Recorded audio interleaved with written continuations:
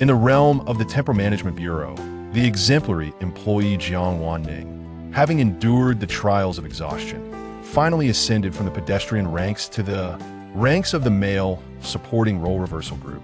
He initially believed that with the script of reversal in hand, he would embark on a journey of triumph, confronting and vanquishing the antagonists, thereby reaching the pinnacle of his life. However, in his very first world, he found himself inexplicably captivated by the breathtaking visage of the protagonist's male lead. And, rather unceremoniously, he felt his heart flutter. System ding. A hidden task has been activated. Task props have been distributed. We wish you an enjoyable experience. Gazing at the colossal gift package that had miraculously appeared before him, brimming with enough vibrant and shimmering lubricants to last through 800 worlds, Jiang Wan Ning fell into deep contemplation. Chapter 1. The beloved of the esports team. Ding. Welcome to the task world of the heartthrob of esports. System 460 is at your service. The chaotic streams of data gradually dissipated, and consciousness, like a tide, began to coalesce anew. Jiang Wan Ning, having diligently played the background role in the pedestrian section of the Temporal Management Bureau for centuries, achieved a flawless record devoid of errors. At long last, he triumphed in the assessments and successfully elevated himself to the legendary male supporting role reversal group. This monumental leap marked a significant milestone in his career, transforming him from a mere human backdrop into a fully fledged character, replete with a name and a script for reversal. His long eyelashes fluttered open, revealing not the cold, metallic ceiling of the bureau, but a strange expanse of pure white. Beneath him lay an excessively soft mattress, and a light down comforter slipped from his shoulders, infused with a warm scent of sunlight. The room exuded a palpable sense of life. The warm, comforting tones of light wood and cream intermingled harmoniously. On a spacious wooden desk, a sleek monitor emitted a gentle, warm yellow glow, while a silver microphone and a ring light delineated sharp lines. A set of cream-colored keyboard and mouse sat quietly in the midst. Even the beige gaming chair, languidly draped with a soft blanket, bore a light gray pillow that appeared inviting enough for embrace. Host Jiang Wan Ning, congratulations on passing the ultimate assessment and officially joining the male supporting role reversal group. I am your dedicated support system 460, now transmitting the background and core plot of this world. The cold, unyielding electronic voice resonated in his mind, shattering the tranquility of his newfound surroundings. In an instant, a torrent of memories and information surged forth, forcibly flooding his consciousness and inducing a mild yet unmistakable wave of dizziness, causing his temples to throb momentarily. This world is a modern esports-themed romantic tale, the original protagonist by Ching. With his meticulously crafted facade of fragility and exceptional tea brewing skills, has successfully garnered the unprincipled adoration of for top players from the SG Esports Club's division of Glory Pinnacle. Through a series of manipulative tactics, feigning weakness, fabricating tragedies, and engaging in deceitful comparisons, he ultimately incited the team members to eliminate the minor streamer, who posed a subtle threat to his status in terms of skill, popularity, and even looks. Namely you, Jiang Wan Ning. In the original timeline, you faced a large-scale, organized smear campaign. All your highlight videos were maliciously reported and deleted. Your streaming contract was forcibly terminated, and ultimately, you were subjected to a comprehensive boycott and industry-wide ostracism, leading to lifelong depression. Meanwhile, Bai Chengyi trampled over your fallen form, reveling in the adulation and affection of the masses, ascending to the pinnacle of glory, becoming the unique heartthrob of the esports sphere. The original appearance data has been synchronized and optimized according to the host's physical attributes. Your core mission is to reverse this tragic fate, clear your name, shatter the facade of the false darling, and alter your destiny to accumulate sufficient points. All reasonable means may be employed as necessary. Plot transmission complete. May your mission be successful. Jiang Wan Ning slowly sat up, the down comforter slipping down to his waist, revealing his elegantly contoured upper body. He silently absorbed the information swirling in his mind, his fingertips unconsciously twisting the edge of the comforter as for this so-called protagonist, he found little to commend.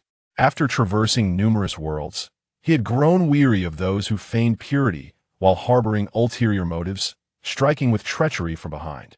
The first assignment of the reversal group presented an opponent quite to his taste. Very well, let this top-tier employee of the Temporal Management Bureau engage you thoroughly, he mused inwardly, a flicker of amusement lighting his eyes, akin to a cat, discovering an intriguing toy, already formulating a preliminary plan. On an autumn afternoon, sunlight streamed through the expansive floor-to-ceiling windows, casting elongated shadows across the polished floor of the SG team base. The prestigious Silver Dragon Cup was temporarily housed in a display case in the living room, silently reflecting the recent splendor and clamor. The villa, during the off-season, felt remarkably quieter, enveloped in an atmosphere of relaxation, perhaps slightly disheveled, following the tension of battle. Within the training room, only two individuals remained. SG support player, Lin Xiao, ID, star, distractedly initiated a peak match.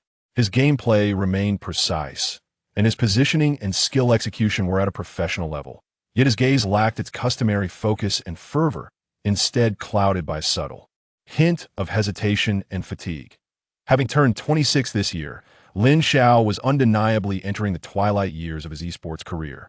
In the recently concluded Autumn Championship Finals, he felt acutely aware of the subtle yet undeniable lag between himself and the team's rhythm. Perhaps it was time for SG to consider a new support. He took a deep breath, poised to exit the game, when ADC Shun Mo, ID, silence, entered carrying a water cup. Xiaogo, want to do OQ? Let's practice some new strategies, Shun Mo suggested, habitually pulling out the chair beside Lin Xiao to sit down. Since Shun Mo joined the team, they had consistently been a bottom lane duo, demonstrating impeccable synergy, and their off-court relationship was equally strong. Lin Xiao did not immediately click ready, as was his custom. After a brief silence, he absently rubbed the edge of his phone before finally murmuring, "Not now. I need to speak with Manager Fong." Noticing the unusual tone in the typically cheerful and playful Lin Xiao, coupled with his ongoing malaise since the autumn finals, Shun Mo seemed to understand. He hesitated, ultimately nodding quietly as he watched Lin Xiao's departing figure. Meanwhile, Manager Fong's piercing voice echoed from the confines of a closed bedroom on the second floor. "My Gu Shun, champion jungler, Tingu, have you rested enough? The platform is hounding me like a death sentence. Your streaming hours are about to carry over to next spring's competition. Hurry up and stream something, anything. The fans just want to hear you." Fresh from a shower, Gu Ting, ID, Gu, emerged from the bathroom wrapped in a towel, droplets cascading down his sculpted chest and spine. With one hand, he swept back his dripping black hair, revealing a smooth forehead and strikingly sharp brows and eyes. He glanced at the incessantly buzzing phone on the table and replied coolly with a single word. Don't just say now. Immediately. Start streaming." The manager insisted relentlessly. "Got it," Gu Ting responded succinctly before decisively hanging up the phone. On the other end of the villa, the room of SG's mid laner, Lu Jingyun, ID, Cloud, lay shrouded in darkness, the curtains drawn tightly, allowing not a sliver of light to penetrate. A conspicuous lump rose from the bed, with only a few unruly strands of deep brown hair peeking out, accompanied by the rhythmic sound of deep, even breathing, clearly still. Immersed in recovery from the previous night's marathon stream. As for the top laner, Xiaoyan Yu, ID, Sunny. His social media had recently been updated with a photo taken half an hour prior at a renowned arcade in the city center, showcasing a backdrop of a dazzling array of gaming machines and claw machines. Captioned, "Champion top laner's day of relaxation, evidently reveling in merriment, and unlikely to be available anytime soon." Gu Ting dried his hair and casually chose a discreet black shirt from the wardrobe, fastening a few buttons haphazardly, revealing his well-defined collarbone and a hint of skin, still glistening with moisture as he sat down before his computer. With an impassive expression, he launched the live streaming software and the Glory P client. Almost the instant he began streaming, a massive banner appeared on the homepage of the Duo live streaming platform. SG Gu is now live. A deluge of fans and viewers flooded into the stream, the barrage of comments scrolling by such a rapid pace that the words were nearly indecipherable. Gu Shun, you finally arrived. Good afternoon, darling. Here to watch the FMVP forced to clock in, dog emoji holding a rose. What skin are we using today? Cold and aloof Gu. We're the teammates. Summon Cloud and Sunny. Why is there no word from Silence and Star? Gu Ting cast a glance at the explosive comments, merely murmuring a detached good afternoon into the microphone before directly queuing for a ranked match. For him, the live stream felt more like an obligatory task than a festive interaction with fans. His handsome profile appeared even more austere under the screen's glow, the tension in his jawline driving the comments into a frenzy. Meanwhile, across the city in an apartment, Jiang Wan Ning had just returned with takeout and settled in front of his computer. He adjusted the newly arrived camera, and his face was instantly illuminated, soft black hair slightly obscuring his brows and eyes. His skin was fair and translucent, with a high nose bridge and eyes that sparkled like stars, framed by long, thick eyelashes. Initially, there were only a few dozen loyal fans in the stream, but suddenly the comments exploded. Did I enter the wrong stream? Which beauty influencer is this? Is this face even real? Instant wife material. The person above should have some shame. This is clearly my wife. Good afternoon, everyone. Jiang Wan Ning glanced at the rapidly scrolling comments, a hint of bashfulness causing him to smile slightly, his cheeks tinged with pink. The camera I ordered has arrived. I'm testing its clarity today. It should be clear enough, right? It's really Xiao Ning. The voice matches. We can see clearly. Your skin is so good. I'm so envious. User, give me a Blue Daddy sent a Starlight Rocket X1. From today on, I'm an old fan. Nobody take that away. New fans reporting in. Is this really not a beauty influencer? How's the gameplay? Brilliant gift effects erupted on the screen, and the popularity of the stream began to surge rapidly, soon surpassing 1,000 viewers. Jiang Wan Ning observed the enthusiastic comments, his ears slightly reddening. Thank you for the rocket, Blue Daddy, and thank for the gifts, everyone. Welcome to the new fans. We're still playing Glory Peak today. As he spoke, he skillfully opened the game interface, gently responding to the questions in the comments. Wow, the streamer's hero pool is impressive. National server Shi Sure. Our Ning Ning is great at mid, support, and marksman. He just doesn't like to show off. I came for the looks, but I didn't expect to find a technical gem. What a surprise. After a little over 3 minutes of matchmaking, they finally entered a match. Jiang Wan Ning was assigned to the mid-lane position, and at the urging of the numerous comments, he pre-selected Shi Sure. The first floor of the blue team was the roaming position, and they selected their hero first. The marksman on the fourth floor just messaged, support, pick something tanky, and before the words were fully typed, the first floor locked in Yao.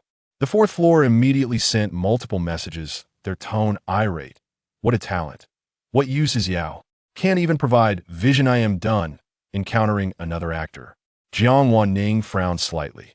Though he disapproved of such complaints at the outset, he quickly typed in the chat to reassure his teammates. It's fine. The top lane should pick a tank. Play to my rhythm this game, and we can win. This marksman's mentality is too poor. Ning Ning is so gentle, still comforting his teammates. Encountering someone who locks in Yao like that is indeed frustrating. Jiang Wan Ning chose not to dwell on it and quickly immersed himself in the match. Upon reaching level 4, he began roaming, utilizing his delicate skills and unexpected ambushes.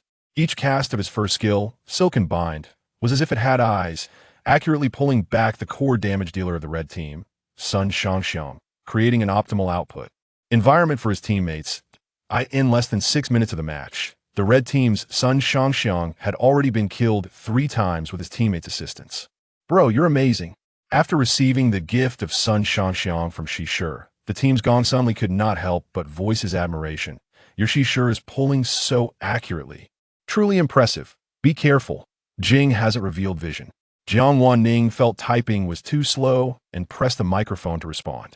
His voice, clear and gentle with a hint of youthful exuberance, oddly soothed the initial tension. Their Jing knows how to play. It's close to 10 minutes. Yao should use her first skill to scout the dragon pit. The marksman has just revealed themselves and should be heading into the red zone. Ali, come with me to ambush. The jungler will clear the bottom lane and head towards the tyrant. Less than a minute after Jiang Wan Ning had concealed himself in the bush near the enemy's red buff, He indeed saw Sun Shangxiang cautiously weaving back and forth to take the red buff. Without hesitation, he flashed forward, executing a perfectly timed first skill to control and pull her back, once again securing a kill with Gong Sun Li. The comments in the live stream erupted. 666666. That flash pull was so cool. Predicted Sun Shangxiang's movement. The national server, she sure lives up to its name. Ning Ning's awareness and commands are incredible. Love it. The economic gap between the teams continued to widen. Despite the red team's jungler Jing playing steadily and resiliently amidst frequent team deaths, several ghostly incursions nearly eliminated Jiang Wan Ning's backline. Yet, Jiang Wan Ning, she sure consistently managed to interrupt Jing's combo with precise control at critical moments, safeguarding his teammates. As the match dragged into the late game, the red team's economy had completely collapsed. Sun Shangxiang, having been targeted multiple times, was rendered nearly ineffective, evaporating under concentrated fire before she could even initiate in a crucial team fight. Although Jing managed to take down one opponent with superb skill, the red team ultimately faced total annihilation without their primary damage dealer. The blue team surged forward, pushing down the crystal that a massive victory badge appeared at the center of the screen. Meanwhile, in Gu Ting's livestream, the screen displayed the dismal word defeat, and the negative comments began to surface. The champion jungler is like this? Can't carry in the ranked match. Haters, step aside. Can't you see Gu Shun's 825 defeat MVP? Don't understand a hard-fought game. This marksman is too bad to carry. Anyone would lose with them. Darling, don't mind them. You've played wonderfully. As the result screen popped up, Gu Ting's gaze fell on the opposing Shishir with the ID Xiao Ning, Mei Mei Shang Fun, whose stats were dazzling at 30-12, second only to his own. He tapped the screen lightly, giving the opponent a thumbs up. Then, with an impassive expression, he exited the interface, preparing for the next match. At this moment, Jiang Wan Ning's live stream was already a jubilant sea. We won. MVP. My Ning is amazing. The streamer's Shishir pulls are phenomenal, treating the opposing marksman like fish bait. Family, have you not noticed that the remarkable jungler on the opposing side, who can't carry, has a familiar ID? Oh my, it's Gu. SG's Gu. We've crossed paths with Gu Shun. It truly is Gu Shun. Gu Shun even gave Ning Ning a thumbs up. I saw it. Jiang Wan Ning glanced at the barrage of comments and learned from the flurry of messages that the skillful player who had caused him considerable trouble in the previous match was none other than Gu Ting, the superstar jungler of the protagonist team SG in this world. He paused for a moment, lowered his eyelashes, and with a composed demeanor, clicked to start matching for the next game, showing no inclination to ride the wave of popularity. In the brief interlude while waiting for the match, he reached for the takeaway that had just arrived that afternoon, an egg tart from the renowned old establishment Pu Ta Wang Yin. City C. Carefully, he opened the packaging, revealing a golden egg tart that still emanated warmth, its flaky crust distinct in layers, with an enticing aroma of cream and caramel that seemed to waft through the screen. The filling of their tarts is particularly delicate, and the sweetness is just right, not cloying at all, Jiang Wan Ning remarked, picking up an egg tart, his voice imbued with a casual desire to share as he smiled at the camera. I highly recommend you try it if you get the chance. The barrage of comments erupted in lively responses. Is it the notoriously hard-to-get Pu Ta Wang from the south of the city? Ning Ning is actually in City C. Just look at that flaky crust. It's undoubtedly authentic. I'm dying of envy. I made a special trip to City C last time for a visit, waiting in line for half an hour, but it was truly worth it. The way the streamer eats is so adorable. Even watching him eat is a delight. Oh no, I'm so hungry now. I need to order an egg tart delivery right away. Just as he was about to take a bite, a notification suddenly popped up in the center of the screen, indicating a successful match, accompanied by a crisp sound effect. Jiang Wan Ning's eyes widened slightly, hurriedly placing the egg tart back into the box, and with a hint of regret, he murmured softly, why so fast? I'll have to wait to eat it. Chapter 2. The beloved of the esports team, as Jiang Wan Ning entered the hero selection interface, he discovered he had been assigned to the roaming position. Habitually, he glanced at the pre-selection status of his teammates, his gaze momentarily pausing on the jungler, Jing. The sight of the same hero chosen for 2 consecutive matches sent a jolt of surprise through him. Could it be mere coincidence? At that moment, A calm message appeared in the chat box from the fourth floor. The jungler is open. Almost instinctively, Jiang Wan Ning pressed the voice key, his voice resonating with a clear, gentle timbre, laced with a hint of curiosity.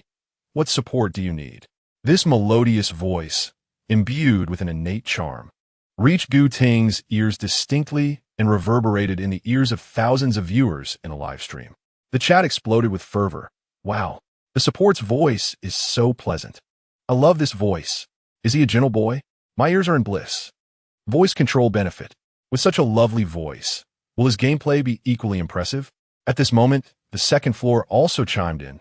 Take what you can. Jiang Wan Ning glanced at the opposing team's lineup, his slender fingers gliding over the support heroes, ultimately settling on a small hero adorned with a hood, Giguzi. All troops advance. As the game loaded and the familiar opening sound effects played, Jiang Wan Ning maneuvered Giguzi directly to the left bush of the mid lane, his petite figure moving nimbly through the canyon. Simultaneously, the jungler, Jing, calmly marked the enemy's red buff area, signaling an attack with a clean, decisive motion. The marksman will tank the pressure first. I'll help mid lane, clear the wave, and then head straight into the red zone. Jiang Wan Ning's voice resonated in the voice chat, clear and steady mage come. While speaking, he cleverly left a false vision suggesting movement toward the development lane, then swiftly redirected, leading his Wang Zhaojun and the recently buffed Jing into the enemy's red zone. The sounds of their footsteps rustled through the grass, forming a pincer movement. Mage, be cautious. Use your second skill to observe my position. Just as the red buff's health dwindled and the opposing jungler was about to secure it with a smite, Jiang Wan Ning detected the enemy mid and support revealing themselves in the lower lane through the vision on the minimap. Without a moment's hesitation, Giguzi surged forward, channeling his second skill while simultaneously using flash, skillfully pulling both the enemy jungler and the red buff back. The execution was seamless, the timing impeccable.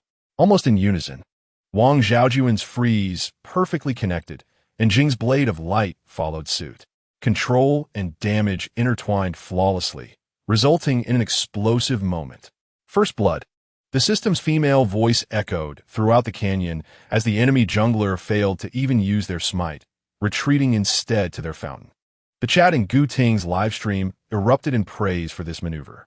Wow, that coordination, flawless execution. Giguzi's flash was so decisive. Pull back too.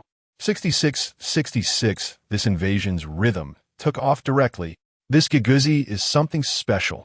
The ensuing tempo was instantly seized by Gu Ting as the hero Jing, having secured first blood, became akin to a drawn blade, initiating a comprehensive dominance over the map in conjunction with Giguzi.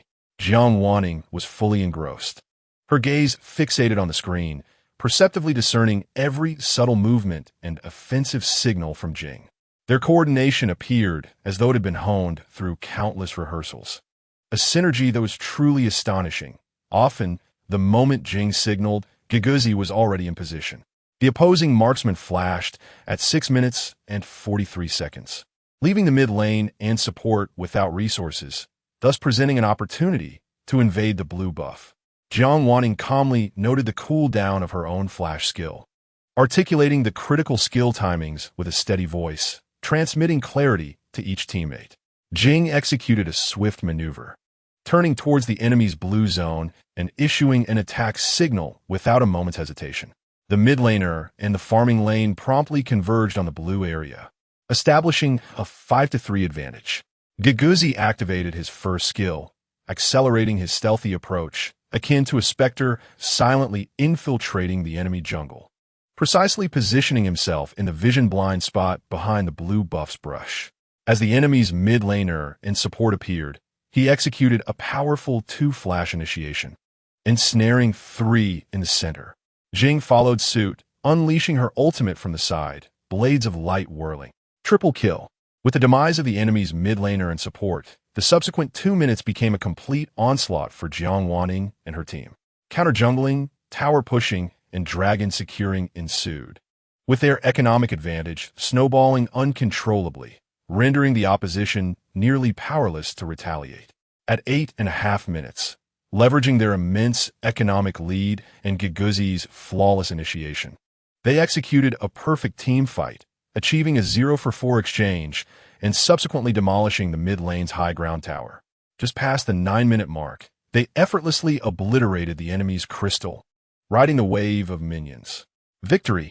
Jiang Wan Ning exhaled deeply, setting down her slightly heated phone, rubbing her slightly sore eyes, and lifting her gaze towards the long-silent barrage assistant. Noticing the audience fervently discussing the match, she shyly smiled, her cheeks tinged with a faint blush. She had been so engrossed in the game that she hadn't had a chance to read the comments, feeling somewhat embarrassed. The barrage erupted once more with increased fervor. The synergy between the jungle and support is simply exhilarating. Uzzle, Ning's smile is too sweet. My heart has melted. This crushing victory was a delight to watch. The enemy jungler was dominated throughout. Ning's Giguzi is formidable. The timing of the initiation was impeccable. As the screen transitioned to the data summary panel, Jiang Wan Ning's gaze traversed the myriad of IDs, ultimately resting on the highest-rated jungler, Jigu. Before she could utter a word, the barrage ignited anew. Ning collided with Gushun again. What luck she has, hitting him in 2 consecutive matches. Such a dazzling performance by the god Jing can only belong to Gushun. I've just returned from a reconnaissance mission.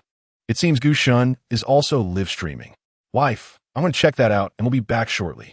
Ning, hurry and add Gushun as a friend. Add friend 10086. Observing the live audience urging her to add Gu Ting as a game friend, Jiang Wan Ning, unable to resist the fans' demands, clicked on Skuz ID to send a friend request. He added, albeit with a hint of resignation in his tone, "It has been submitted, but approval is not guaranteed." Just as his words hung in the air, on the other side, Gu Ting lingered on the checkout screen. His long, slender fingers, marked by distinct joints, unconsciously tapped lightly on the smooth surface of the table, producing a rhythmic sound. His gaze, however, fixated on the ID of the supporting Giguzi. Xiao Ningmei Mai Sheng Fen. This was the Shishir from the previous match, known for her keen awareness and meticulous gameplay. Gu Ting raised an imperceptible eyebrow, a trace of mild surprise flickering in his eyes. In the 2 games, this player had chosen heroes that demanded exceptional strategic insight and a sense of rhythm, excelling remarkably in both. Particularly in this match with Giguzi, the synergy they exhibited was extraordinary, as if she could anticipate his every intention and action, a rare connection in casual matches. Gushun, please accept the friend request. Plaise, Gusen, accept Ning. I want to see you do OQ. Ning. Who is that? She was the Shishir from the last game, and is also a skilled streamer. Can we focus on our own game, please? Stop bringing others into Gushun's stream. Are you trying to ride on someone else's fame? Gu Ting cast a casual glance at the tumultuous barrage of comments that erupted, filled with chaos and noise, choosing to ignore the trivial disputes. At that moment, his phone, which lay on the table in silent vibrational mode, lit up, displaying an urgent meeting notification from the team manager in their group chat. He glanced at it, and a trace of seriousness crept into his previously relaxed demeanor. "That's all for today," he declared, his voice as consistently low and cool as ever. Then decisively closed the camera and the streaming software, leaving behind a screen full of bewildered viewers frantically spamming question marks. After the stream ended, Gu Ting picked up his phone, unlocked it, and deftly logged into his frequently used private gaming account. Without a moment's hesitation, he entered the recently memorized ID Xiao Ning, Mei Shang Fun into the friend search bar, typed a brief message in the notes section, swiftly sent the request, then exited the game. He donned a team jacket draped over the back of his chair and hurriedly made his way to the meeting room at the team base. Meanwhile, Jiang Wan Ning was chatting casually with her stream viewers as she awaited the matchmaking for the next game. Gushun just ended his stream. "It seems he didn't accept your friend request." Seeing these comments, Jiang Wan Ning felt unsurprised, even sensing a sense of inevitability. After all, according to the original storyline, Gu Ting was depicted as a distant and aloof individual, difficult to approach. The protagonist in the original text, by Cheng Yi, had spent months cultivating a diligent genius persona just to catch a sliver of his attention. How could he easily accept a stranger's friend request after merely 2 games? Suddenly, Jiang Wan Ning noticed the steadily rising viewer count in her stream, prompting her to curiously ask, "Welcome to all the new viewers in the stream. What brings so many of you here all of a sudden?" As soon as she finished speaking, the comments began to roll in at an astonishing speed, with numerous accounts bearing the prefix of Gu Ting S stream. "I came from Gushun. Is this small streamer attempting to ride on Gushun's popularity?" Initially, the barrage of comments carried a hint of hostility. Yet as new viewers caught sight of Jiang Wan Ning's visage through the camera, the sentiment shifted imperceptibly. The young man on the screen possessed features so exquisitely chiseled, yet devoid of any effeminacy. Rather, he exuded a refreshing vigor reminiscent of youthful heroism. His skin, fair and translucent, appeared almost poreless under the soft glow of the lights. His nose was elegantly defined, and his lips bore a natural pale pink hue, slightly parted. As he tilted his head to observe the barrage of comments flooding in, his long, thick eyelashes cast delicate shadows beneath his eyes, which sparkled with clarity and warmth, an evident curiosity gracing his expression. His beauty was disarming, yet striking enough to leave viewers breathless. "Wait, this streamer is rather good-looking. Damn, I came here to criticize, but now I can only say, hello, my new darling. My views align with my aesthetics. Hello, beautiful wife. Is this beauty even real? I think I'm in love." At that moment, the game matched successfully, drawing Jiang Wan Ning's attention back to the screen. He had taken the role of the marksman, locking onto the visually captivating Gong Sun Li. Once in the game, his gameplay was nothing short of artistry. Gong Sun Li in his hands seemed like a sprite, her parasol fluttering gracefully as her form danced unpredictably. Each precise maneuver artfully evaded critical skills, while his exchanges during the landing phase were flawless. And his last hits were astonishingly steady. "It's over. I declare I've switched allegiances. This young man, Gong Sun Li, is too impressive. This last hitting is terrifyingly steady. 100 hits in 10 minutes. His movements are so smooth. It's a delight to watch. What just happened?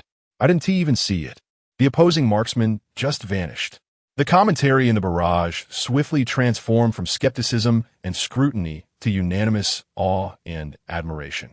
Even some of Gu Ting's longtime fans began to generously shower him with costly gifts, expressing their approval and affection. Immersed in the whirlwind of intense gameplay and strategic direction, Jiang Wan Ning paid little heed to the dramatic shift in the comments. It was only after a spectacular team fight that, during a brief moment of respite while returning to base, he glanced at the screen, smiled warmly at the camera, and spoke sincerely. "Thank you to the fans for the airplane gifts, and thank you for the rainbow rain from Did Ning Bao stream today. No need to spend extravagantly. As long as everyone enjoys watching, that's what matters." His smile, pure and radiant, instantly captivated a multitude of admirers. At this moment, fans who had migrated from Gu Ting's stream found themselves enamored, creating an unusually harmonious atmosphere in the live broadcast. At exactly 6 o'clock, Jiang Wan Ning glanced at the time displayed in the lower right corner of his computer. He smiled gently at the camera, a hint of fatigue from streaming evident in his voice, yet more so was a sense of fulfillment. That concludes today's stream. Thank you all for your company. Tomorrow, we shall return to our usual time at 7 in the evening. Until then, everyone, goodbye and good night. Once he closed the streaming software, tranquility enveloped the room. He exhaled softly, leaning back against the chair and stretching his somewhat stiff back. Habitually, he picked up his slightly cool phone and opened a game client, intending to sift through the inevitable mountain of friend requests and unread messages. In the friend request list, a multitude of crimson dots crowded the screen. Yet one particular request stood out prominently, due to its remarkably succinct and uniquely imposing ID. Ting. Accompanying information stated, "The account used this afternoon is solely for live streaming and is not often online." Jiang Wan Ning momentarily froze, his eyes widening involuntarily. Could this possibly be Gu Ting's personal account? His fingertip lingered above the screen for a few moments before he gently pressed the accept button. As the notification of a successful friendship establishment appeared, that simple yet somewhat aloof ID settled quietly into his friend list. An elusive and peculiar sensation began to subtly unfurl within him. Despite the considerable effort White-Orange had exerted over the past month to painstakingly add this personal account, Jiang Wan Ning had effortlessly accomplished the same after merely 2 rounds of gaming. He gazed at the ID displayed on the screen, still finding it somewhat incredulous. At this moment, the narrative had yet to officially unfold. He found it challenging to ascertain whether Gu Ting's unexpected action, which surpassed the original expectations of the storyline, was a natural fluctuation resulting from the self-repair of the world line, or if his own unwitting intrusion had subtly stirred the wings of fate, triggering an unknown variable. Nevertheless, regardless of the circumstances, establishing an early bond of camaraderie with this future protagonist and core member of the SG team could only serve to benefit his forthcoming task of reversal. Jiang Wan Ning shook his head, momentarily suppressing his chaotic thoughts, and exited the game. The glow of the computer screen dimmed, reflecting the intricate and weary expression on his face. He raised a hand to massage his brow, recalling that he was expected to return to that so-called home for dinner later, an oppressive layer of melancholy enveloping his heart. Upon returning to the spacious yet desolate Jiang family villa, dinner was already prepared. The long dining table was adorned with exquisite utensils, and his parents, as usual, began by inquiring about his brother's work, their tone warm and cheerful. When it was Jiang Wan Ning's turn, his mother merely offered a polite remark to eat more, while his father nodded and quickly shifted his gaze back to his brother, resuming the discussion of company affairs. Jiang Wan Ning sat quietly at the corner of the table, silently consuming the rice in his bowl. In this task world, the original owner's body bore inherent shortcomings. Throughout his life, he had been like a quiet, superfluous shadow, habitually overlooked by his parents. Although materially, he had never lacked anything, the natural affection and attention were largely and unreservedly lavished upon his normal, exemplary, and flawless brother. Jiang Wan Feng. After dinner, he promptly rose to take his leave, lingering not a moment longer, as if he were merely a transient visitor. Returning to his centrally located apartment, which was warmly decorated yet somewhat empty, he gazed out the window as dusk deepened. The city's neon lights flickered to life like a river of stars, the vibrant hues casting a play of light and shadow across the room through the floor-to-ceiling windows. Standing alone before the window, he quietly observed the bustling traffic below, the lights swirling, while the cold glass reflected his indistinct silhouette. The serendipitous encounters with Gu Ting today, though not profound, had nonetheless left a slight impression upon him. Yet, Jiang Wan Ning understood that such a fleeting impression was akin to ripples on the water's surface, ephemeral and insufficient. He lowered his eyelashes slightly, realizing that he must find a way to gain entry into the SG club. In the conference room of the SG team base, an unusual silence enveloped the atmosphere, rendering even the air seemingly stagnant. The central air conditioner emitted a low hum, but failed to dissipate the weighty tension that hung in the air. Scattered across the long table were several documents and half-empty bottles of mineral water, reflecting the cold white glow of the overhead lights. Even Xia Yingyu, who had been out enjoying the day, rushed back upon receiving the news, his hair still damp with perspiration. All members, whether seated or standing, directed their collective gaze towards Manager Fong and Coach Xiao at the head of the table. Involuntarily, Shun Mo rubbed the case of his mobile phone, while Lu Jingyun, unusually, refrained from playing with his device and instead cast his eyes towards the deepening night outside. Manager Fong cleared his throat, lightly tapping his fingers on the table, breaking the heavy silence.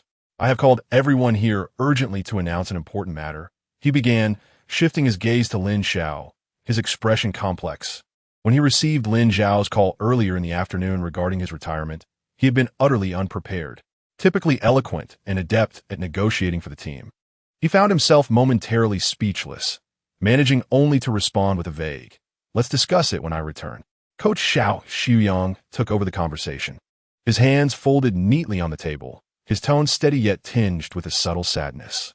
Lin Xiao has some personal considerations regarding his future and wishes to communicate them directly with everyone.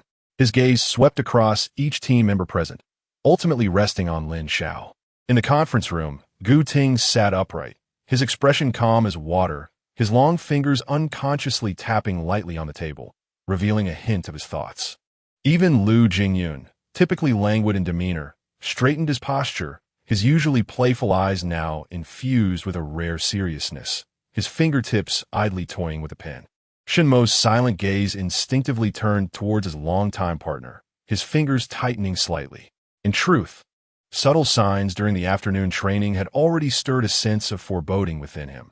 He just hadn't anticipated that this moment would arrive so swiftly. The youngest member, Xia Yinyu, clearly sensed the unusual atmosphere, his anxious eyes flitting between his older teammates and the manager and coach, his fingers unconsciously fidgeting with the drawstring of his hoodie. Taking a deep breath, Lin Zhao's fingertips curled slightly beneath the table before he slowly released them. Meeting the eyes of his teammates, his voice remained gentle as ever, yet carried an unmistakable resolve. This decision has indeed been on my mind for a considerable time. In the stillness, one could hear a pin drop, with only the faint hum of the air conditioner echoing in the spacious conference room. This is not a matter of performance or mentality, he smiled, his tone reflecting a sense of acceptance forged through trials.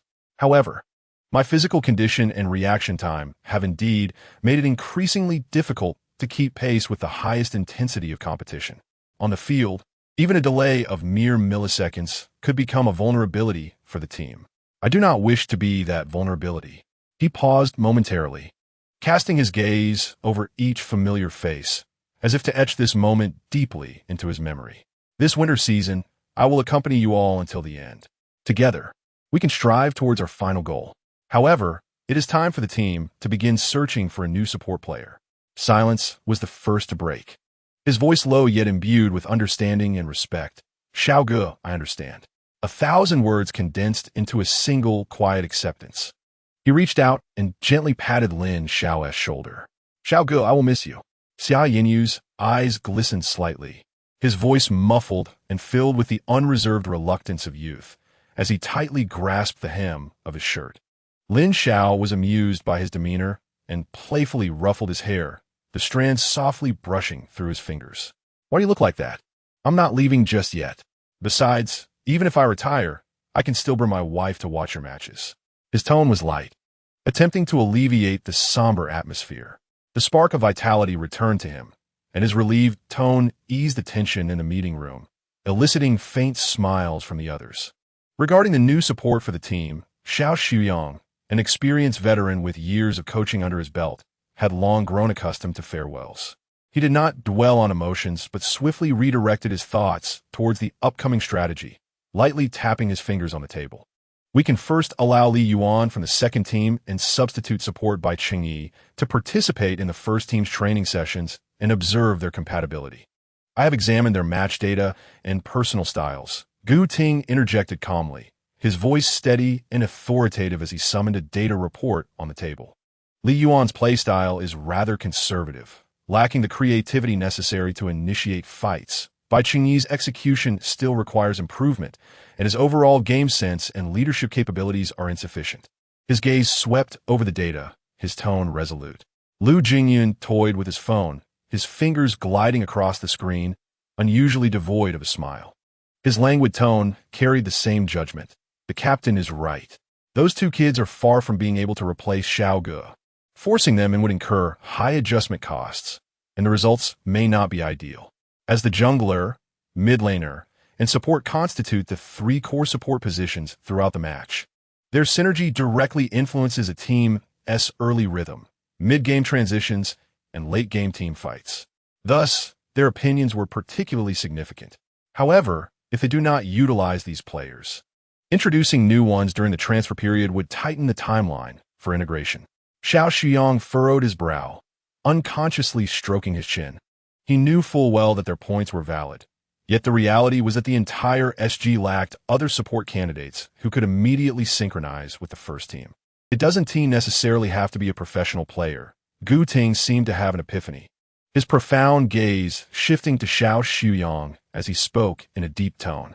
His finger gently tapped the table, carrying a sense of determination. Are you suggesting we look to the youth training team? Selecting individuals from the youth training camp for development, although time is tight, is not entirely out of the question. Xiao Shuyang's words trailed off as a bolder thought suddenly flashed through his mind, causing his voice to rise slightly, filled with astonishment.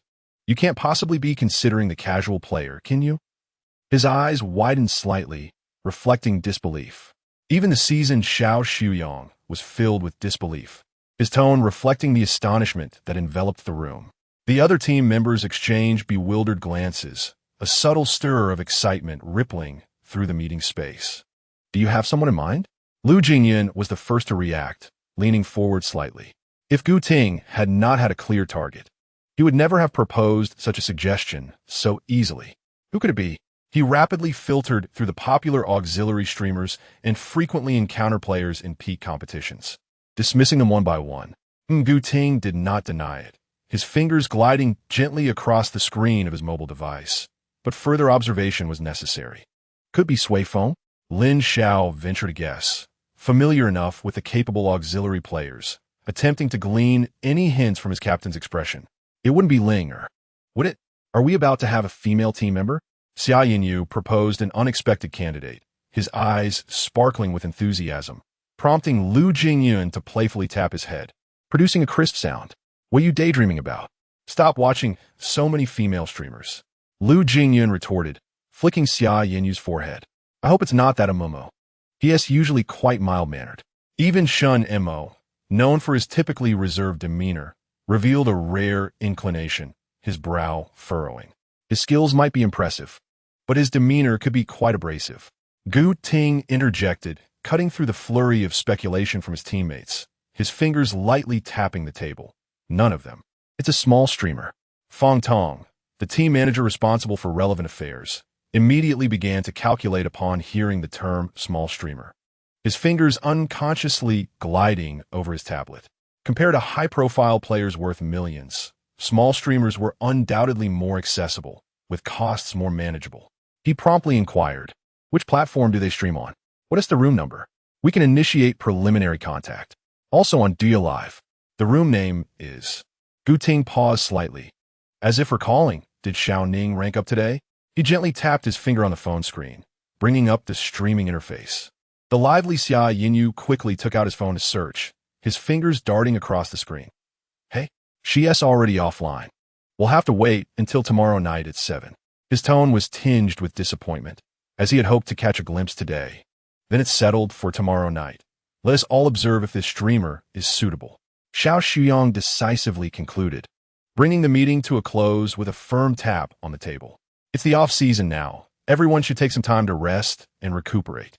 Afterward, we'll devote ourselves fully to preparing for the winter competition. With that, he and Fong Tong left the meeting room, seemingly with matters still to discuss. Their footsteps gradually fading down the corridor. Gu Ting offered a slight nod to his remaining teammates before rising to return to his room, his posture upright and step steady. As the captain departed, the atmosphere in the meeting room lightened considerably. Xia Yinyu immediately perked up, leaning closer to Lu Jingyun with a curious glint in his eye.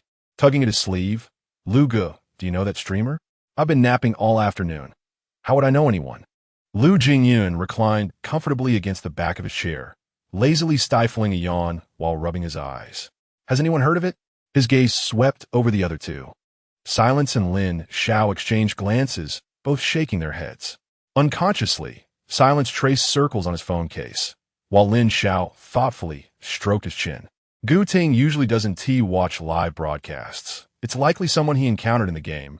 Lu Jingyun speculated, his fingers gently tapping on the table. In any case, we shall know tomorrow, Silence said softly. After all, this could potentially be his future duo partner in the bottom lane. And he couldn't help but harbor a glimmer of hope that it would be a congenial support. His fingers lightly clenched, then gradually relaxed. As for Jiang Wan Ning, he remained blissfully unaware of the events unfolding at the SG team base that evening. Fresh from a hot shower, he exuded the refreshing aroma of shower gel, with droplets still clinging to the tips of his hair. Casually drying his hair, he nestled comfortably under his soft duvet, scrolling through posts related to esports. The flickering light of his phone screen illuminated his face. In the SG team's discussion thread, The latest news celebrated the second team's victory in the B-City Urban Tournament. Posts lavishly praised the outstanding performance of substitute support by Cheng-yi, who had stepped in as a starter for the second team. The comments section had already filled with his numerous fans, showering him with compliments. Our EE's gameplay in these 3 matches was truly phenomenal. EE is absolutely capable of being a starter. Just look at Li Yuan's first match with Su Lai, such a dominant hero, yet he didn't dare initiate a team fight. Indeed, it's been suspicious that he was kept on the bench for so long. One must wonder if he faced exclusion within the team. Such comments proliferated. At that moment, Cheng-yi himself posted a rather poignant Weibo update. SGSYY is incredibly happy to have won the championship. Although it's just an urban tournament, it feels as though our efforts have not been in vain. Thank you to all the fans who attended today. Love you all. TSKS. Observing this seemingly grateful, yet subtly sardonic expression from the protagonist, Jiang Wan Ning couldn't help but click his tongue, his fingers absent-mindedly scrolling through the screen. He had long known from the system's narrative that Cheng-yi harbored a dual nature, but this was his first direct encounter with such antics. The post appeared celebratory on the surface, yet upon closer inspection, it concealed an underlying sense of grievance, as if he had been stifled within the team. As expected, the fans were immediately ignited, clamoring in the comments to advocate for Cheng-yi's promotion to the first team, even suggesting he directly replace Lin Xiao. Jiang Wan Ning perused the tumultuous comment section, his fingers gliding swiftly, and couldn't help but sigh. The protagonist was a little black-hearted lotus, while the fans seemed to have been ensnared by a spell. Such meaningless disputes were utterly unproductive, only serving to tarnish public relations. He found it perplexing how the original owner had been driven to withdraw from the online sphere and retreat into isolation by such tactics. After skimming through a couple more comments, he exited Weibo with a sense of disinterest, lightly swiping his finger to close the application. What a bore. Just as he was about to open a rhythm game to practice his speed, a flurry of messages from the live stream manager, Meow Meow, suddenly erupted on his phone, causing it to vibrate repeatedly. Meow Meow. Meow Meow. Xiao Ning, you're about to go viral. Ning. What do you mean? Meow Meow. The video of you and Gu Shun colliding has been posted by a game editing account. It's already garnered over 200,000 likes. Meow Meow. The comments section is buzzing with inquiries about your identity. Meow Meow. Quickly check if your live streaming account has gained followers. Under Meow, Meow's persistent encouragement, Jiang Wan Ning opened his live streaming homepage. The account, which previously boasted just over 300 followers, had astonishingly surged to over 20,000 overnight.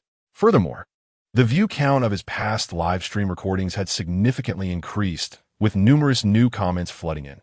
When did I start following such a hidden gem of a streamer? I came from a video. How is this streamer so skilled yet not famous? This defies logic. What is this? My wife. Okish. He, desperately requesting the streamer to collide with Gu Shun again. Jiang Wan Ning raised an eyebrow slightly, his fingers unconsciously tracing the edge of his phone. He had not anticipated that the 2 collisions in the afternoon would generate such fervor. If this group of fans were to discover that he had also added Gu Ting as a personal friend, it would surely cause an uproar, he mused with amusement. Responding to Meow Meow. Ning, I see it, Sister Meow Meow. We have finally made it. Dog emoji. Meow Meow. Seize this wave of traffic. A major streaming success is just around the corner. Meow Meow, God damning Jeef.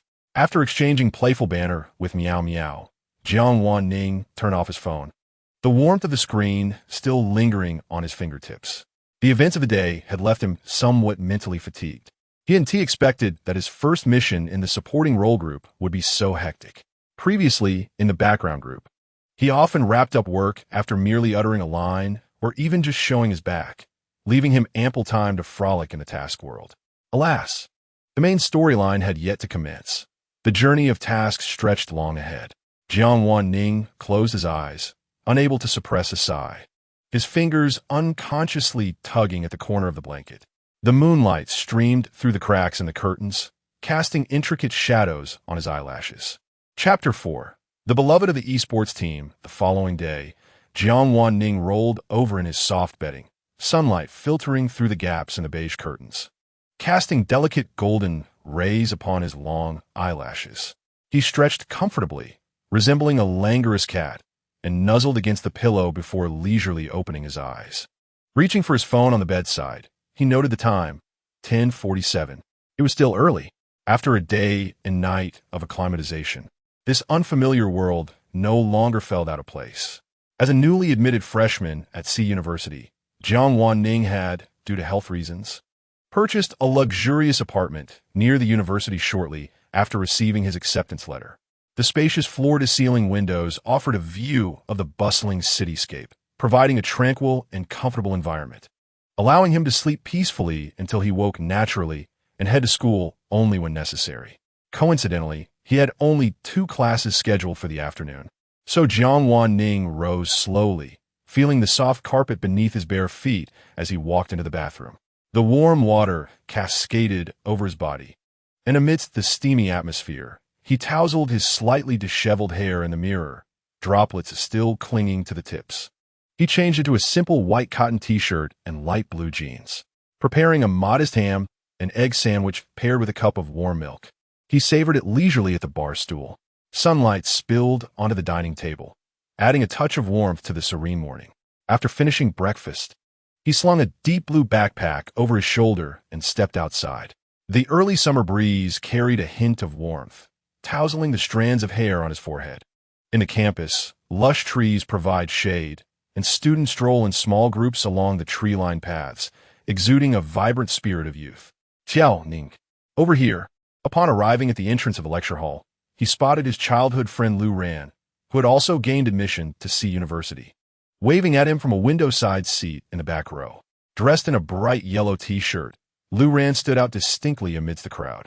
Jiang Wan Ning walked over and sat down beside him, placing his backpack on the desk with a soft thud.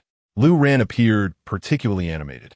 Nudging him with his elbow and lowering his voice, "I watched your live stream yesterday. You actually collided with Gu Shun during the peak match. How was it? Wasn't it exhilarating to be in the same game as the champion jungler?" His face was a canvas of envy, his eyes sparkling with excitement. Jiang Wan Ning, already aware of Lu Ran's fervent admiration for Gu Ting, found his reaction unsurprising and responded, "Indeed, Gu Shun is incredibly skilled. It was entirely due to him that we soared." Suddenly, Lu Ran seemed to have an epiphany, his eyes lighting up as he leaned forward, his tone becoming particularly eager. Resembling an overly enthusiastic puppy, Jiang Wan Ning silently critiqued him, thinking, "Xiao Ning, just say what you mean without being so cloying." He shuddered slightly at the non-existent goosebumps, leaning back with an expression of distaste. Lu Ran immediately returned to his usual self, grinning widely. "How about we duo tonight? It's the end of the month, and I'm just a bit short on performance points for my minor ranking." He clasped his hands together in a pleading manner, his eyes revealing an inner anticipation. "You wouldn't mind if I live stream, would you?" Before he could finish, Lu Ran hurriedly interrupted, thumping his chest. "Not at all. I have thick skin. All right then, see you at 7 tonight." Lu Ran's face lit up instantly, revealing his small canine teeth, as if he could already envision his triumphant performance that evening. As more students entered the classroom, some began to notice the striking figure in the back corner. Sunlight streamed through the window, illuminating Jiang Wan Ning's soft black hair, enhancing the translucence of his fair skin. His bright eyes were intently focused on the podium, with long lashes casting delicate shadows beneath them. His exquisitely refined features seemed to exist in a different realm from the others, drawing numerous gazes and eliciting hushed whispers throughout the classroom. Before long, 2 bold girls, hand in hand, approached Jiang Wan Ning's desk. One of them, with a high ponytail, shyly spoke up, her cheeks flushed. "Excuse me, may I add you on WeChat?" Jiang Wan Ning looked at the adorable girl whose ears were flushed crimson and gently but firmly declined. "I'm sorry." The girl's gaze flitted between him and the closely seated Lu Ran, as if she suddenly understood something, causing her to blush even deeper. However, she did not seem disheartened by the rejection. Instead, excitement sparkled in her eyes as she quickly pulled her friend away, exclaiming, Sorry, didn't mean to disturb you." The hem of their skirts traced a light arc in the air, Before Jiang Wan Ning could clarify, he noticed the two had already rushed to the front row, huddled together in animated discussion, occasionally glancing back at them. How did they run away so quickly? Lu ran, still bewildered, scratched his head in confusion. Jiang Wan Ning opened his mouth, yet ultimately swallowed his words. It's nothing. He smiled helplessly and continued to take notes. After enduring the afternoon class, it was already past 5. The setting sun cast a golden hue upon the teaching building. After finishing dinner at the school cafeteria with Lu Ran, Jiang Wan Ning returned home. By the time he finished a shower and donned his comfortable light gray pajamas, holding a chilled lemon drink, it was nearly 7. He sent a message to Lu Ran, who responded almost instantaneously. Jiang Wan Ning then logged into the game, inviting his friend, who had been waiting online for quite some time. I'm going live now. He greeted Lu Ran over the mic, and upon hearing his excited reply, he opened the live streaming software. As soon as the broadcast began, a large influx of viewers entered the room, and the chat rolled rapidly. Good evening, Ning Ning. You look beautiful today. Wifey started early today. So happy. User 34 sent a light sign 99. User 34 is CC. Sent passionate roses 52. Are we duo queuing today? With whom? Good evening, everyone. Thank you for the gifts. Jiang Wan Ning responded to the swiftly scrolling comments while explaining, Tonight, I'm duo queuing with my friend to help him boost his performance points. His voice, imbued with a gentle laughter, resonated through the microphone. I'm tired of saying I'm envious. Who is being sour? I'll just transform into a lemon. Is it too late to soul switch with Ning Ning's friend? Amid the cheerful banter, a few discordant voices emerged. Here, to ride the wave again. Are we? With this beauty filter, even his mother Woon T recognize him. The moderator is at work. There are dogs barking here. If you don't like it, just leave. Why seek attention here? Our Ning Ning has even garnered a few haters, which proves he is truly popular. The moderator swiftly silenced the malicious comments. Jiang Wan Ning paid no mind to the negativity and reassured his fans. Let us focus on enjoying the game. We're about to start. Just as he clicked to match, a dazzling special effect erupted in Jiang Wan Ning's live stream, accompanied by the system's cross-platform announcement. User SG Sunny has entered the live stream. The chat fell silent for 2 seconds before a flood of comments surged forth. Sunny? Is it really him? With that ID in effect, it must be him. Am I not mistaken? A professional player has parachuted in. What merit does this little stream possess? Jiang Wan Ning was momentarily taken aback by this sudden entrance effect. His hand holding the phone faltered, leaving him somewhat bewildered. However, the game had already progressed to the hero selection phase, so he had no choice but to temporarily set aside his confusion and refocus on the game. Meanwhile, in the SG Team's conference room, a projection clearly displayed his live stream.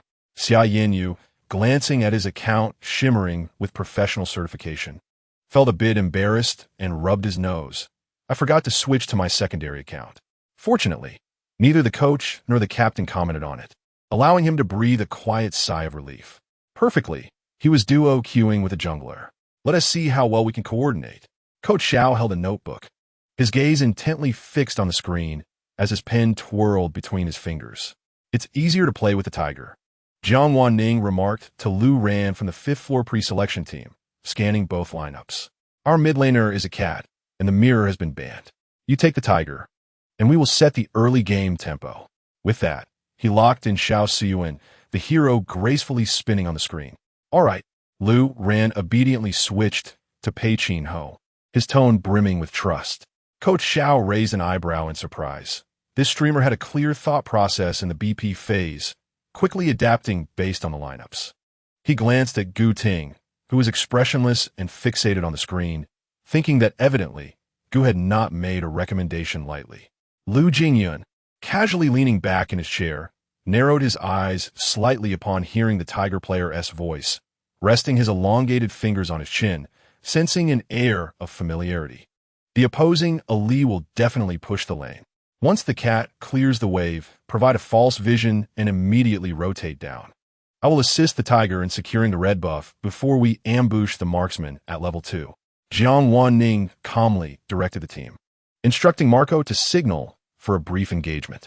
Indeed, taking advantage of their lane prowess and support nearby, Gong Sunli played aggressively, pinning Marco Polo against the minion wave. Jiang Wan Ning coordinated with the Tiger to swiftly secure the red buff, while Shun Mengxi silently positioned herself in the lower bush, her skills at the ready. Just as Gong Sunli unleashed her first and second skills to harass Marco, Xiao Sun emerged from the bush, his second skill accurately immobilizing her, followed by a basic attack that provided further crowd control. Shun Mengxi and the Tiger's abilities followed suit, instantly vanquishing Gong Sunli with a support unable to escape as well. Double kill. After clearing the lane, they moved into the blue area, then directly set up an ambush for Luna in the top lane. Under Jiang Wan Ning's clear command, the match proceeded with tight rhythm and strategic advancement. They successfully secured both dragons at the crucial 10-minute mark and, leveraging their significant economic and vision advantages, launched a formidable push that effortlessly destroyed the enemy crystal, claiming victory. In the SG Team's conference room, a brief silence ensued before Coach Xiao nodded first, jotting down notes. His thoughts were remarkably lucid, with a keen sense for situational judgment and opportunity. His decisive initiation and impeccable timing in protection showcased considerable potential. Indeed, Lu Jingyun languidly supported his chin, his gaze sharpening with newfound seriousness. His commands were quite decisive. There's something there. He then shifted his focus to the jungler playing the Tiger. However, he continued, this dual-Q jungler's skills and awareness still reflect that of a high-ranking casual player. Some details failed to keep pace with his rhythm. What a pity. Xia Yinyu vigorously nodded in agreement, his hair swaying gently with the motion. Yes, indeed. If the jungler had reacted just half a second faster during that last engagement, there would have been no need to flash. They could have secured all of them. Gu Ting, who had been silently observing the entire match, finally spoke, his voice steady yet dropping a significant revelation. I added him as a friend yesterday. All eyes instantly converged upon him, yet he maintained an unperturbed demeanor as he calmly proposed. Since a trial was in order, why not engage in direct practice? No sooner had he uttered these words than Xia Yinyu exclaimed, Are you suggesting a trio match with them, Brother Ting? Lu Jingyun raised an eyebrow, revealing a smile of interest, and even Coach Xiao set down his pen, evidently considering this an excellent suggestion. Gu Ting did not refute the notion. Instead, he retrieved his phone, his tone composed yet authoritative. This is the most straightforward method to observe synergy. As he spoke, his fingers deftly navigated the screen, sending a team invitation to the friend named Xiao Ning Mimi. Just as he exited the settlement interface, a succinct team invitation appeared from Ting. The application information bar contained merely two succinct words. Pull me. Jiang Wan Ning paused for a moment, her heart filled with curiosity, yet she effortlessly accepted the invitation. Incorporating him into the team, her finger gently clicked on the mouse, a flicker of intrigue sparking within her. Upon entering the room, Gu Ting refrained from using the microphone, opting to communicate via text in the team channel. Shall we? Before Jiang Wan Ning could respond, Lu Ran excitedly activated his microphone.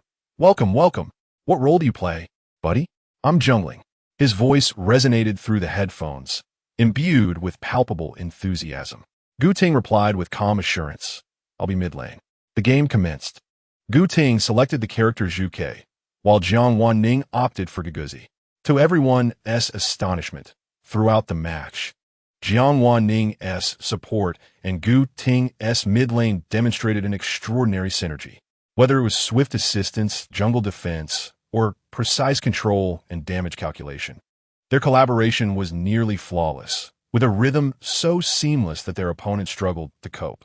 Guguzi's second skill consistently pulled enemies into Zhu Ke's range, and Zhu Ke's entry timing perfectly aligned with Guguzi's initiation. Your mid lane skills are impressive. Too strong. After yet another effortless victory, Lu Ran exuberantly praised, lauding the level of mid lane players in the national server. His tone brimmed with admiration.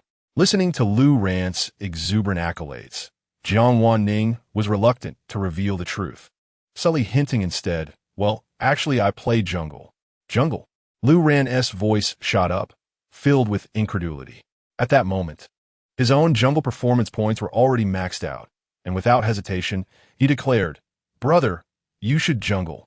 I'll fill." Gu Ting accepted without demur, calmly switching back to the jungle role and locking in Jing. The ensuing game transcended into an entirely different dimension. Gu Ting's jungle style was fiercely aggressive, while Jiang Wan Ning's support consistently anticipated his every intention with remarkable precision. Counter-jungling, dragon control, turret diving, and lane transitioning. The duo often executed breathtakingly perfect synergy without the need for extensive communication. Their collaboration flowed like water, as if they had fought side by side for years. Each game typically concluded within 10 minutes, the pace relentless, and their strategy executed to perfection. The economic disparity grew exponentially, akin to a rolling snowball, leaving their opponents utterly helpless. Meanwhile, Lu Ran, who had merely coasted through the games, was thoroughly captivated by the prowess of the player with the ID Ting. His self-proclaimed commendable skills paled in comparison to the top-tier jungler, who seemed to foresee every move. He gazed intently at the dazzling maneuvers displayed on the screen, his eyes unblinking. "Xiao Ning, how could you be so inconsiderate?" The sudden outburst from Lu Ran, filled with astonishment and envy, echoed through his headphones. "When did you become acquainted with such an impressive figure? You've been hiding this from me all along." Jiang Wan Ning instinctively touched her face, feeling a twinge of guilt as she replied, "Actually, we haven't known each other for very long." If Lu Ran were to discover that the person on the other end of the screen was the renowned 34 Gushun 34, whom he frequently mentioned, the roof would likely be blown off by his ecstatic screams. At that moment, the fans in Jiang Wan Ning's live stream were completely immersed in the harmonious synergy between the duo, fervently discussing in the bullet comments, "When did Ning Ning meet such an extraordinary jungler? I've been the live stream every day and missed this. Who would believe such a level of cooperation hasn't been practiced privately? Come clean, Ning Ning, have you been secretly duo training?" It seems Ning Ning's friends are on the verge of becoming fans of a big shot. The compliments just keep flowing, haha. What a divine collaboration. Absolutely love it. Today's live stream is simply spectacular. I'm so excited watching it. Chapter 5. The beloved of the esports team, as today's live stream was nearing its conclusion. Jiang Wan Ning was just about to curve her eyes into a smile at the microphone. Her farewell of "see you tomorrow at the usual time" left unspoken when a blinding blue light suddenly engulfed the entire stream. A colossal holographic starship glided across the screen, its hull shimmering with a galaxy-like aura, countless stars flickering in and out of view. Simultaneously, a gilded banner swept across the top of every live stream. User SG Sunny, gifted streamer Xiao Ning, a galaxy starship today. Jiang Wan Ning's fingers resting on the mouse trembled slightly. She opened her mouth, taking several seconds to regain her voice. Thank you, SG Sunny, for the galaxy starship. Her tone laced with unmasked astonishment.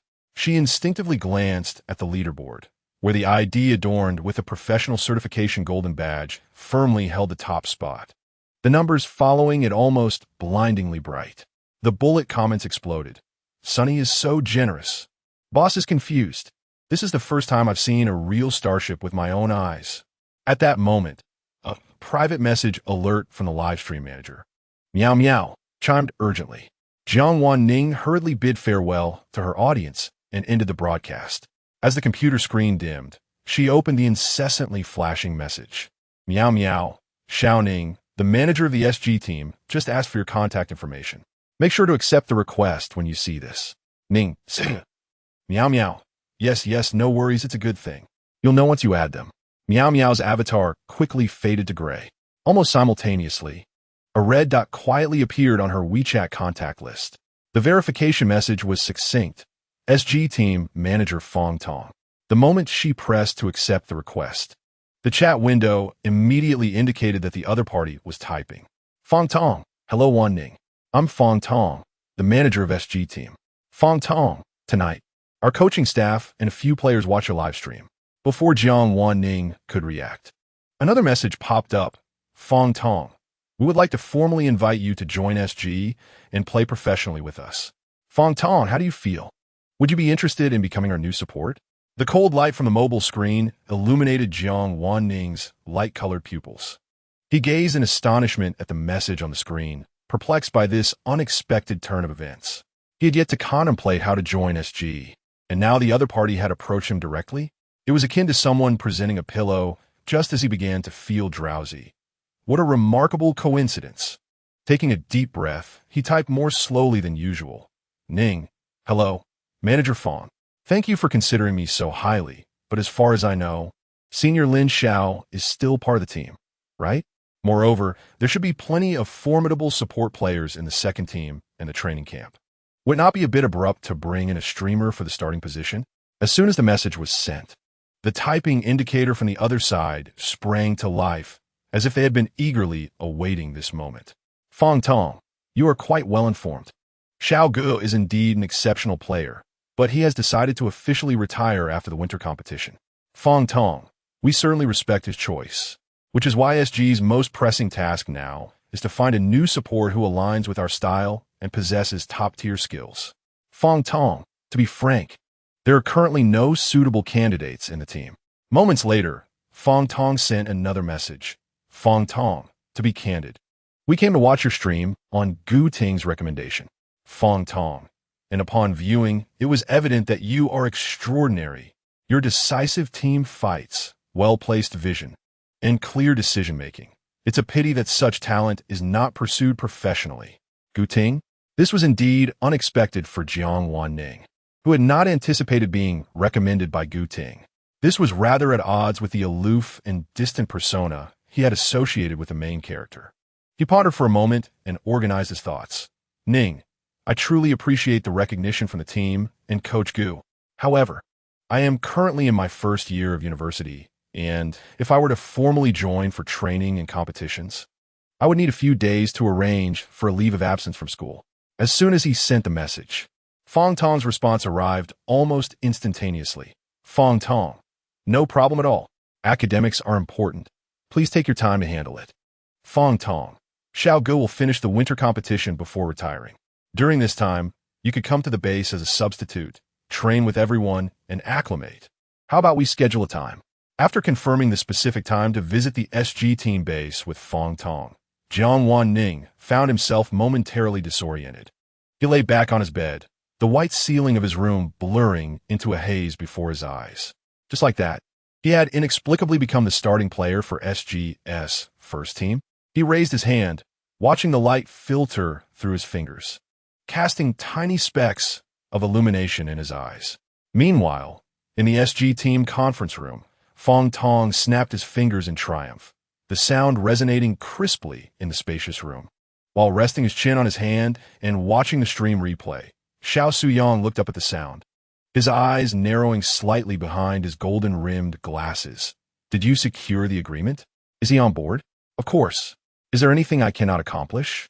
Fong Tong replied cheerfully, turning to the other team members in the conference room, having scheduled a visit to the base for the following week. He scanned the room, his gaze landing on Shun Mo and Lu Jingyun. You all can arrange to play ranked matches with Xiao Ning to familiarize yourselves and begin to build synergy.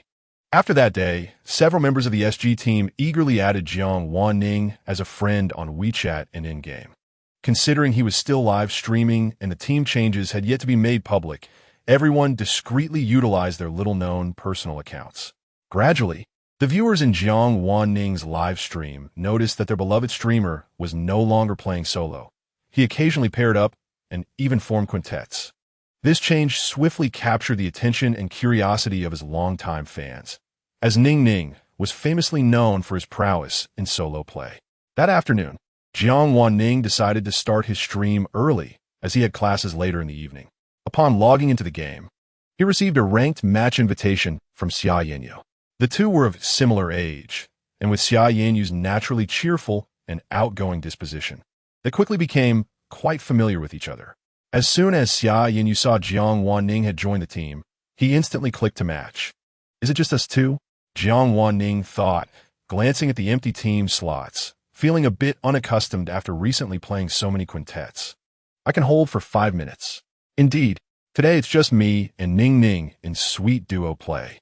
Then you play the side lane, and I'll play the support mid, letting you farm. Xia Yinyu's soft voice flowed through the headset, mentioning how he would let Jiang Wan Ning have the economic advantage. This made Xia Yinyu feel a slight warmth in his ears, and his heart inexplicably raced, leaving him unusually elated, as if an invisible tail was joyfully wagging behind him. Really, Ning Ning is the best. The fans in a live stream were ecstatic at their interaction, exclaiming, "Ah, I want to ship them again. Help!" Ning Ning was so sweet with his jungler friend before. And this top laner is equally adorable. I'm such a greedy woman.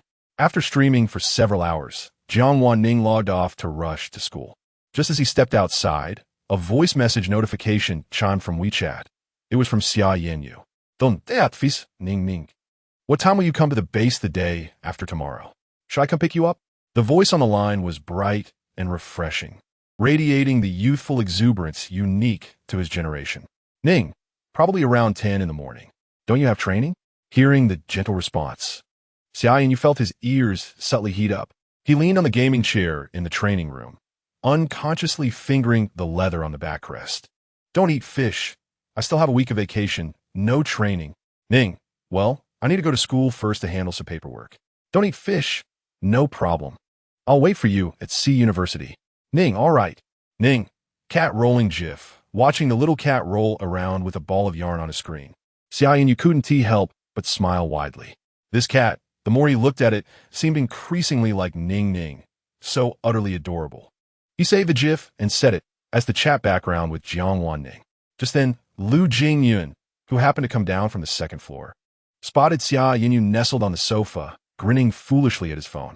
He narrowed his alluring, fox-like eyes and quietly approached from behind. Suddenly speaking up, "What delightful thing are you looking at?" Smiling so sweetly. Xia Yanyu, startled, quickly tucked his phone beneath him, his gaze darting around nervously. "I wasn't looking at anything, Lu Ge. Oh dear, it's already this late. I should check what delicious food Annie has prepared today." As he scurried into the kitchen like a startled rabbit, Lu Jingyun thoughtfully stroked his chin, pondering this lad. Surely there's something amiss. During dinner, with the exception of the manager Fong Tong, who was out discussing collaborations, the SG team had mostly gathered. Shen Mo and Lin Xiao sat together, quietly reviewing the new strategies they had attempted during the afternoon training match. Gu Ting stood by the window, engaged in a phone call, the setting sun casting a golden hue on his profile, yet his expression remained characteristically indifferent. Lu Jingyun leisurely observed Xia Yanyu, who was serving soup at the table, his ears still tinged with a hint of red. There's definitely something going on. Once everyone was seated, Lu Jingyun took a slow sip of soup, his gaze playfully drifting toward the young top laner across from him, who was focused intently on his meal. "Xia, indulging in romance is permissible, but it must not interfere with your gameplay." Xia Yinyu's eyes widened in protest, forgetting to place the rib on his chopsticks into his bowl. "My skills are just fine." "Oh." Lu Jingyun elongated his tone, a mischievous smile flashing across his face. "So you really are in love? An online romance?" "And no, I'm not." Xia Yinyu's face instantly flushed a deep crimson, resembling a cooked shrimp. "Lu Ge, please don't say such things." "Ah, so there is someone you like," Lu Jingyun deduced. And for once, Xia Yanyu did not immediately refute him. Lin Xiao, who had been eavesdropping, perked up, momentarily forgetting about his beloved braised pork. "Oh, Xia has a situation? Do share with us." "Xiao Ge, why are you joining Lu Ge in this? This is not mere jest," Lin Xiao half teased, half serious. "Why I pursued your sister-in-law? I relied on boldness, meticulousness, and a thick skin. If you harbor feelings for someone and keep them hidden, when will you ever pursue them? Speak up, and we brothers will offer our advice." Even the typically gentle Shun Mo chimed in, his eyes curving into a warm smile. "Indeed, Xia, being so shy won't do." Amidst the laughter and teasing, only Gu Ting continued to eat calmly, seemingly unfazed by the collective interrogation aimed at Xia Yanyu. As long as it did not affect their competitive performance, he generally refrained from meddling in the personal lives of his teammates. After much questioning, they could extract no substantial information from Xia Yanyu, and ultimately, they had to concede. After all, he was part of the team. They would inevitably learn the truth in due time, and there was no rush. Post-dinner, everyone dispersed. Lu Jingyun entered the training room, skillfully initiating a live stream to tackle the peak competition. Lin Xiao leaned against the balcony, video calling his partner, soft laughter echoing in the air. Shin Mo, true to his post-dinner walking habit, changed into comfortable attire and set off for a solitary stroll. Though Xia Yinyu adamantly denied the notion of being in love, Lin Zhao's words about hiding feelings lingered in his mind. Upon returning to his room, he could not resist pulling out his phone to search earnestly. How to pursue a boy, how to make someone I like reciprocate, what to do when I like someone of the same gender. After leaving the dining hall, Gu Ting made his way directly into the quiet conference room. As the sole heir of the Gu group, his choice to immerse himself in the esports realm was viewed by his parents as a deviation from the path of propriety. Yet esports represents the first and only endeavor in his life that he has pursued solely out of passion. He had previously made a pact with his father. Upon achieving a career grand slam, he would retire and take over the family business. Consequently, even amidst training and competitions, he must carve out time to attend to company affairs and familiarize himself with the operations. After completing the last document, Gu Ting leaned back in his chair, fatigue evident in his demeanor. The glow of his phone screen illuminated the WeChat contact interface. His gaze briefly lingered on messages from Fong Tong, urging him to go live, before settling on a small cat avatar below. A fleeting thought crossed his mind, and he casually sent a message. Gu, want a duo? In the midst of a class, Jiang Wan Ning felt a vibration from his phone in his pocket. Stealthily, he glanced down, surprised to see it was Gu Ting. The teacher at the podium was deriving formulas, the sound of chalk striking the blackboard resonating crisply. He tucked his chin in and typed, Ning, can't Gu Shun? Still in class TET, accompanied by a crying cat gif. Upon reading the reply, a wave of inexplicable irritation washed over Gu Ting. He attributed this unsettling emotion to the difficulty in finding a compatible support player. Goom. After responding, he rose and made his way to the training room. Lu Jingyun was engrossed in a lively stream, and Gu Ting pulled out a chair beside him, succinctly stating, Shall we? Extra time? Lu Jingyun ignored the barrage of comments, demanding he turn the camera towards Gu Ting. All right, everyone, he addressed the viewers. Gu Shun will be streaming shortly, so refrain from howling here. Yet, the comments erupted even more. Gu Shun never turns on his camera. It's been ages since I've seen my husband's face. Lu Shun, the best mid laner in the universe. Please, let me catch a glimpse of Gu Shun. User, my husband plays mirror like a pro. Gifting a car X1. Let me see him. Just once. Lu Jingyun, accommodating, slightly adjusted the camera angle, and Gu Ting's strikingly handsome yet aloof profile appeared on screen. The high bridge of his nose cast a subtle shadow under the lights, and his eyelashes were remarkably long. Satisfied? Ooh, Lu Shun, you are my deity. Finally saw him. My husband is so handsome I'm weak in the knees. So conflicted. I can see Lu Shun's face here, but not Gu Shun's dazzling skills. Lu Jingyun keenly sensed that Gu Ting seemed more restless than usual tonight. Observing Gu Ting's aggressive playstyle as he dove under the tower to eliminate the opposing marksman, Lu Jingyun silently rejoiced that they were on the same team this match. He caught a glimpse of Gu Ting's tightly pressed lips and taut jaw. Pondering, is he in a bad mood? Chapter 6. The beloved of the esports team after class. Jiang Wan Ning walked alongside. Lu ran down a tree-lined path. The setting sun filtered through the leaves, casting mottled shadows that elongated their figures.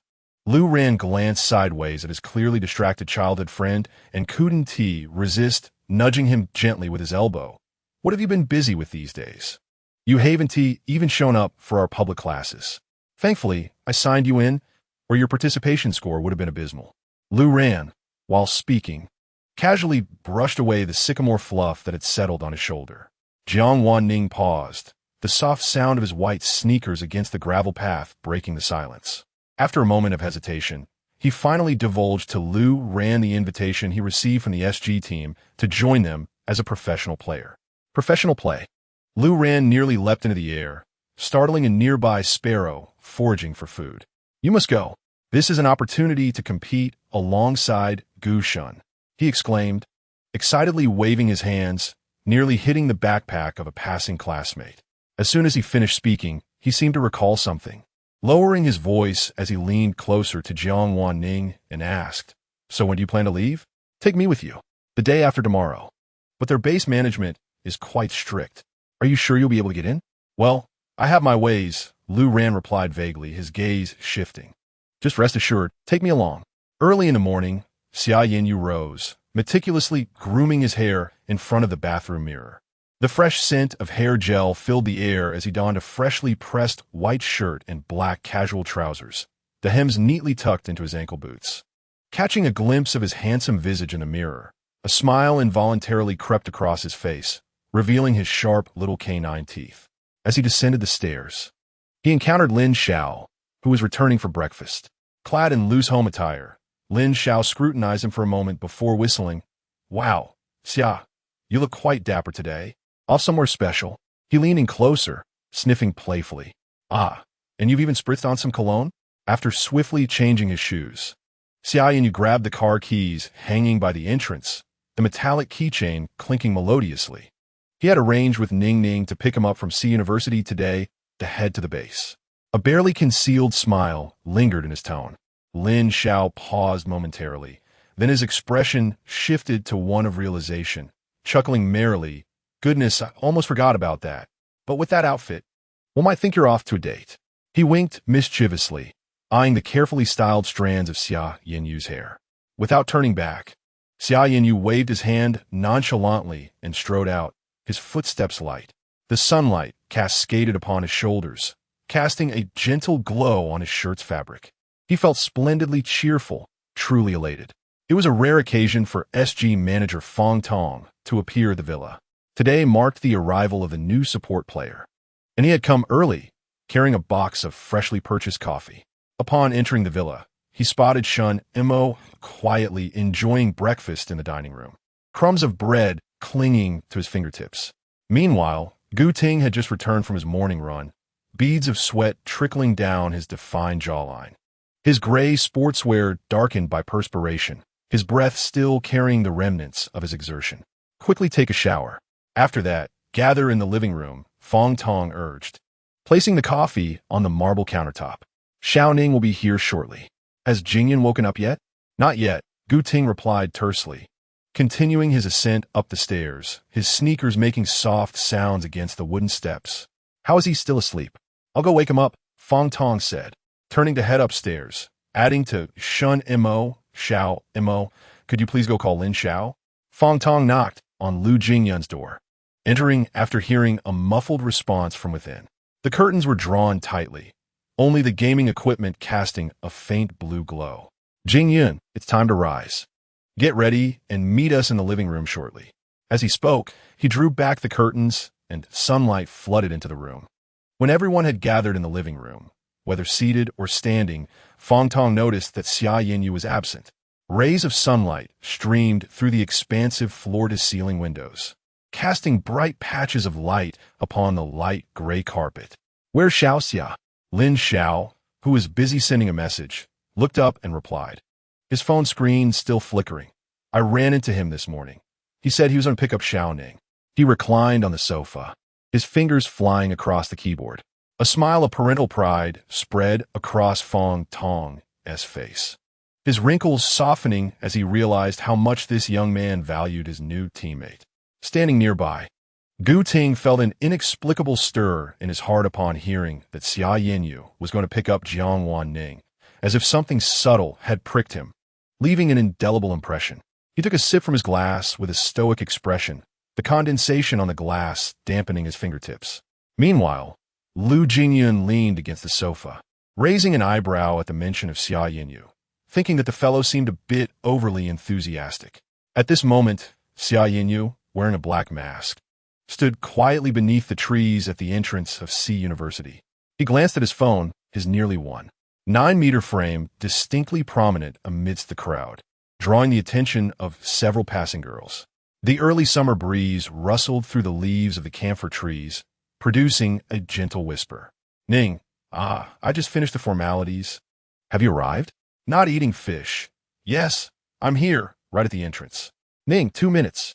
Xia Yinyu chuckled softly, replying that there was no rush. Just as he sent the message, he heard the sound of hurried footsteps approaching. Instinctively, he looked up, his breath catching in his throat. Coming toward him was a strikingly handsome young man, his fair skin almost translucent, flushed lightly from his jog, breathing slightly labored. His warm breath formed a faint mist in the air that seemed to silently press against Xia Yinyu's heart, bringing with it a subtle warmth. He wore a simple white t-shirt, the neckline revealing a delicate collarbone. "Xiao Ning, why are you running so fast? You didn't wait for me." A breathless voice called from behind, and Xia Yinyu finally noticed that Jiang Wan Ning was accompanied by another person, who was bent over, catching his breath. "I'm so sorry to keep you waiting," Jiang Wan Ning said, her breathing now steady, smiling up at him. Her light-colored eyes sparkled with clarity, holding a hint of apology as they gazed up at Xia Yinyu, who stood nearly a head taller than her. Sunlight danced upon her eyelashes, casting a delicate golden hue. "It wasn't long at all," Xia Yinyu replied, unconsciously straightening his back, feeling his ears flush uncontrollably, grateful for the mask that concealed his embarrassment. He noticed a small, faint mole beneath Jiang Wan Ning's right eye, resembling a tiny ink splatter. Ning, you look even more stunning than on live stream." He forced his gaze away, turning to the other person. "And who might this be?" Jiang Wan Ning, observing the other's slightly awkward demeanor, couldn't help but smile, despite being so lively online. He seemed easily flustered in person. She noticed Xia Yinyu's fingers unconsciously fidgeting with the edge of his car key. Yet, Xia Yinyu was indeed very tall. Jiang Wan Ning thought to herself, having just surpassed 7 meters while he approached 9 meters. Was this what they meant by the archetypical protagonist? "He is my childhood friend, Lu Ran." He collected his thoughts and smiled as he explained that he is a fan of Gushan. "Upon hearing that I was coming to SG, he decided to join me to take a look." Lu Ran nodded vigorously beside him, his eyes sparkling with excitement. "Oh, I see." Xia Yinyu nodded, unconsciously rubbing the back of his neck. "Shall we go?" As he opened the passenger door, his fingers trembled slightly. On the way to the base, Xia Yinyu occasionally cast sidelong glances at Jiang Wan Ning in the passenger seat. The car's air freshener emitted a refreshing scent, yet could not conceal the faint aroma of laundry detergent that clung to the person beside him. Ning smelled delictful. It was hard to discern whether it was the fragrance of the detergent or shampoo, but it was crisp and pleasant. Her skin was fair, almost translucent under the sunlight, and her bright eyes made her appear exceptionally adorable. She looked petite and curled up in her seat, as if she could be effortlessly cradled in a single hand. Xia Yinyu's grip on the steering wheel tightened, his knuckles whitening. Soon, the trio arrived at the SG team base amid Xia Yinyu's wandering thoughts. It was a modern-style villa nestled in a tranquil suburban area, with a gray-white exterior that was both simple and sleek, characterized by clean, strong lines. The building was surrounded by meticulously trimmed greenery, with lush boxwood hedges shaped to perfection. The entrance featured a discreet black iron gate that slowly slid open, beside which hung the SG team emblem in silver and black, glimmering with a cool metallic sheen under the sun. As the car gradually rolled into the courtyard and came to a halt, Xia Yinyu finally snapped out of his contemplation regarding the brand of laundry detergent Ning used. He quickly turned off the engine, unbuckled his seatbelt, and said, "We're here." His voice was notably lower than usual. He led Jiang Wan Ning and Lu Ran towards the base's main entrance. Upon swiping his card and pushing open the heavy glass door, a refreshing rush of air conditioning mixed with a faint aroma of coffee greeted them. The indoor temperature was just right, dispelling the heat from outside.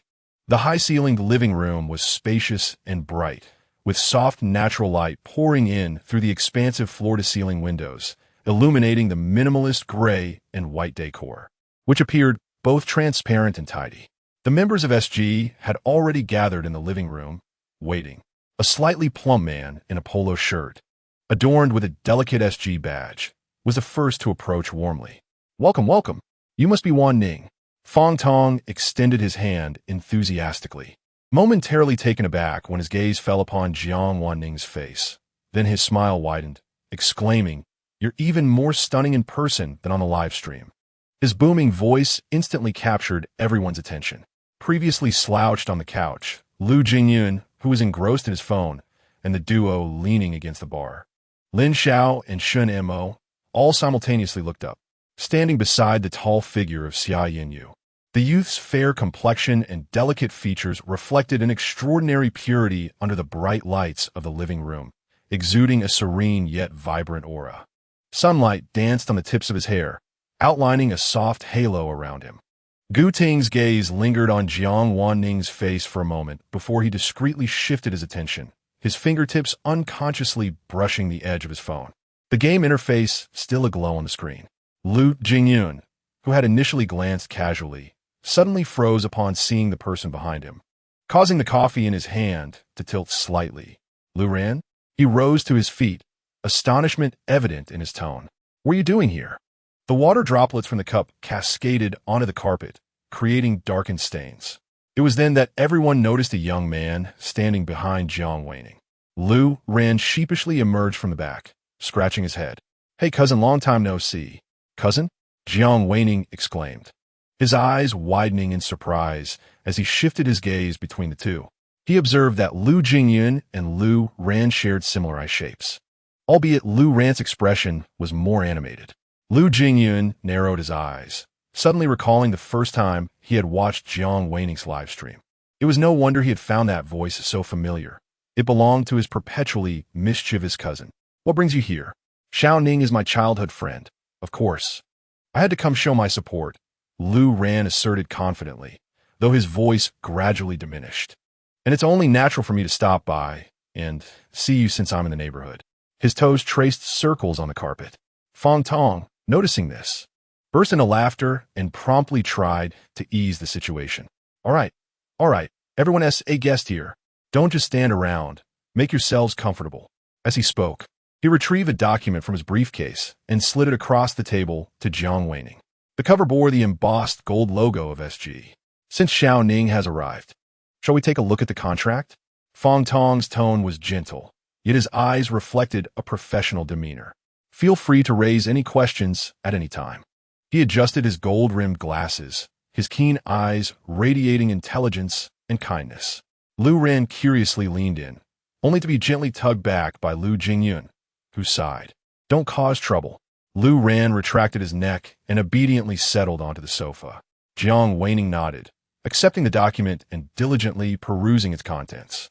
His tousled black hair fell naturally across his forehead, partially obscuring his expression.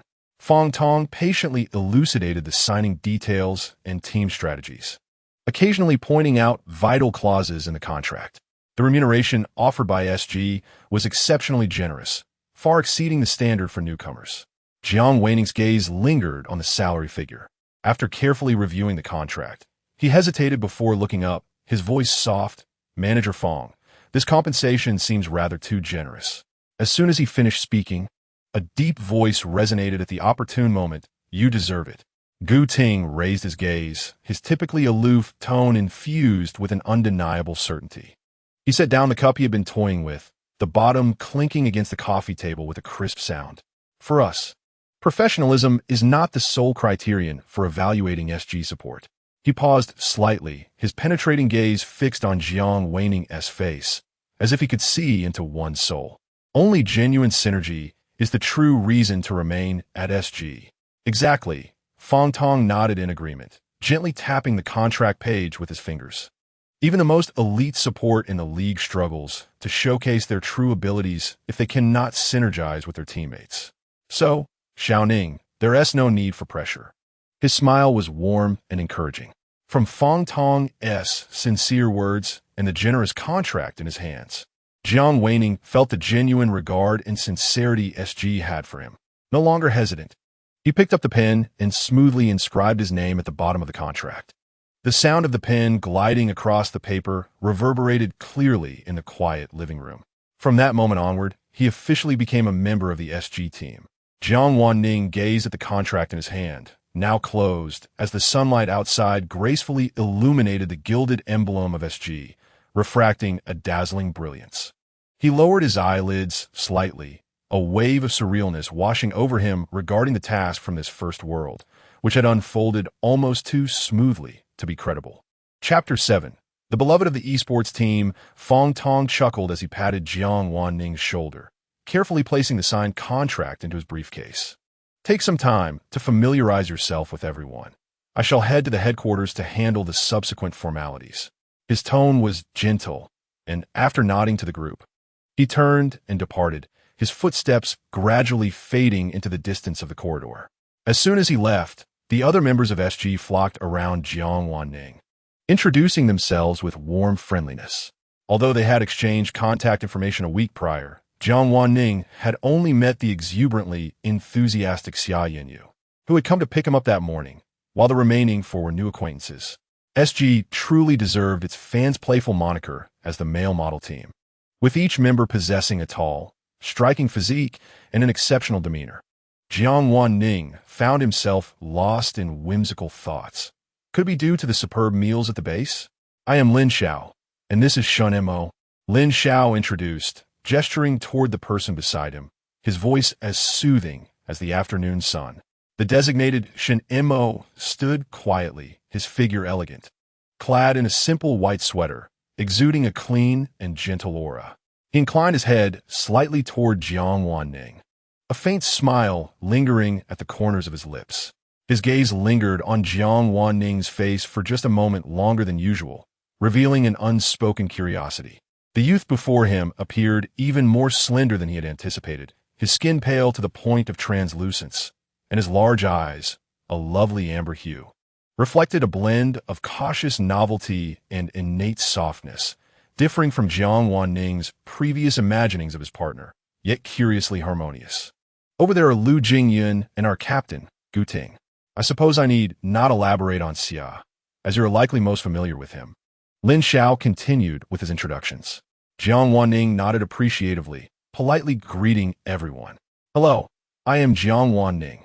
I look forward to your guidance in the future. His voice rang clear, imbued with the fresh timbre of youth. Gu Ting offered a slight nod, his gaze inscrutable. Clad in SG's black team jacket, the zipper meticulously fastened to his collarbone, he stood tall and imposing, exuding an undeniable aura of authority merely by his presence. When Jiang Wan Ning glanced his way, Gu Ting's gaze precisely met his. The youth's eyes sparkled with an innocence untouched by the world, starkly contrasting with the ever-present caffeine and competitive spirit that permeated the base. Gu Ting's gaze lingered on Jiang Wan Ning's face for a fraction longer than social etiquette would dictate, a fleeting, subtle emotion flickering through his mind, akin to the sight of a meticulously crafted piece of equipment perfectly aligned with tactical systems, yet suggesting something beyond mere functionality. He discreetly averted his gaze. Meanwhile, Lu Jingyun, lounging against the armrest of the sofa, appeared to have discovered an intriguing new plaything. His elongated, slightly upturned, fox-like eyes sparkled with unabashed interest, scrutinizing Jiang Wan Ning since his entrance, as if appraising a painting worthy of contemplation. The youth, slightly reserved yet impeccably polite, with a faint blush gracing his ears and an innate appearance that evokes a sense of protectiveness, piqued Lu Jingyun's interest. The curve of his lips deepened, dispelling the tedium within him and giving rise to an exquisite anticipation of what hues might ultimately stain this blank canvas. This sentiment gently grazed the edges of his heart, infusing him with a refreshing delight. The living and dining areas sprawled before them, accompanied by a training room and a conference space on the first floor. Lin Xiao continued his introduction, feeling a sense of responsibility as the oldest member of the team, soon to be succeeded by Jiang Wan Ning. He believed it was his duty to nurture the newcomers. Our usual training sessions, live broadcasts, and match reviews are conducted here, he explained. The second floor housed the dormitory area, which featured several vacant rooms available for selection. The third floor is a leisure zone, complete with a gym and a billiards room. Ning, I will take you up there shortly to explore and choose a room, Summer Yinyu remarked, casually placing his hand on Jiang Wan Ning's shoulder, eager to guide him upstairs. In stark contrast to the first floor, the layout of the second floor exuded tranquility and intimacy. A spacious corridor connected the various rooms, adorned with warm-toned wall sconces that cast a gentle light, enveloping the environment in a cozy ambience. Pointing to the right side of the corridor, Summer Yinyu said, "This is where Xiao Gu and I reside, while Mo Gu lives across from us." The captain and Lu Gu occupy the two rooms at the far end. He opened the door to an empty room, showcasing it to Jiang Wan Ning. The room was ample, simply furnished yet fully equipped. A single bed dressed in gray linens. A wooden desk and chair set, a large wardrobe, and a bright bay window that offered a view of a small garden in the backyard. The room boasted an en-suite bathroom, with facilities that appeared quite new. What do you think? Not bad, right? Summer Yin-Yu inquired, his tone laced with anticipation. Which room do you prefer, Ning Ning? Perhaps you should choose the one adjacent to mine. It would be convenient for our gaming sessions. Do not keep Ning Ning up all night.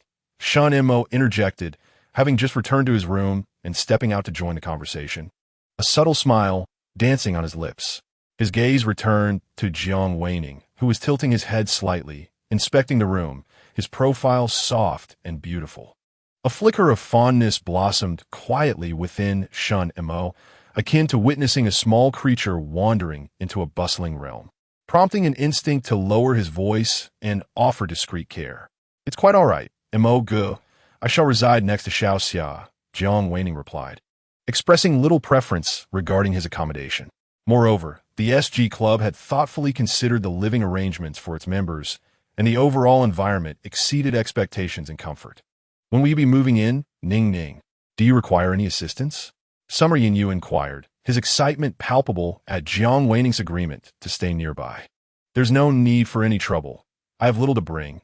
Just a few pieces of clothing will suffice. Oh, Summer Yin-Yu's voice softened slightly. Yet he could not conceal his amusement. After selecting the room, the two returned together to the living area. In the morning, Xiao Xuyang, having attended to some matters outside, has now returned to the base, where he stands by the window engaged in a hushed conversation with Gu Ting. On the other side, Lu Jingyun is pulling Lu Ran along, quietly inquiring about the family's current situation, mentioning that he will return home for a couple of days this weekend. Noticing Jiang Wan Ning approaching, Xiao Xuyang pauses his discussion with Gu Ting, turning to greet her with a warm smile. You must be Wan Ning, he states. I am Xiao Xuyang, the coach of the team, primarily responsible for coordinating training and daily arrangements. He extends his hand, his tone steady yet welcoming, as he officially welcomes her to SG. Jiang Wan Ning shakes his hand, politely responding, Hello, Yangge. I look forward to your guidance. Xiao Xuyang nods, swiftly transitioning to the matter at hand. Now that you are settled, let us make the most of our time this afternoon to begin preliminary integration. The intensity of five-man matches or casual games is, after all, vastly different from official competitions. He pauses slightly, continuing, Thus, I have arranged for a familiar acquaintance of mine, also an active coach, to bring their team for a practice match this evening. His gaze rests on Jiang Wan Ning, his tone calm, yet imbued with clear anticipation. Do not be nervous. It's merely an opportunity to gauge your synergy with the team and allow you to experience the rhythm of training and competition in advance. Could it be XDG? Lu Jingyun interjects, having overheard the name of the familiar team. He takes a few steps closer, casually draping his arm over the nearby backrest of the sofa, creating an impression of ease while subtly enclosing Jiang Wan Ning within his sphere of influence. Xiao Xuyang raises an eyebrow, neither confirming nor denying. As long-standing rivals, XDG is well acquainted with SG's circumstances. They are aware that Lin Xiao is on the brink of retirement. Thus, the sudden proposal for a practice match undoubtedly signals changes within SG's lineup. Wang Xuebin, who has also coached for over a decade, seems to sense something unusual in this action, thus unhesitatingly agreeing to the match with SG. Internally, he ponders who the new support player for SG might be. After dinner, having seen Lu Ran off, Jiang Wan Ning heads directly to the training room. Upon entering, she finds Lin Xiao and Shan Mo already seated at their respective stations. Xiao Ning, come sit over here, Lin Xiao calls, gesturing for her to join him, while Shan Mo looks up and offers her a gentle smile. Xiao Gu Mo Gu, are you duo queuing? Jiang Wan Ning asks, pulling out the chair next to Lin Xiao to draw nearer to the screen. Indeed, we even encountered WE's top laner, Lai Yang. He responds, Lai Yang is flanking from behind. As soon as he utters this, Lin Xiao's screen abruptly goes gray. He puts down his phone, his expression vacant. Shin Mo, you're on your own. I must take my leave, he quips. Shen Mo remained silent, fully immersed in the fierce team battle. However, despite his impressive maneuvers with Sun Shangxiang, lacking the protection of his support, he ultimately trades only 2 kills before being dispatched by Lai Yang. Once the game concludes, the two receive a team invitation from Lai Yang. Just as they add him to the roster, a loud voice booms from the other end. What is going on? Shen Mo, you really need to practice more. The tone is saturated with teasing. All right now, don't pick on our Shen Mo. He has a good temperament. Lin Xiao interjects. Hey, that's not fair. I haven't even said anything yet. Shen Montak retorts. At this moment, Su Yin, also known as Liang, rose from the sofa at home, having heard that you were scheduled to engage in a training match with XDG tonight. You seem quite well informed, Lin Xiao teased. Is there something on your mind? Nothing in particular, just a casual inquiry. As a veteran who has battled through many seasons, Su Yin was acutely aware of the implications behind this training match, yet he merely remarked, next year's SG is worth anticipating. Lin Xiao did not respond directly, but shifted the conversation, asking, how are things on your end? Are you considering a transfer?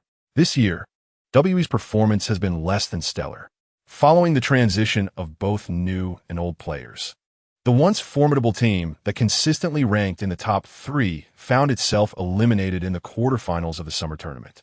Presently, apart from Liang, the season top laner, the other members of WE appear somewhat inexperienced. Coupled with the disarray within the management, the entire team is currently mired in a period of stagnation. After 4 years, leaving is not a decision to be made lightly. Su Yan's smile faded, revealing a hint of resignation in his tone. While this was certainly one aspect, more importantly, he still harbored hope for WE. He aspired to lead the team to victory, to demonstrate to his departed teammates that we could still prevail. During their brief exchange, the other members of SG gradually arrived at the training room. After bidding farewell to Su Yin, Lin Xiao disbanded the team. Gu Ting walked straight towards Jiang Wan Ning, casually resting a hand on the back of his chair.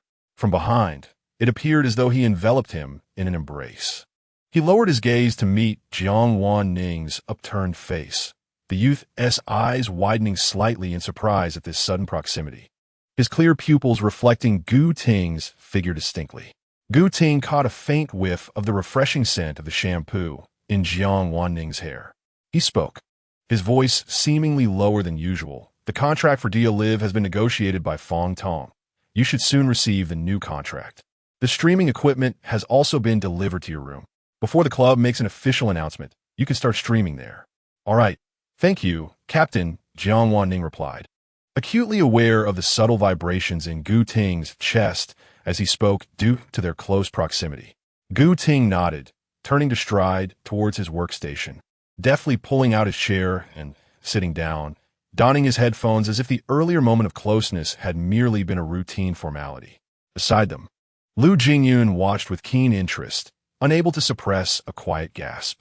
Typically, such matters were either handled by manager Fong Tong or conveyed through coach Lao Xiao. Their captain Gu rarely took personal initiative unless it involved tactical strategies or a player's performance issues. This unprecedented personal attention was indeed remarkable. Lu Jingyun squinted his fox-like eyes, casting a playful glance at Jiang Wan Ning, who was engaged in hushed conversation with Lin Xiao. A trace of unabashed curiosity flickered in his gaze, a sensation akin to being tickled by a feather. What was it about this newcomer that could render several individuals around him somewhat out of character? Even he himself found his attention inadvertently drawn towards Jiang Wan Ning's direction. Just then, Jiang Wan Ning seemed to sense that intensely focused, inquisitive gaze and abruptly raised his head. In a fleeting moment of locked gazes, Lu Jingyun not only held his gaze but also raised an eyebrow, flashing a smile akin to a fox that had perfected its craft, languid yet inexplicably alluring, imbued with an intent to discern the other and an irresistible urge to tease. Ning Ning, would you like a drink?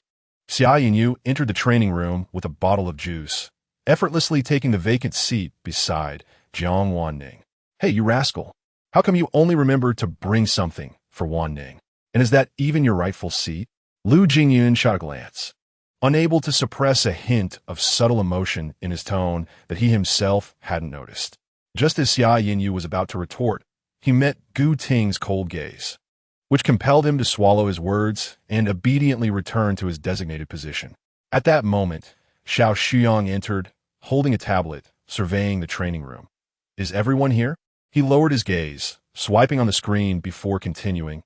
"This afternoon, the rest of you will play a few matches with Wan Ning to assess practical cooperation. Lin Xiao, pay close attention to Wan Ning's performance and offer guidance from the sidelines. We will trial several commonly used formations to evaluate the synergy. Let's begin." As the training commenced, even the typically laid-back Lu Jingyun appeared focused, fully engaged. Although Jiang Wan Ning had played a few matches with him previously, this was her first time participating in such a formal setting. The sounds of Xiao Shuyang and Gu Ting discussing BP strategies filled her ears, interspersed with Xiao Shuyang's succinct inquiries for input from other team members. "Athena has been selected. Jingyun, you lock in Shurho." Xiao Shuyang's eyes were fixed on the screen, his pace steady. "Ming has been banned. Gu Ting, you take the support role." After a brief pause, he turned to Jiang Wan Ning. "What would you like to play? Perhaps Dong Huang or Gue Guzi? We could execute a burst." Jiang Wan Ning replied thoughtfully, her voice imbued with earnest concentration. Xiao Shuyang nodded in satisfaction. "Gu Ting, take Gue Guzi. Xia, follow up with Xiangyu." At that moment, the opposing team locked in Daji and Lianpa consecutively, and Xiao Shuyang's tone revealed a touch of surprise. This composition might be a clash. Lin Xiao, observing the final lineup interface, responded, "I wonder which team we are up against." As the loading page materialized, the 5 IDs of the red team prominently displayed their professional insignias, revealing a fateful encounter with the CST team. What terrible luck! Why did it have to be them? Lu Jingyun's disdain surfaced with rare candor, his earlier nonchalance evaporating as he furrowed his brow. Xiao Shuyang frowned slightly, ultimately stating in a low voice, "Play well." The other members fell silent, the atmosphere in the training room noticeably heavy, as it was clear that no one relished the prospect of this unexpected showdown. Shinamo took a gentle breath, adjusting his posture. Even Xia Yinyu had lost his smile. Gu Ting's expression turned completely frosty, his gaze sharp as a blade.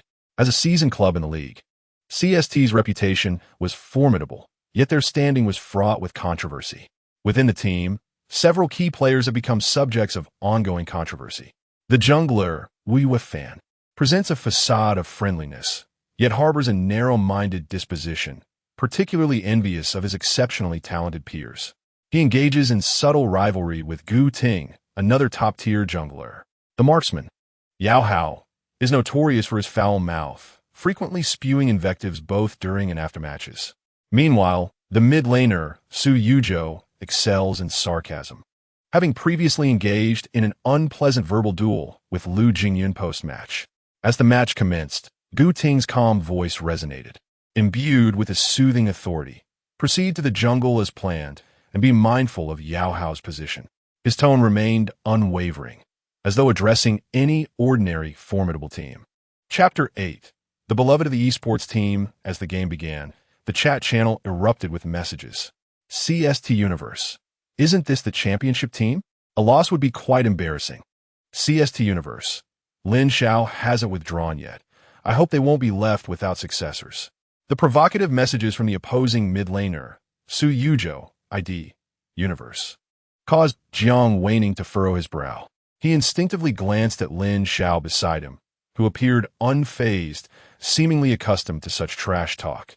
Yet, Jiang Wan Ning keenly noted a fleeting tension at the corner of Lin Xiao's mouth. No wonder Lu Jingyun had uttered such sentiments. This mid-laner from CST was indeed irksome. With the opposing team initiating red, it was likely that she sure headed towards the top lane. Jiang Wan Ning suppressed his discomfort, maintaining a steady tone as he helped clear the mid lane and cautiously provided vision. Shifting his perspective to the bottom lane, he observed Gong Suanli, who, despite having support nearby, played with extreme caution. After skillfully depleting Marco's health, she retreated to farm the small jungle camps and continue her development. SG side also proceeded with a steady approach.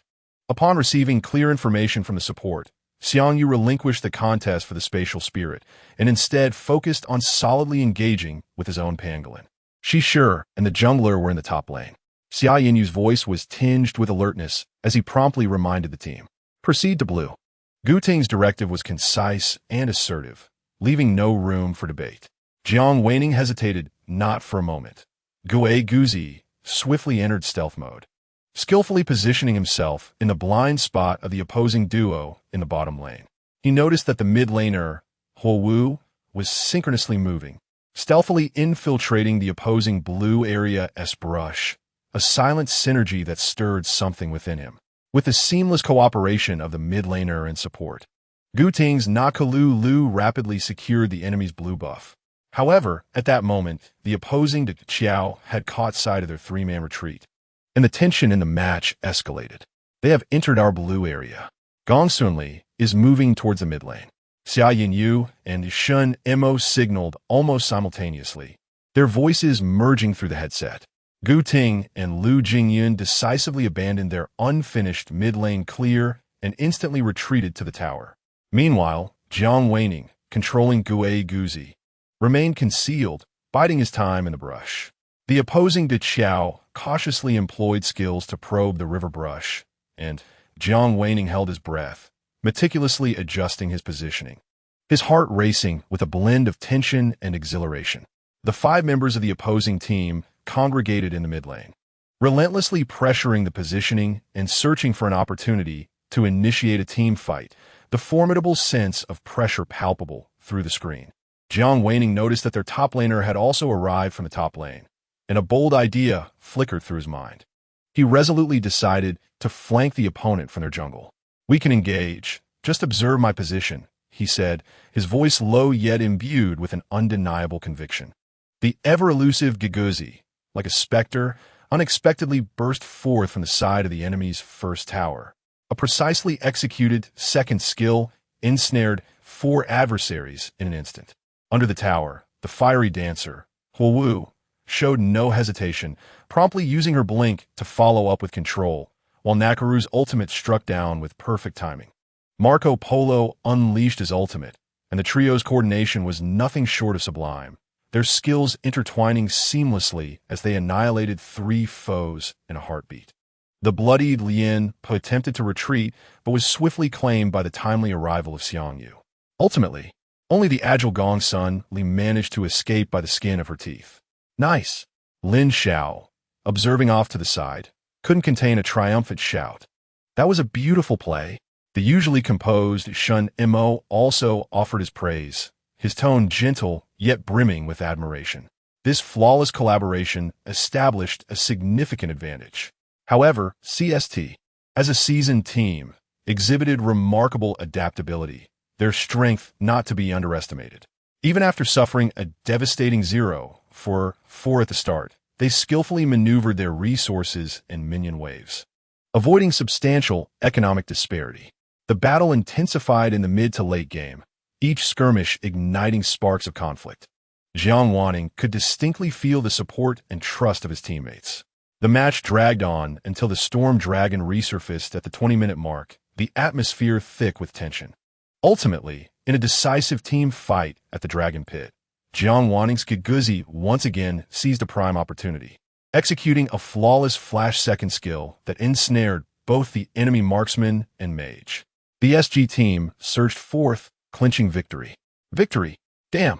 That Guzi is infuriating. In the CST base, Yao Hao slammed his headset onto the table, producing a resounding crash. He had never endured such a frustrating team fight.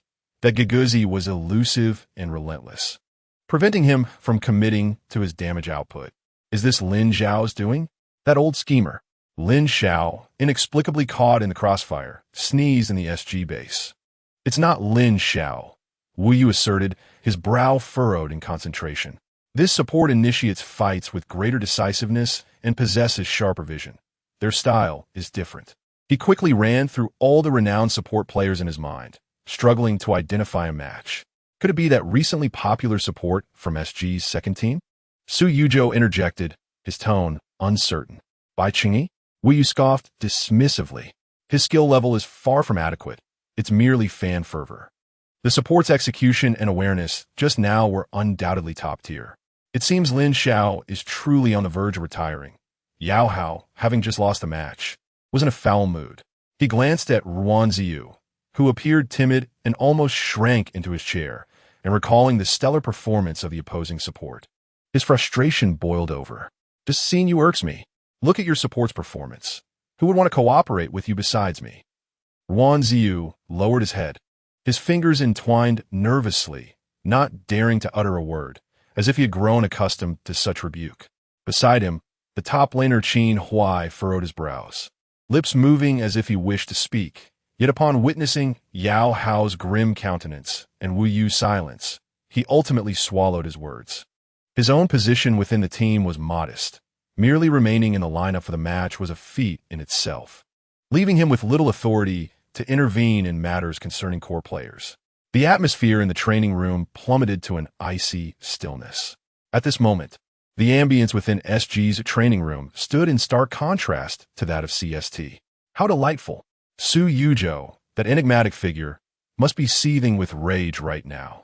Lu Jingyun swiftly removed his headphones, his face betraying an unrestrained glee. Merely envisioning the expression of the opposing team brought him a sense of exhilaration akin to securing the FMVP title. A smile of satisfaction graced Xiao Xuyang's features as well. He had not anticipated Jiang Wan Ning's exceptional performance in this match, although he had already gleaned her remarkable talent from the live stream replay. Witnessing her composure and strategic vision in a professional setting exceeded his expectations. He could not help but exclaim, Wan Ning played the Guguzi with remarkable intuition. Her vision control and timing for initiating team fights were particularly spot on. Lin Xiao, what are your thoughts? Lin Xiao nodded in agreement with the coach's assessment, his gaze toward Jiang Wan Ning imbued with admiration and a hint of complexity. With her swift reactions, decisive engagement, and acute judgment of the battlefield, coupled with impeccable vision awareness, he begrudgingly acknowledged that Jiang Wan Ning was a player of greater talent and creativity than himself. Yet, beyond this, he sensed an inexplicable feeling that eluded articulation. Indeed, Xiao Ning performed exceptionally well. Her execution and awareness were without fault. However, I wish to observe a few more matches. I cannot quite pinpoint it, but there seems to be something special that may require further refinement, he remarked. All right, let's play a few more games. Lin Xiao observed closely. We shall conduct a brief review before dinner, Xiao Xuyang declared with a wave of his hand, solidifying the decision. The group, upon hearing this, immersed themselves anew into matchmaking. The subsequent matches did not feature any professional teams. Rather, they faced high-ranking solo queue players, easily securing victories around the 12-minute mark. Throughout these encounters, Lin Xiao gradually began to discern certain patterns. After training concluded, the group gathered in the dining hall, seizing the opportunity before dinner to review the afternoon scrimmage. What do you think, Lin Xiao? What are your thoughts on Wan Ning's performance this afternoon? Xiao Xuyang eagerly awaited the perspective of this fellow support player. Lin Xiao set down his water cup, responding earnestly, Xiao Ning's awareness and execution are commendable. Her reflexes are impressively swift, and her compatibility with the team surpasses my expectations significantly. However, I believe there remains room for improvement. While she provides clear vision that creates a conducive environment for the ADC, in situations where the opponent aggressively engages or targets team fights, even the best vision cannot prevent the ADC from becoming a focus of fire. At times, she needs to be closer, offering immediate protection and counter-control. Jiang Wan Ning paused, instinctively glancing toward the silent Shun Mo beside her. He meticulously reflected on the afternoon's match, particularly the moments when the silent Mark Polo was aggressively confronted by the opposing Zhao Yun and Lian Pe. Indeed, it seemed he had been overly focused on restricting the enemy's backline, somewhat neglecting the frontal pressure faced by Silent.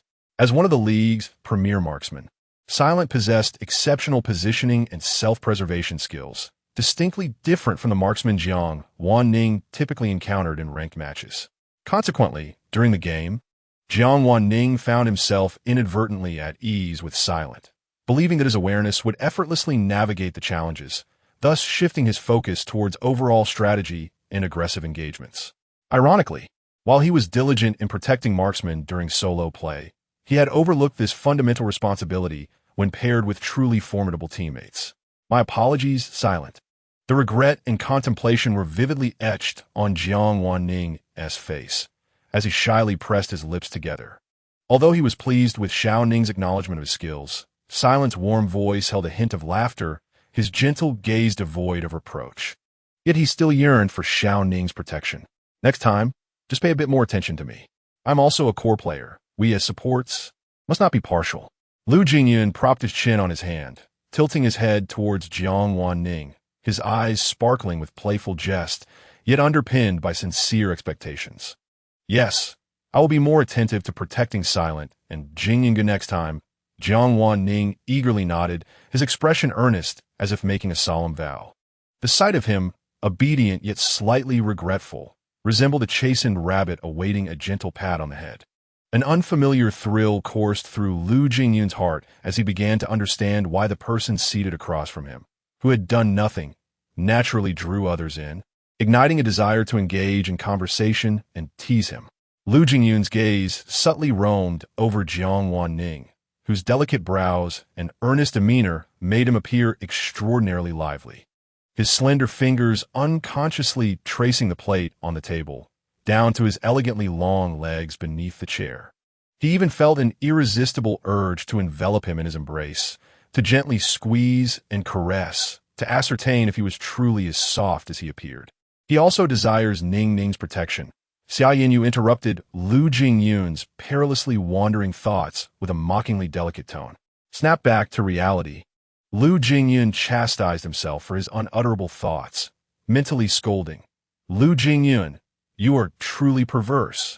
What business do you, a rough and tough top laner, have in such frivolities? Xiao Suyang shot a bemused glance at Xia Yinyu, entirely dismissing the latter's protests with a look that conveyed, I am contributing to the team. He then turned serious, addressing Jiang Wan Ning. Pay heed to the issues pointed out by Lin Xiao earlier. You must be more attentive during the upcoming training sessions. We have scheduled 3 practice matches tonight. Lin Xiao will start the first match, and you will observe closely. You will take the stage for the subsequent 2 matches. Oh, and by the way, Xiao Suyang paused, a mischievous smile breaking on his face for the later 2 matches. It would be advantageous for your style to exhibit some variation. Given our resources, a dynamic approach will render you, the new support, less predictable to our opponents. The practice matches were set for 8 o'clock in the evening. After an afternoon of acclimatization, the team members finished their dinner and returned to their respective rooms to rest. As Jiang Wan Ning entered the room assigned to him, his gaze fell upon a brand new set of live, streaming equipment on the desk. And even the chair had been replaced with a more comfortable ergonomic gaming chair. A warmth spread through his heart as a sense of belonging to SG began to quietly blossom within him. He almost forgot to inform his fans. He picked up his phone, logged into his personal account, and posted a notice announcing a week-long absence. Due to the pending new contract, he would not be able to stream temporarily, which provided the perfect opportunity to return home and pack his belongings in the next couple of days. As he contemplated his upcoming arrangements, he headed towards the bathroom to take a shower and wash away his fatigue, only to suddenly realize a practical concern. He had forgotten to bring a change of clothes. Initially, he thought today would merely involve signing a contract and familiarizing himself with the environment. But he had unexpectedly trained for the entire afternoon and had 3 more training matches that evening, leaving him in a sweaty short-sleeve shirt. Should he return home after the training matches? Just as Jiang Wan Ning pondered this with a slight headache, a rhythmic and gentle knocking echoed from outside the door. He quickly walked over to open it, only to find Shun Mo standing at the entrance, who lived across the hall. In Shun Mo's hands was a set of soft, comfortable white t-shirts that appeared new, carrying a faint scent of laundry detergent. Montake, Jiang Wan Ning exclaimed, somewhat surprised. I thought you might not have brought a change of clothes on your first day. Shun Mo indicated with the garments in his hand, his tone casual. These are ones I bought that were too small for me. They're brand new and unworn. If you don't mind, you can wear them for now. Jiang Wan Ning accepted the clothing, the soft texture brushing against his fingertips, and he couldn't help but feel a wave of warmth at Shun Mo's thoughtfulness. Thank you. Emoji. I was just worrying about having to wait until after the matches to return home. No need to mention it, Shun Mo replied with a smile, his clear and refined features radiating a gentle warmth that was reassuring. We will be working together the most on the field, and, as I'm older, it is only natural for me to look after you. You continue with your business. I shall take my leave." It was not until Shun Mo's tall figure disappeared behind the door across the hall that Jiang Wan Ning slowly regained his senses, cradling the fragrant garments in his arms, feeling a gentle stirring in the softest corners of his heart. Indeed, the original Shun Mo was inherently warm and considerate, with a meticulous nature that transcended his years. Unlike others, he hailed from a scholarly lineage. His grandfather was an honorary academician at Sea University, his father the secretary of the Sea City Committee, and his mother a renowned university professor. Growing up in such an environment, Shun Mo naturally cultivated an air of elegance and modesty, exuding a gentlemanly demeanor that was both refined and approachable. After his shower, feeling rejuvenated, Jiang Wan Ning donned the new clothing, glancing down at the noticeably loose t-shirt that reached mid-thigh, then tugging at the equally oversized underwear that offered him little sense of security. He silently resolved, from today onwards, he must eat well at the team base and strive to grow stronger. Alas, why was it that even the clothes Shun Mo deemed too small, which appeared so slender and tall on him, still extended far beyond Jiang Wan Ning's own legs? The disparity was utterly disheartening. Chapter 9. The beloved of the esports team, around 7:30. Jiang Wan Ning pushed open the door to the training room, and a familiar blend of electronic equipment and coffee enveloped him. The room was brightly lit, with a massive curved screen still displaying the results of the previous match. He overheard Lu Jingyun's languid voice and Lin Xiao's melodious laughter, exchanging playful jabs at Xia Yinyu, who was indulging in a late-night snack. "Didn't you just finish eating? Why are you at it again?" Lin Xiao teased, poking at Xia Yinyu's chubby cheeks. "If you keep this up, you'd better watch out. You might gain weight and lose the chance to pursue your crush, Xia." Lu Jingyun lounged on the sofa, scrolling through his phone, casually chiming in without lifting his head, yet a subtle smile played at the corners of his mouth. The mention of a crush caught Jiang Wan Ning's attention. He approached quietly, noticing a pile of snack wrappers in front of Xia Yinyu, who was frantically attempting to conceal the last bag of chips. He recalled how Xia Yinyu had developed feelings for Bai Qingyi, remembering their chance encounter in ranked matches before Bai officially joined Team SG, leading to frequent duo queues. Gradually, they had developed a connection online, inadvertently nurturing feelings for one another. Wasn't this the essence of internet romance? It seemed fitting for Xia Yinyu, the youngest in the team, whose cheerful and extroverted personality resembled that of an enthusiastic puppy. It was indeed unsurprising that he would engage in such a romance. Had they already connected? As Jiang Wan Ning pondered silently, he seamlessly joined the conversation, probing lightly. "So, Xia, do you have someone you fancy?" Xia Yinyu, caught off guard while sipping his cola, suddenly choked at the sound of Jiang Wan Ning's voice, his cheeks flushing a deep crimson. Jiang Wan Ning hurried over, gently patting his back and inquiring, "Did I startle you? Are you all right?" His touch was soft, his palm radiating warmth through the fabric. Xia Yinyu's ears burned, uncertain if it was from choking or embarrassment. He hastily replied, Ning, don't listen to Lu Gu's nonsense." Before he could finish, he glanced up to see Jiang Wan Ning clad in an exceptionally oversized white t-shirt, the neckline loose enough to reveal a hint of his well-defined collarbone. A faint, fresh scent enveloped him, causing Xia Yinyu's heart to skip a beat. The words boyfriend's shirt suddenly sprang to mind. His gaze gradually ascended, taking in the sight of the young man before him, exuding a warm, citrus aroma from his recent shower, with soft, shoulder-length black hair framing his forehead, and a pair of light-colored eyes gazing at him with concern, radiating a gentle and tender aura. "I'm fine," Xia Yinyu mumbled, lowering his head, his fingers unconsciously tightening around the cola can. With his face so flushed, it was evident he was not fine. Lu Jingyun, seemingly aware of the budding feelings stirring within Xia Yinyu, felt an inexplicable twinge of annoyance as he observed the boy's flustered demeanor. He clicked his tongue softly, setting down his phone as his gaze shifted between Jiang Wan Ning and Xia Yinyu, ultimately settling on the oversized t-shirt Jiang Wan Ning wore. From the moment Jiang Wan Ning entered, Lin Xiao had taken note of the ill-fitting garment. "Xiao Ning, why does that shirt look increasingly familiar?" she inquired, leaning in closer, squinting exaggeratedly to inspect it. It's borrowed from Mo Gu, Jiang Wan Ning replied. To my surprise, today I must stay at the base, and I have forgotten to bring a change of clothes. I had intended to return home this evening to fetch some. Jiang Wan Ning tugged at the empty hem of her shirt and chuckled. I didn't realize that despite Mo's slender appearance, his clothes would be so spacious. Lin Xiao, feeling quite amiable, wrapped an arm around the shoulders of this promising assistant, lowering his voice as if to share a clandestine secret. Let me tell you, don't be deceived by Shun Mo's frail scholar facade. His physique is quite impressive. He gestured with a thumbs up and winked at Jiang Wan Ning. What were they discussing? Just then, the subject of their conversation walked in. Shinamo noticed the two assistants huddled together whispering and raised an eyebrow. His gaze inadvertently drawn to Jiang Wan Ning, who was clad in his oversized clothing, appearing even more delicate than usual, evoking an inexplicable urge to protect her. It's nothing, just praising your prowess as an archer.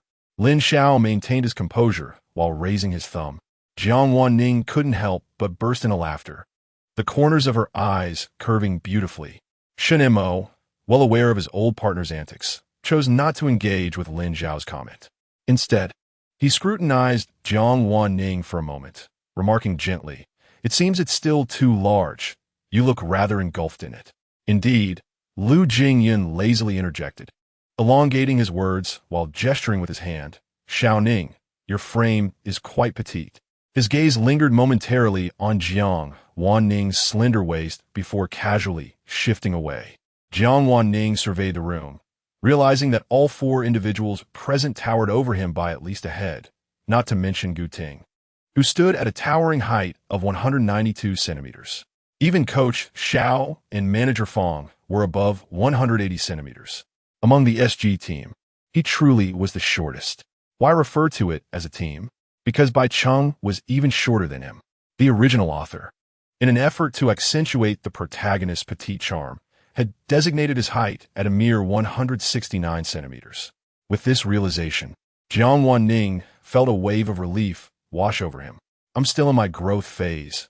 I will grow taller," he asserted with calm confidence, deliberately straightening his back.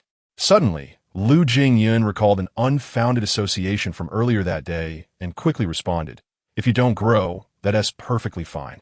This is quite nice as it is."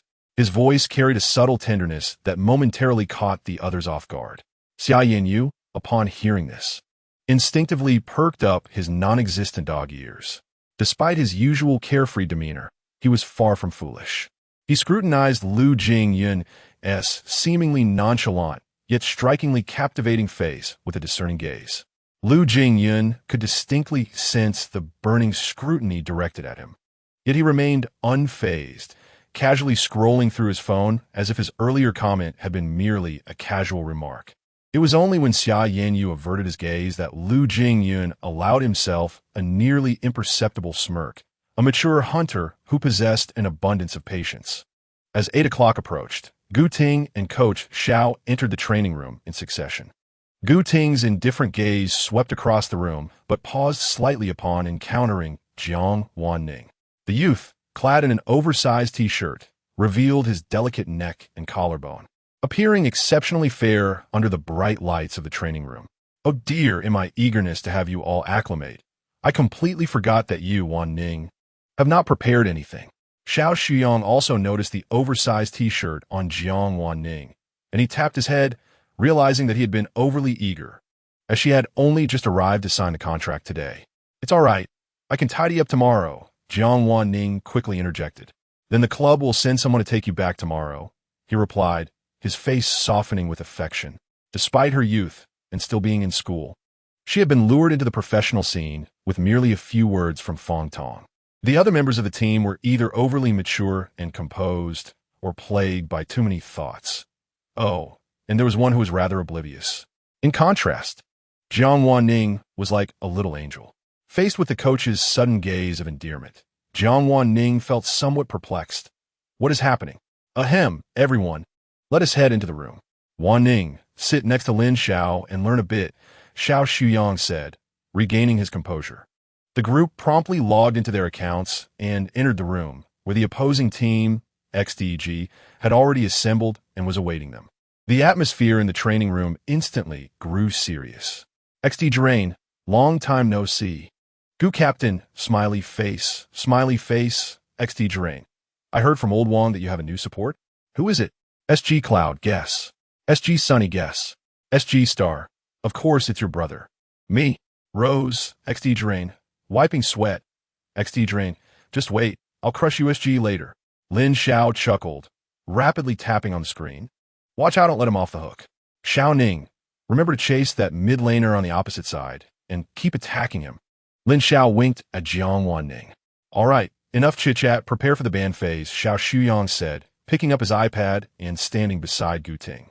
The SG team members put aside their jokes, and their expressions turned serious. Jiang Wan Ning noticed that everyone unconsciously straightened their postures, their gazes becoming focused and sharp. The opposing team banned Huofeng and Miao Miao. This is aimed at you, Jing Yun. Xiao Shuyang frowned while making quick notes on his iPad. Then we'll play something else. Lu Jingyun replied nonchalantly. Let us first see what they pick. I'll take Su Lai later.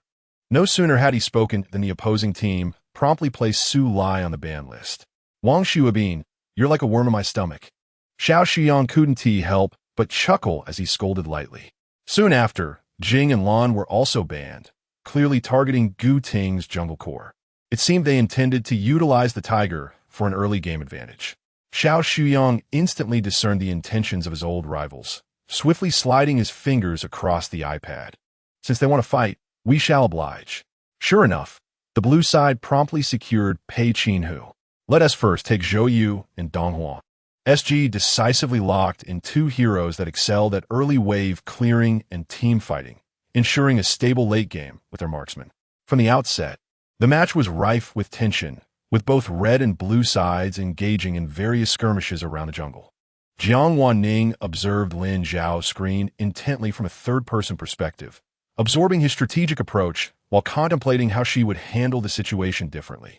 She noticed that Lin Zhao's index finger was always poised above the flash key, ready to respond to any unexpected events. SG, after all, is a team that has endured countless competitions, and the rapport among its members is not built in a day.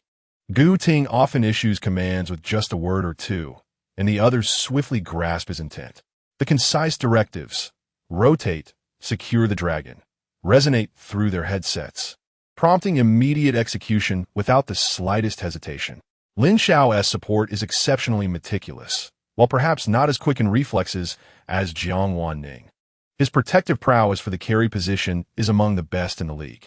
When the enemy assassin remains unseen, he consistently holds onto his ultimate ability, ever vigilant against potential incursions.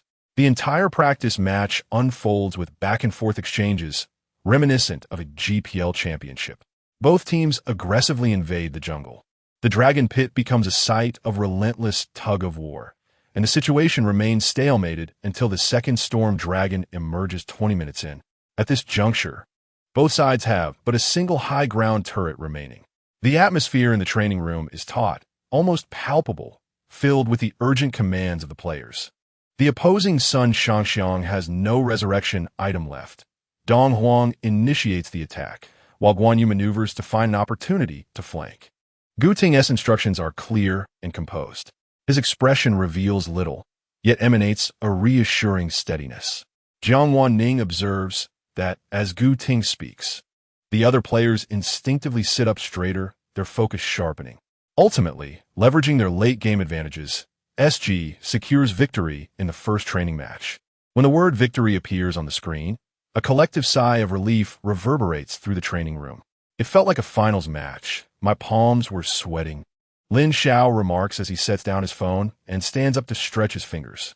For the next two games, Xiao Ning, keep a calm mindset and play well. He encouragingly pats Jiang Wan Ning on the shoulder. Seated in Lin Xiao's position, Jiang Wan Ning exhales softly. How to describe it? He isn't particularly nervous. After all, he has navigated numerous tasks for the Temporal Management Bureau, many of which involved adopting the persona of an esports athlete. Competition is something he has grown accustomed to. Moreover, this body has been enhanced by the system, endowing him with reflexes and speed far beyond the ordinary. Yet, he must perform. In the small world where tasks are executed, if he displays behavior too extraordinary, it could attract the attention of the world as consciousness, resulting in expulsion. At that point, it would be more than a simple salary deduction. He would face lengthy routine inquiries and be required to draft extensive reports. It seems prudent to immerse oneself in the small world from birth, allowing for natural development. Even if some behaviors seem unusual, they would be more readily accepted by the world as consciousness. Meanwhile, Shen Mo notices that his companion has been unusually quiet since sitting down. Glancing over, he sees the delicate, pale face devoid of expression. Assuming it is the first official training match and the boy feels some anxiety, he softly reassures, "Don't be nervous. It's okay if the first match doesn't go well. It's just practice. Relax." "Huh, I'm not nervous," Mo go. Jiang Wan Ning replies, snapping back to reality and turning to offer Shen Mo a smile.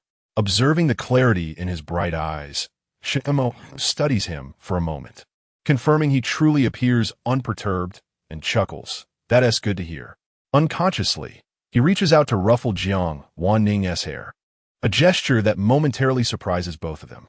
The second match begins swiftly, with both sides engaging in fierce competition from the bandpick phase, targeting one another strategically. Jiang Wan Ning noted that Coach Zhao's brow furrowed increasingly, while Gu Ting's gaze grew ever more profound. "Alas, they've banned all the wild cores again. We should opt for Ma Chao and a Gu duo this time. The opposing team has effectively constrained our lineup." Xiao Shuyang, feeling a headache, rubbed his temples. As expected, SG, being deliberately targeted, faced considerable difficulty in this match. From the outset, the already weak Gu duo was immediately invaded in the jungle. The side lane required the developing Ma Chao, while the mid lane was merely a support tool. Despite Zhang Fei, the support, having foreseen the situation and preemptively accompanied the jungler to assist in the jungle, they still struggled to fend off the formidable assault from the enemy. Nonetheless, SG managed to drag the game past the 10-minute mark through solid operations and gameplay. At the critical moment when XDEG attempted to secure the dragon, Zhang Fei executed a spectacular ultimate move, successfully snatching the dragon away. Jiang Wan Ning's precision was astonishing. He entered the fray the instant the dragon's blood reached the execution threshold, perfectly calculating the damage and timing. When had Zhang Fei been hiding there? When did Lin Xiao become so adept at concealment? The support from XDEG could not help but exclaim, having previously checked the vision in that patch of grass. After losing the dragon, XDEG's jungler wore a disgruntled expression. Had they known, they should have waited for the smite before engaging. They had indeed been careless. They never anticipated that the opposing team would dare to contest the dragon while at a disadvantage, and moreover, it was a support who executed the theft. Following the dragon's capture, Jiang Wan Ning promptly retreated and placed the dragon buff in the top lane to alleviate the pressure on the minion wave. Although they successfully slowed the pace, SG's overall situation remained grim. The economic disparity significantly hampered their team-fighting capabilities. Even though Zhang Fei endeavored to create opportunities for the marksman, the backline still struggled to evade being targeted and eliminated by the enemy. The match ultimately concluded before the 20th minute. They played well, but it was indeed a matter of composition. Despite the loss, Xiao Shuyang did not exhibit disappointment. He could see that each player had given their all. Our lineup was still too simplistic, making it vulnerable when targeted. That dragon steal by Xiao Ning was critical. His damage calculation was spot on. Lin Xiao excitedly patted Jiang Wan Ning's back, acknowledging that the protection for the marksman had been commendable, reflecting a bit of his own style. He winked at Jiang Wan Ning in approval. "Sigh, I truly am not suited to play the tool role. Lacking economic resources makes it quite frustrating." Lu Jingyan relaxed, leaning back in his chair, yet casting an appreciative glance at Jiang Wan Ning, conceding that the latter's previous play was indeed impressive.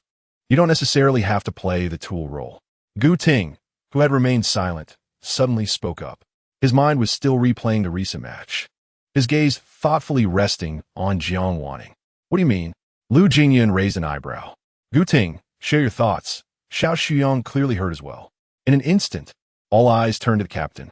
The role of a tool can also be assumed by the support. The moment Gu Ting uttered these words, everyone's gaze turned toward Jiang Wan Ning. Chapter 10. The beloved of the esports team. Jiang Wan Ning instantly comprehended Gu Ting's implication. Upon reflection, indeed, if he had utilized Shi Shi as the support while Lu Jingyan opted for Yi Xing, the overall composition would have been more advantageous. This idea is quite promising. A support mage need not necessarily occupy the mid lane. If we can execute such synergy, our entire tactical framework would become significantly richer. Although Xiao Xuyong found the proposal rather audacious, he deemed it feasible. Moreover, he had previously witnessed Jiang Wan Ning's prowess in the mid lane during a live stream, which was not to be underestimated. Let's give it a try in the next match, he decided after a brief contemplation. Wan Ning could play a hero in either the first or second position to create some confusion for the opponents. The third match commenced swiftly, and indeed, SG secured the first pick of Shi Shi. Lu Jingyan intends to play Shi Shi? Fu Xinyu remarked with surprise. To his knowledge, Lu Jingyan was not particularly skilled with this hero and rarely selected it during the regular season. The sudden choice was perplexing. Could it be a gesture to cede economic advantage to his teammates? Let's secure D Rinja first, just in case, suggested Wang Xuabin, the coach of XDG. Upon noticing that the red team's marksman and support had both locked in their selections, Xiao Xuyong realized that the opponents had been misled. Lu Jingyan subsequently locked in his signature hero, Shangwan Waner. Shangvan Vanya. So Shi Shi is a support? XDG's marksman, Yi Fei, suddenly connected the dots. Was this the newcomer? He had never seen Lin Xiao utilize Shi Shi. Wang Xuabin quickly grasped the opponent's strategy. What a cunning old fox, choosing Shi Shi as a trap. We must pay close attention to the movements in the mid lane. He recalled the previous match's Zhang Fei, who, while still fulfilling the role of protecting the marksman, had exhibited a notably more aggressive playstyle, particularly with that unexpected dragon steal, which left a lasting impression on him. He sensed that the SG team would prove to be a formidable challenge in the upcoming year. As the game began, Lu Jingyan clearly felt the opponent's focus on him, with the jungler frequently visiting the mid lane to restrict his movements. He found it somewhat amusing that the true target was not his Shangwan Waner. Shi Shi is missing. Be cautious. The XDG support had just issued a warning when they heard the voice notification announcing the first blood in the top lane. It's in the top lane. Steady now, support, increase vision. Fu Xinyu, having cleared the mid lane, hurried to assist the marksman. At this moment, Jiang Wan Ning, in collaboration with the top laner, secured the spirit of space and teleported to the bottom lane. The jungler, Tai, also finished clearing the jungle and positioned himself for a gank in the mid lane. With vision revealing the enemy jungler at the top lane, Jiang Wan Ning intentionally revealed himself in the bottom lane before stealthily maneuvering through his jungle towards the opponent's blue buff brush. They might be lying in wait for me, Fu Xinyu thought, unable to find an opportunity in the bottom lane and deciding to retreat back to the mid lane to clear the wave, cautiously opting to return through his own jungle. Before he could reach the small jungle camp, Shi Shi's first ability suddenly burst forth from a brush. Reacting swiftly, he used his flash to retreat, yet was still caught. Tai effortlessly followed up with damage, securing the kill.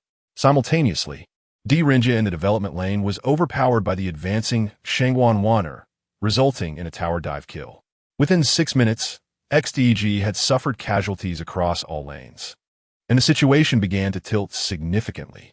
With the advantage, SG surged forth like a ferocious beast unshackled, tightly maintaining their rhythm of farming, dragon control, and picking off opponents, allowing their economic lead to snowball. On the map, the support Shi Shi displayed an uncanny ability to provide vision, consistently securing pivotal moments to control XDG's output points, executing lethal combinations with teammates. As for Gu Ting's Tai, there was little need for elaboration. He had dominated the enemy jungler from the outset, traversing the terrain with ease and cutting down carries as if in a barren wasteland, truly deserving of the title of a top-tier jungler in the league. Other team members also shone brightly in this match. Lu Jingyun's performance as Shangwan Waner, though initially targeted, quickly flourished as teammates alleviated the pressure. showcasing an impressive display of magical prowess that left Yifei almost too intimidated to leave the tower. Shenmo's Gong Sun Li, despite lacking support, maintained steady resilience under pressure. In team fights, her umbrella dances dazzled, playfully taunting adversaries while maximizing damage output. Xia Yinyu's tank remained steadfast at the forefront, absorbing damage and initiating engagements, fully exploiting the advantages of the side lanes. The entire SG team operated like a finely tuned machine, each member harmoniously collaborating to achieve an effect of 112. Wang Xuebin, observing his team's crushed economy and consistently retreating in team fights, furrowed his brow deeper in concern. He realized that SG's core was not limited to just one or two players. Every member posed a threat, with the support serving as the vital link that connected the entire team. Unsurprisingly, the match had concluded a mere 10 minutes prior. Fu Xinyu set down his phone, adjusted his glasses, and wore a playful smile. SG's new support is rather intriguing. The Zhang Fei from the last match was also played by him. His style is quite versatile, Yifei responded. When did the league introduce such a spirited support? I had never heard of him before, remarked XTGS support, Huang Tianlong. I'll inquire with Lin Xiao shortly. It was not just a personnel change. SG had also adjusted their lineup and strategy. Wang Xuebin incisively noted, this is something we should learn from. In stark contrast to the tense atmosphere at XTG, where discussions regarding subsequent strategies were fervently underway, SG's training room, having just concluded their match, was filled with a relaxed ambience. Nice. Lin Xiao, who had been fully engrossed in the match, couldn't contain his cheer at the moment the enemy crystal exploded. What a thrilling experience. A complete domination. Xiao Xuyang also displayed a satisfied smile. He had not anticipated that Jiang Wan Ning's use of Shishir as support would yield such unexpectedly excellent results, significantly sharpening the team's offensive tempo.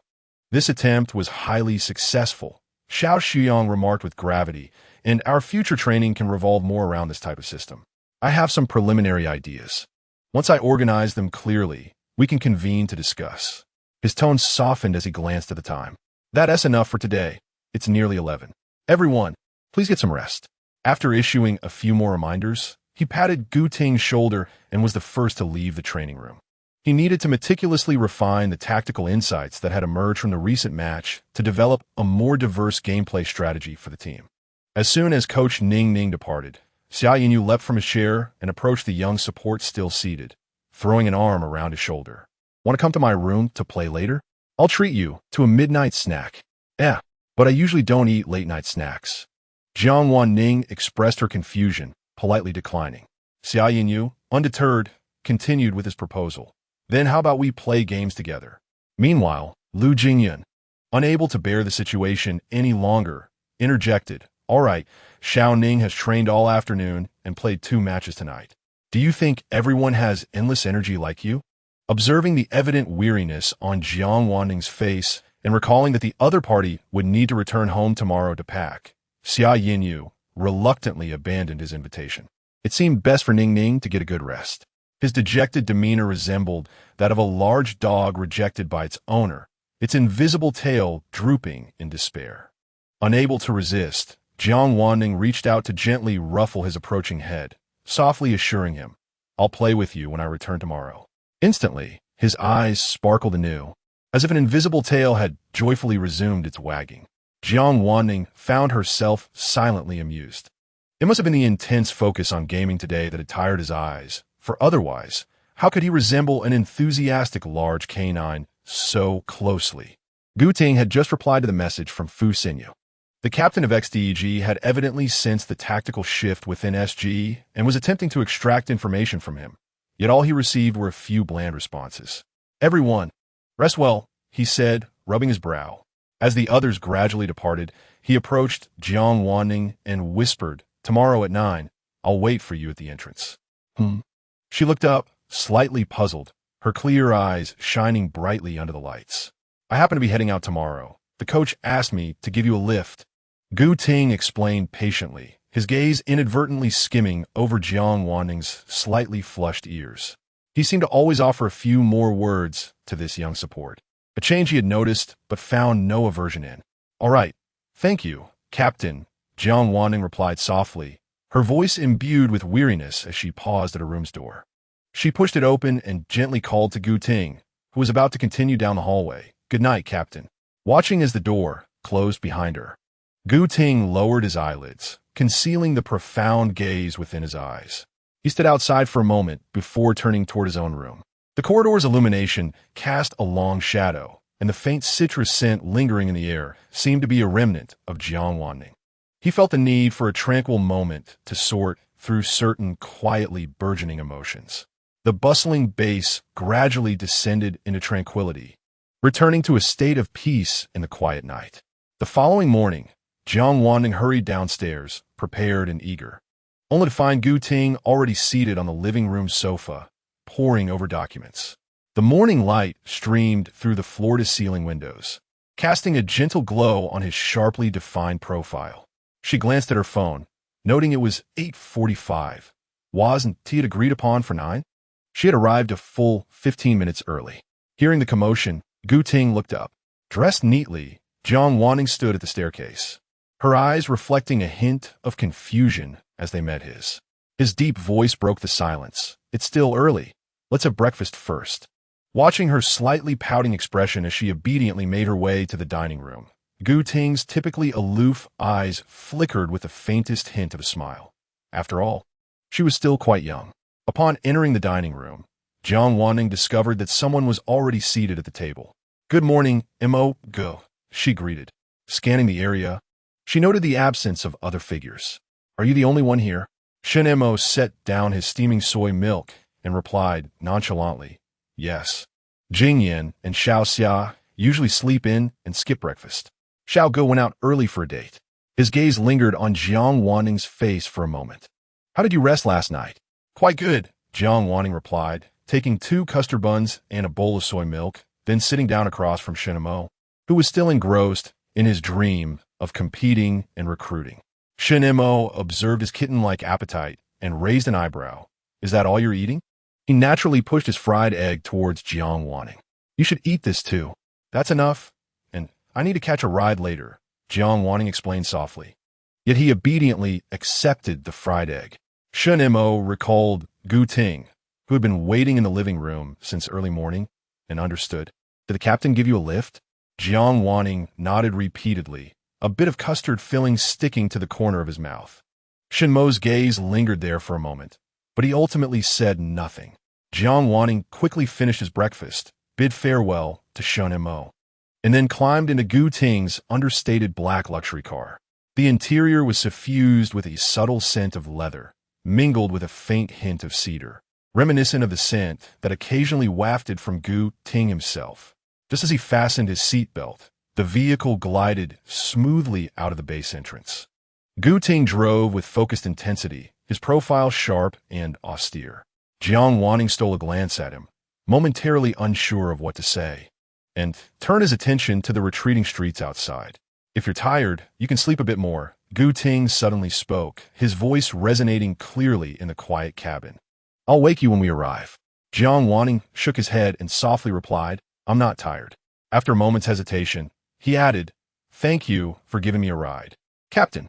He discreetly observed Gu Ting's hands on the steering wheel, the knuckles of his fingers moving gracefully with each gear shift. Gu Ting's gaze remained fixed ahead, responding with a faint acknowledgement, his lips curving slightly in an almost imperceptible smile. Before long, they arrived at Jiang Wan Ning's residence, a luxurious apartment located in the heart of Sea City. After bidding farewell to Gu Ting downstairs, he entered his home alone. As soon as he closed the door, he eagerly sank into the plush sofa, letting out a satisfied sigh. Reclining comfortably, Jiang Wan Ning reflected on the past 2 days spent with the 4 main characters. There appeared to be subtle differences from the original narrative. Was it his presence that altered the course of events? Yet he quickly dismissed this hypothesis. Regardless of how the plot shifted, the core personalities of the main characters should not deviate significantly. In his previous missions, he had never encountered such a situation and was momentarily uncertain. Nonetheless, this did not deter his determination to accomplish his mission. He had already established himself as the starting support for SG's future. And as long as he steadily showcased his skills and earned the fans' recognition, he could avoid the tragic ending depicted in the original narrative. Of course, a crucial condition remained.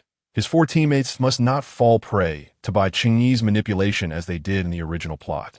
As Jiang Wan Ning mapped out his upcoming strategy for success, he began to pack his frequently used clothes and daily necessities into a suitcase. By the time he returned to the base, dragging his suitcase in one hand and clutching his nightly pillow in the other, it was already afternoon. Just as he was retrieving water from the refrigerator, Xia Yinyu immediately spotted Jiang Wan Ning entering and rushed over to take the suitcase from him, repeatedly asking, Ning, why did you come back alone? You could have called me to help. It's quite all right. I drove myself here and I don't have much to carry. Jiang Wan Ning remarked with a smile, noticing that Xia Yinyu was clad only in a thin t-shirt. It's so cold outside today. Why are you dressed so lightly? Xia Yinyu grinned nonchalantly. I ran out as soon as I heard the car. Didn't have time to put on more clothes. But seeing you makes me feel warm. He assisted in carrying the luggage upstairs, his tone laced with surprise. Oh, you can drive, Ning, and you have your own car? Of course. My brother gifted it to me. I just lived close to school before, so it was parked in the garage without any opportunity to take it out. Jiang Wan Ning followed behind, clutching a cushion, and observed the defined muscles of Xia Yinyu's arms as he lifted the heavy load. Xia Yinyu contemplated this as well. When he went to pick up Jiang Wan Ning yesterday, he had noticed that though the latter was dressed simply in a hoodie, jeans, and canvas shoes, each piece was from a niche luxury brand. He remembered having spent a 4-digit sum on just a casual t-shirt from that brand. It seemed that Ning came from a well-off family, yet he bore no signs of being spoiled. Xia Yinyu's thoughts wandered, and he felt fortunate that his own circumstances were also quite favorable. The idea of potentially being with Ning in the future stirred his heart, causing it to beat a little faster. Chapter 11. The beloved of the esports team thus. Jiang Wan Ning officially settled into the SG club. His daily life was both structured and fulfilling, filled with watching his teammates train or assisting Coach Xiao in experimenting with new strategies. Occasionally, at Manager Feng's behest, he would livestream duo matches with his teammates using the team account, purportedly to help fans acclimate to the new supports edition. As Sunday approached noon, Feng Tong, who had been preoccupied with team business, finally returned to the SG base. Upon pushing open the heavy glass door, a warm gust from the air conditioning greeted him. He noticed the first floor was deserted, save for the faint clattering of dishes from the kitchen where the cook was preparing lunch. He made his way directly to the training room. Inside, the heating was ample, and the two supports from SG were engaged in a duo match. Feng Tong was somewhat taken aback as he approached for a closer look. He heard Lin Xiao exclaim excitedly, Come on, the opposing team still has red. Wow, they're all here. I still have my passive. Xiao Ning quickly assists me. Upon closer inspection, Lin Xiao was controlling Yao, perched atop Gong Sun Li, with dazzling skill effects illuminating the screen. That startled me. Lin Xiao, situated on Gong Sun Li, didn't require much maneuvering, and his tone shifted to a more relaxed one as he casually swayed in his esports chair. But Xiao Ning, you play LE remarkably well. He turned to Jiang Wan Ning, his eyes reflecting sincere admiration. Jiang Wan Ning was intently focused on the screen, his long eyelashes casting a delicate shadow on his eyelids. At the compliment, the corners of his mouth lifted slightly, revealing a bashful smile. Xiao Gu, you protected me well. Lin Xiao, upon hearing this, burst into joyful laughter and affectionately ruffled Jiang Wan Ning's soft hair. Feng Tong observed this with a sense of wonder, but felt reassured. The synergy between the new support and his teammates appeared to be quite promising. You two are playing together? He interjected, his footsteps nearly silent on the carpet. Xiao Ning, the contract with Duya has been finalized. The club will officially announce the new members edition next Wednesday, and after that, you can commence your regular streaming. He retrieved a document from his briefcase and handed it to Jiang Wan Ning. Furthermore, Feng Tong turned to Lin Xiao and continued, prior to the official announcement. Everyone must participate in a group photo shoot. I will take you all tomorrow afternoon. Lin Xiao, please relay this to the others when you see them. He glanced at his watch, conveyed these instructions, and then hurriedly departed. Lin Xiao acknowledged and swiftly returned his focus to the fiercely contested game. As mealtime approached, everyone emerged from their respective rooms or training areas, stretching their shoulders and yawning.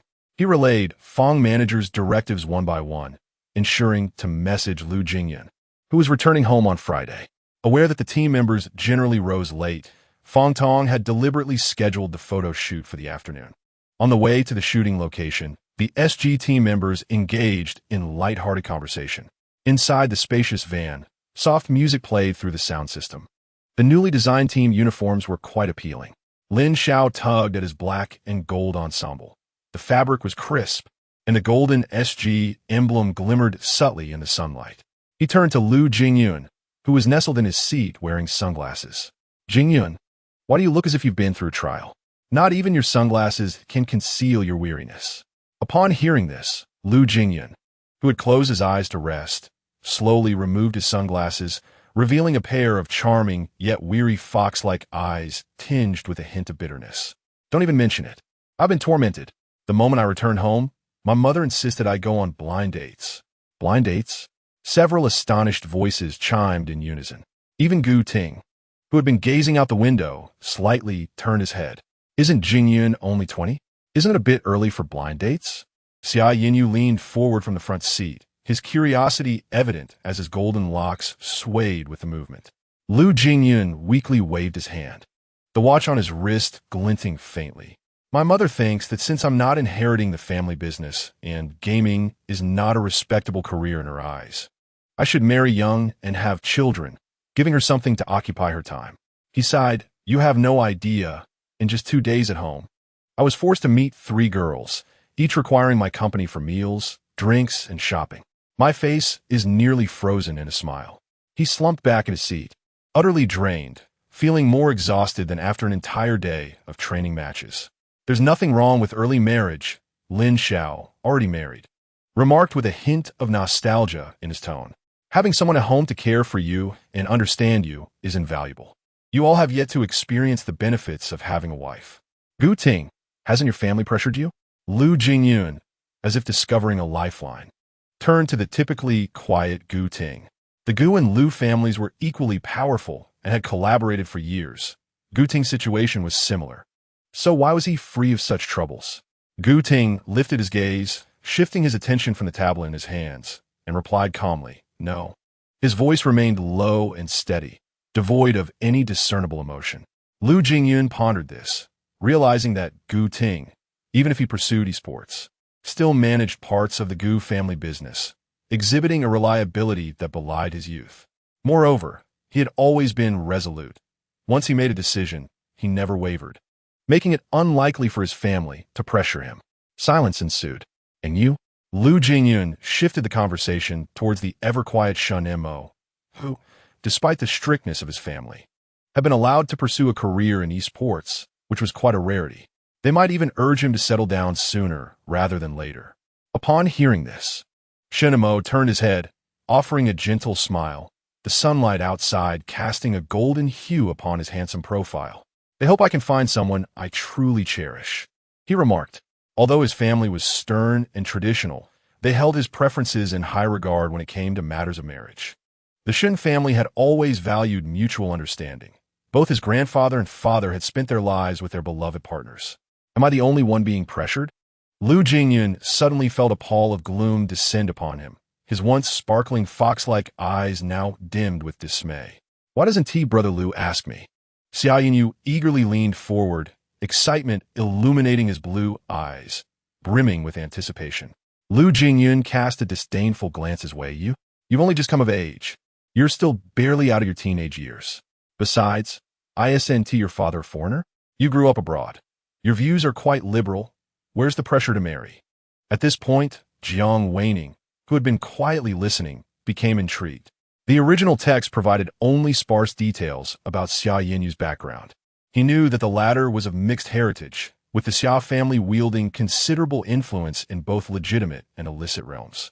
Xia Yinyu's mother fell in love at first sight with his father during her studies abroad, and they had him after marrying outside their homeland.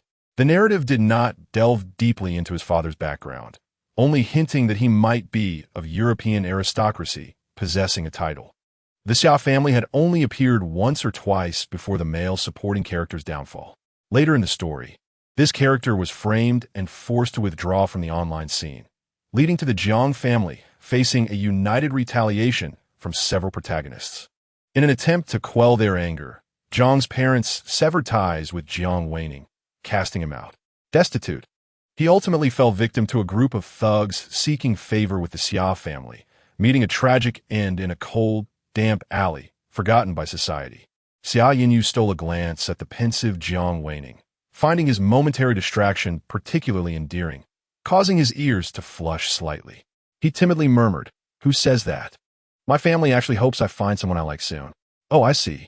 Lu Jingyun had already discerned Xia Yinyu's feelings, a glimmer of understanding and mischief flashing in his eyes. He seemingly maliciously redirected the topic, his gaze landing on the quiet Jiang Wan Ning by the window. "And you, Xiao Ning?" As soon as he spoke, the car's occupants, each with their own thoughts, turned their attention to the future auxiliary player, who was lost in contemplation. Gazing out at the rapidly passing scenery, suddenly called upon, Jiang Wan Ning snapped back to reality, his expression a mix of confusion as he noticed everyone looking at him. Their gazes conveyed concern, curiosity, and subtle probing. He pressed his lips together, his long lashes fluttering slightly, and replied in a voice as soft as a feather's fall. "My family doesn't concern themselves with my affairs." His tone was calm, yet it carried an almost imperceptible distance. Seeing his reluctance to elaborate, the others exchanged knowing glances, each harboring their own speculations about Jiang Wan Ning's relationship with his family, suspecting it to be rather complex. After all, these individuals have embarked on a professional journey, encountering obstacles along the way, yet they have, to a certain extent, conferred with their families and received a measure of understanding or tacit approval. Only Jiang Wan Ning stands apart. From the moment of his contract signing to joining the team, every decision has been made solely by him, seldom mentioning his family. Nor has anyone from his family ever called to inquire about him. The only instance was when he casually mentioned an older brother while unpacking upon moving into the base. Observing his circumstances, it is evident that he is not of modest means. The items he possesses and the clothing he wears are of considerable value. Surely, his family must be well off to reside in a top-tier apartment in the city center. How could he possibly be ordinary? Gu Ting, from the prestigious families of City C, furrowed his brow, his distinctly knuckled fingers unconsciously tapping the edge of his tablet. If memory serves correctly, the president of Huanyu Group bears the surname Jiang. However, the chairman, Jiang Guizheng, has never publicly acknowledged having two sons. The outside world is only aware of the prominent young master of the Jiang family who has already made a name for himself. Enough of this idle speculation, interjected manager Fong Tong from the passenger seat, breaking their reverie. He turned his head, a disapproving expression gracing his face. "You are currently in a crucial phase of your professional ascent. Do not let thoughts of romance distract you from your competitive performance. If your results decline, the fans will be the first to object." "Understood, manager. I promise not to date any girls," Xia Yinyu replied with a cheeky grin, raising 4 fingers, his demeanor obedient. Yet his eyes sparkled with mischief, for his affections did not lie with girls. Amidst their banter, the bus arrived at the photo studio. Under Fong Tong's guidance, they were quickly ushered into the makeup room. Beneath the bright lights of the vanity, the makeup artists skillfully applied their makeup and styled their hair. Jiang Wan Ning's skin was exceptional, almost translucent, requiring only a light foundation and a touch of enhancement to his brows and eyes. He gazed at his reflection in the mirror, feeling slightly bashful at the refined version of himself that emerged after a bit of grooming. The shooting proceeded seamlessly, with professional lighting technicians and photographers continually adjusting the illumination and angles, directing them to pose in various configurations, individual shots, duo shots, and group photos in succession. During the group photo, Xia Yin naturally positioned himself beside Jiang Wan Ning, lightly draping his arm around him. Gu Ting stood on the opposite side, maintaining a respectful distance. Yet his gaze would often inadvertently settle upon Jiang. Lu Jingyun leaned in playfully to tease him, but was gently pulled back by Shun Mo. creating a harmonious and joyful atmosphere. As a return to the base would take over an hour, they collectively decided to dine at a familiar private dining establishment before heading back. At the dining table, manager Fong Tong, in a jovial mood, permitted them to order some low-alcohol fruit wine. Exquisite porcelain plates adorned with colorful and aromatic dishes slowly rotated on the table. Fong Tong raised his glass and stood up, the clinking of glasses resonating clearly. He proclaimed, "Tomorrow, after the official announcement, Wan Ning will officially become a member of SG. With the winter competition approaching, I wish everyone the best of luck in achieving excellent results." With that, he downed the clear, mildly sweet liquid in one gulp. "Manager, isn't it a bit premature for such well-wishing?" Lin Xiao laughed, raising his glass, his cheeks flushed. "If you ask me, we should toast to SG's invincibility from this point forward." "Well said, Xiao Ge. A toast is a must," Xia Yinyu enthusiastically echoed, raising his glass and downing a drink, savoring the lingering taste at the corners of his lips. The atmosphere in the private room was jubilant as everyone raised their glasses in celebration. Observing this, Jiang Wan Ning curiously picked up the pale pink fruit wine before him and cautiously took a sip. The sweet lychee flavor, intertwined with a subtle effervescence, blossomed on his palate, causing his eyes to sparkle as if he had stumbled upon a newfound treasure. Unable to resist, he slowly finished the entire glass and then eagerly refilled it from the bottle. Seated beside him, Shun Emo moved his lips as if to say something, but upon seeing the innocent joy radiating from the young assistant, he ultimately held his tongue, quietly pushing a few light dishes toward him. Meanwhile, Gu Ting, sitting on the other side, noticed Shun Mo's gesture. He leaned closer and softly warned Jiang Wan Ning in a tone audible only to them, his warm breath brushing against Jiang Wan Ning's sensitive ear. "Drink less. This one has a kick and can make you feel unwell." Jiang Wan Ning turned his head, lifting his moist eyes to meet Gu Ting's gaze. His expression had become somewhat dazed, losing its usual clarity, and a charming blush crept onto his cheeks, extending to the nape of his neck. "I feel fine," he softly retorted, his voice laced with a hint of playful affection. "It's sweet and delicious." He raised his glass for another small sip. "Is he already tipsy?" Gu Ting felt a mix of helplessness and tenderness at Jiang Wan Ning's unguarded demeanor. Silently, he swapped his untouched glass of orange juice with Jiang Wan Ning's wine, lowering his voice further. "Drink this. It's sweet too." Jiang Wan Ning obediently followed Gu Ting's hand, bowing his head to sip the orange juice, then lifted his face to Gu Ting, offering a bright, unclouded smile that seemed to radiate warmth. "Captain, you are truly wonderful." Lu Jingyun, sitting next to Gu Ting, leaned in with intrigue, a teasing glint in his eyes as he addressed the clearly tipsy young assistant, his tone playfully rising. "What? Is it only the captain who is good? Am I not good enough?" He purposefully leaned closer, almost able to catch the faint, sweet scent of fruit, wine mingling with Jiang Wan Ning's freshness. "Brother Jingyun is also very good," Jiang Wan Ning replied softly, straining to focus on Lu Jingyun with a seriousness akin to completing an important task.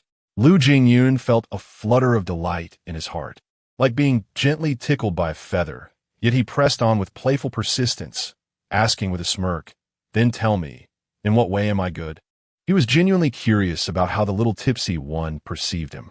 Jiang Wan Ning tilted his head, seemingly deep in thought, then slowly, word by word, replied as if afraid of making a mistake. "Brother Jingyun gives me blue buffs." He spoke with utmost sincerity, as if declaring an important agreement, his pure gaze strikingly endearing. Upon hearing this, Xia Yinyu interjected with obvious discontent, his tone tinged with childlike grievance. "Ning Ning, I also give you blue buffs. Last time in the training match, I even let you have one. What about me? Am I not good?" He looked at Jiang Wan Ning with eager eyes, resembling a puppy awaiting praise from its master. Jiang Wan Ning, with a dazed expression, gazed up at him, blinking his moist eyes as his long eyelashes fluttered like delicate fans. He seemed to be struggling to recognize the person before him when suddenly, as if a memory had sparked, he let out a soft giggle, his voice sweet and melodic. "Xiao Xia?" Following this, he unconsciously mimicked a tiny bark. "Ha ha ha!" Lin Xiao burst into laughter without restraint, pounding the table, exclaiming, "Well said. How apt. Just like a clingy golden retriever." Xia Yanjun's face flushed, torn between wanting to retort and being unable to resist the heartbeat quickening at Jiang Wan Ning's smile. He found himself momentarily speechless. "Please, don't tease him anymore," Shen Mo interjected, interrupting Lin Xiao, who was eager to continue the playful banter. He gracefully offered a piece of refreshing melon to Jiang Wan Ning using his chopsticks. His voice, gentle yet firm, "Have a bite to ease yourself. Otherwise, you might regret it tomorrow. I'll have Annie make some hangover soup for you." Jiang Wan Ning obediently accepted the fruit, taking small bites, the rosy hue of his lips glistening with the juice, rendering them even more luscious. He fell silent, his long lashes casting a shadow over his dreamy eyes, retreating from the commotion like a well-behaved porcelain doll. After the meal, Fong Tong led the group back to the base. The vehicle had not been in motion for long when, lulled by the smooth ride and the effects of alcohol, Jiang Wan Ning's weary head began to droop, ultimately resting gently on Shen Mo's shoulder as he drifted into slumber. His breathing grew steady and prolonged, the warmth of his breath brushing softly against Shen Mo's neck. The usually gentle Sagittarius paused momentarily, then relaxed his shoulders, adjusting his posture to cradle Jiang Wan Ning more comfortably. He even cautiously extended his hand, hovering protectively over Jiang Wan Ning's forehead to shield him from the jolts of the vehicle. Gradually, the laughter and chatter within the cabin diminished, yielding to tranquility, leaving only the faint hum of the air conditioning and the intermingling sounds of their breaths. In a half-dreamy state, Jiang Wan Ning sensed the vehicle coming to a halt, accompanied by soft whispers. Then a pair of sturdy arms gently encircled his knees and back, lifting him securely. Unconsciously, his cheek brushed against the familiar, crisp fabric that bore a chilling scent, drawing him deeper into his dreams. He was carried for a short distance, feeling the steadiness of the person's stride, before being delicately placed onto a soft, familiar bed, sinking into the warmth of the blankets. Soon after, someone patiently called out to him, and a warm, slightly tangy liquid was carefully offered to his lips, a few drops at a time. He instinctively swallowed, the comforting liquid flowing into his stomach, dispelling the last remnants of discomfort. After that, he sank entirely into a deep, dreamless sleep, remaining undisturbed until the first light of dawn. The members of SG had indulged in a bit of alcohol the previous night and were still enveloped in slumber, unaware that the club's official Weibo had erupted with activity early that morning. They were oblivious to the fact that, not far away at the second team, S base, someone was seething with jealousy over this announcement. SG Sports Club. Announcement regarding personnel adjustments. After several days of trials and in-depth discussions, we officially announced that, effective immediately, player Jiang Wan Ning, ID, SG Inning, will join SG Sports Club in the support position, becoming a new member of the team. Although the player Ning has only recently made his debut on the professional stage, he has already demonstrated exceptional operational skills and a keen sense of teamwork during training matches, establishing himself as a promising support player. We are confident that his arrival will introduce new tactical possibilities for SG. Concurrently, we wish to announce a significant decision. The esteemed support player Lin Xiao, ID, SG Star, will officially retire following the conclusion of this winter tournament. Since the establishment of the team, Star has made indelible contributions through his resilient performances and outstanding leadership. We are profoundly grateful for his dedication and steadfastness over the years. Every step of SG's growth bears his name. This winter tournament will mark the final chapter of Star's professional journey, while will also signify the beginning for Ning, who will learn from him as a substitute support and accumulate invaluable experience in high-stakes competitions. After Star's official retirement, Ning will assume the role of the starting support player, continuing SG's legacy and glory in the bottom lane. We invite you to anticipate this season, which embodies both farewell and rebirth. Please continue to support SG, support Star, and welcome Ning. The official announcement from SG regarding Star's retirement and Ning's joining has ignited fervent discussions in the comment section, with likes and shares rapidly increasing. Star's retiring? Tears are streaming down my face. Who is this Ning? I've never heard of him before. Which training camp did he come from? Wow, the new support is so handsome. SG truly is a team of male models. Isn't this the small streamer Ning Ning I follow? He took a week off to go pro. Amazing, my darling. Could someone elaborate? What streamer? Which platform? I must follow immediately. Do you TV? He has great skills, a sweet voice, and a gentle temperament. My hidden gem can't be kept secret anymore. However, amidst the excitement, there are numerous doubts and malicious comments. Switching support at the last minute, and a newcomer? SG's season is doomed. What is the management thinking? I've never heard of him. Is he just a pretty face? Waiting to see them at the bottom of the winter tournament. Is this a nepotistic appointment? Why parachute in at this time? Is the management of SG not allowing Star to finish his last year in peace? Meanwhile, within the second team's dormitory, Bai Chung stared intently at the official announcement photo on his phone, featuring Jiang Wan Ning clad in SG's black and gold uniform, standing prominently and smiling brightly, as if he were destined to bask in the spotlight. His nails nearly dug into his palm, leaving crescent-shaped imprints, and his chest heaved with anger. Where did Jiang Wan Ning come from? By what right? As a core member of the second team, and particularly as the key support player, he had long been aware through various channels of Lin Zhao's impending retirement. It is an unwritten rule that the first team prioritizes selecting replacements from the second team or training camps. Having recently delivered outstanding performances in several secondary league matches. With impressive statistics and exceptional leadership, he believed that stepping into the first team to succeed Lin Zhao was a foregone conclusion, even envisioning himself standing alongside those illustrious teammates, basking in the adoration of fans. How could this happen? His delicate face momentarily contorted with an unmistakable ferocity as his piercing gaze fixated on the radiant smile of the newcomer in the photograph. A desire to pierce the screen with his glare. An overwhelming sense of loss and fury at betrayal threatened to engulf him. A name he had never even heard before, a seemingly inexplicable beneficiary of connections, dared to vie for a position beside him, to stand shoulder to shoulder with Gu Ting and Lu Jingyan. Bai Chung abruptly slammed his phone face down on the table, producing a sharp sound that echoed in the stillness. He inhaled deeply, striving to quell the tumultuous emotions churning within him. Yet the cold calculations and envy in his eyes remained uncontainable. This position would not be relinquished so easily. Chapter 12. The beloved of the esports team, Jiang Wan Ning, was roused from slumber by the incessant vibrations of his phone. The heavy blackout curtains barred the sunlight, leaving the room shrouded in a conducive darkness for sleep.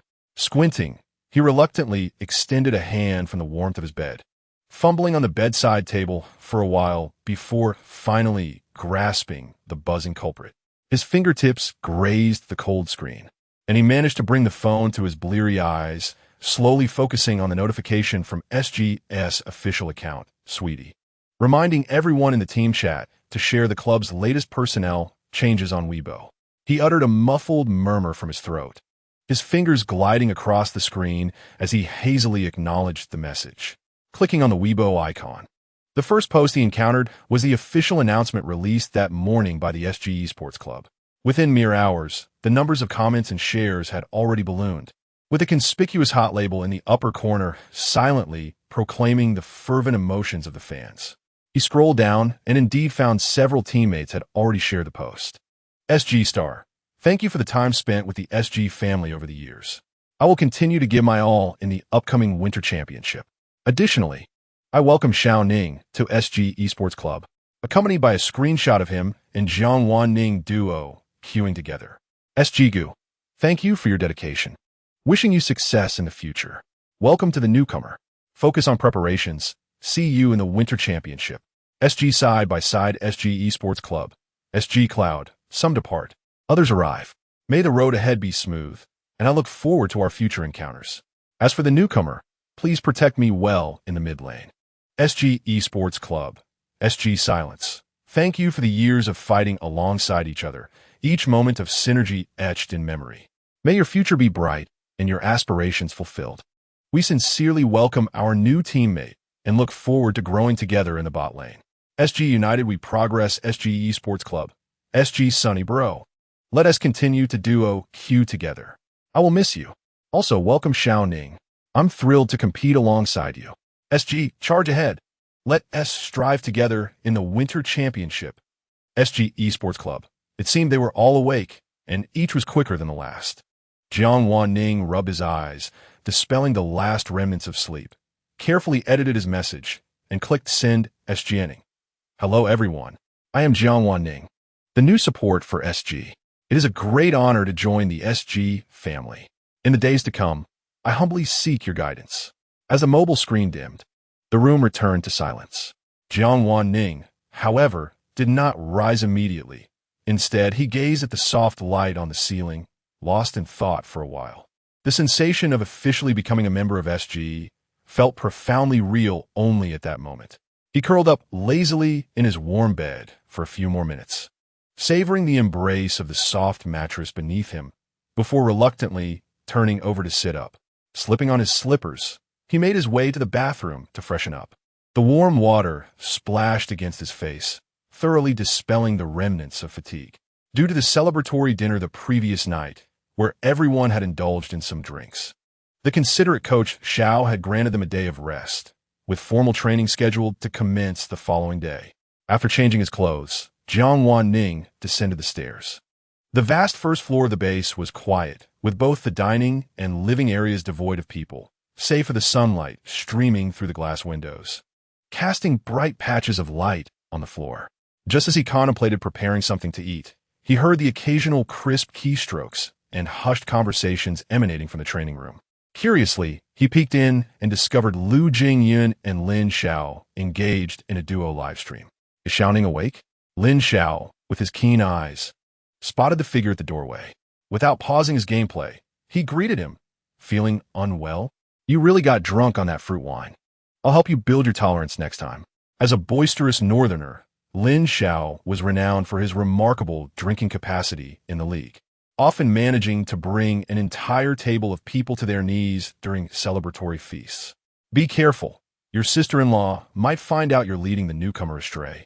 Lu Jingyun's voice, tinged with humor, came through the microphone, half a warning and half a jest. Jiang Wan Ning mused that since the club had officially announced his membership, his presence in the live stream was nothing to be concerned about, and he naturally walked in, standing behind Lin Xiao's esports chair. The training room was alive with the interactions between Lu Jingyun, Lin Xiao, and the barrage of comments on screen, where dazzling skill effects flickered. Xiaoge, how did I get back yesterday? Jiang Wan Ning quietly inquired, his memories of the latter part of the evening's celebration slightly hazy. Gu team carried you back to your room, and Mo even made you a hangover soup. Lu Jingyun interjected, his tone carrying a hint of amusement. You don't remember? Jiang Wan Ning felt a slight warmth on his cheeks. Kind of, but I can't recall clearly. He only vaguely remembered a steady embrace and the calm rhythm of a heartbeat nearby. It turned out to be Gu Ting. As long as you're not feeling unwell. Would you like to join us for a trio queue? Lin Xiao, finishing the current game, casually removed his headphones and enthusiastically extended the invitation. With nothing pressing to attend to, Jiang Wan Ning readily agreed and logged into the game using his account. Meanwhile, when the livestream audience caught sight of the team's newcomer, the comment section erupted with excitement. Oh, it's my long-lost wife. The newcomer looks so young and adorable. 2 supports in a trio? How will this composition fare? XT Gerain. So, this is your new member? Quite fitting for XDG. Catch you team. You team is so direct. Poaching in person? As the game commenced, Jiang Wan Ning instinctively pre-selected the marksman role, a position he frequently played during casual duo matches with Lin Xiao. Upon witnessing the swift selection of Garo by the opposing team, he hesitated not for a moment to lock in Bai Li Shouyu. Though it was a trio match, one might ponder if choosing Bai Li was a tad reckless. The very sight of Bai Li sent shivers down his spine, as it inevitably felt like a 4-against-5 scenario. Newcomers should refrain from opting for Bai Li, for they might not fully grasp the intricacies involved. The barrage of comments echoed sentiments of skepticism, presuming a clash of supports, while the novice, left with no choice, brought forth this hero with a notably low margin for error. Yet within mere minutes, all doubts dissipated into thin air. First blood. The crisp announcement of the system's female voice resounded. Before the first wave of minions could be cleared, Garo had already succumbed to Jiang Wan Ning's sniper rifle. Calmly, he executed a basic attack to eliminate the remaining minions, and with a swift turn, he dispatched the spirit of the river. Impressive, truly impressive. Lin Xiao lavished praise. I'm heading to assist in the top lane with Jing Yun, so don't mind me. Jiang Wan Ning's voice resonated through the microphone, imbued with a confidence and composure that deviated from his usual gentle demeanor. The ensuing moments transformed into Jiang Wan Ning's personal showcase. Even as a substitute marksman, his maneuvers remained breathtakingly exceptional. Each activation of his second skill echoed like a harbinger of death. Bullets whistled forth, unfailingly striking true, either reducing the opposing fragile heroes to a sliver of health or accurately eliminating enemies attempting to flee the battlefield. The incessant display of unerring shot markers illuminated the screen, vividly showcasing his formidable precision. Is the substitute support for marksmen this formidable now? This comment encapsulated the thoughts of Fu Xinyu, who watched intently from behind the screen. Where on earth did SG unearth such a treasure? Among the few familiar supports in the league, even if they could play the marksman role, none possessed the sharpshooting prowess of Baili Shouyu as displayed today. Ever since the last training match, Fu Xinyu had been inquiring about the newcomers at SG. As a resourceful leader, well acquainted with every team, he had received no whispers of this new talent. To his astonishment, some teams were only made aware of SG's new recruit after he had inquired. It must be said, SG's confidentiality measures were impressively robust.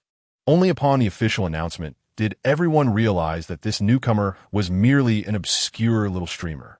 Fu Xinyu promptly sought out Jiang Wan Ning's streaming channel, only to find that past broadcasts had been expunged. Hence, upon hearing netizens mention his appearance in Lu Jingyun's stream, he hurried over. Indeed, several familiar IDs began to flicker on the screen, indicating that they too had come to gauge the situation. As the host of the stream, Lu Jingyun had long been aware of those professional certified IDs lurking, but chose not to expose them. After all, Jiang Wan Ning was playing as a marksman today, which would not reveal too much regarding tactical strategies. Unbeknownst to Jiang Wan Ning, who remained blissfully ignorant of these undercurrents, he was intently assisting the Yao sister perched atop him in securing the blue buff. Xiao Ge snagged the blue. He meticulously controlled the blue buff's health down to the last sliver, ensuring it was easy for Lin Xiao's Yao sister to capture. Observing this, Lu Jingyun could not suppress his discontent. Hey, my mid laner is out of blue. Brother Jingyun, you're playing as Ji Huowu. You're an energy bar hero and don't require blue. Jiang Wan Ning responded with unwavering confidence, deftly maneuvering Marco Polo while guiding the Yao girl atop her head directly to the mid lane, unapologetically brushing past a wave of minions. The atmosphere in the live stream was vibrant and lively, filled with laughter and camaraderie, until Xia Yinyu, having awoken from a slumber with disheveled hair, burst into the training room, exclaiming his hunger and questioning what was for lunch. Reluctantly, the trio concluded their live stream, their spirits still high. Lunch consisted of home-style dishes prepared by the base's aunt, and the members gradually gathered around the dining table. Amidst the meal, several members' phones chimed with incoming messages. Su Yan from We Wish to schedule a scrimmage, likely to gauge their strength. Lin Xiao glanced at WeChat, then turned to the seated captain, Gu Ting, and inquired, Captain, what do you think? Gu Ting placed his chopsticks down, dabbed his mouth with a napkin, and with a steady gaze directed at Jiang Wan Ning, who was sipping soup, remarked, although we unexpectedly fell short in the quarterfinals this autumn season, their overall strength remains formidable. We could arrange a match to allow Wan Ning to acclimate to the rhythm of formal competition. Then let us have Xiao Ning take part. I will reply to him first. Lin Xiao lowered his head, typing on his phone to confirm the time with Su Yan. He noted that the day after tomorrow would work, depending on their availability. Is everyone free tomorrow evening? Gu Ting surveyed the table, and everyone nodded in agreement, leading him to finalize the timing and instruct Lin Xiao to respond. The afternoon was designated for free activities. Some retreated to their rooms for a nap, while others continued streaming to extend their time. Upon learning that Jiang Wan Ning had live-streamed with Lu Jingyun and others earlier in the day, Xia Yinyu insisted on dragging Jiang Wan Ning to the third floor's media room to watch a movie. With his relentless persuasion and the sparkle of anticipation in his eyes, Jiang Wan Ning, softened by his enthusiasm, finally acquiesced. They gathered an assortment of chips, cola, and juice from the snack cabinet and nestled into the spacious, plush leather sofa in the media room. Holding the remote, Xia Yinyu excitedly browsed through the recent film releases. "Ning Ning, what do you want to watch?" he asked, his eyes shimmering with excitement. "I'm fine with anything. Choose what you like," Jiang Wan Ning replied, indifferent to the selection and willingly relinquishing the decision to Xia Yinyu. "Then let us go with this one. I've heard it has a high rating," Xia Yinyu declared, selecting a film whose poster exuded an artistic flair. He stood up to draw the heavy blackout curtains, extinguishing all lights, and the media room was enveloped in a darkness perfect for viewing, with only the expansive laser TV screen casting a bright yet gentle glow. As the film commenced, Xia Yinyu nestled back into the sofa, content, and opened a bag of chips, offering them to Jiang Wan Ning. Gratefully, Jiang Wan Ning accepted, initially finding nothing particularly remarkable about the film. Even after 20 minutes without the leading lady's appearance, he assumed it was a narrative exploring deep male friendships. Until the screen revealed two close friends sharing a kiss against the backdrop of sunset on the beach, the scene breathtakingly beautiful and poignant.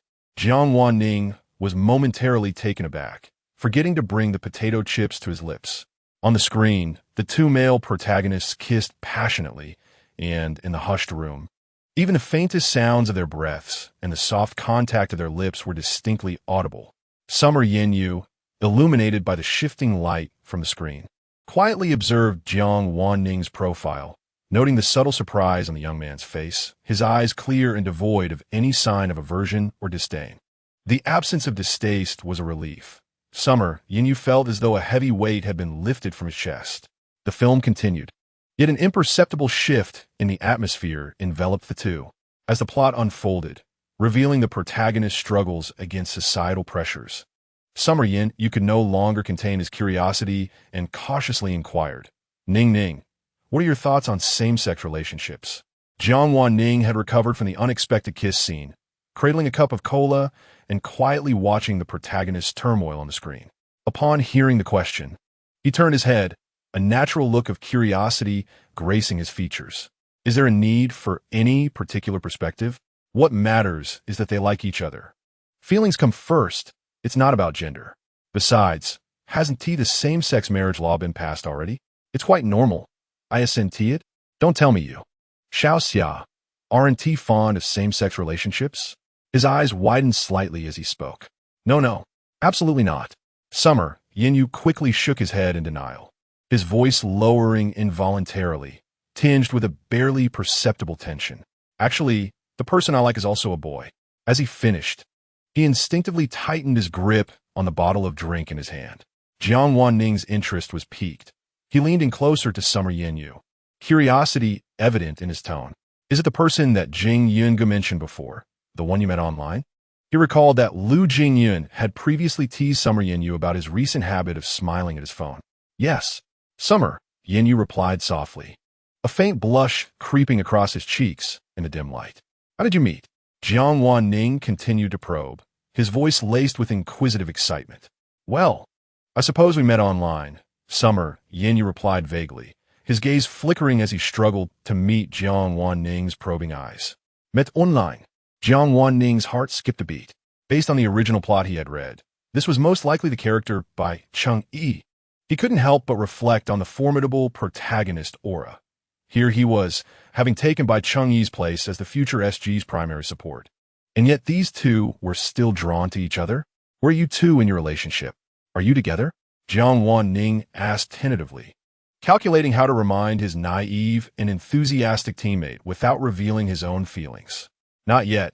Summer Yinyu's voice dropped even lower, tinged with evident disappointment. I haven't confessed yet, and he seems to have no special feelings for me. He lowered his lashes, appearing somewhat dejected. Not together yet. Jiang Wan Ning was taken aback. According to the original story, wasn't by Cheng Yi supposed to take the initiative and flirt around? Could it be that this time a different strategy was at play? Perhaps a game of pursuit and retreat designed to make Summer Yinyu yearn for him even more? The more Jiang Wan Ning pondered, the more plausible it seemed, and alarm bells began to ring in his mind. He felt an urgent need to intervene, unwilling to let Xia Yinyu fall deeper into the situation. Xia, Jiang Wan Ning began, adopting a serious tone. The risks of online romance are substantial. One may know a face, but not the heart. What if the other party is a fraud? What would you do if you were ensnared? You must exercise caution. We have met in person. Xia Yinyu couldn't help but murmur, subtly lifting his gaze to gauge Jiang Wan Ning's reaction. He's truly wonderful, and particularly charming. As he spoke the word charming, a hint of sweetness crept into his voice. Jiang Wan Ning felt a jolt of surprise. When had they met? She recalled carefully. Since joining the team, Xia Yinyu had not spent the night away or disappeared for long periods except for group activities. Had they connected before he arrived at SG? And he found him particularly charming? It was evident that Xia Yinyu was utterly smitten. Noticing Jiang Wan Ning's furrowed brow and complex expression, he found himself at a loss for words, uncertain whether to continue explaining. Xia, I truly believe that Bai Chengyi may not be suitable for you. Jiang Wan Ning decided to be straightforward, her tone sincere. I've heard he can be somewhat duplicitous. You should observe him a bit longer and not rush into things. Having spent time together, she genuinely felt that Xia Yinyu's character was sincere, warm, and innocent. He deserved someone better, someone who would treat him with genuine affection. Xia Yinyu was bewildered, blinking in confusion. By what? Ning, who are you talking about? Isn't the person you like named Bai Chengyi? Jiang Wan Ning was taken aback. It suddenly dawned on Xia Yinyu that Jiang Wan Ning had completely misunderstood his feelings, thinking he was enamored with someone named Bai Chengyi. A wave of mixed emotions washed over him, a blend of amusement and an indescribable sense of loss and grievance.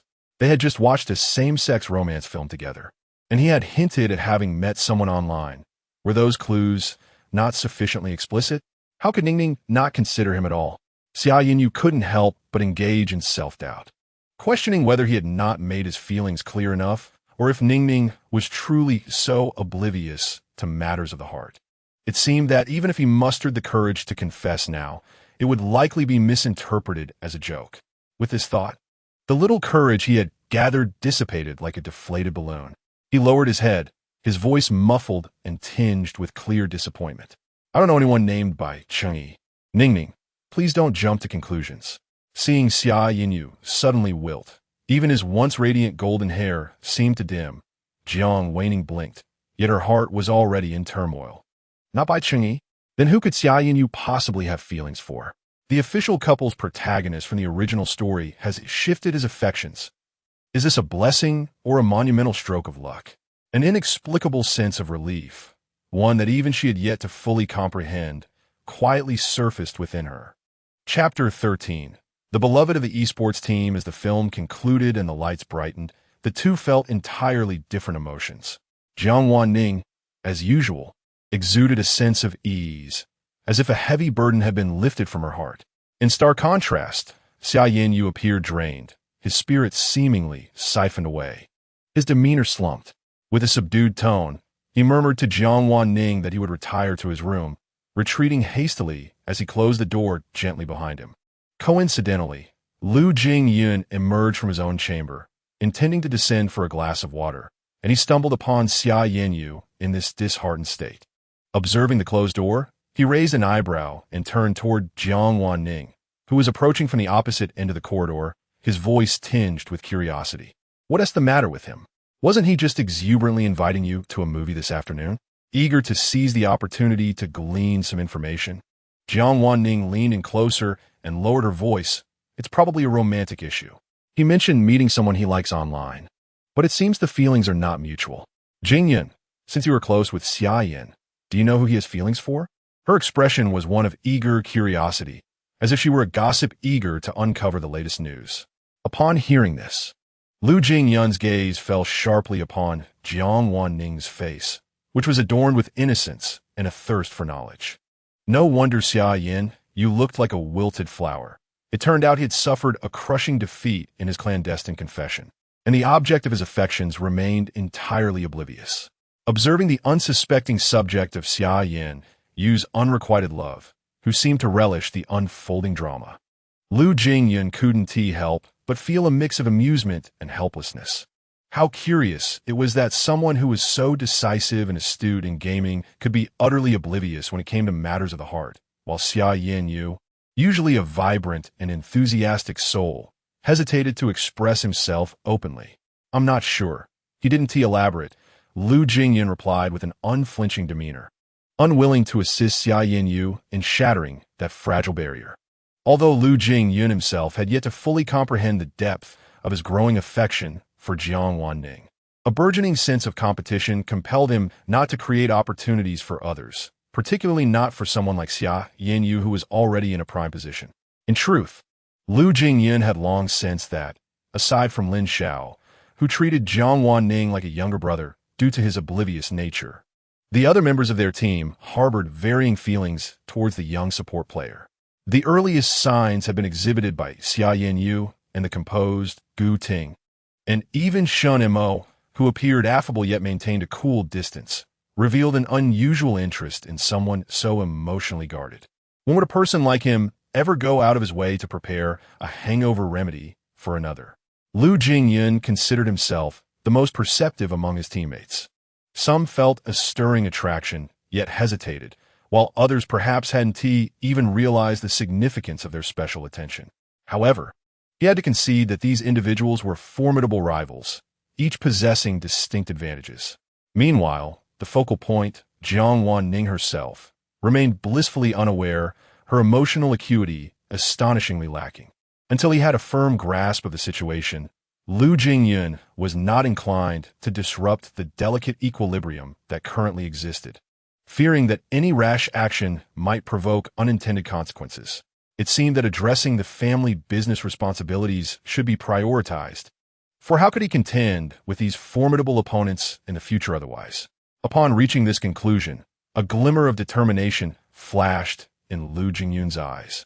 He casually waved his hand towards Jiang Wan Ning, stating, "I shall return to my room to attend to some matters." With that, he turned and strode towards his quarters, intent on making a call to the authoritative elder at home to discuss the feasibility of becoming acquainted with the company's operations in advance. Jiang Wan Ning gazed at Lu Jingyun's retreating figure, then cast a glance at the firmly shut door of Xia Yu, feeling an inexplicable peculiarity emanating from both of them. Unable to glean any insights regarding his online romantic interest, he scratched his head and returned to his own room. He logged into his live streaming account and posted an announcement about resuming his broadcast the day after tomorrow. Subsequently, he began to peruse the club's trending topics, hoping to discover posts related to the central figure by Cheng Yi to validate his suspicions. Before long, a rapidly ascending Weibo post caught his attention. Yi's little orange duck, a prominent fan, "I seriously suspect that the recent member adjustments in SG are influenced by capital involvement. Can any moderately famous streamer truly step into a professional role? Considering qualifications and fairness, wouldn't it be more appropriate to select a substitute for the first team from the second team?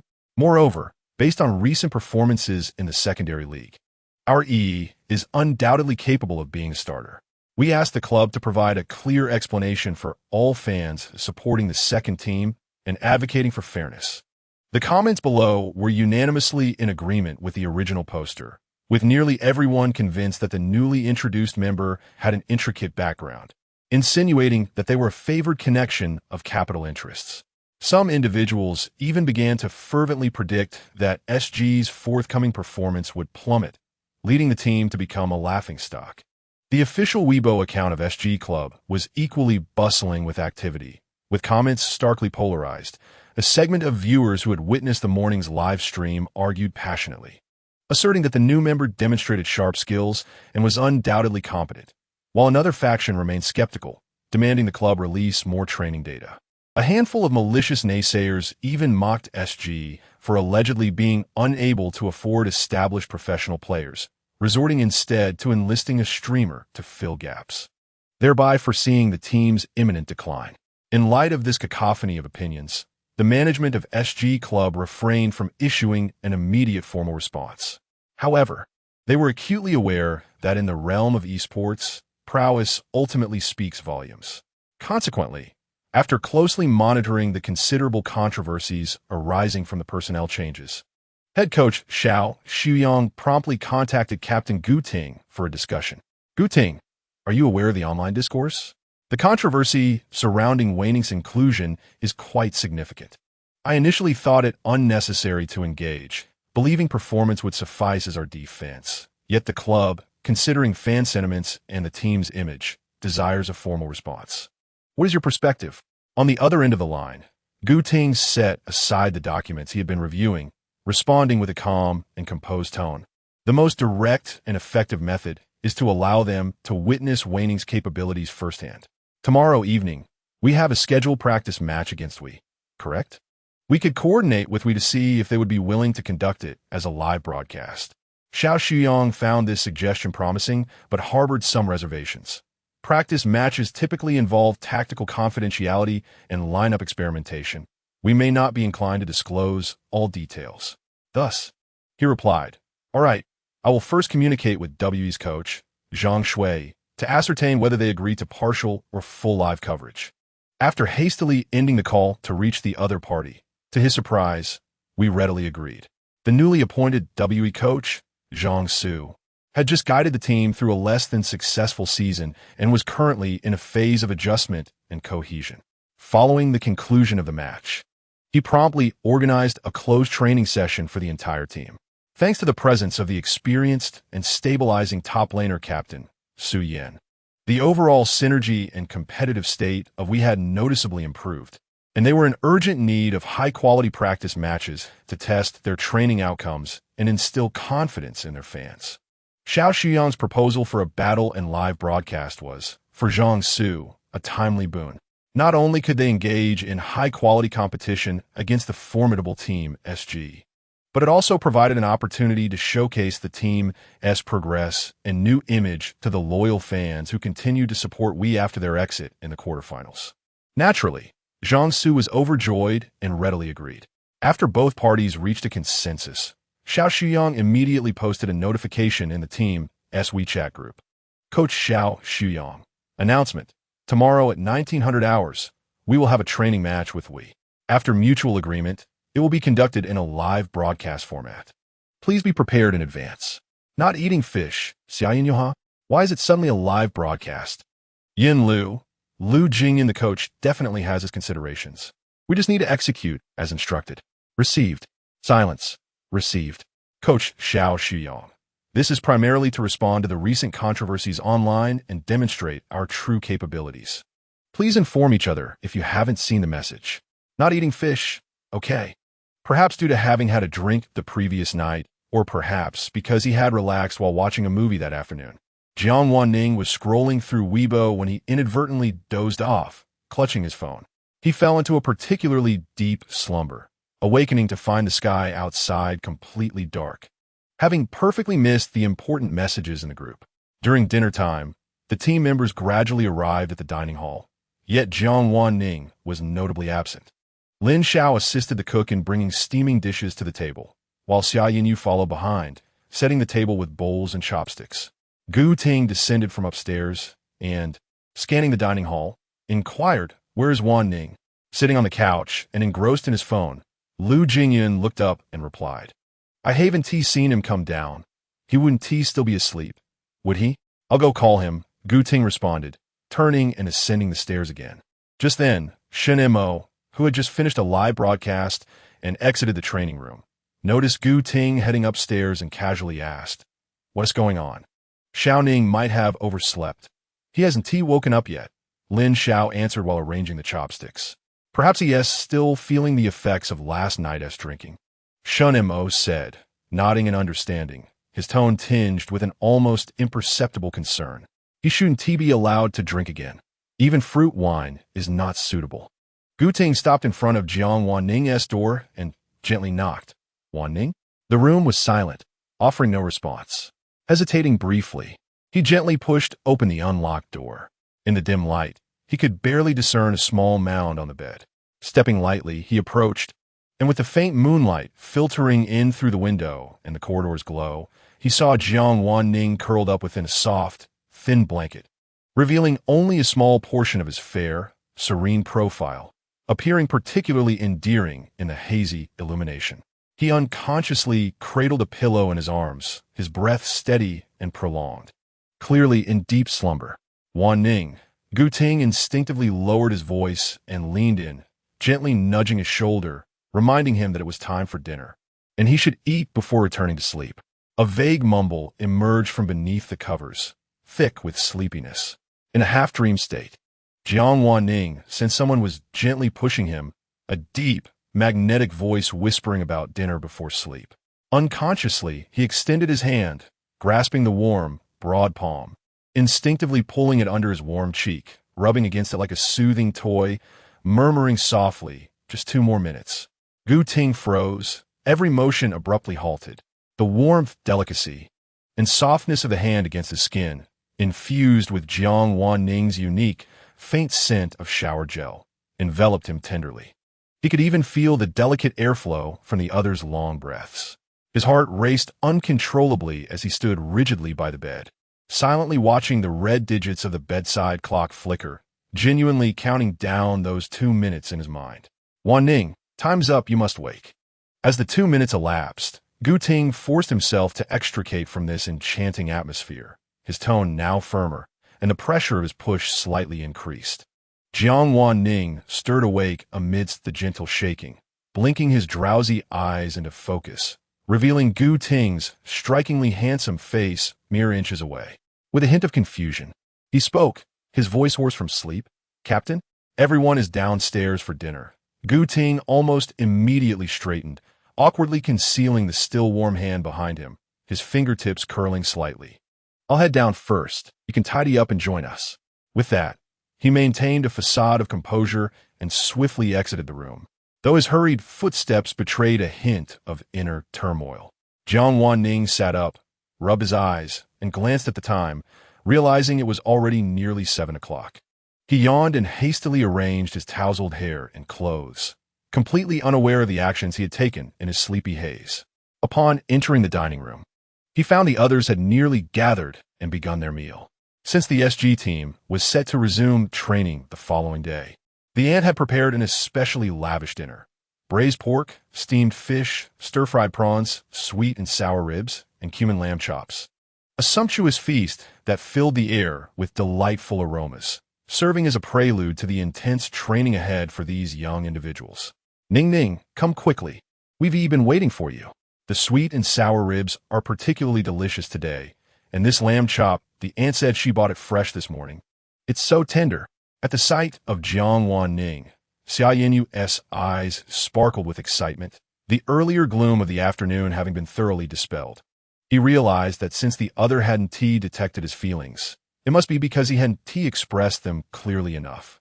Since Jiang Wan Ning currently regarded him merely as a good friend and teammate, he resolved to treat him even better, allowing him to gradually become accustomed to his presence and to comprehend that his desires extended far beyond mere friendship.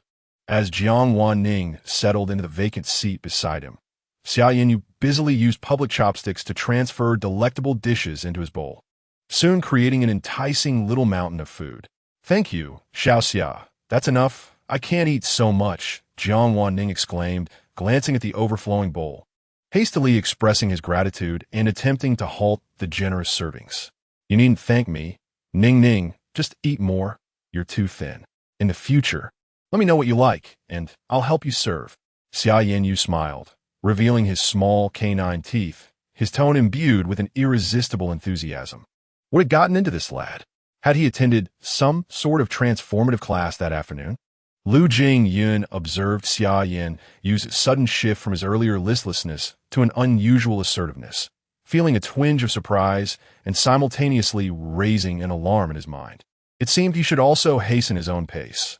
If Xia Yanyu, this straightforward player, were to confess one day, given their close friendship, Jiang Wan Ning might find it hard to refuse out of kindness. Gu Ting quietly watched the scene before him. Since leaving Jiang Wan Ning's room, his heart had been somewhat chaotic, yet now it strangely settled into a calm. He was not a dullard, piecing together the previous oddities. He had already discerned the reason behind his involuntary attention and special treatment towards Jiang Wan Ning. He had developed feelings for him. He could not precisely articulate the origin of this emotion. Perhaps it stemmed from their seamless cooperation during games, the fluttering sensations that accumulated through moments of trust. Or maybe it was the very first time he laid eyes on Jiang Wan Ning, when his typically steady heart began to lose its composure. However, now that he had clarified his feelings, he would pursue them without hesitation. Gu Ting had always been goal-oriented and decisive, never straying from his own heart. He certainly noticed that he was not the only one interested in Jiang Wan Ning, but what of it? At least at present, Jiang Wan Ning exhibited no particular favoritism towards anyone. Even if that changed in the future, he would not easily relinquish this opportunity. It was the first time in over 20 years that he had felt so clearly for someone, and the only outcome he could accept was to be with Jiang Wan Ning. Drink some soup, it will warm your stomach.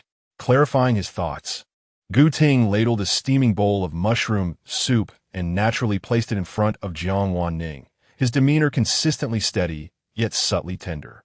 "Thank you, Captain," Jiang Wan Ning replied, taking the bowl, marveling at how meticulous the captain was beneath his cool exterior. Ah, yet another one who had completely awakened. Lu Jingyan raised his eyes, meeting Gu Ting's deep gaze for a brief moment. Their eyes locked in a fleeting exchange, revealing mutual scrutiny and competitive spirit, before they both instinctively averted their gazes, as if nothing had transpired. Meanwhile, Shun Mo, seated a little further away, quietly consumed his meal, his downcast, lashes concealing the thoughts swirling in his mind, leaving no one the wiser about his musings. By the way, Xiao Ning, tomorrow's training match has been changed to a live broadcast. Remember to arrive at the training room a bit earlier to adjust the equipment, Lin Xiao reminded Jiang Wan Ning. Recalling the coach's instructions and guessing that Jiang, having just risen, might not have seen the group message. Live broadcast. Jiang Wan Ning paused in his dish serving, looking up in confusion. Aren't training matches usually closed? Yes, but this time is an exception, mainly to address the recent public opinion. Lin Xiao elucidated, her tone laced with a hint of dissatisfaction towards the baseless criticisms. When the time comes, you must truly showcase your abilities, allowing those who blindly disparage to witness what true strength looks like. Reflecting on the myriad of doubts and mockery she had observed on Weibo that afternoon, Jiang Wan Ning promptly grasped the intention behind this live training match. The club aimed to respond directly to all skepticism with tangible prowess, providing a compelling account to all observers through their performance on the field. Some individuals simply echo rumors, lacking any understanding of the situation before casting their disparaging remarks. Every decision made by the club undergoes rigorous consideration. How could they act recklessly? Xia Yin had also encountered those comments.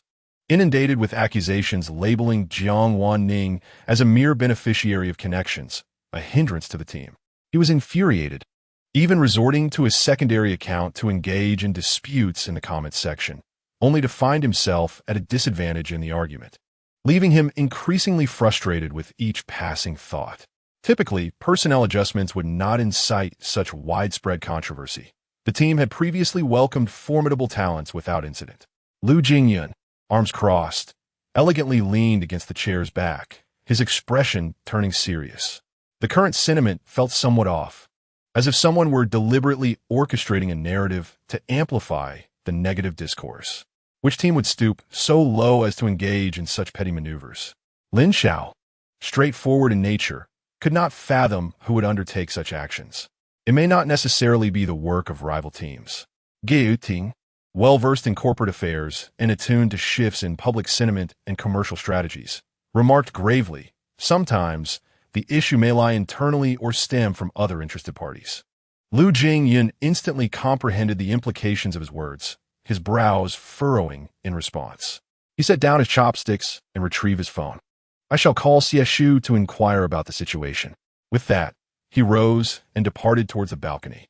The Lu Group had long entrenched itself in the entertainment and media industry, its leading position difficult to challenge. The Dia live streaming platform and SG Club were both integral parts of the Lu family's vast commercial empire, which was one reason Lu Jingyan chose to launch his professional career at SG. Investigating potential internal issues, personally, was undoubtedly the most direct and efficient approach. Before long, Lu Jingyan received a reply from the club CEO, Xieshu. After perusing the message, his expression grew solemn as he returned to the dining table. A preliminary investigation revealed that a member of the second team's operations staff had disseminated false information about Wan Ning in several moderately sized fan groups, exaggerating and misleading the fans. The individual has been identified and dismissed. However, he instinctively felt the matter was more complex than it appeared. Why would a mere operations staff member risk targeting a newcomer who had yet to make an official debut? There was likely someone orchestrating this behind the scenes, exploiting the information gap. Yet, the only tangible lead available was this, and Lu Jingyan had instructed Xieshu to continue monitoring closely to unearth any potential puppeteers. It is of no concern. The innocent shall clear their name. After tomorrow's training match, these discordant voices will naturally cease. At a timely moment, Shen Mo spoke up, his cool voice breaking the somewhat somber atmosphere as he looked at Jiang Wan Ning, his gaze imbued with trust. I have great confidence in Xiao Ning's capabilities. Indeed, Lin Xiao immediately relaxed, reaching out to pat Jiang Wan Ning's shoulder, offering encouragement. Ignore the nonsensical chatter. Just play your game tomorrow. I've got your back. As the atmosphere gradually returned to normal, Jiang Wan Ning resumed his delicate nibbling on the succulent lamb chop. Earlier, amidst the serious discussions, he had hesitated to indulge too much.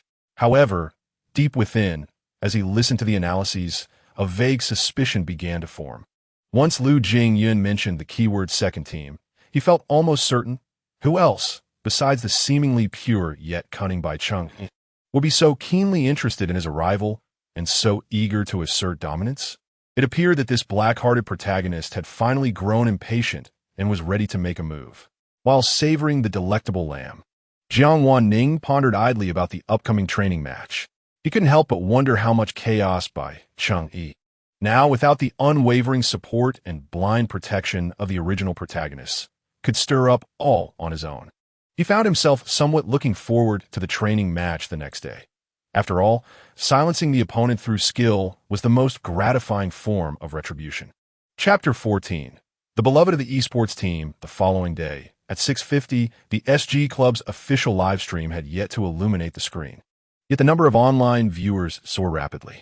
At 7 o'clock, the screen abruptly flickered to life, and a tide of viewers surged in, filling the chat with a deluge of comments, many of whom bore the insignias of other teams' fans, and even a few professional players recognized by astute viewers. The live stream's popularity index skyrocketed, and within 3 minutes of its commencement, it had claimed the top spot on the platform's trending list. Not only were their own fans brimming with enthusiasm, but several prominent gaming streamers also illuminated their broadcast windows, elevating the training match's visibility to unprecedented heights.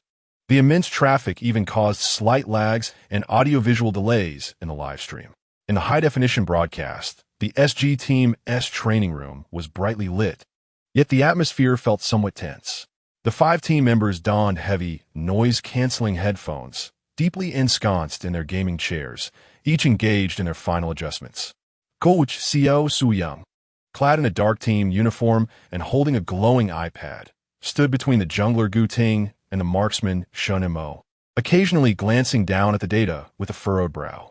Meanwhile, Lin Xiao sat alone in a slightly dimmer corner at the back, arms crossed over his chest, his gaze intently fixed on the monitor before him.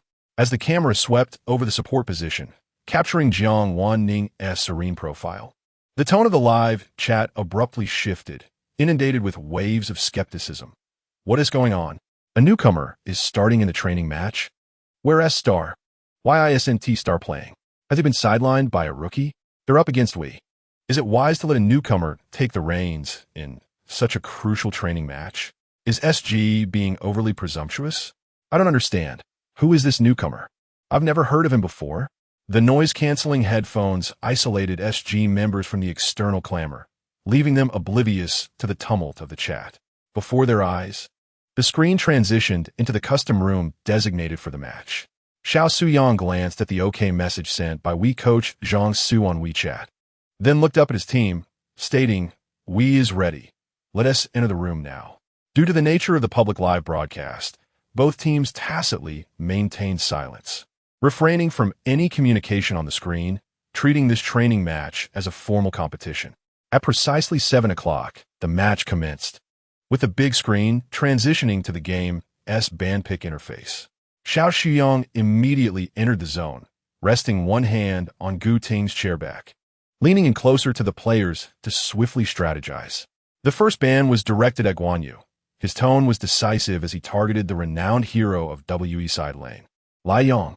Subsequently, he eliminated Lu Bu, a formidable threat to tank lanes. We responded with equal swiftness, banning 2 jungle heroes that Gu Ting excelled with. To their surprise, the opposing team allowed Gongsun Li to remain available. Xiao Shuyong's tone hinted at mild astonishment, quickly realizing it was a trap. If they did not select her, their opponents certainly would. Yin Yu promptly locked in Gongsun Li. SG swiftly secured her as well. It appeared that we had anticipated this, revealing a combination of Ho, Yi, and Zhang Liang almost simultaneously. Their intention was to adopt a 4-protect-1 strategy, explaining their bans on the jungle core and Shun Mingxi. Mid-laner Lu Jingyan felt a pang of concern upon seeing Zhang Liang's selection. The core focus would be to keep a close watch on Ho Yi. Turning to Jiang Wan Ning beside him, Xiao Shuyong inquired about her proficiency with Zhong Kuei. This choice carried considerable risk. If Zhong Kuei's hook landed accurately, it would pose a lethal threat to the immobile Ho Yi. Even if the hook missed, it could create significant positional intimidation in team fights. It's adequate, Jiang Wan Ning replied succinctly, her voice calm and devoid of any tremor. All right, then we will have you assist with Zhong Kuei, while the mid lane can fill in with Yixing or Ganjiang to enhance poke capability. The audience in the live stream could not hear the internal communications, but could observe Xiao Shuyong frequently leaning in, engaging in rapid exchanges with teammates in various positions. His fingers gliding across the iPad screen, occasionally nodding or emphasizing certain points. His WES lineup intending to execute a pig-raising strategy, 4-protect-1 tactic. Wow, they're really going all out in a training match? That's quite rare. The synergy between Ho, Yi, and Zhang Liang creates a control chain that somewhat counter-silences Lu Jingyan SID, aggression. Zhong Kuei support, ISNT that a gamble. If the hook misses, 1T that be detrimental. Yet, if the hook connects, WES backline might indeed struggle to output. We shall see how it unfolds. The match officially commenced. Jiang Wan Ning's Zhong Kuei learned the control skill as her second ability at level 1. Rather than following the conventional opening to harass the jungle or assist mid lane in clearing waves, she stealthily traversed the river, quietly lurking in the brush near the river on the development lane. The tactical objective for this game was exceedingly clear: to constrain the development of the opposing team's sole core, Ho Yi. WE's marksman, Xiao Yi, was acutely aware of the weight of expectation resting upon him and approached the opening with exceptional caution. He abstained from contesting the first wave of minions against the assertive Gongsun Li, opting instead to attack the nearby pangolin jungle monster. Just as the pangolin's health dipped below half, a hook shot forth from the brush like a striking serpent, deftly ensnaring Ho Yi and violently pulling him towards the river. Xiao Yi reacted with remarkable speed, nearly instantaneously flashing away the moment he regained control, retreating to the safety of the tower without looking back. Ho Yi was now without a flash. Jiang Wan Ning calmly relayed information, simultaneously noticing on the mini-map that the opposing mid and support were advancing towards the development lane. Tai Yi and Zhang Liang moved downwards, while the marksman retreated momentarily. At this juncture, Shinmo's Gongsun Li had just cleared the first wave of minions and was attacking the nearby jungle creatures. WE's Tai Yi activated his first skill to accelerate towards Gongsun Li, attempting to ensnare her with explosive control, while Zhang Liang followed closely, unleashing his abilities. SG's mid laner Yixing was relatively slow in clearing waves early on, and we aimed to capitalize on this timing discrepancy, gathering 3 players to suppress SG's development lane. Under the relentless control from Tai Yi and Zhang Liang, Shinmo's Gongsun Li's health swiftly plummeted below half. Meanwhile, the previously sheltered Ho Yi, witnessing his teammates' timely support, boldly stepped out of the tower's range to prepare for clearing the approaching minion wave. Jiang Wan Ning quickly assessed the situation. The enemy jungler had just revealed himself in the upper lane, leaving only 3 opponents in the lower lane. His skills on Zhong Kuei had just cooled down, and he decisively blinked into the bushes from the side, instantly connecting his second skill. The hook arced with precision, dragging the unsuspecting Ho Yi right into Gong Sun Li's range. Shenmo's Gong Sun Li needed no displacement skills, effortlessly securing first blood with mere basic attacks. Nice. Impressive. Lin Xiao, observing from the sidelines, couldn't contain his excitement, letting out a low roar and clenching his fist. This exquisite maneuver sent the live broadcast into a frenzy. Wow. Where did that hook come from? A blink hook? I barely saw it. What foresight. This newcomer has some skill. Ning is truly remarkable. Simultaneously, a skirmish erupted in the upper lane. Having cleared his minion wave, Lu Jingyun noticed the 3v2 situation in the lower lane and opted not to provide support. Instead, he decisively shifted to the upper lane, joining forces with his jungler and side laner to create a numerical advantage. The originally evenly matched 2v2 swiftly transformed into a 3v2 as WE's jungler, Akai, overextended his position and was promptly taken down by Lu Jingyun's Yixing, while the side laner Lai Yang was forced to use his flash to escape. Within mere minutes of the match's onset, the tide had clearly shifted in SG's favor. Reeling from their setbacks, we rapidly adjusted their strategy. Ho Yi began to share jungle resources with the jungler to expedite his development. Tai Yi Jinren's passive granted additional economic benefits, while Zhang Liang remained steadfast in providing protection, allowing Ho Yi to consume minion waves from both lanes without significant economic disparity arising. As the match progressed into the mid-game, both sides found themselves at an impasse. Due to their early missteps, we tightened their protective measures around Ho Yi. Zhang Liang clutched his ultimate, specifically guarding against assassin incursions. Lien Pe and Tai Yi Jinren consistently positioned themselves at the forefront, constructing a defensive line that continually restricted vision, making it difficult for SG to find an opportunity to initiate a team fight. SG resorted to controlling ancient creatures and managing minion waves to accumulate a slight advantage, patiently awaiting their moment. As the 10-minute mark approached, the Dark Tyrant was set to respawn. Gu Ting's Nakaru secured her blue buff, marked the upper lane minion wave, and prepared to initiate the dragon fight. Jiang Wan Ning's Zhong Kuei arrived early at the dragon pit, cautiously establishing vision. With the opposing red zone just having respawned, they were highly likely to contest this dragon engagement. We have the economic advantage. Let's force a fight, Gu Ting decisively commanded, instructing his support to seek opportunities for initiation, targeting anyone who could be hooked for concentrated fire.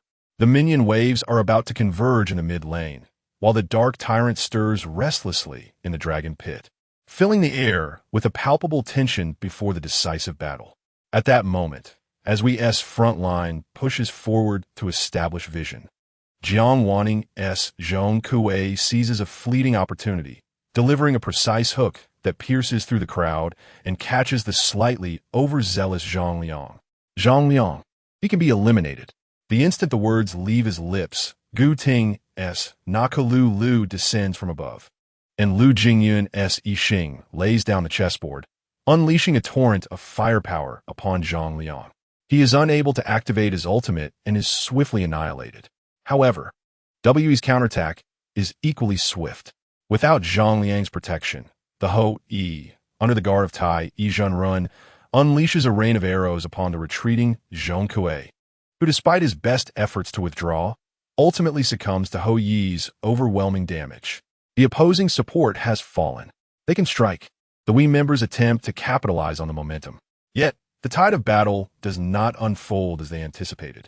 SG's Gong Sun Li, liberated from the threat of Zhang Liang's ultimate, finally finds the perfect environment to unleash her damage. With her paper umbrella in hand, she dances along the edges of the battlefield, each basic attack inflicting considerable harm. Although WE's Ho Yi boasts substantial economic advantage, the onslaught from SG proves formidable, and he is ultimately vanquished by a precise passive explosion from Gong Sun Li, draining his health entirely.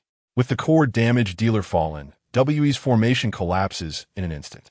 The remaining 4 from SG surge forward, with Lianpa and Tai Zhanren falling in succession, resulting in a devastating 1-for-4 team wipe against Wei.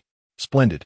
Summer Yin Yu exclaims excitedly in the voice chat, pushing directly towards the mid lane for a potential finish.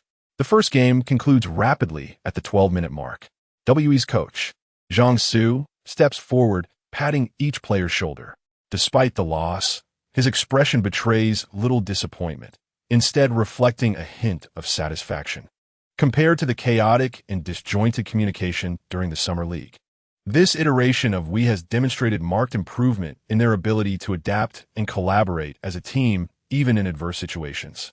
The coordination was commendable, he asserts confidently, particularly in their response to early disadvantages, exhibiting a newfound calmness. The new support on the opposing side is indeed skilled, with accurate hooks. In the next match, we shall employ the new formation we practiced during training to catch them off guard. In the second game, we unexpectedly select a dual marksman composition with Baili Shoyu in the mid lane, paired with Mingya in the farming lane. Baili Shoyu in the mid? Xiao Shuyang, who had retreated to the observation area, pauses momentarily, his expression shifting to one of admiration. Zhang Su's strategy is innovative, aiming for extreme early game pressure to disrupt their rhythm. He swiftly takes up his tablet, documenting the characteristics of this composition along with his preliminary analysis. WE's new strategy indeed catches SG off guard. The dual marksman setup exerts tremendous pressure in the early game, with Baili Shoyu as precise harassment in the mid lane, rendering Lu Jingyun's experience agonizing, while Mingya in the farming lane rapidly clears minion waves with her skill set, continuously applying pressure. SG has yet to devise an effective countermeasure, frequently losing control in the jungle, while their heroes are suppressed beneath the tower, struggling to secure last hits. The incessant annoyance of the match was palpable, as the slightly irritable voice of Lu Jingyun echoed through the team's voice channel. I was on the verge of clearing a wave of minions when he sniped away half of my health, rendering my attempts to roam futile. Clearly, we had come prepared. The jungler relentlessly collaborated with the support to invade Gu Ting's jungle, creating an impenetrable rhythm between mid and jungle. The core development of SG was severely hampered, and by the 8th minute, the economic disparity had widened to 3,000 gold. Jiang Wan Ning's support made several attempts to seek early opportunities. Yet WE's defensive formation was impeccable, effortlessly neutralizing every endeavor, as if they had vanished into thin air. Just past the 10-minute mark, we had dismantled all of SG's outer towers, confining their movements to the vicinity of their high ground. Capitalizing on their substantial economic advantage, we confidently secured the Dark Tyrant, marching toward SG's high ground with bolstered minion waves. Stay composed, clear the waves first, despite the minions already encroaching upon the tower and the pressure mounting like a mountain. Gu Ting's commanding voice retained a semblance of calm. However, WE's onslaught surged forth like a tsunami. Baili Shoyu positioned himself outside the high ground with his sniper rifle, each bullet carrying a lethal threat, forcing SG's core damage dealers to maneuver cautiously, unable to clear the waves with full might. Fueled by the potent buff from the Dark Tyrant, WE's assault intensified. The moment the minions flooded into the high ground, the radiant Lu Bu did not hesitate to flash and unleash his ultimate, striking directly at SG's backline, instantaneously splitting the battlefield and knocking 3 opponents airborne. Although Gu Ting's Na Kalu Lu executed a remarkable play, eliminating WE's Mingya, the flexibility of the double marksman composition became evident at this juncture. The distant Baili Shoyu continued to output from a secure position. The silent Renjia, despite his best efforts to dodge, was ultimately felled by a precise shot from Shoyu. Without their core damage output, SG crumbled like a house of cards, ultimately succumbing to a complete team wipe by Wei. At 14 minutes and 32 seconds, SG's crystal shattered under the relentless assault of Wei. Gu Ting gazed at the screen displaying their defeat, rubbing his temples, his voice laced with self-reproach. It's my fault. The early rhythm was too stifled, and we failed to secure the jungle. It's not your fault, Lu Jingyan replied, setting down his phone and exhaling deeply. Their composition indeed had overwhelming early strength. Shou Yue and Meng Yu exerted excessive pressure, completely locking us down in the mid and jungle. Xiao Shuyang stepped forward, calmly analyzing. Their double marksman composition is indeed intriguing. The fact that they dared to employ it in a scrim indicates that we is still in a phase of exploration. But this also grants us the opportunity to decipher their strategies and find countermeasures. It's far better than encountering it unexpectedly in an official match. He paused, surveying his teammates, his tone lightening. Well then, we've gleaned what we needed to. Let us treat the third game as a casual match to regain our rhythm. The opposing we seem to share a similar mindset. In a live broadcast, during the drafting phase of the third game, both coaches knowingly began to allow each other as signature heroes to be picked. Oh my goodness, Gu Shun S. Jing is coming out. Liang dares to let Ma Chao through. This is going to be spectacular. Lu Shen has picked Yao Chan as well.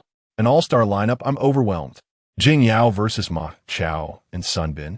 This combination is too intriguing. I'm eagerly anticipating it. The barrage of comments erupted instantaneously, as if heralding a grand all-star exhibition match.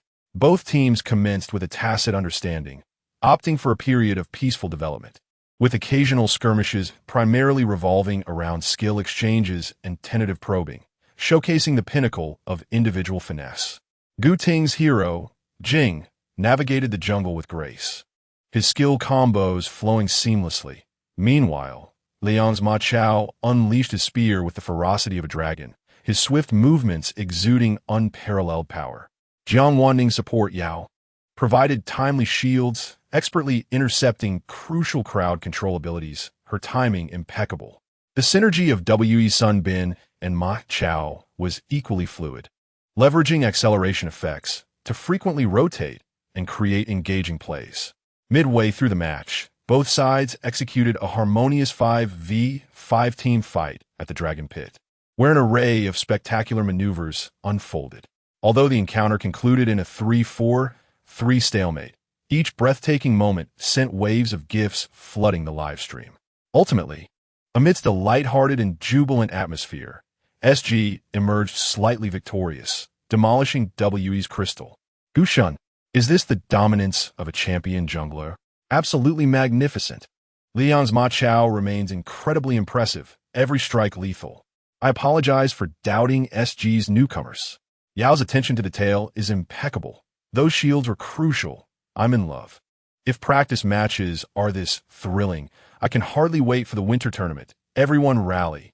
Occasionally, a few sour or malicious comments flickered by, quickly drowned out by the fervent praise and eager anticipation of the fans.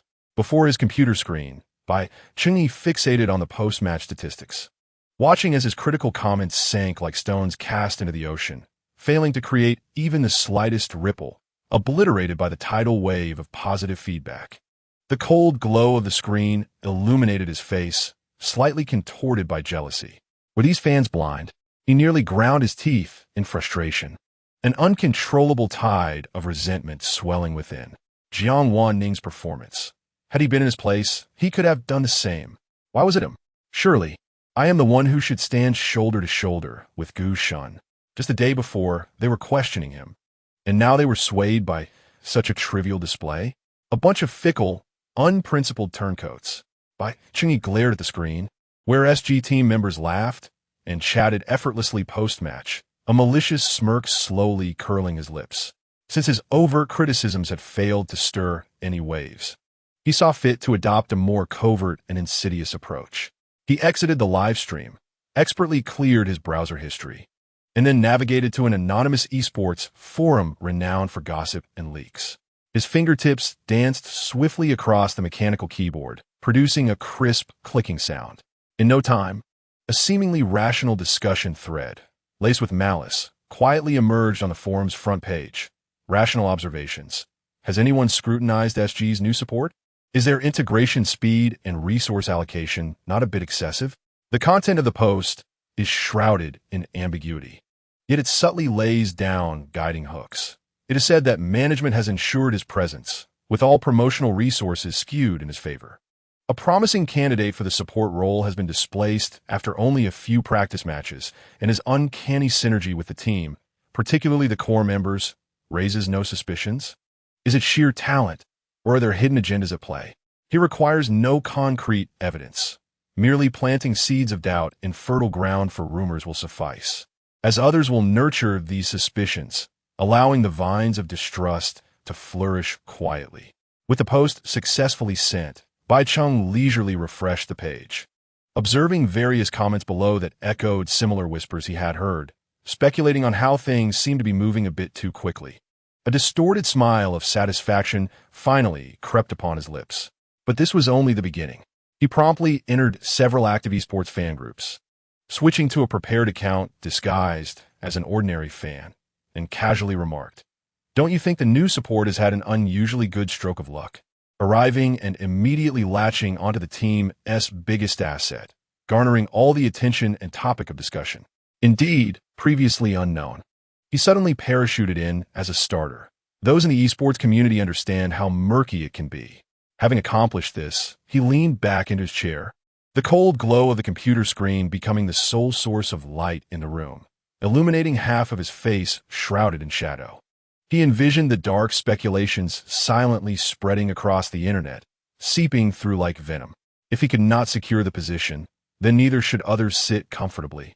The continuous stream of praise for SG and the newcomer on the screen became glaringly irritating to him, yet ignited a perverse sense of pleasure. Chapter 15. The esports darling since that public practice match, SG's newly appointed support player, Jiang Wan Ning, has rapidly garnered attention with his precise maneuvers, calm strategic vision, and a face that stands out in the esports arena.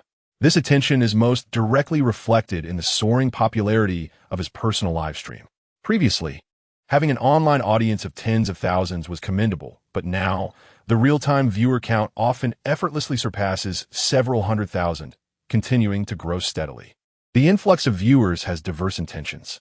Some genuinely wish to learn support techniques, observing how he utilizes soft supports to set the pace or how he commands hard supports to turn the tide. Others are purely captivated by the young man on screen, whose fair complexion and striking features exude a natural allure, with his slightly pursed lips while focused and a smile that gently curves at the corners of his eyes. Amber irises sparkling like fragmented light, rendering him irresistible. Of course, a significant portion of the audience is drawn by a collector's mentality, eagerly awaiting the occasional appearances of other SG team members, who either provide background audio in his live stream or directly interact on screen. Many fans have noted that whenever Jiang Wan Ning goes live, the other team members almost always make a cameo. Even Gu Ting, who seldom streams, has unexpectedly appeared with increased frequency. However, what truly leaves fans astounded is not merely this. It is the moment they realize, am I seeing this correctly? Gu Shun ISNT jungling, but has returned to town to meet Yao. If I were to encounter such a jungler and Yao in a ranked match, I would undoubtedly have to voice my opinions like a conjoined twin. Is this truly Gu Ting? Are we certain there's been no switch? Has his account been hacked? Oh no, I am utterly defeated. What is this? A plot straight out of a romantic drama. Gu Shun, your character has crumbled. Calm down. It may merely be a tactical necessity, though I hardly believe it myself. In the game, Jiang Wan Ning deftly maneuvered Yao to attach herself to Gu Ting's hero, temporarily entering a support mode. There was no need for intricate operations. He merely had to monitor the shield's thickness and time his skill usage appropriately. Thus, he followed Gu Ting's hero through the canyon while sneaking glances at the rapidly scrolling comments on screen, observing the mixture of shock, banter, and excitement. Even Jiang Wan Ning found the situation somewhat absurd. Gu Ting had always been composed and aloof. How could he possibly perform such a romantic gesture as returning to base to accompany Yao? Unable to resist, he furtively turned his head to glance at the person beside him, just an arm's length away. Under the warm, white light of the training room, Gu Ting's profile was sharply defined, resembling a meticulously crafted statue. His high nose cast a slight shadow, and his thin lips were pressed together. His expression intensely focused on the screen, his gaze calm and unwavering. Just by looking at him, Jiang Wan Ning felt his cheeks uncontrollably begin to flush. He instinctively reached for the half-finished cup of milk tea on the table, taking a large sip through the straw. The cool sweetness slid down his throat. Yet it seemed insufficient to quell the inexplicable heat rising within him. Mechanically, he continued to press the skill button, but his thoughts had already drifted away, making it increasingly difficult to concentrate on the game before him. One could not deny that the protagonist from the original story was astonishingly handsome. This beauty transcended mere physical allure. It emanated a profound, stable, and powerful aura that silently captivated everything around him. A once vague notion began to crystallize in that moment. Realizing the other thoughts bubbling up within him, Jiang Wan Ning, feeling like a thief, silently called upon the system that had fallen silent since he entered this small world and initiated the main quest. 460? Are you there? He mentally repeated. Ding. System 460 is now online. Does the host have any inquiries? A cold, monotonous mechanical voice resonated in his mind. Jiang Wan Ning carefully considered his words, striving to maintain a casual tone. I merely wish to inquire. If I were to engage in a romantic relationship while undertaking tasks in this small world, would that violate any regulations? The response from System 460 was rather official, as long as it does not impede the completion of the main quest. The Temporal Management Bureau generally does not interfere with employees' personal affairs. Jiang Wan Ning felt a surge of joy and, seizing the opportunity, cautiously probed further. What if the object of my affection is the protagonist of this small world? The mechanical voice in his mind paused unusually for a moment, resuming only after a few seconds, as if conducting a data search. The protagonist bears the world's fortune, and the Bureau has always encouraged employees to establish good relations with them, as this contributes to the stability of the task world. However, historical databases reveal that there have been no successful precedents for employees harboring similar thoughts and seeking to develop relationships with the protagonist that transcend the narrative confines. The protagonist's emotional trajectory is typically influenced by the constraining forces of the world line. Nonetheless, as long as one remains within permissible boundaries, success often requires someone to forge a path. Reassured by the answers he sought, Jiang Wan Ning felt a wave of relief wash over him, dismissing the system without hesitation. I have no issues now. You may withdraw. With the system's prompt vanishing, Jiang Wan Ning's thoughts began to flow more freely. It appeared that engaging in a romantic relationship with the protagonist was, from a regulatory perspective, feasible. He acknowledged that he was somewhat swayed by physical attraction, yet upon reflection, since he was destined to traverse the life of a secondary character in this task-oriented world, indulging in a sweet romance while fulfilling the main quest seemed quite reasonable. Traditionally somewhat oblivious to matters of the heart, Jiang Wan Ning unexpectedly found himself stirred by the allure of masculine beauty. However, he was not so easily swept away by this sudden notion. He resolved to observe further, especially since, according to the original storyline, another pivotal character, the protagonist Bai Qingyi, had yet to make an official appearance. Should he foolishly rush in now and develop feelings for Gu Ting, only to have Bai Qingyi enter the scene later, igniting a fierce romantic clash, he would undoubtedly be reduced to a mere supporting character, which would be quite a blow to his reputation as an esteemed employee of the Temporal Management Bureau. Just then, while Jiang Wan Ning's mind wandered, a deep, melodious voice resonated beside him, laced with a subtle concern. Startled back to reality, he noticed that Gu Ting had turned to face him, his profound eyes captivating even from close quarters, reflecting Jiang Wan Ning's momentary bewilderment. It's nothing. Jiang Wan Ning quickly adjusted his expression, lifting his gaze to meet Gu Ting's, his amber eyes brimming with unmasked admiration akin to that of an infatuated junior. Your earlier move was simply extraordinary. That ultimate counterattack left me in awe. His tone was vibrant and sincere. He silently resolved to enhance Gu Ting's favorability before Bai Qingyi's arrival, striving to cultivate a unique and solid emotional foundation with him before the official storyline commenced. Gu Ting, perceptive as ever, sensed that today Jiang Wan Ning seemed somewhat transformed, exuding a warmth far greater than usual. His demeanor bore less of the initial politeness and cautious detachment, replaced by a subtle intimacy and reliance. Unsure of the cause of this change, whether it stemmed from an adaptation to the team environment or something else entirely, Gu Ting nonetheless found his source of quiet joy. In truth, ever since he realized that his feelings for this new auxiliary transcended mere concern for a teammate, Gu Ting had been deliberately crafting opportunities for solitude with Jiang Wan Ning. Yet, the person he cherished appeared oblivious to these gestures that exceeded typical camaraderie, responding with a disconcerting slowness that was truly disheartening. In his gaze, there remained only pure reverence for the captain and camaraderie among teammates, devoid of the slightest ripple that Gu Ting longed to witness. Of course, he was not alone. Several other members of the team, who harbored varying degrees of affection for the talented and charming support, also found themselves thwarted before this unyielding enigma. Gu Ting could even discern that even Lu Jingyun, who typically won the favor and trust of others with ease, appeared somewhat at a loss when faced with Jiang Wan Ning's genuine, yet slightly distant friendliness. This realization, amidst his disappointment, strangely offered him a sliver of solace. At least he was not the only one unable to bridge the gap.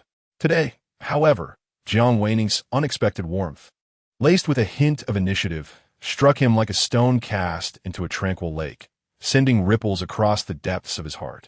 The corners of his mouth lifted imperceptibly, a fleeting smile gracing his features, and even his usually cool voice softened somewhat as he addressed Jiang Wan Ning beside him. "Come take the blue." These three simple words fell like cold water into a boiling pot of oil, causing the live stream's comments to refresh at an explosive pace. Did I hear that right? Take the blue? For Yao? Something off? Gu Shun is acting strangely today. It all started when he returned to get Yao. Did he just smile? Was that a trick of the light? Darling, your character is crumbling. You weren't like this before. You used to scheme even for the mid-lane blue. Oh no, the Iron Tree has bloomed. The Wild King has fallen.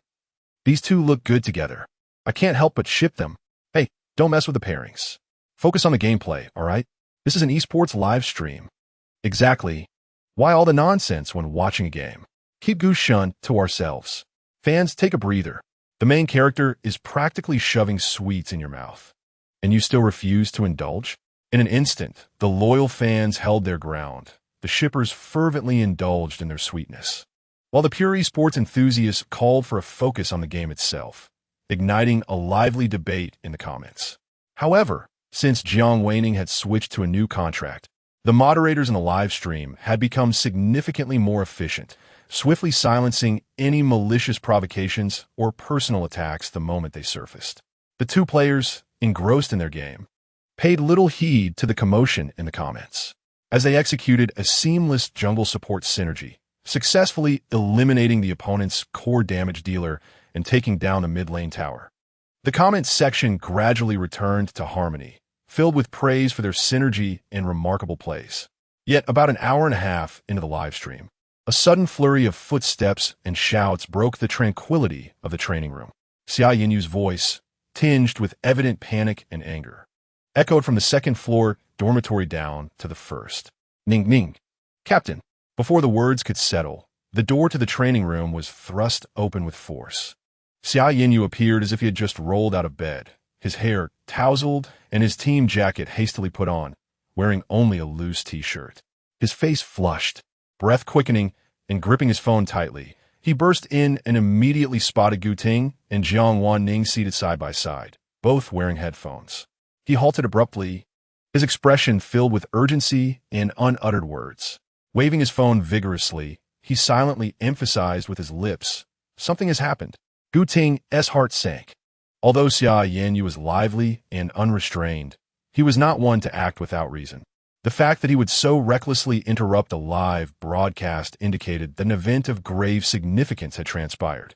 Without a moment's hesitation, he faced the camera, maintaining a calm demeanor while noticeably quickening his speech. "Apologies, everyone. An urgent situation has arisen within the team that requires immediate attention. Today's broadcast will conclude early." The viewers were left with only the sight of Gu Ting's suddenly serious expression, and Jiang Wan Ning's puzzled glance before the live stream was abruptly cut, plunging the screen into darkness. "What is going on?" Gu Ting removed his headphones and inquired in a low voice. His gaze already fixed on the phone screen handed over by Xia Yinyu. Xia Yinyu took a deep breath, his complexion grim, and his voice laced with barely contained fury.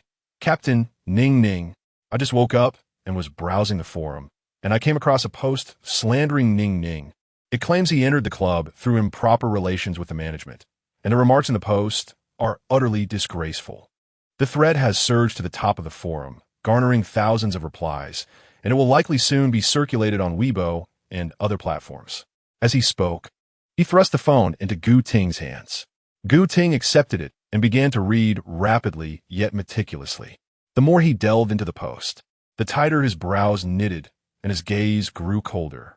Xia Yinyu's description was even somewhat mild. The anonymous post was rife with malicious speculation and blatant slander.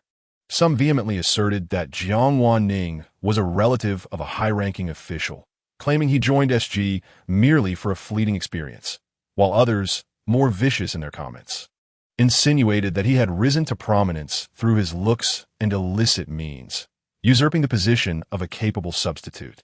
Even a previous training match against Wei, which demonstrated his skill, was twisted into a narrative suggesting that SG had conspired with Wei to elevate him. What was worse, some individuals in the thread had begun to dox Jiang Wan Ning, exposing his university information publicly on the forum, and threatening to delve deeper into his family background and personal privacy, their words dripping with menace and hostility. Jiang Wan Ning leaned in a glance at the screen as well. As the recipient of these baseless accusations, he felt no emotional upheaval. In fact, he found it somewhat amusing, considering the tactics employed were rather cliched. However, even with his broad-mindedness, the relentless onslaught of malice began to wear on him, inciting a sense of weariness and irritation. Xia Yinyu, anxiously observing Jiang Wan Ning's expression, noticed he merely frowned, lacking the anticipated signs of sadness or anger, and he felt a slight sense of relief. Yet he couldn't suppress his concern. Ning, don't take it to heart. These trolls are just spouting nonsense. Such tactics once again. Gu Ting's voice was frigid, immediately conjuring memories of the recent tumult on Weibo that targeted Jiang Wan Ning's capabilities. However, this incident was evidently far more egregious, having crossed the boundaries of personal insult and invasion of privacy. Suppressing the fury that surged within him, he instructed Xia Yinyu to summon Lu Jingyun to the training room without delay. When Lu Jingyun hastily arrived from the gym, he found Lin Xiao and Shan Emo had already gathered in the training room. They had evidently learned about the rapidly circulated defamatory post through their respective channels. The core members of the SG team, rarely congregating during non-training hours, sat on the sofa in the training room, each face marred with solemnity. Utter nonsense. Lin Xiao, usually mild-mannered, erupted in anger after quickly perusing the post, his face flushed and his voice trembling with indignation. This is sheer slander. Can we ascertain who the scoundrel behind this is? Shen Mo's expression mirrored his discontent. I immediately reached out to a friend familiar with forum management, he replied, his tone laced with resignation. However, this esports forum operates entirely anonymously, with user information and IP addresses generated as false data by the system. The server appears to be overseas, and uncovering the real identity of the poster requires time and technical expertise. Lu Jingyun glanced at the responses on his phone and added, I also consulted Xie Shu. He conducted a preliminary investigation, and there have been no irregularities within SGS ranks recently. This is clearly a targeted attack on Ning. Xia Yinyu mused, raking his fingers through his already disheveled hair, perplexed and enraged. But he's only just joined us. How could he have offended anyone? Previous doubts about the new member's abilities were somewhat justifiable, but this is outright personal attack, aimed at tarnishing Ning's reputation. What interests are at stake with the announcement of a new support player for SG? This seemingly innocuous remark from Xia Yinyu struck Gu Ting like a bolt of lightning, illuminating tangled thoughts in his mind. He had focused primarily on external competitors or extreme fans, overlooking the most fundamental and direct aspect. Jiang Wan Ning's entry as the first-team support player directly threatened those within the club who had aspirations of promotion to the first team, including substitutes from the second team and the exceptionally talented trainees from the academy. The likelihood of internal sabotage was far greater than that from external sources. Gu Ting abruptly raised his head, his gaze sharp as a blade. Notify Xie Shu to conduct a thorough investigation of all club players, including those from the second team and academy. We must scrutinize their recent actions, social media activities, and any unusual expenditures or interactions with unidentified individuals. He commanded Lu Jingyun swiftly and clearly. Then he stood, addressing everyone. I will consult Fong Tong and immediately contact the club's public relations team. We must formulate a response plan and issue an official statement without allowing these rumors to fester. Is there anything I can do? Jiang Wan Ning interjected suddenly, his voice calm. Yet it drew the attention of everyone present. He paused before continuing. I can seek assistance from my brother. Our family's legal team is quite adept at handling cases of defamation and invasion of privacy. While the statement was subtle, the legal team of the Huanyu Group is not merely proficient. They are indeed at the pinnacle of the industry. Gu Ting nodded, casting a reassuring and affirming gaze towards Jiang Wan Ning.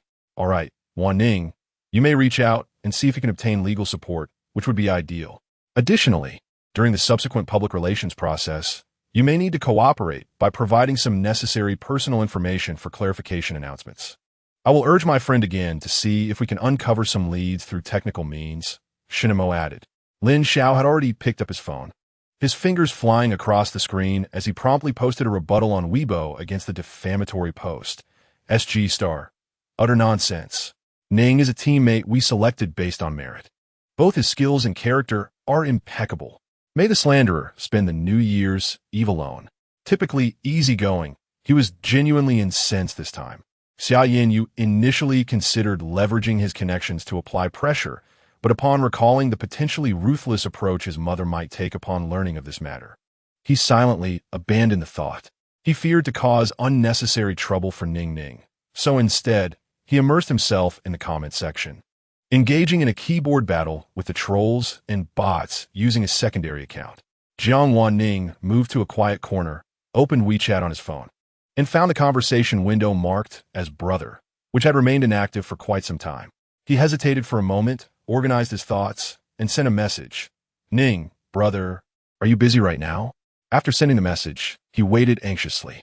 According to the original narrative, the male supporting character, Jiang Wan Ning, had a rather strained relationship with his family, particularly with this older brother who had taken over the family business at an early age, resulting in scant communication.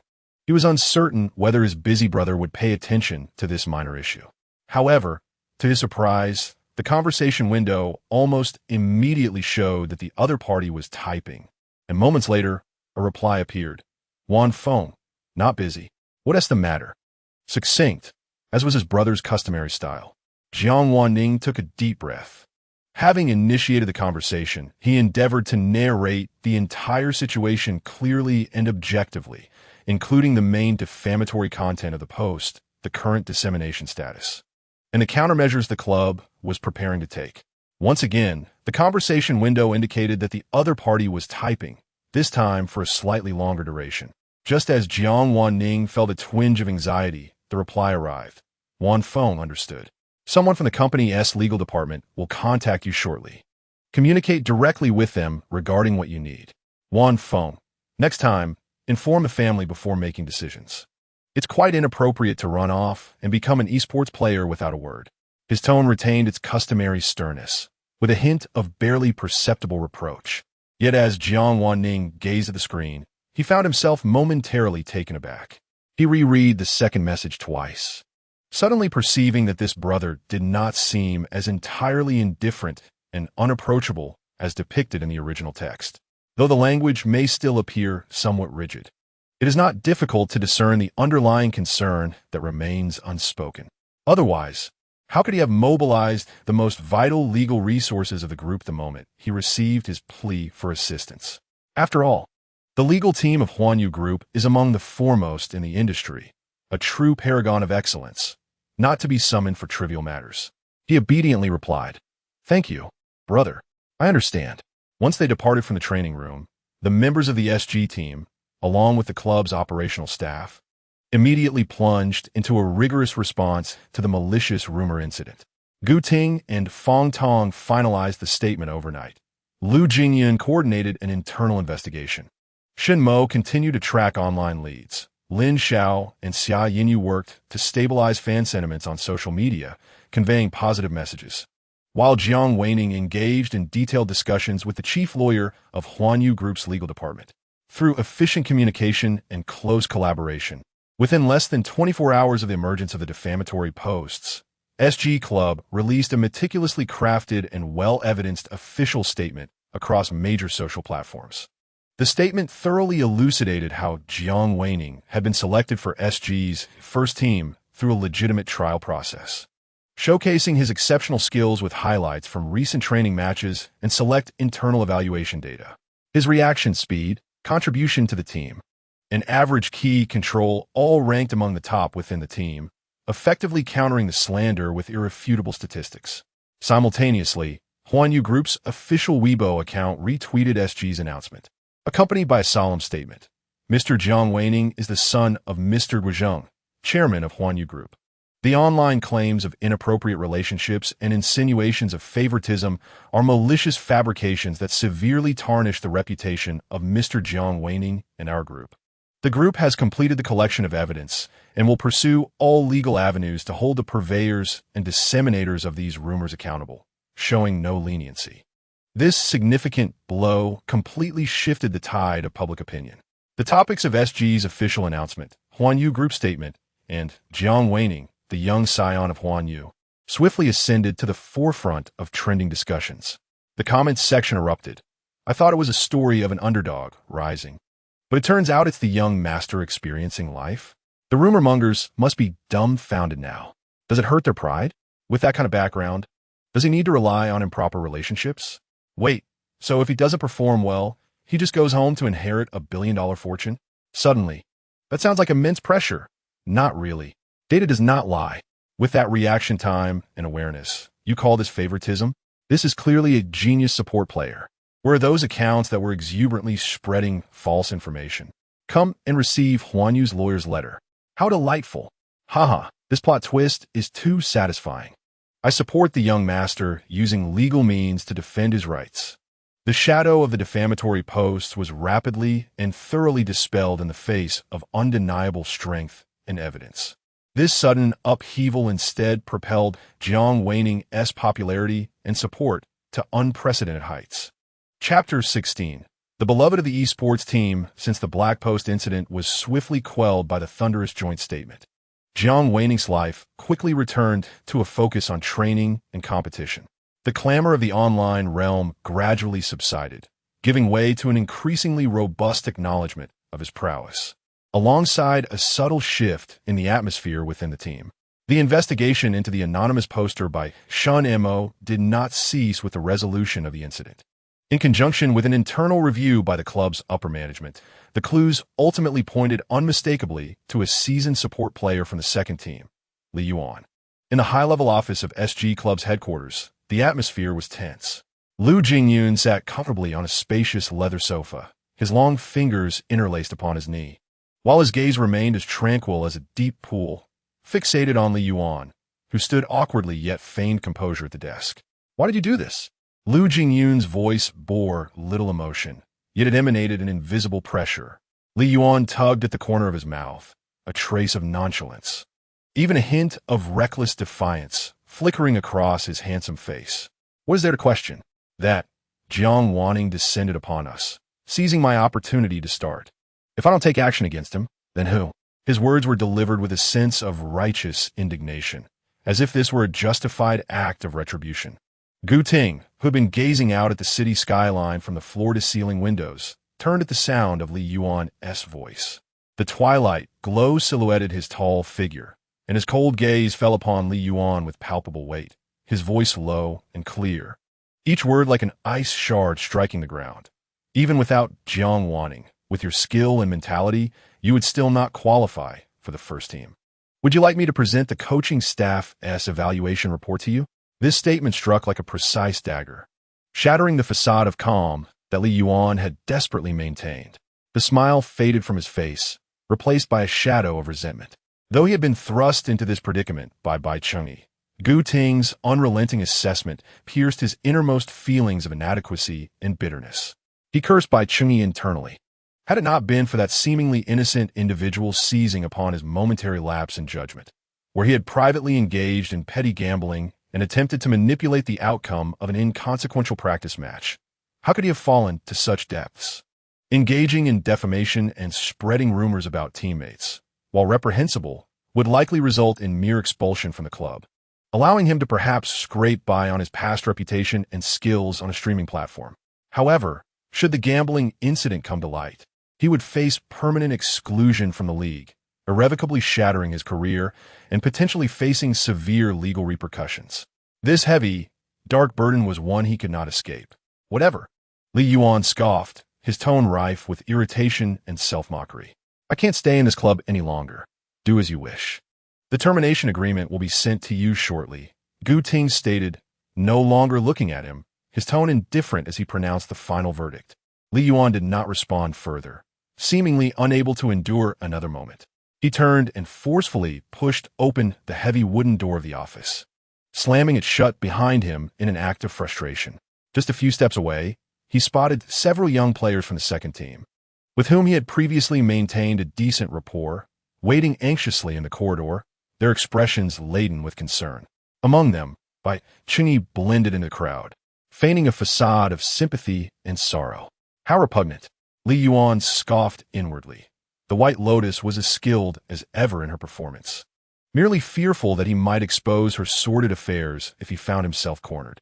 He didn't even glance in Bai Chunyi's direction, instead forcing a smile at the younger teammates whose eyes brimmed with genuine reluctance. All right, stop with that expression. We're leaving today. You all play well in the future. Don't follow my example. Is the post really from you, Brother Yuan?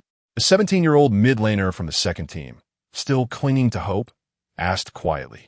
Li Yuan had always cared for them like an older brother, and he found it hard to believe that he would resort to such backstabbing. Li Yuan Shuja, neither confirming nor denying. His tone is relaxed, as if discussing someone else's affairs. It's already been investigated. Why ask more? Sooner or later, I won't be in the professional scene for long. Might as well transition to streaming. Remember to come and support me then. A few teammates gathered around, their voices filled with regret and reluctance. Only Bai Chunyi stood quietly at the periphery, his gaze flickering, feeling out of place. Yet, he was indifferent to these sentiments. He would inevitably move up to the first team, so why waste emotions on the second team?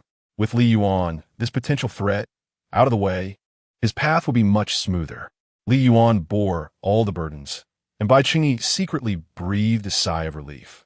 By a twist of fate, he had managed to eliminate the obstacle before him, making his promotion to a regular player seem imminent. Although he had failed to topple Jiang Wan Ning with a black post, which ironically brought more attention to Wan Ning's family background, it was not without its gains. However, with the club currently cracking down on misconduct, Bai Chunyi understood that such petty actions could no longer continue. He must remain dormant and wait for a better opportunity. In the office, Lu Jingyun rested his chin on one hand, a hint of unusual gravity in his usually carefree eyes. He turned to Gu Ting, his tone somber. I don't believe things are that simple. While Li Yuan's claims sound somewhat plausible, the second team's coach previously mentioned his difficult family situation. His mother has been ill for years. He values this well-paying job and has no reason to sabotage his future to retaliate against someone who might have taken his opportunity. Gu Ting clearly agreed with his perspective, moving to the desk and lightly tapping the surface with his fingertips.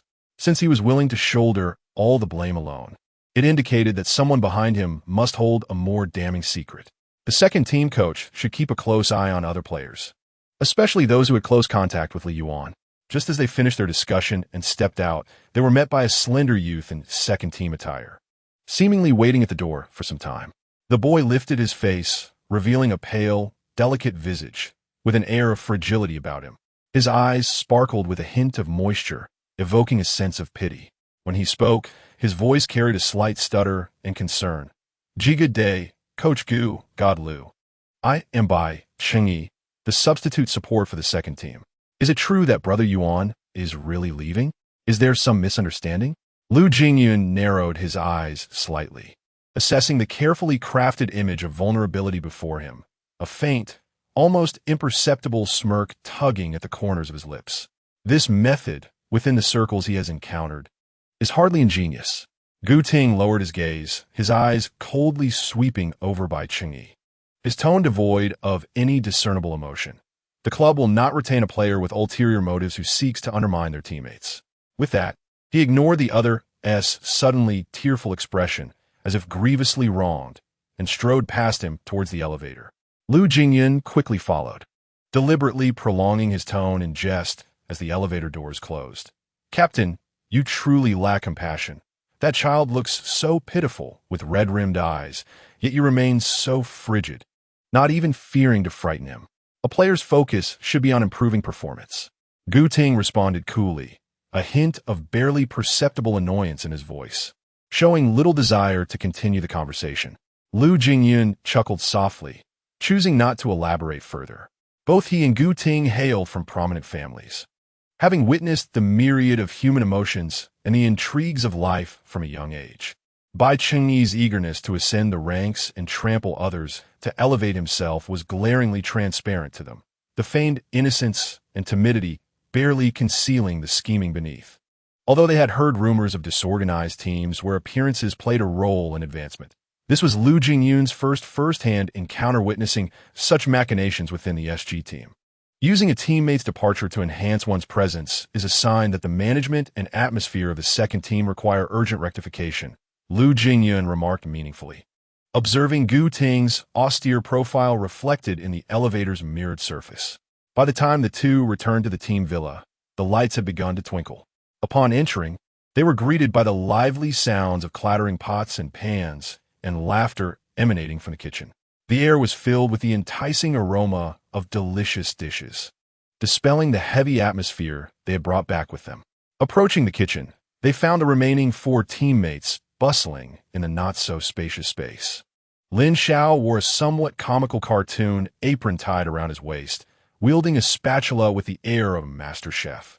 "Xiao Ning, hurry, pass me the green beans. The timing is perfect," he called out, fixated on the sizzling dish in the pot, not even glancing back.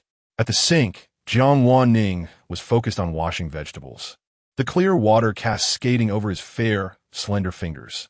Upon hearing Lin Xiao, he promptly turned off the faucet, deftly shaking off the droplets from his hands and handing over the already cleaned green beans from the countertop. Meanwhile, Xia Yinyu squatted nearby, wearing gloves and engaging earnestly in a battle against a bowl of lively little crayfish, scrubbing with great vigor. The long dining table was already laden with several colorful and fragrant dishes. Shen Mo had just set down the bowls and chopsticks when he looked up to see the two entering. "You're back. Today, Annie had something to attend to, so Lin Xiao volunteered to show us his culinary skills." Lin Xiao poked his head out from the kitchen, a few specks of flour from kneading earlier adorning his forehead, his face radiating pride. "Just a little longer. I'm finishing up with the iron pot stew and the spicy crayfish." "Hey, Xiao Xia, don't just chat with Ning Ning. We're waiting for your crayfish to hit the pot." Shen Mo smiled slightly, observing the 3 in the kitchen, crowded yet exuding a warm and harmonious atmosphere despite the apparent chaos. He turned his head to gaze at the weary Gu Ting and Lu Jingyun, lowering his voice to inquire, "How is it? Has there been any conclusion?" Gu Ting loosened the cuffs of his shirt, which had grown taut from their exertions, revealing a hint of fatigue mingled with gravity. "Yes, we have found something, but the situation is more intricate than anticipated. I will change my clothes first, and we can discuss it in detail at the dining table later." Observing the weariness etched on Gu Ting's brow and glancing at Lu Jingyun, who was half reclined on the living room sofa, lazily rubbing his temples, he nodded in understanding, refraining from further questioning, and turned to assist in arranging the dining table. As they gathered around a table laden with fragrant dishes, the twilight outside had fully descended, and the streetlights of the villa community cast a warm glow. Lin Xiao, brimming with enthusiasm, retrieved several bottles of chilled beer from the refrigerator to share with everyone. When it came to Jiang Wan Ning, he naturally handed her a can of orange-flavored soda. Aware of her almost non-existent tolerance for alcohol, Jiang Wan Ning accepted the soda without protest. popping it open with a satisfying sound and taking a generous sip, a trace of foam adorning the corner of her lips. After a long day of cooking, Lin Xiao tilted his head back to gulp down a mouthful of cold beer, exclaiming with delight, "Ah, this is refreshing. Nothing beats the taste of home-cooked food." He then inquired, "Weren't you all at headquarters today to handle that matter? What did you find out? Who is orchestrating this from behind the scenes?" He set his cup down and directed his gaze toward Gu Ting, who had changed into a soft, deep gray loungewear that rendered him notably gentler than usual, and Lu Jingyun, who was leisurely picking at his food nearby. Gu Ting appeared as if he had just stepped out of the shower. His typically meticulously styled black hair now fell casually over his forehead, exuding a relaxed, homely aura. He reached for a napkin, subconsciously extending his hand to gently wipe away the soda foam from the corner of Jiang Wan Ning's lips. Their fingertips brushed inadvertently against her soft lower lip, causing both to pause momentarily. Jiang Wan Ning felt a warmth rise to her ears, instinctively biting her lip and lowering her gaze. Gu Ting, seemingly unfazed, withdrew his hand as if performing a most ordinary gesture, yet the fleeting softness in his eyes did not escape Lu Jingyun's observant gaze. Lu Jingyun, understanding the situation, chuckled lightly and took over the conversation, succinctly summarizing the events from the afternoon at headquarters, including Li Yuan's admission, their suspicions, and the unexpected appearance of Bai Qingyi. What we can ascertain for now is that the mastermind is likely hidden within Team 2, though their specific identity requires time and evidence to uncover. We have already requested the Team 2 coach to closely monitor all team members' movements. With 2 consecutive attempts swiftly unraveled by us, the adversary should hesitate to act recklessly in the near term. Leaning back in his chair, Gu Ting added, though his gaze lingered on Jiang Wan Ning, who was delicately nibbling on a rib, noticing a bit of sauce at the corner of her mouth. He offered her a napkin. Silently, he placed a perfectly peeled, succulent piece of crayfish meat into Jiang Wan Ning's small dish, joining the conversation. At least the scope has narrowed. The enemy is visible while we remain concealed, which is far better than being completely at a loss.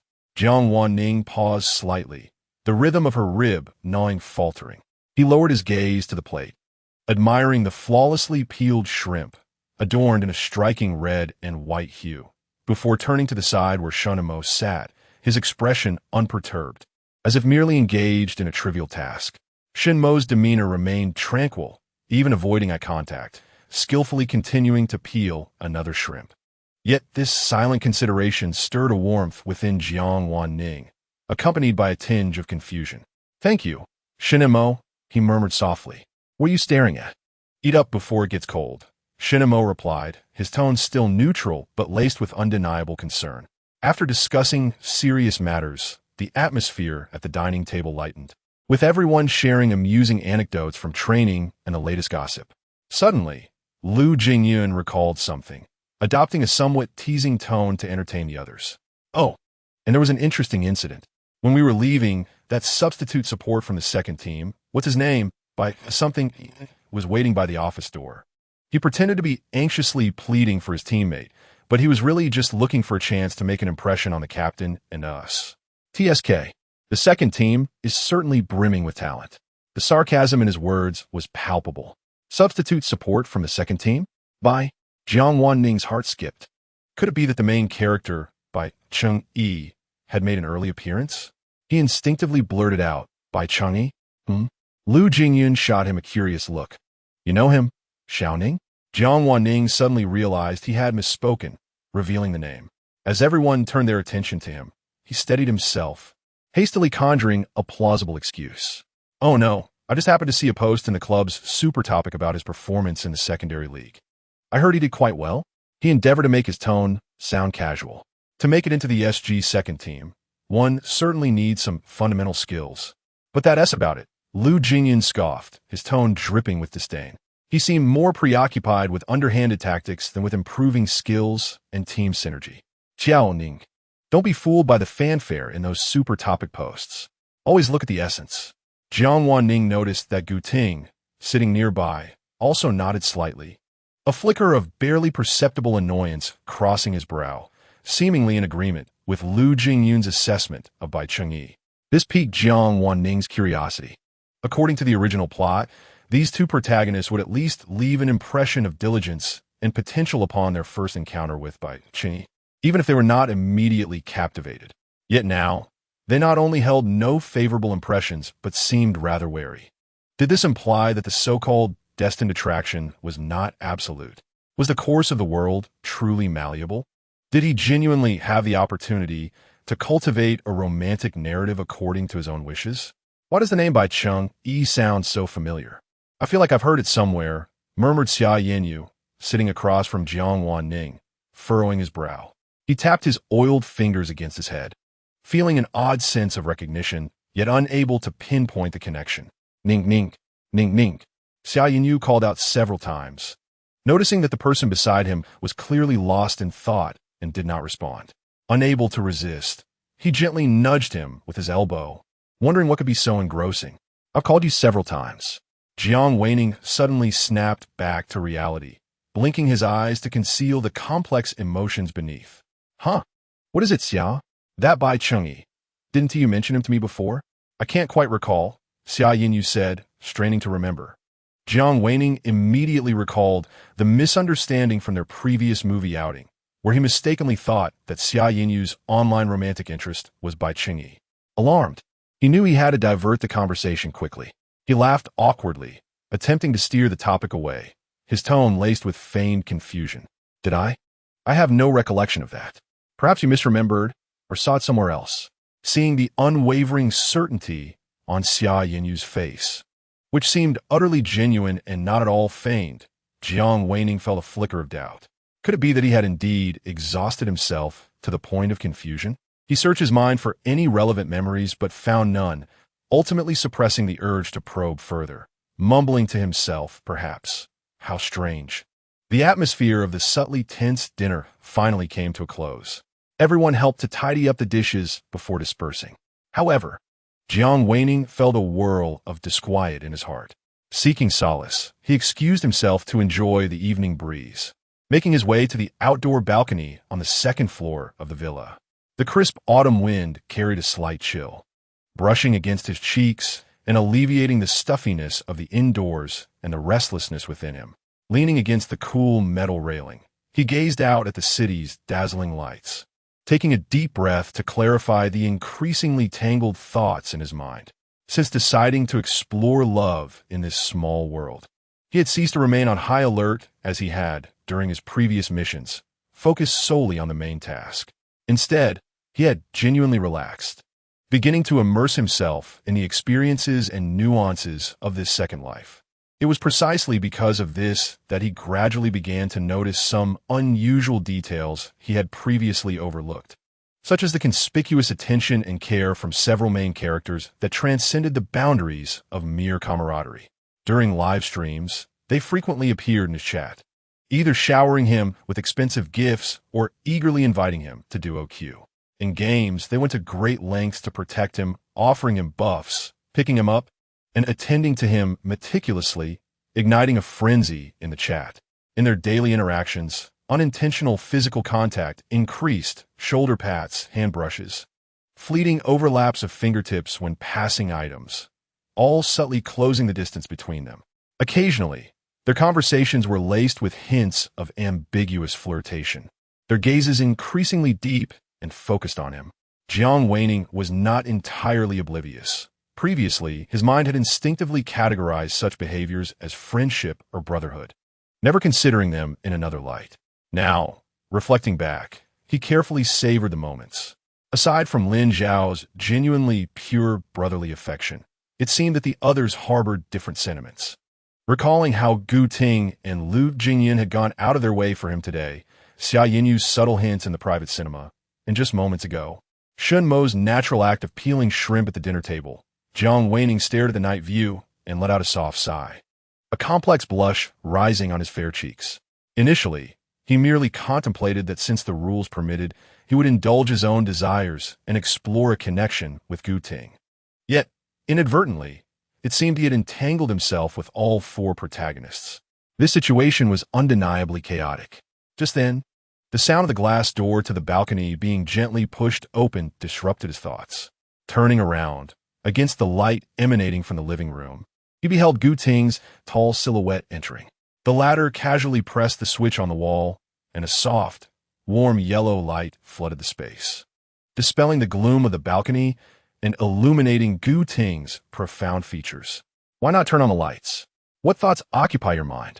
Gu Ting's voice, deeper than usual and mingled with the gentle evening breeze, caused a shiver to run through Jiang Wan Ning. Is the captain here to enjoy the breeze as well? Jiang Wan Ning, flustered, averted his gaze, feeling the tips of his ears flush uncontrollably, and sought to make conversation. No. Gu Ting approached step by step until only a breath separated them. His gaze, calm and steady, locked onto the youth whose chin barely reached his own. His voice was clear and assured. I came to find you. As he spoke, he extended his hand, his warm palm gently clasping Jiang Wan Ning's wrist. The grip was not forceful, yet it bore an undeniable insistence, turning him towards himself with a tone that was resolute. You know, don't you? Locked in those deep, almost hypnotic eyes, Jiang Wan Ning's heart raced wildly, his mind momentarily blank as he instinctively retorted, "Know what? I like you." The words were direct and fervent, devoid of preamble, akin to a vivid lightning bolt slicing through the fog, illuminating Jiang Wan Ning's innermost being. He felt distinctly as though his heart skipped a beat, then began to thrum rapidly, resonating within his chest like a drum, nearly bursting forth from his throat. Gu Ting did not expect an immediate response. He clearly perceived the shock, confusion, and a trace of barely perceptible shyness in Jiang Wan Ning's eyes. Understanding the suddenness of the situation, he recognized that matters of the heart should be approached with caution. He was in no haste and did not wish to impose any pressure. He slightly relaxed his grip, using the hold on Jiang Wan Ning's wrist to draw him closer. The proximity allowed them to feel each other's warm breath. Gu Ting lowered his head slightly, the strands of hair cascading down his forehead, nearly brushing against Jiang Wan Ning's brow. Peering into those eyes, shimmering softly under the light, clear as amber. His voice was low and earnest, imbued with a solemn promise. Wan Ning, I simply wish for you to understand my feelings. You need not respond immediately, nor should you feel any pressure. Whatever your answer may be, it shall not alter our bond as teammates. I will remain your captain. Gu Ting acknowledged that recently observing Lu Jingyun, Xia Yinyu, and even Shun Mo's eager actions had stirred a sense of urgency within him, evoking a strong feeling of crisis. Yet, he was not one to hesitate or act coyly. Once he had set his sights on a goal, he took decisive action. For someone he cherished, it was only natural to express his feelings openly and unequivocally. Originally, he harbored concerns that Jiang Wan Ning seemed yet to grasp the intricacies of romantic relationships and intended to exercise patience, allowing their connection to simmer gently. However, during dinner, he keenly perceived that she had begun to comprehend Shen Mo's unusual concern, her gaze reflecting a newfound understanding. Thus, he could no longer wait. As soon as dinner concluded, he observed Jiang Wan Ning making her way towards the balcony alone and unhesitatingly followed her. He felt an urgent need to plant this seed in her heart before anyone else could. The evening breeze caressed gently, carrying with it the faint fragrance of flowers from afar. On the balcony, the soft glow of light illuminated their closely positioned figures. An unspoken, ambiguous, yet tense atmosphere gradually enveloped them, as if something was quietly transforming and breaking through the soil. Jiang Wan Ning could distinctly sense the subtle, refreshing scent of Gu Ting, reminiscent of a recent shower, mingled with a hint of his characteristic crisp, woodsy fragrance. This aroma left her feeling somewhat dizzy, her heart racing, and for a moment, she forgot how to respond, merely gazing up at the strikingly handsome and serious face before her. Chapter 17. The beloved of the esports team, Jiang Wan Ning, found herself enveloped by Gu Ting's warm presence. The crisp and steady scent of cedar subtly lingering in the air, weaving an invisible net that gently ensnared her. The night breeze on the balcony was cool, yet Gu Ting's body felt like a warm wall, shielding her from the chill while also imparting a disquieting sense of pressure. Instinctively, she placed her hands against his chest, and even through the soft fabric of his loungewear, she could distinctly feel the firmness and elasticity of his muscles, even catching the faint vibrations of his steady heartbeat. This overly intimate contact caused a gentle warmth to creep into her ears, making her breath involuntarily soft and slow. She slightly lowered her head, evading his intensely focused gaze, which seemed capable of seeing through everything, her voice soft, as if afraid to shatter the fragile moment. I do have some feelings for the captain, but perhaps not to the extent of truly liking him. She chose to be honest, unwilling to deceive. As she spoke, her thick lashes fluttered, and her fingers resting against Gu Ting's chest instinctively curled up. Initially, she had been drawn to his remarkable appearance and his steady, reliable demeanor, which had sparked her desire to briefly experience romance within this small world. Yet, now confronted with his earnest confession, sensing the unmistakable seriousness and the fervor hidden beneath his calm exterior, a subtle sense of guilt and unease stirred within her. Gu Ting took in her flustered yet endearing demeanor, his gaze deepening as a fleeting, elusive smile of triumph crossed his eyes. He leaned in closer, their proximity allowing them to feel the warmth of each other's breath. His voice dropped lower, imbued with a magnetic gentleness, lightly grazing Jiang Wan Ning's sensitive ear. "Shall we give it a try?" After a brief pause, as if being exceedingly considerate, he added in a coaxing tone that exuded reassurance, "If Ning Ning feels it is unsuitable and our time together seems off, we can part ways without any issue. I would never force you." As they conversed, Gu Ting's hand naturally glided down, his warm palm gently resting upon Jiang Wan Ning's slightly cool hand. This touch was both a silent assurance and a promise, as well as a meticulously woven trap, enticing one to delve deeper and succumb. Unbeknownst to Jiang Wan Ning, he remained oblivious to the underlying possessiveness and unwavering determination concealed within Gu Ting's words. Instead, he felt a burgeoning affection for this seemingly thorough consideration, finding comfort in the thought that Gu Ting had even meticulously planned for his retreat. The unease in his heart seemed to be somewhat assuaged. After all, if things were to become unsuitable later, or if Gu Ting were to be inevitably drawn to Bai Cheng Yi, as the original narrative suggested, they could simply part ways. There were still numerous task worlds ahead, and a fleeting romance during this lengthy journey would hardly consume much time. With this thought, Jiang Wan Ning felt a sense of relief, his tense shoulders slightly relaxing. He lifted his gaze to meet Gu Ting's profound eyes, his response soft yet clear. "All right, let's give it a try." Seeing Jiang Wan Ning's obedient acceptance, the smile in Gu Ting's eyes deepened, ultimately transforming into an intoxicating tenderness. How could he truly allow Jiang Wan Ning to slip away? The moment the other nodded, he had resolved to cradle this individual in his palms forever, to cherish him with utmost care, while firmly ensnaring him within his world, leaving no room for regret or escape. Just then, Gu Ting's phone vibrated unexpectedly, shattering the tranquility of the balcony. He glanced at the caller ID. It was a call from his assistant regarding urgent company matters. With a hint of apology, he turned to Jiang Wan Ning. "I have some company affairs to attend to." He escorted his newly minted boyfriend back to the dormitory and under the corridor's light.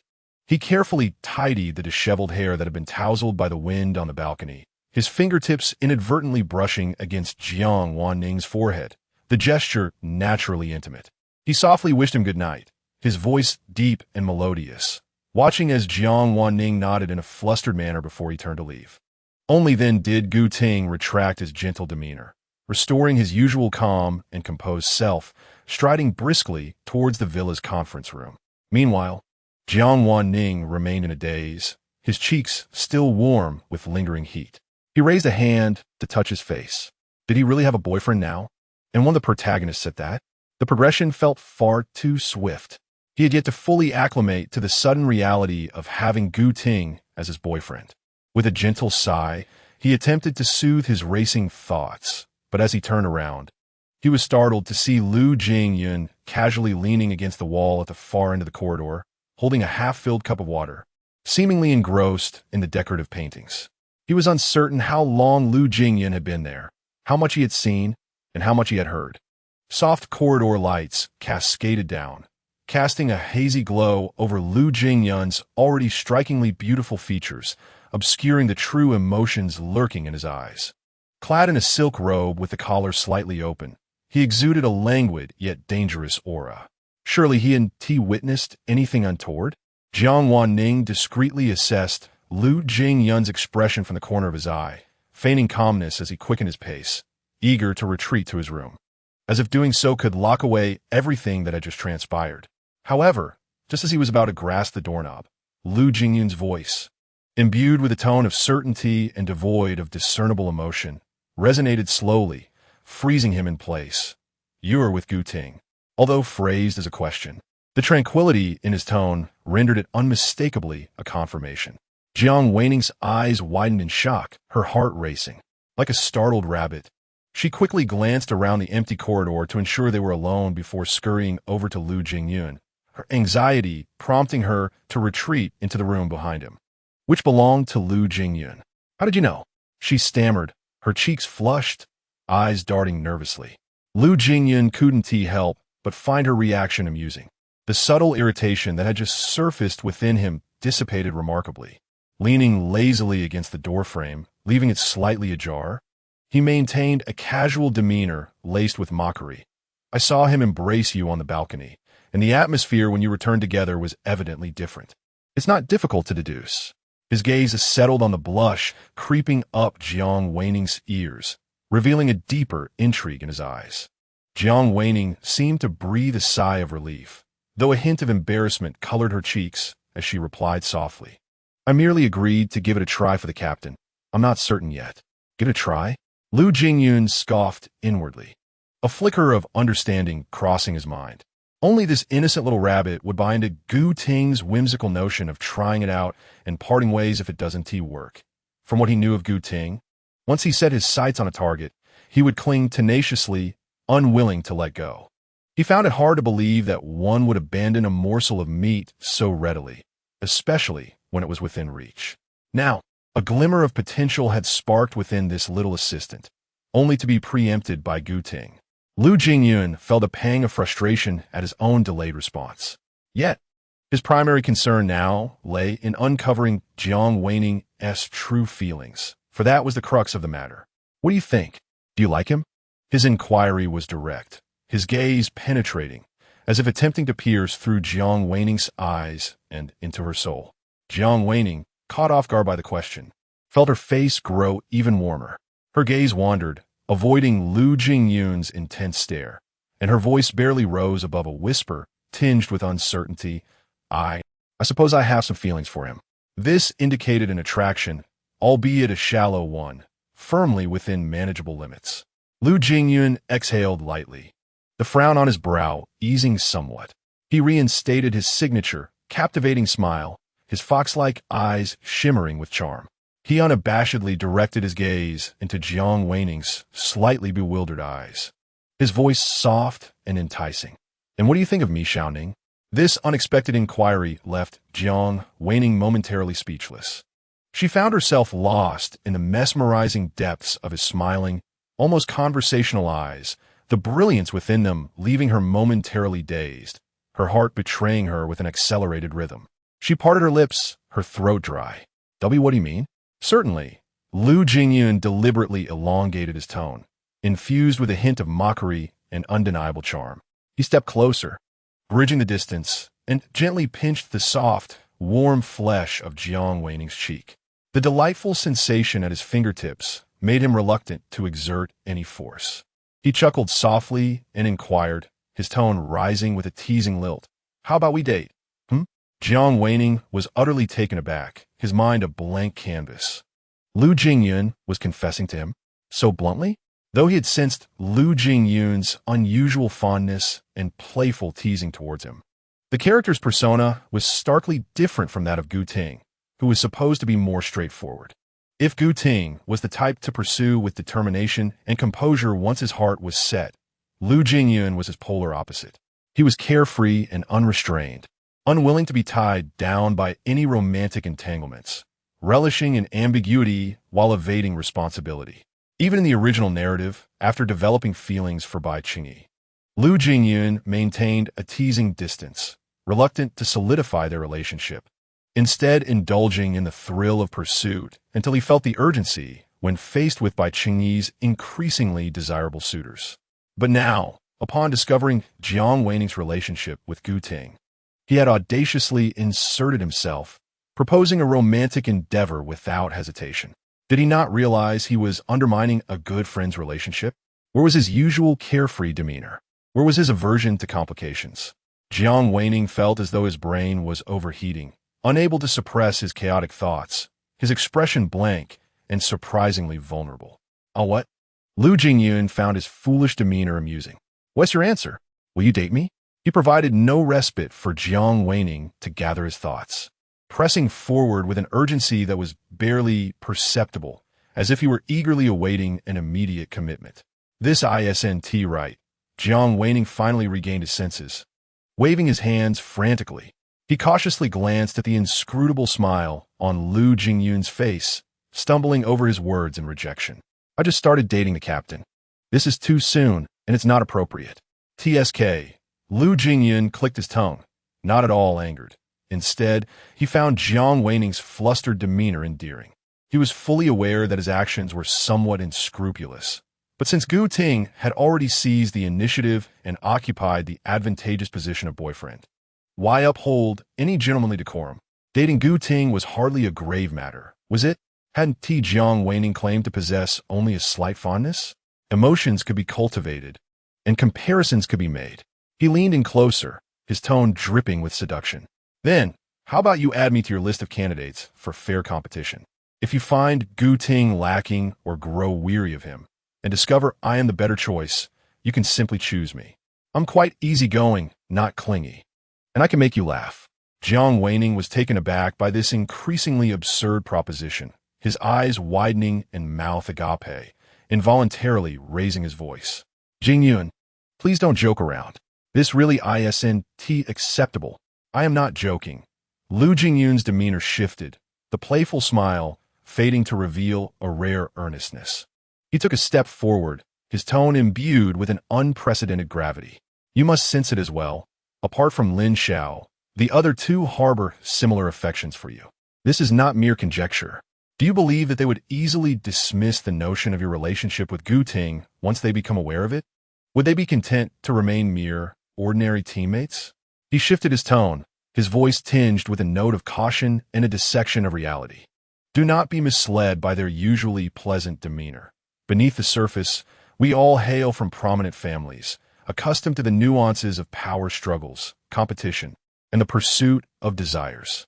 The innate possessiveness and competitive spirit run far deeper than what is outwardly displayed. Once they have set their sights on someone they cherish, they will not relinquish their hold easily, even resorting to unscrupulous means, including Xia Yinyu. He deliberately paused, gauging Jiang Wan Ning's reaction.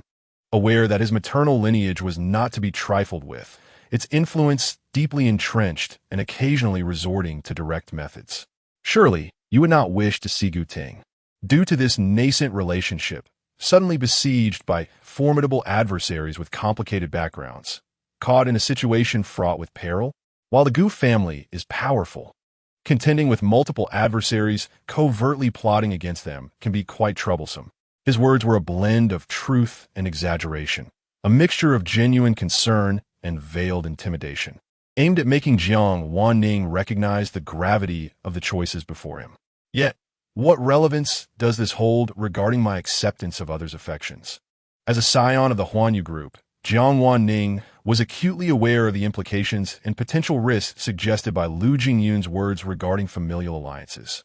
If there is blame to be placed, it lies in your excessive kindness, Xiao Ning.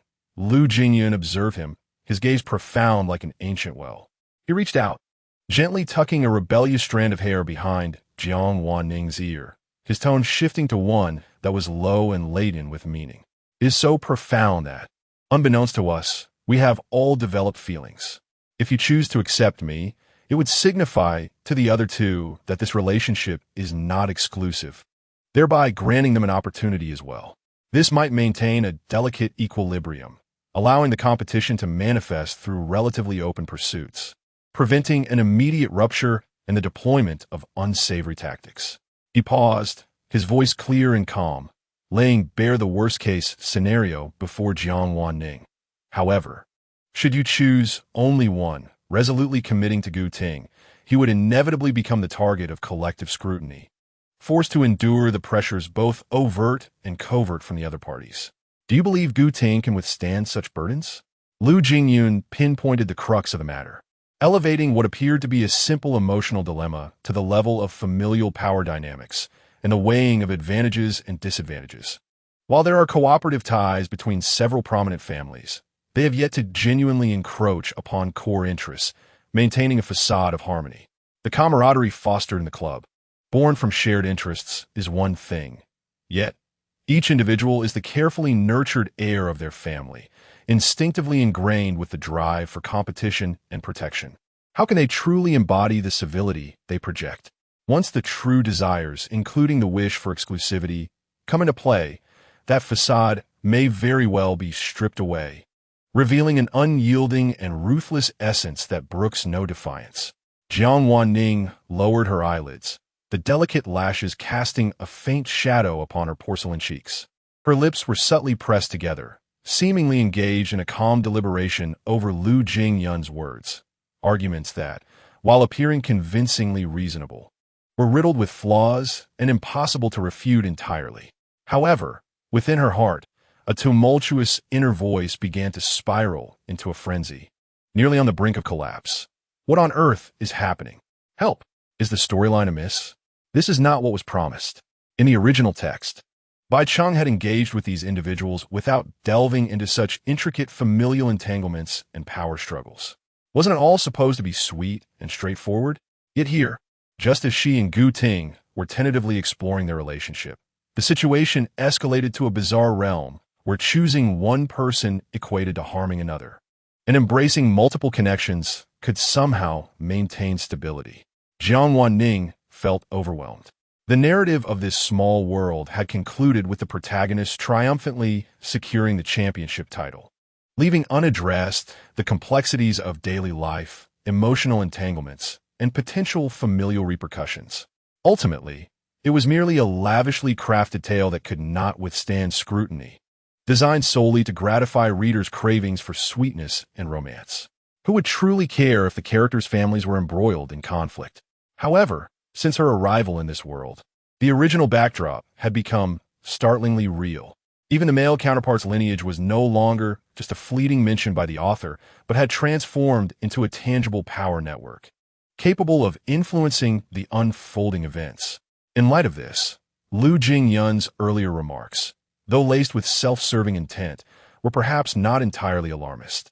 He aimed not merely to persuade her to accept him, but to forewarn her of the intricate complexities she might face once drawn into this emotional maelstrom. Lu Jingyun's breath was close, imbued with a refreshing minty aroma. He no longer urged her impatiently, but rather granted her space to contemplate, akin to a patient hunter awaiting his prey to step into the trap. He acknowledged that his methods were not entirely above board, tinged with evident threats, inducements, and cunning rhetoric. Yet in the pursuit of love, he had never been concerned with decorum or boundaries. The outcome was paramount. The process? What was that? Something to consume. I need time to think, Jiang Wan Ning said, lifting her gaze, her mind a chaotic tangle akin to a knotted ball of yarn. She felt compelled to meticulously revisit the narrative and character outlines provided by the system to ensure she hadn't overlooked any crucial information.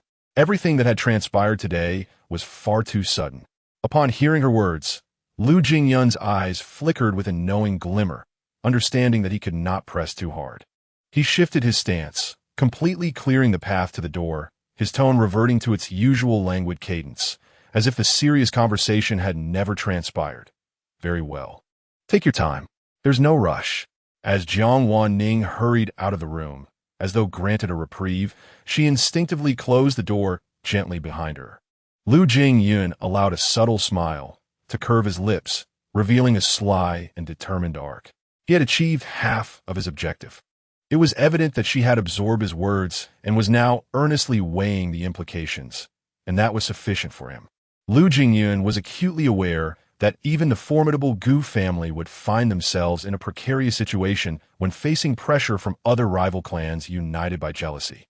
Gu Ting was an astute individual who would eventually comprehend that clinging stubbornly to exclusivity in such a delicate balance would only result in unnecessary internal strife and peril. Embracing a form of shared cooperation would be a more pragmatic choice to maintain superficial harmony and avert fierce conflicts. On the following morning, Jiang Wan Ning struggled to rise from his cocoon of blankets, his head heavy and muddled, as if it were stuffed with waterlogged cotton. The sunlight pierced through the thick curtains, invading his eyes with an unyielding brightness, forcing him to squint uncomfortably until his eyes gradually adjusted. He appeared utterly listless, devoid of vitality, resembling a fragile flower battered by a tempest, with pronounced dark shadows beneath his eyes starkly contrasting against his porcelain skin, which was nearly poreless, rendering him a picture of exhaustion and vulnerability. Last night, he had diligently dissected the original plot provided by the system with an academic rigor, tossing and turning in bed as if frying fish, repeatedly scrutinizing the crucial passages concerning the personality analyses of several protagonists, their familial backgrounds, and the evolution of their romantic entanglements. He sought to unearth any glimmers of insight or definitive answers to navigate the present predicament. To his dismay, he discovered that it was nothing more than a mindless, illogical account of sugary romance, devoid of any practical guidance on managing complex relationships, balancing various powers, or preventing the outbreak of chaos. The author had evidently given no thought to such real-world dilemmas. Well, what will be. Overthinking would only serve to exacerbate his troubles. Jiang Wan Ning sighed, feeling utterly drained, and rubbed his swollen temples. After all, what Lu Jingyun had mentioned was merely the worst-case scenario that had yet to unfold. The situation had not escalated to that point. He inhaled deeply, striving to muster his spirits. He patted his face, compelling himself to awaken, and then feigned normalcy as he pushed open the door and walked towards the training room, ready to commence a new day of practice. As he descended the stairs, he fortuitously encountered Xia Yinyu passing through the living room, seemingly returning from the kitchen after pouring a glass of water. Upon seeing Jiang Wan Ning's evident sleep deprivation and distracted demeanor, Xia Yinyu's eyes widened in surprise, his concern palpable as he hurried towards him, nearly invading his personal space. "Ning, did you stay up late last night?" he inquired, tilting his head and scrutinizing him closely, his gaze lingering on the dark circles under Jiang Wan Ning's eyes. He reached out as if to touch him, but hesitated, retracting his hand to instead gesture at his own under-eye area, which was nearly resembling that of a panda. "What happened? Did you have insomnia? Or were you up to something clandestine?" Jiang Wan Ning replied feebly, his voice still tinged with the huskiness and softness of just waking, sounding quite pitiful. "I stayed up late, reading a novel." As he spoke, he couldn't help but stifle a small yawn, a few physiological tears escaping the corners of his eyes, rendering his expression even more hazy and innocent, as if shrouded in a thin veil of mist. Xia Yinyu found it exceedingly strange. He had never heard that Jiang Wan Ning had a penchant for reading novels. What kind of book could be so captivating that it led this typically well-behaved individual, who always retired to bed by midnight, to stay up late and appear in such a disheveled state?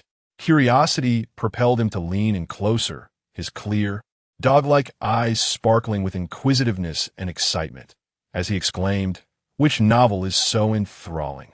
Do recommend it to me. I'm quite intrigued. Perhaps I would enjoy it as well." Jiang Wan Ning dismissively waved his hand, as if the book were a ferocious beast, declaring it merely a mindless romance novel that would diminish one's intellect. Better to steer clear of it. His voice bore a palpable weariness and a hint of regret, as if he had suffered greatly from its contents. Upon hearing that it was a romantic tale, Xia Yinyu's eyes brightened instantly. Could it be that Ning had developed an interest in such literature? Was it possible that he had finally awakened to the idea of romance? This thought sent a wave of exhilaration through Xia Yinyu, prompting him to unleash a barrage of questions, hardly allowing a moment for a response. "Ning, do you wish to pursue a romance? Do you favor boys or girls? What type captures your heart? Would you mind if they were younger than you?"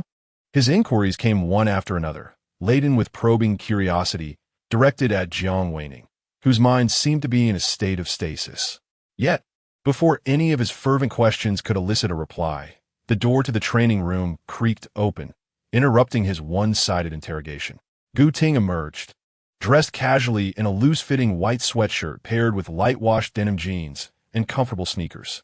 This simple yet relaxed attire perfectly accentuated his broad shoulders, narrow waist, and enviably long legs, making him resemble a model stepping out of a fashion magazine, refreshing and striking. Morning light poured in through the open door behind him, casting a soft golden halo around his figure, even the tips of his dark hair glimmering with delicate flecks of light, rendering him utterly captivating. He completely disregarded Xia Yinyu, his gaze landing gently yet precisely on the evidently groggy Jiang Wan Ning, as he approached him directly and slightly lowered his head. A few strands of dark hair fell over his forehead, partially obscuring his profound eyes. His voice was soft, tinged with a magnetic rasp, yet exceptionally gentle. "Are you hungry? The aunt has prepared breakfast with your favorite shrimp dumplings and soy milk. Would you like to have a bite before training?" As he spoke, he reached out tenderly to adjust the disheveled collar of Jiang Wan Ning's sweatshirt, his fingertips brushing against the warm skin of his neck, sending a subtle yet undeniable current of electricity coursing through the air. The gesture was natural and intimate, imbued with an unspoken sense of possession. Xia Yinyu stood rooted to the spot, as if ensnared by an invisible spell, watching the seemingly oblivious interaction between the two. The excitement that had ignited within him was doused cold in an instant, leaving only disbelief and an inexplicable pang of bitterness. He was no fool. On the contrary, he possessed an acute sensitivity in some respects. It was clear to him that there existed an unusual intimacy between them, one that transcended mere concern from a leader to a subordinate. When did the captain and Ning Ning begin this connection? His gaze traversed between the two intimately postured individuals, a tumult of complex emotions surging within him. Surprise, a sense of being left in the dark, a hint of unwillingness, and a whisper of jealousy. Gu Ting lifted his eyes, his calm gaze sweeping over the stiff expression of Xia Yinyu, offering a subtle nod as a greeting, before redirecting his attention back to Jiang Wan Ning, his tone remaining gentle. "Let us go. It's time for a meal." He effortlessly draped an arm around Jiang Wan Ning's shoulder, guiding him to turn towards the direction of the dining hall. Jiang Wan Ning, still in a semi-dazed state, compounded by a restless night, lagged slightly behind, instinctively following Gu Ting's lead, hardly managing to turn back and exchange a word with Xia Yinyu. Xia Yinyu stood alone, watching the two depart side by side. He pressed his lips together, lifting his now lukewarm glass of water and taking a large gulp. The icy liquid coursed down his throat, yet it failed to extinguish the inexplicable flame ignited within him. Chapter 18. The beloved of the esports team, the air in the training room felt suspended, save for the echoes of game sound effects reverberating in the vast space. Today, during the usual training, Xia Yinyu appeared particularly reticent, a stark contrast to his usual exuberance. Typically, at this hour, he would be animatedly recounting his recent spectacular play, perhaps even springing to his feet to demonstrate, infusing the entire training room with his vibrant energy. However, today, he was exceptionally focused on the screen, his lips pressed into a taut, stubborn line, his jawline defined by the tension he held. A palpable sense of oppression and low pressure enveloped him, chilling the air around him. Opposite marksman appears in 12 seconds. We can strike in the next wave. Lin Zhao's voice sliced through the oppressive silence of the training room, its clarity almost echoing, shattering the suffocating quietude. Jiang Wan Ning, seated to the right of Xia Yinyu, could not ignore the undeniable low pressure emanating from his left, akin to a cold stone weighing on his senses. He feigned adjusting his posture, subtly glancing to the left. Xia Yinyu had his head slightly bowed, errant strands of golden hair falling onto his smooth forehead, casting a faint shadow over his lowered eyelids, veiling the eyes that typically sparkled with joy.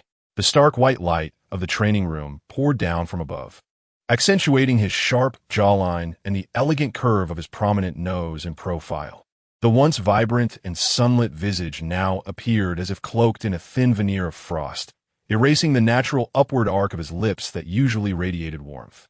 In its place emerged an almost piercing coldness, his brow shadowed by an impenetrable gloom, exuding an aura that discouraged approach.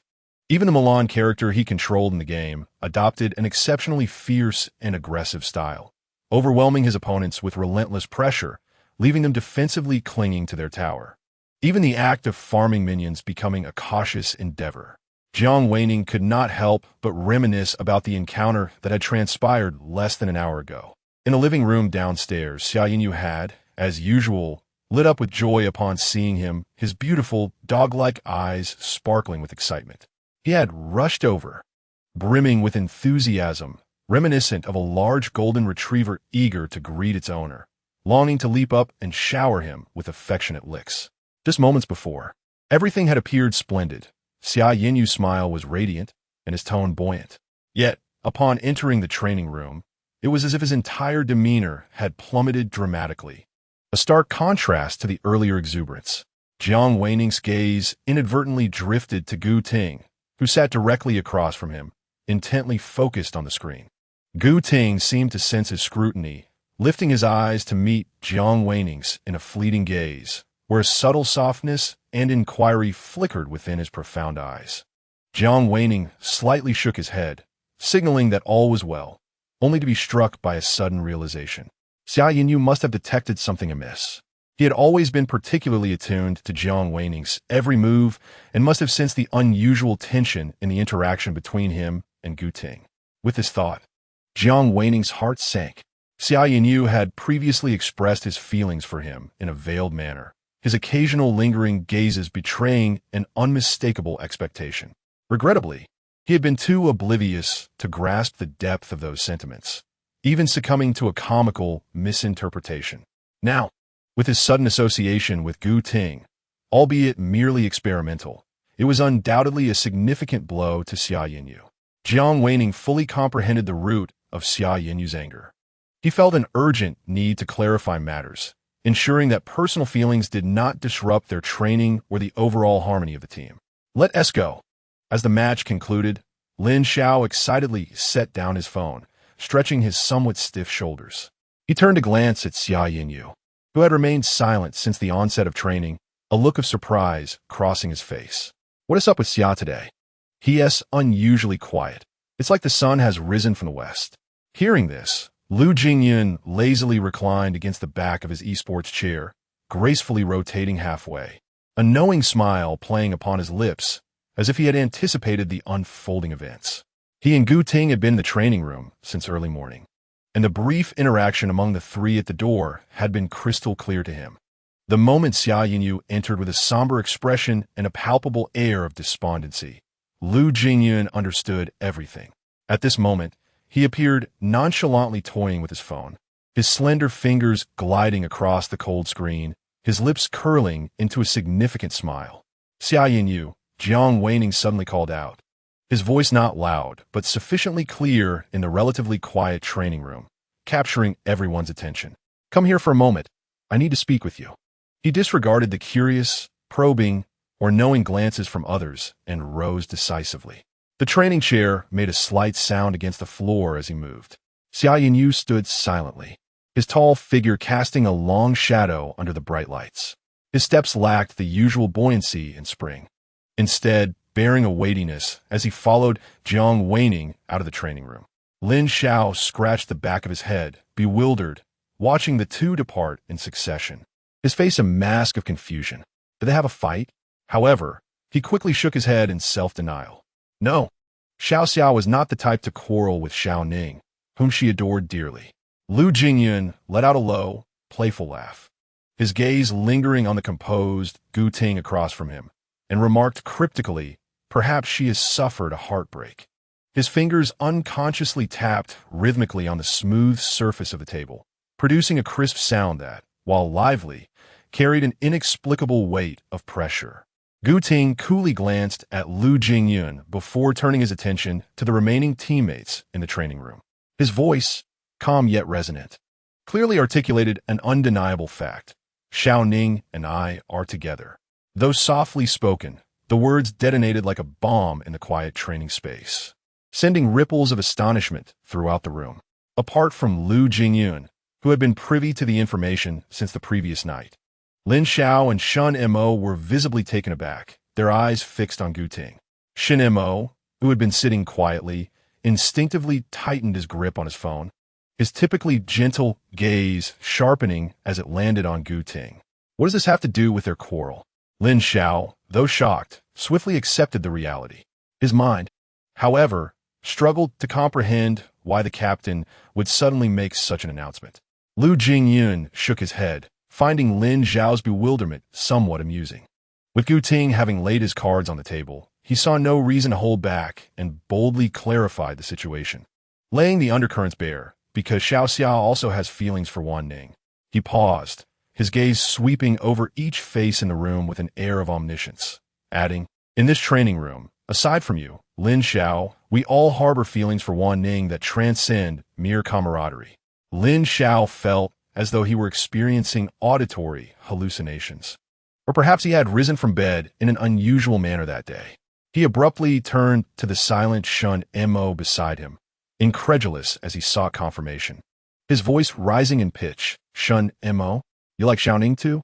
Yes, Shun Mo met his astonished gaze without hesitation, his tone resolute and deep. "I like him." The succinct declaration solidified Lu Jingyun's assertion.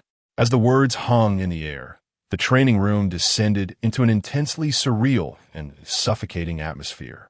While Lin Xiao grappled with the disintegration of his worldview, the other three transformed into formidable beasts confronting one another in the wild, their eyes silently clashing and igniting sparks in the heavy air. The tension was palpable, almost viscous. The Xiao Ning know? Lin Xiao, struggling to process this overwhelming revelation, couldn't help but press further, feeling his cognitive faculties faltering. "He does," Lu Jingyun replied nonchalantly, casting a sidelong glance at Gu Ting, whose expression had grown colder, laced with a hint of provocation. "I had an in-depth conversation with him about this yesterday." Upon hearing that Lu Jingyun had privately approached Jiang Wan Ning for a discussion, Gu Ting raised his head sharply, his icy gaze piercing through Lu Jingyun, and the slight tension in his jaw betrayed his displeasure. Facing his unfriendly gaze, Lu Jingyun shrugged nonchalantly, displaying an expression that conveyed he merely acted in accordance with his obligations. The situation was now evidently clear. Leaning forward, his elbows resting on his knees, he scanned between Gu Ting and Shun Mo, his tone turning earnest. "Is there anyone willing to let go of this? Or do you believe that with Xia Yinyu's temperament, he would easily concede?" A faint smile graced his lips, laced with sarcasm and understanding. "Since Wan Ning has taken this step and drawn our collective attention, in a certain sense, he can no longer belong solely to one individual. This pond has been stirred." He directed a sharp gaze at Gu Ting. "I simply wanted him to be aware in advance of the complexities he may face upon entering this circle. This is only fair, is it not?" Gu Ting and Shun Mo remained silent, their intelligence allowing them to grasp the deeper implications of Lu Jingyun's words and the harsh reality therein. With their prestigious backgrounds and countless encounters with beauty and talent, they had never before encountered someone like Jiang Wan Ning, who could so naturally and profoundly captivate their hearts, compelling them to draw near, possess, and protect. Deep down, they felt an intense premonition that should they miss the opportunity with Jiang Wan Ning, they might never again encounter another person capable of igniting such feelings within them, an attraction so primal it was irresistible. Yet, they were also acutely aware that in the delicate balance constituted by the four of them, seeking to monopolize Jiang Wan Ning would require confronting equally formidable rivals, inevitably leading to mutual destruction. Despite any inner reluctance or possessiveness, reality forced them to accept a shared existence. This realization rendered them speechless. You are truly beasts." Upon witnessing their silence, which tacitly acknowledged Lu Jingyun's assertions, Lin Xiao quickly grasped the implications of their words. Even after years of acquaintance, knowing their characters well, she could not help but flush with anger. "Wan Ning has only been in the team for less than a month. Are you not conspiring to corner him? Have you considered his feelings?" We will not coerce Wan Ning into any choices he does not wish to make. Lu Jingyun's tone was calm, yet resolute, imbued with an undeniable authority. His slender fingers ceased their tapping, resting gently on the table, as if his will were the highest law. As long as he harbors even the slightest fondness for us, even just a little, that will suffice. His gaze swept over everyone present, his handsome face bearing an unprecedented seriousness and solemnity, as if pledging an important vow. Moreover, he continued, his voice resonating with an innate confidence and determination. Given our collective backgrounds and resources, Wan Ning can be with us, free to pursue anything he desires, whether it be competing in matches or exploring other hobbies without a care in the world. Through all the storms and external criticisms, we shall naturally unite to clear every obstacle in his path, constructing an impenetrable fortress of safety for him. Gu Ting, upon hearing these words, gave a slight nod. Although his expression remained stern, his gaze conveyed an understanding of this principle. Shun Mo lowered his eyelids, his thick lashes concealing the tumult of emotions swirling beneath. Yet he tacitly accepted this assertion. The gentle blue glow of the monitor illuminated the unique, yet equally remarkable faces of the three, outlining their steadfast and profound profiles, as if they were three deities who had reached a silent accord. Lin Xiao gazed at these long-acquainted teammates, each with a formidable background, and opened his mouth, only to ultimately remain silent, letting out a complex sigh within his heart. He was acutely aware that the familial legacies of these individuals could shake the very foundations of the entire Z nation. Had their intentions been coercive or manipulative, they would not be so cautiously attuned to Jiang Wan Ning's feelings as they were now. Their current demeanor, this almost conciliatory shared understanding, precisely attested to their genuine affection for Jiang Wan Ning, rather than a fleeting whim. Enough, enough, Lin Xiao said with a hint of irritation, waving his hand, his tone laced with a mix of helplessness and concern for Jiang Wan Ning's situation. Since you all profess to understand and respect Xiao Ning's wishes, I shall refrain from further commentary. He turned to resettle himself in his esports chair, the seat gently rotating with his movement, producing a faint sound. This is ultimately your affair. Do as you see fit. Just a word of caution. Do not overstep and risk hurting someone's heart. Meanwhile, at the quiet end of the corridor outside the training room, the conversation between Jiang Wan Ning and Xia Yanyu finally commenced. The waning rays of the setting sun streamed through the vast floor-to-ceiling windows at the end of the third floor, elongating Xia Yanyu's tall, upright figure, casting his silhouette onto the polished floor. With his back to the light, his facial features appeared somewhat obscured, yet the palpable low pressure surrounding him was unmistakable. His typically bright and vibrant voice now carried a weight, as if stifled by some unseen force. Ning Ning, when did you and the captain become involved? Jiang Wan Ning lifted his gaze, his clear amber eyes meeting the light, radiating a remarkable transparency. He did not shy away. Instead, he met Xia Yanyu's gaze with sincerity, responding honestly, last night. Though his voice was soft, it felt like a small stone cast into the lake of Xia Yanyu's heart. Xia Yanyu fixated on the person before him, scrutinizing every subtle shift in his expression, observing the familiar softness and concern in the eyes of the one he adored, along with a barely perceptible hint of apology. The originally icy demeanor, frozen by jealousy and disappointment, softened slightly, yet the pang of bitterness within him surged even more fiercely. With a tremor barely detectable in his voice, Xia Yanyu cautiously probed, "Is it that you like the captain?" Jiang Wan Ning tilted his head, contemplating earnestly, a few soft strands of black hair swaying gently with his movement, glimmering softly in the light. He elongated the sound, seemingly weighing his words, his tone light. "I suppose it could be considered affection. Let us see how it goes." The words seemed to instantly resonate with the grievances and discontent harbored within Xia Yanyu's heart. He abruptly stepped forward, grasping Jiang Wan Ning's slender wrist with a firm, yet instinctively controlled grip, careful not to inflict pain. Strands of hair fell across his forehead, partially obscuring his eyes and concealing the tempest of emotions swirling within.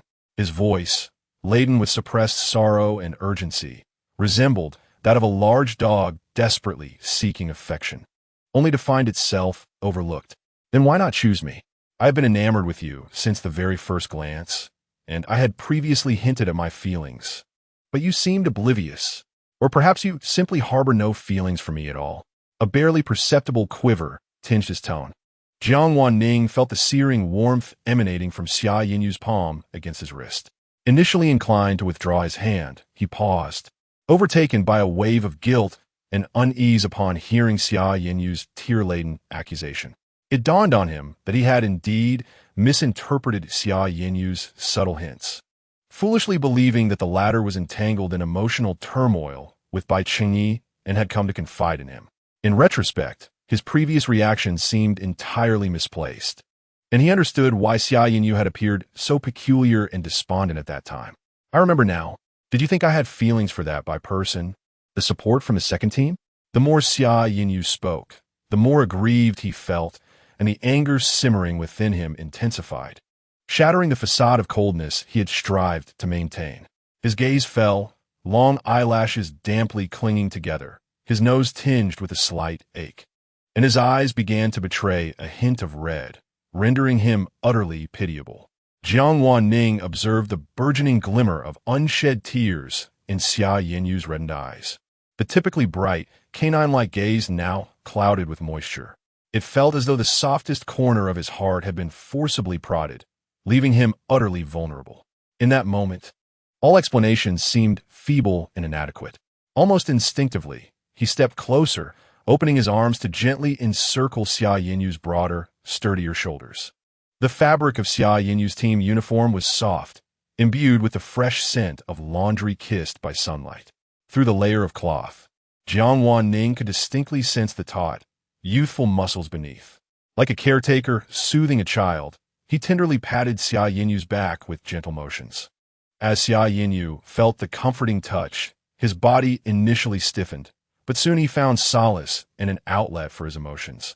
Lowering his head to bury his flushed cheek deep into Jiang Wan Ning's warm, slender neck, he clung tightly to Jiang Wan Ning's waist, his arms wrapped securely as though he wished to meld the other person completely into himself, never to part again. For Xia Yinyu, Jiang Wan Ning seemed perpetually soft-hearted. Witnessing his distress and sorrow rendered him incapable of uttering words that might inflict further pain. "All right, do not be sad anymore," Jiang Wan Ning spoke softly, with a hint of resigned indulgence.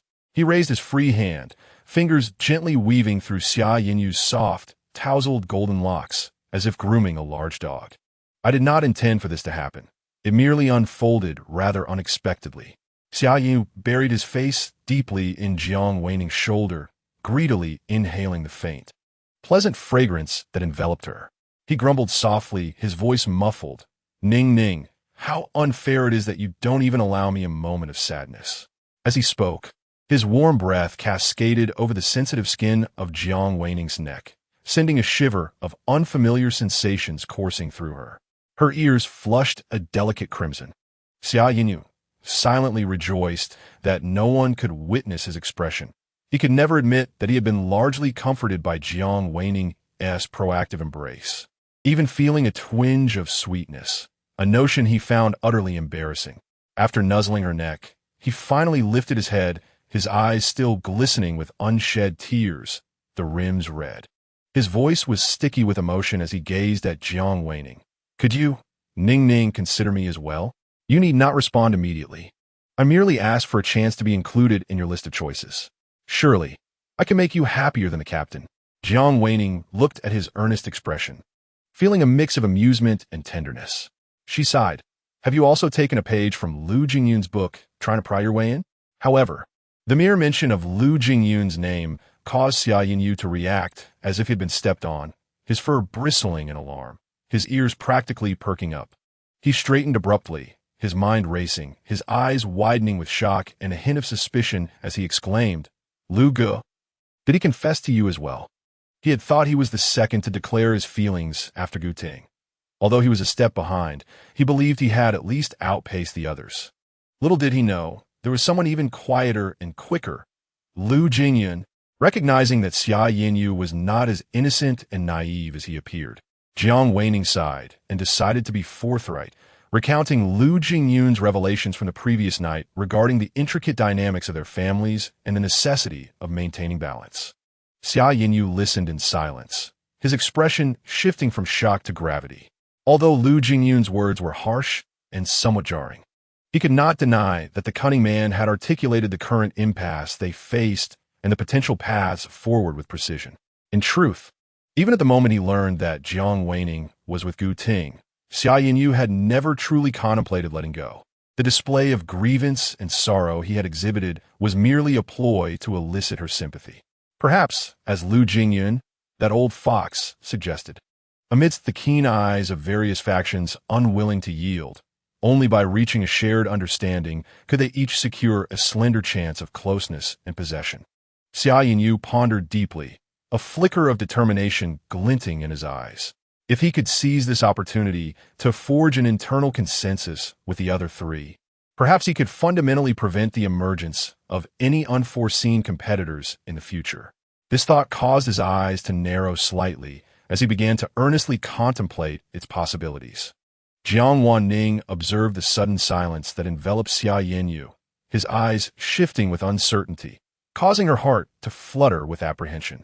The last rays of the setting sun filtered through the Venetian blinds at the end of the corridor, casting a mosaic of light and shadow on Xia Yinyu's youthful, handsome visage, unexpectedly revealing a depth and elusiveness to his previously bright and sunny features. Jiang Wan Ning began to question whether her earlier impression of Xia Yinyu as a straightforward, emotionally transparent puppy had been overly hasty. Why did she suddenly feel an ominous premonition, as though she had stumbled into a trap? Ning, do not worry. Xia Yinyu suddenly softened his tone, his gaze transforming back into that of a glistening, innocent puppy, the speed of his change in demeanor astonishing. He gently grasped Jiang Wan Ning's hand, his voice tender and considerate. I will have a good talk with Brother Lu. I will not allow him to pressure you with any twisted reasoning or cause you distress. As he spoke soothingly, he subtly planted the idea in Jiang Wan Ning's mind that Lu Jingyun was unreliable and potentially coercive. Yet, he had already devised a plan to seize the opportunity that evening to converse with the other three. When the two of them had composed themselves and re-entered the training room, the atmosphere within had returned to a semblance of tranquility. Everyone appeared nonchalant, continuing their training as though the earlier dramatic confrontation had never transpired. Only Lin Xiao, upon seeing Jiang Wan Ning enter, immediately rose to usher her to the empty seat beside her, scanning the remaining four with a vigilant gaze, much like a protective hen. Little Ning, come sit here with me, Lin Xiao called out, deliberately raising her voice as she patted the chair next to her. I'm in great form today. Let me teach you some secret skills. As she spoke, she subtly tugged Jiang Wan Ning's chair closer, attempting to create a small, safe haven in the center of the battleground. Xia Yinyu, who followed Jiang Wan Ning into the room, appeared composed as usual. Although he no longer bore the intimidating countenance he had earlier, he remained taciturn, silently returning to his position. Seizing the moment when Lin Xiao and Jiang Wan Ning were engrossed in the game, he quickly exchanged a brief, knowing glance with Gu Ting, Lu Jingyun, and Shen Mo.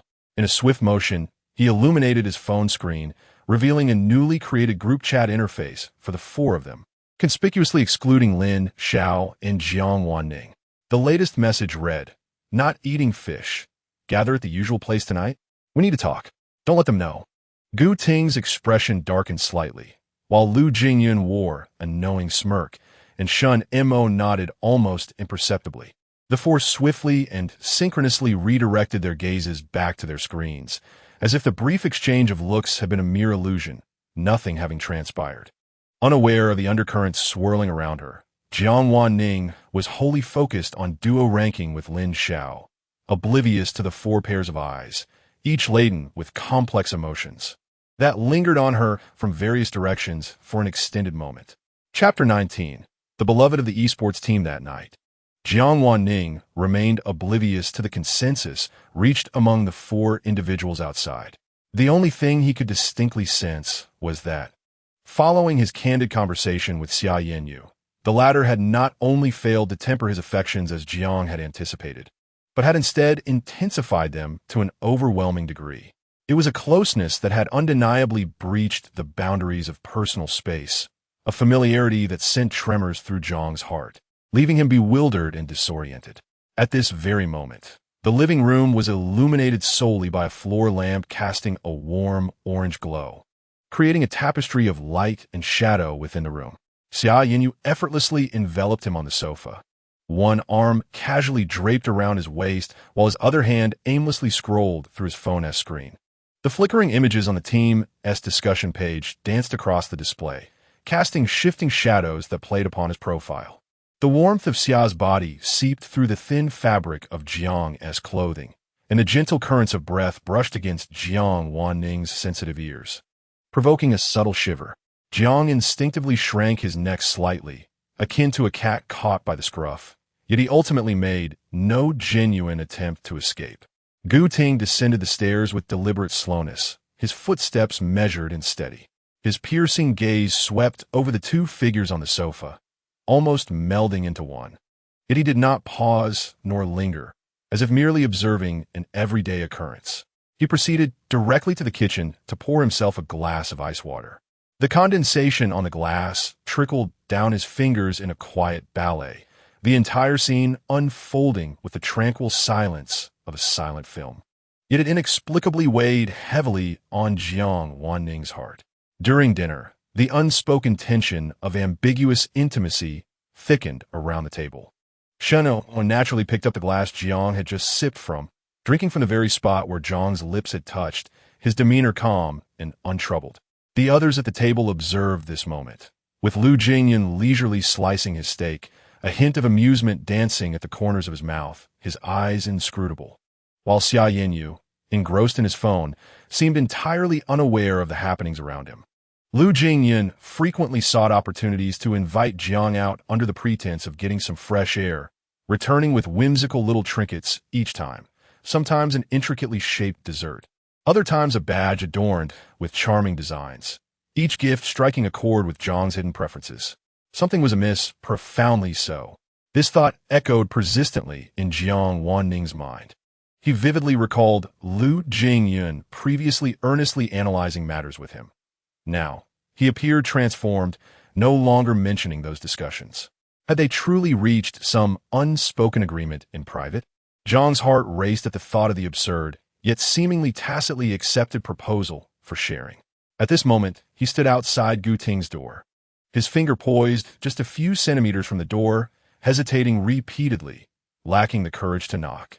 The usual sparkle in his peach blossom eyes was now clouded with unprecedented struggle and hesitation, the thick lashes casting a small shadow of unease beneath them.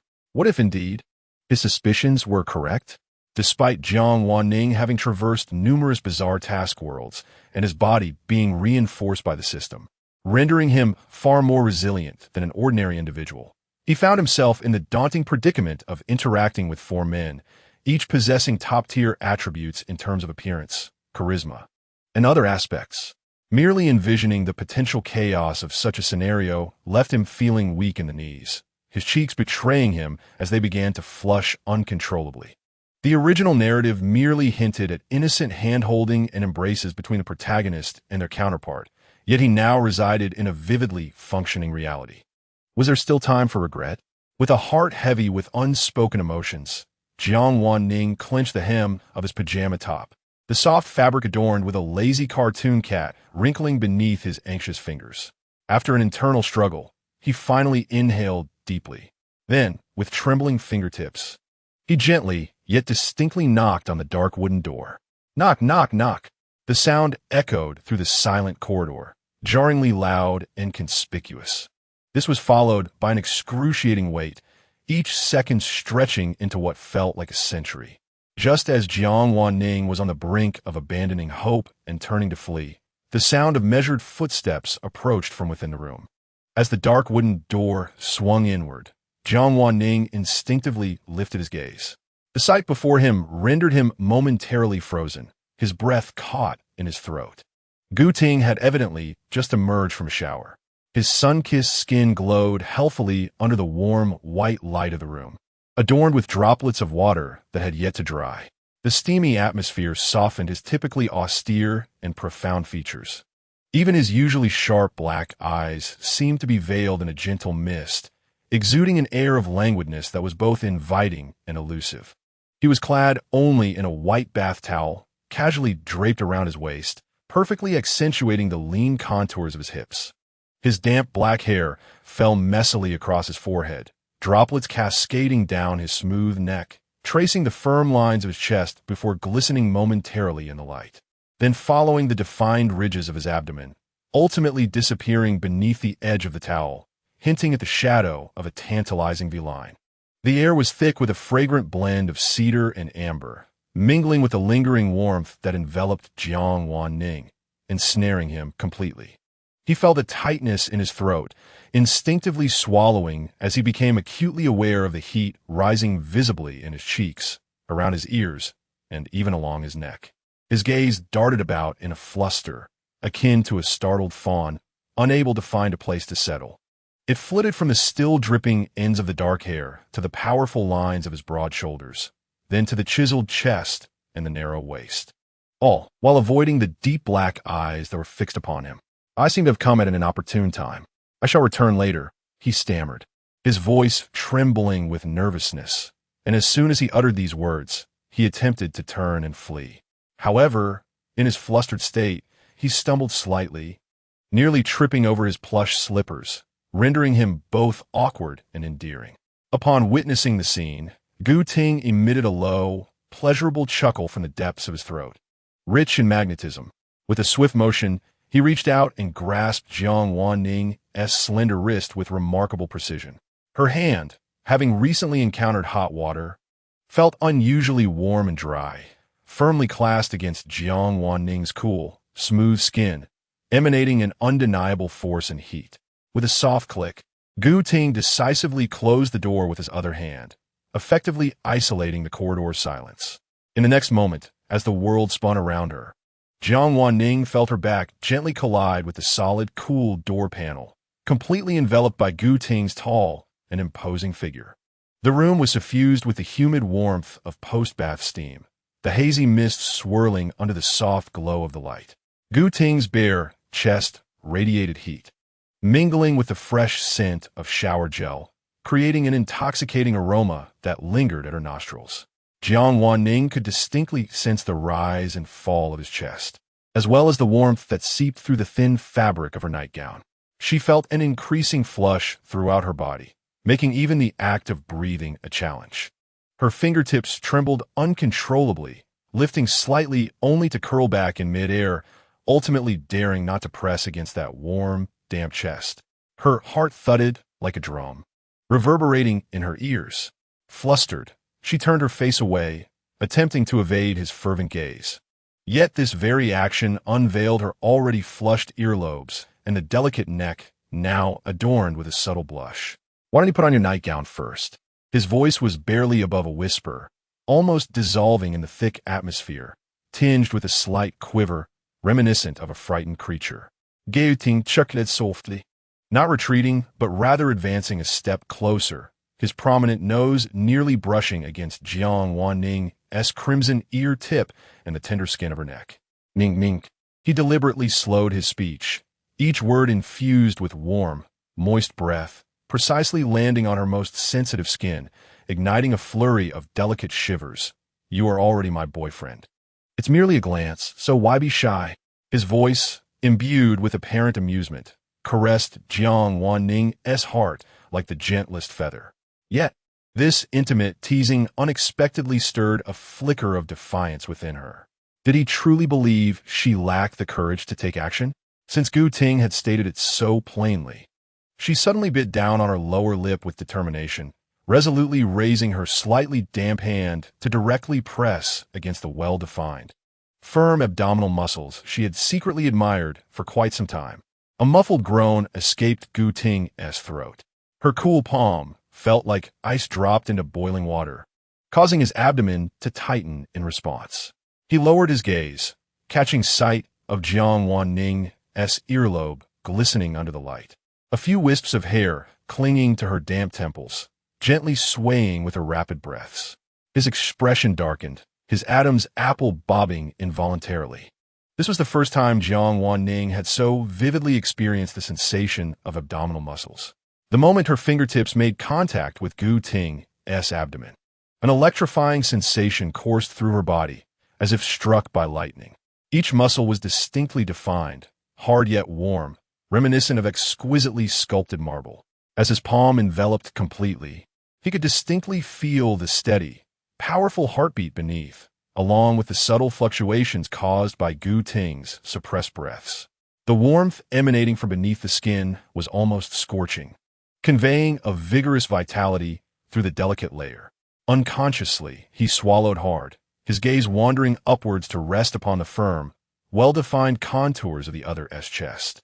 In the dim light, those lines appeared particularly enticing, rising and falling gently with each breath, igniting an irresistible desire to explore further. Gu Ting was clearly experiencing the consequences of his actions.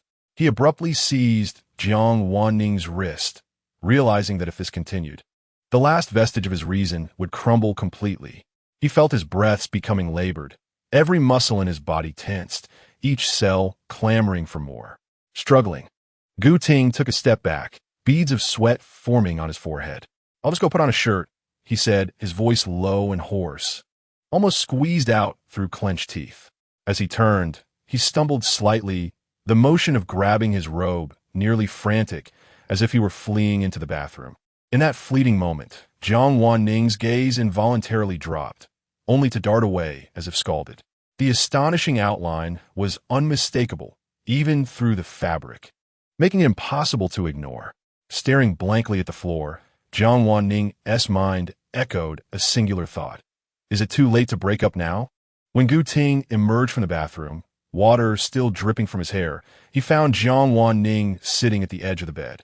A look of confusion on his face, his slender fingers unconsciously tugging at the sheets. Gu Ting placed the towel down and knelt before him, his warm palm gently resting on the cool back of Jiang Wan Ning's hand. "Is there something you wanted to discuss by coming to see me at this hour?" His voice had regained its usual steadiness, yet a trace of lingering emotion shimmered in his eyes. Jiang Wan Ning snapped back to reality, blinking as if awakened from a dream. He forced himself to cast aside the tumultuous thoughts swirling in his mind, striving to maintain a calm demeanor. "Have you been discussing something with them behind my back? They've all been acting strangely lately, and you must have noticed, yet no one is saying anything." Gu Ting's expression remained unchanged, as if he had anticipated such a question. His fingers absent-mindedly tapped lightly on Jiang Wan Ning's knee, his gaze unwaveringly fixed upon the other's face. "We have talked," he admitted, his tone carrying a hint of resigned candor. "It turns out none of us are willing to let go. However, we cannot possess you alone, so we have chosen to share." While Jiang Wan Ning had encountered scenarios with multiple partners during tasks in their small world, his current displeasure stemmed from a different source. Lowering his eyelids, the long lashes casting a slight shadow beneath his eyes, he spoke in a voice that, though typically gentle, now bore an edge of frost. "But you never asked for my opinion from the very beginning. On what grounds do you presume I would accept such an arrangement? I've already stated that my involvement with you was merely an experiment." Gu Ting acutely sensed that Jiang Wan Ning's anger was primarily fueled by their collective decision made without him. Did this not imply that Ning actually cared about them? Perhaps even did not reject the idea of being with them all at once? He gently enveloped Jiang Wan Ning's hand within his own, his fingertips brushing against hers with an almost imperceptible delicacy. His voice was soft and low. "I apologize. We have not considered this thoroughly. We feared that you might find it difficult to accept, which is why we hesitated to speak. Our intention was to wait until you gradually grew fond of each of us before finding an opportunity to tell you." He paused, scrutinizing Jiang Wan Ning's expression with care, and added softly, "Moreover, Ning, during these past few days spent with them, you have not shown any aversion, have you?" At this point, Gu Ting felt a twinge of bitterness within. He had observed the actions of the other three during this time, but this was a decision made collectively. They all believed that since he had taken the lead in establishing a relationship with Jiang Wan Ning, it would be even more inappropriate to impede their efforts to win her affection. Yet only Gu Ting understood that this so-called established relationship was merely a temporary promise. Their most intimate contact had been limited to that embrace on the balcony. His gaze inadvertently fell upon Jiang Wan Ning's lips before swiftly averting, a blush creeping to his ears. "Are you feeling jealous?" The earlier flicker of anger had been somewhat theatrical. Jiang Wan Ning merely wished to use this opportunity to gauge the depth of Gu Ting's feelings for him. The outcome of this test brought a secret delight to his heart. Gu Ting truly liked him, almost obsessively. This realization filled Jiang Wan Ning with a sense of pride. Perhaps he was the first employee within the Temporal Management Bureau to successfully engage in a romantic relationship with the protagonist. Noticing that his companion had calmed, Gu Ting reached out, wrapping his arms around Jiang Wan Ning's slender waist. Naturally, he leaned down, resting his forehead against Jiang Wan Ning's knee. His voice muffled as he confessed, "Yes, I'm feeling jealous." Jiang Wan Ning chuckled softly, his warm palm cradling Gu Ting's face, compelling him to meet his gaze. "What should we do about it, then?" His tone was laced with a teasing softness. "Let me comfort you, shall I?"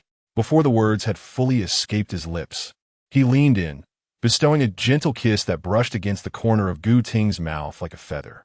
Gu Ting gazed in astonishment at the exquisitely delicate face drawing closer, close enough to feel their breaths intertwining, close enough to count the slight tremors of his eyelashes. When that soft sensation landed on his lips, his mind momentarily blanked. Just as Jiang Wan Ning was about to withdraw, Gu Ting suddenly grasped the nape of his neck, deepening the unexpected kiss with an insistence that brooked no refusal. "Sweetheart, open your mouth," Gu Ting murmured against Jiang Wan Ning's lips, his voice thick with uncontainable desire. He was reluctant to part from him for even a moment, his hands tightening around Jiang Wan Ning's waist, the warmth of his palms sliding up and down the slender curve of his back. "Ah," Jiang Wan Ning sighed, his waist growing weak under the caress, involuntarily releasing a sweet, breathy sound. Gu Ting's breath became suddenly heavy, and he leaned down to capture every whimper, dismantling Jiang Wan Ning's last vestiges of awareness. Jiang Wan Ning's long eyelashes fluttered incessantly, feeling dizzy and flushed, his cheeks nearly ablaze. His lips tingled with a sweet ache, and though his tongue felt slightly prickled, he was loath to push Gu Ting away, surrendering instead to the depths of this fervent kiss, completely losing track of time. Gu Ting felt as though he was teetering on the brink of losing control, compelling himself to lift his gaze. Observing Jiang Wan Ning's still bewildered expression, he couldn't help but lean in for a few more gentle pecks, reluctantly pausing afterward. In Chapter 20, the beloved darling of the esports team, Gu Ting cradled Jiang Wan Ning partially in his arms, his hands slipping around the soft curve of his lower back. With a slight exertion, he effortlessly lifted him, gently placing him atop his muscular thigh. This position necessitated that Jiang Wan Ning straddle Gu Ting, their proximity so intimate that they could feel the warmth of each other's breath. Jiang Wan Ning's cheeks had already flushed a deep crimson. He lowered his gaze, long eyelashes casting a delicate shadow beneath his eyes, as his mind replayed the earlier moment of their lips entangled. Gu Ting's lips were warm and soft, imbued with a subtle hint of mint, and his kissing technique was so proficient that it left Jiang Wan Ning momentarily dazed, overwhelmed by shyness. He couldn't resist burying his heated face into Gu Ting's chest, his nose brushing against the firm muscles concealed beneath the silk of Gu Ting's nightwear, where he caught a whiff of a crisp cedar fragrance. Gu Ting chuckled softly, the vibrations resonating through his chest. His large hand tenderly caressed Jiang Wan Ning's back, his fingertips inadvertently tracing the gentle curve of his spine.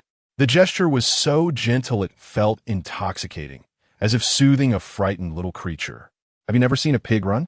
Jiang Wan Ning thought to himself, vowing to diligently hone his skills upon returning.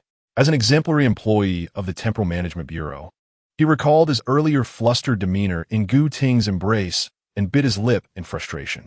He rapped on the dormant system in his mind, his tone tinged with an urgent embarrassment. 460. Quickly, send me some study materials. The newly activated system assessed the task progress, momentarily stunned. causing even its typically smooth electronic voice to stutter for 2 seconds.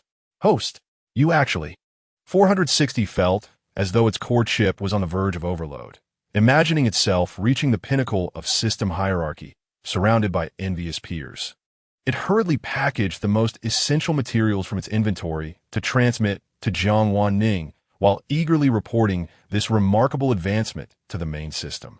Ding! Detected that the host has activated a hidden task. The system is about to issue a task gift package. As Jiang Wan Ning perused the learning materials sent by the system, the holographic projections of intertwined figures and the explicit explanations made his ears burn with embarrassment. Momentarily startled by a sound, he delved into the system's space, where he indeed found several items emitting a faint glow in the corner. He examined them one by one, his brow slightly furrowing. I recognize the body enhancement agent, but what is this entire box of colorful bottles and jars? And what about this sword? What is the significance of this damaged heart-shaped necklace that is merely a shell?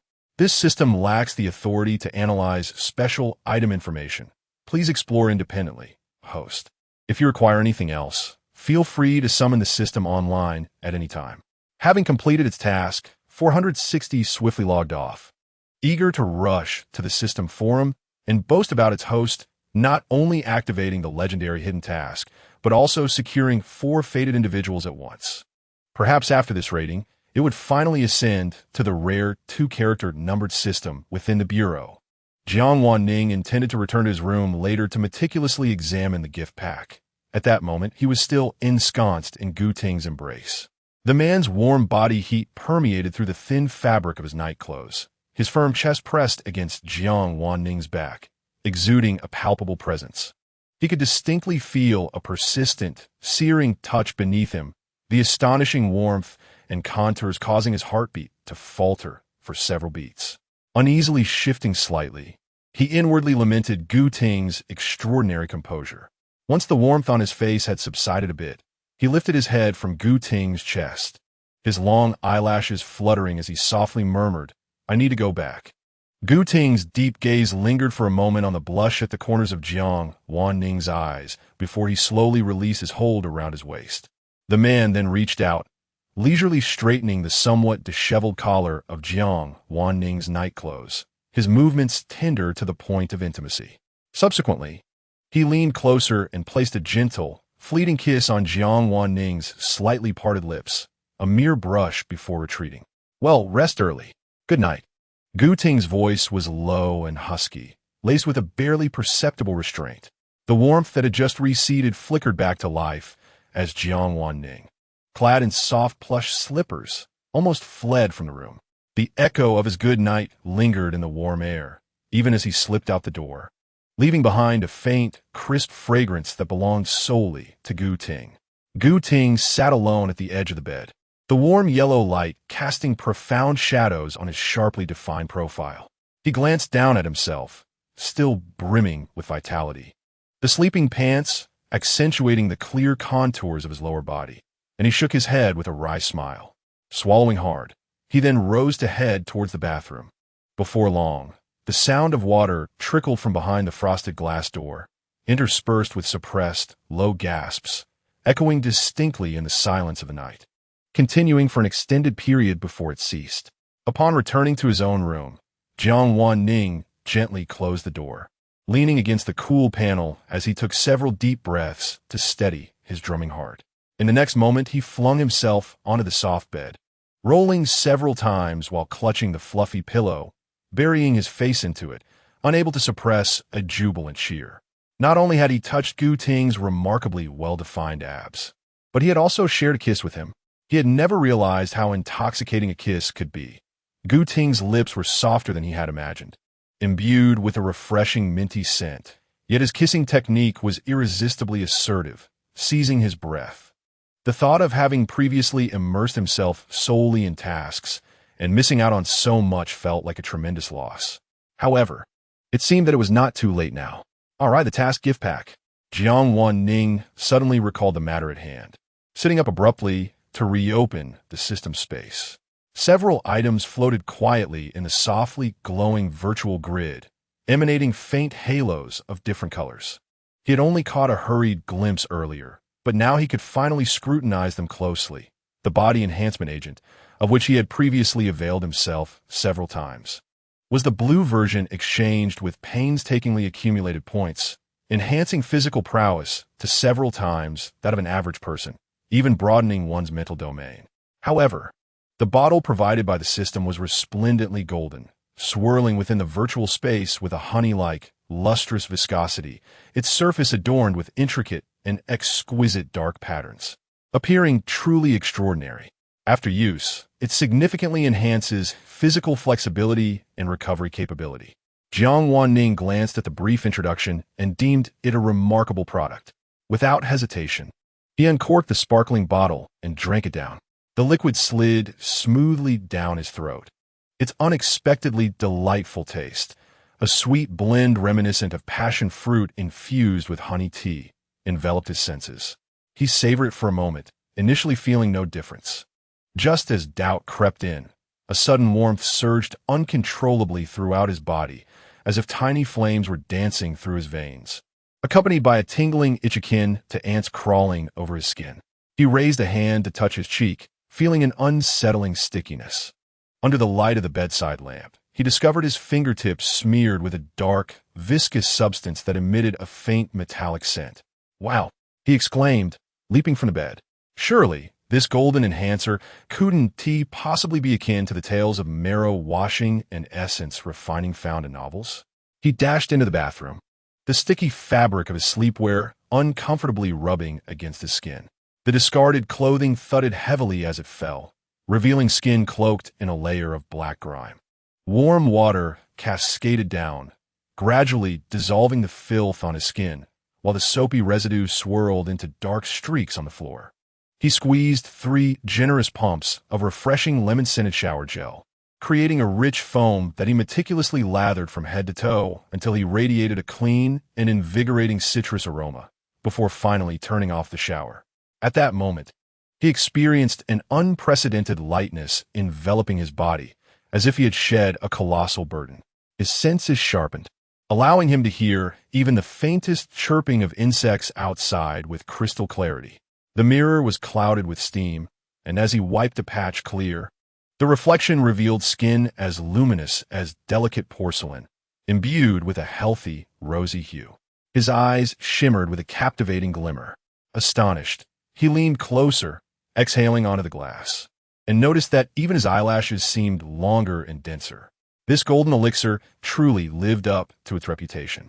For the first time, Jiang Wan Ning genuinely felt the formidable power of the golden touch bestowed by the system. Eagerly, he donned a clean silk nightgown, the cool fabric caressing his rejuvenated skin in exquisite comfort. He prepared to explore a few other items. What is this? Instant hydration for prolonged enjoyment and revitalizing firmness. He read aloud from the pink bottle adorned with ambiguous golden lettering, his expression gradually freezing, his fingertips stiffening. What does it mean to send me a whole box of lubricants and related care products? His ears flushed crimson, burning with embarrassment, as he poked at the system interface, nearly puncturing the virtual screen. The bottle, elegantly curved and filled with crystal-clear lubricant, was discarded back into the box with disdain, producing a crisp clattering sound. The system responded swiftly this time. The usually indifferent electronic voice now bore a hint of unmistakable delight, as it basked in the admiration and envy of its peers, reveling in the attention it had just garnered. Dear host, this is a thoughtful gift specially prepared for you by headquarters upon learning of your deepening relationship with the child of destiny. It is crafted from the essence of rare plants found in a miniature world. Upon usage, it not only enhances pleasure and alleviates fatigue, but can also subtly improve local physique, flexibility, and resilience with prolonged use. Please rest assured in utilizing it. As Jiang Wan Ning heard this, a flush of heat spread across him, his mind drifting to the uses of lubricants, the implications of which were unmistakable, though a tinge of embarrassment washed over him. The thought of Gu Ting's inhuman dimensions and the astonishing warmth he had just felt compelled him to set aside the item he had initially intended to discard into the system as recycle bin. After all, it was prudent to be prepared for the joys of the future that might demand greater endurance. After all, The other party was the protagonist of this miniature world, endowed with exceptional talent. Even with his enhanced physique, he could not claim to withstand it easily. His gaze shifted to the last two items. A longsword seemingly forged from a certain deep blue crystal, its translucent blade shimmering with a cold light, while ancient runes adorned the hilt. However, this item appeared in gray, marked with a sealing status, its unlocking conditions unknown, rendering it currently inaccessible. The final object caused his breath to hitch, a heart-shaped necklace. The silver chain had tarnished, losing its luster, and the heart-shaped pendant was marred by a web of fine cracks. The center, which should have housed something precious, lay hollow, as if missing its most vital component, exuding an indescribable sense of incompleteness and sorrow. Congratulations, host, on acquiring the key item for completing a hidden task. The heart of God fragmented, gazing at the fractured necklace. An inexplicable and sharp sorrow surged within Jiang Wan Ning, akin to being pricked by fine needles, as though an invisible hand had gripped his heart, tightening his breath and causing a slight sting in his eyes. He felt a pang of anxiety and hastily stowed the necklace deep within his space. The sudden weight of emotion receded like a tide, as if everything that had just transpired was merely an illusion. Gradually, he relaxed, realizing that these last two items were anything but ordinary, seemingly intertwined with him in deep and intricate ways. Perhaps all answers would gradually unveil themselves in the days to come. With this thought, the excitement he had initially felt due to the enhancement of his physique and the ambiguous gift began to settle into a more serious demeanor. Reclining on his bed, enveloped by the sunlit scent of freshly changed sheets, Jiang Wan Ning, though still somewhat disoriented, experienced a clear premonition. The seemingly mundane main quests within the miniature world were mere preambles. The true tasks belonging to him were only just beginning to unfold. Something felt amiss, very amiss. Lu Jingyun lounged against the doorframe of the dining room, his keen fox-like eyes narrowing slightly, shifting between Gu Ting, who was serving soup, and the still drowsy Jiang Wan Ning. This morning, as dawn broke, he had heard Gu Ting, as usual, heading out for his morning jog. This was not unusual. Gu Ting had a terrifyingly disciplined routine, consistently running 2 laps around the villa area. Yet today was distinctly different. How did Lu Jingyun know? On ordinary days, Gu Ting would typically return home around 8 o'clock, appearing at the breakfast table shortly after taking a shower. However, today he did not arrive until nearly 10. His black athletic attire was thoroughly drenched in sweat, clinging to his robust back and chest, with droplets still trickling from his hair. Remarkably, despite his lengthy run, Gu Ting exhibited no signs of fatigue. Instead, he radiated vitality, his eyes particularly bright and profound, and a faint, satisfied smile played at the corners of his mouth. As for Jiang Wan Ning, she usually rose by 9 at the latest, but today she slept in until the sun was high in the sky.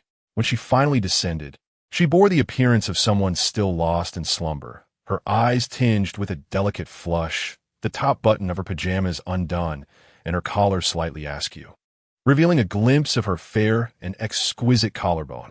As she took her seat at the dining table and caught sight of Gu Ting beside her, her cheeks inexplicably flushed, her gaze darting away in shyness, she focused on stirring the soup in her bowl, exuding an air of guilt and unease.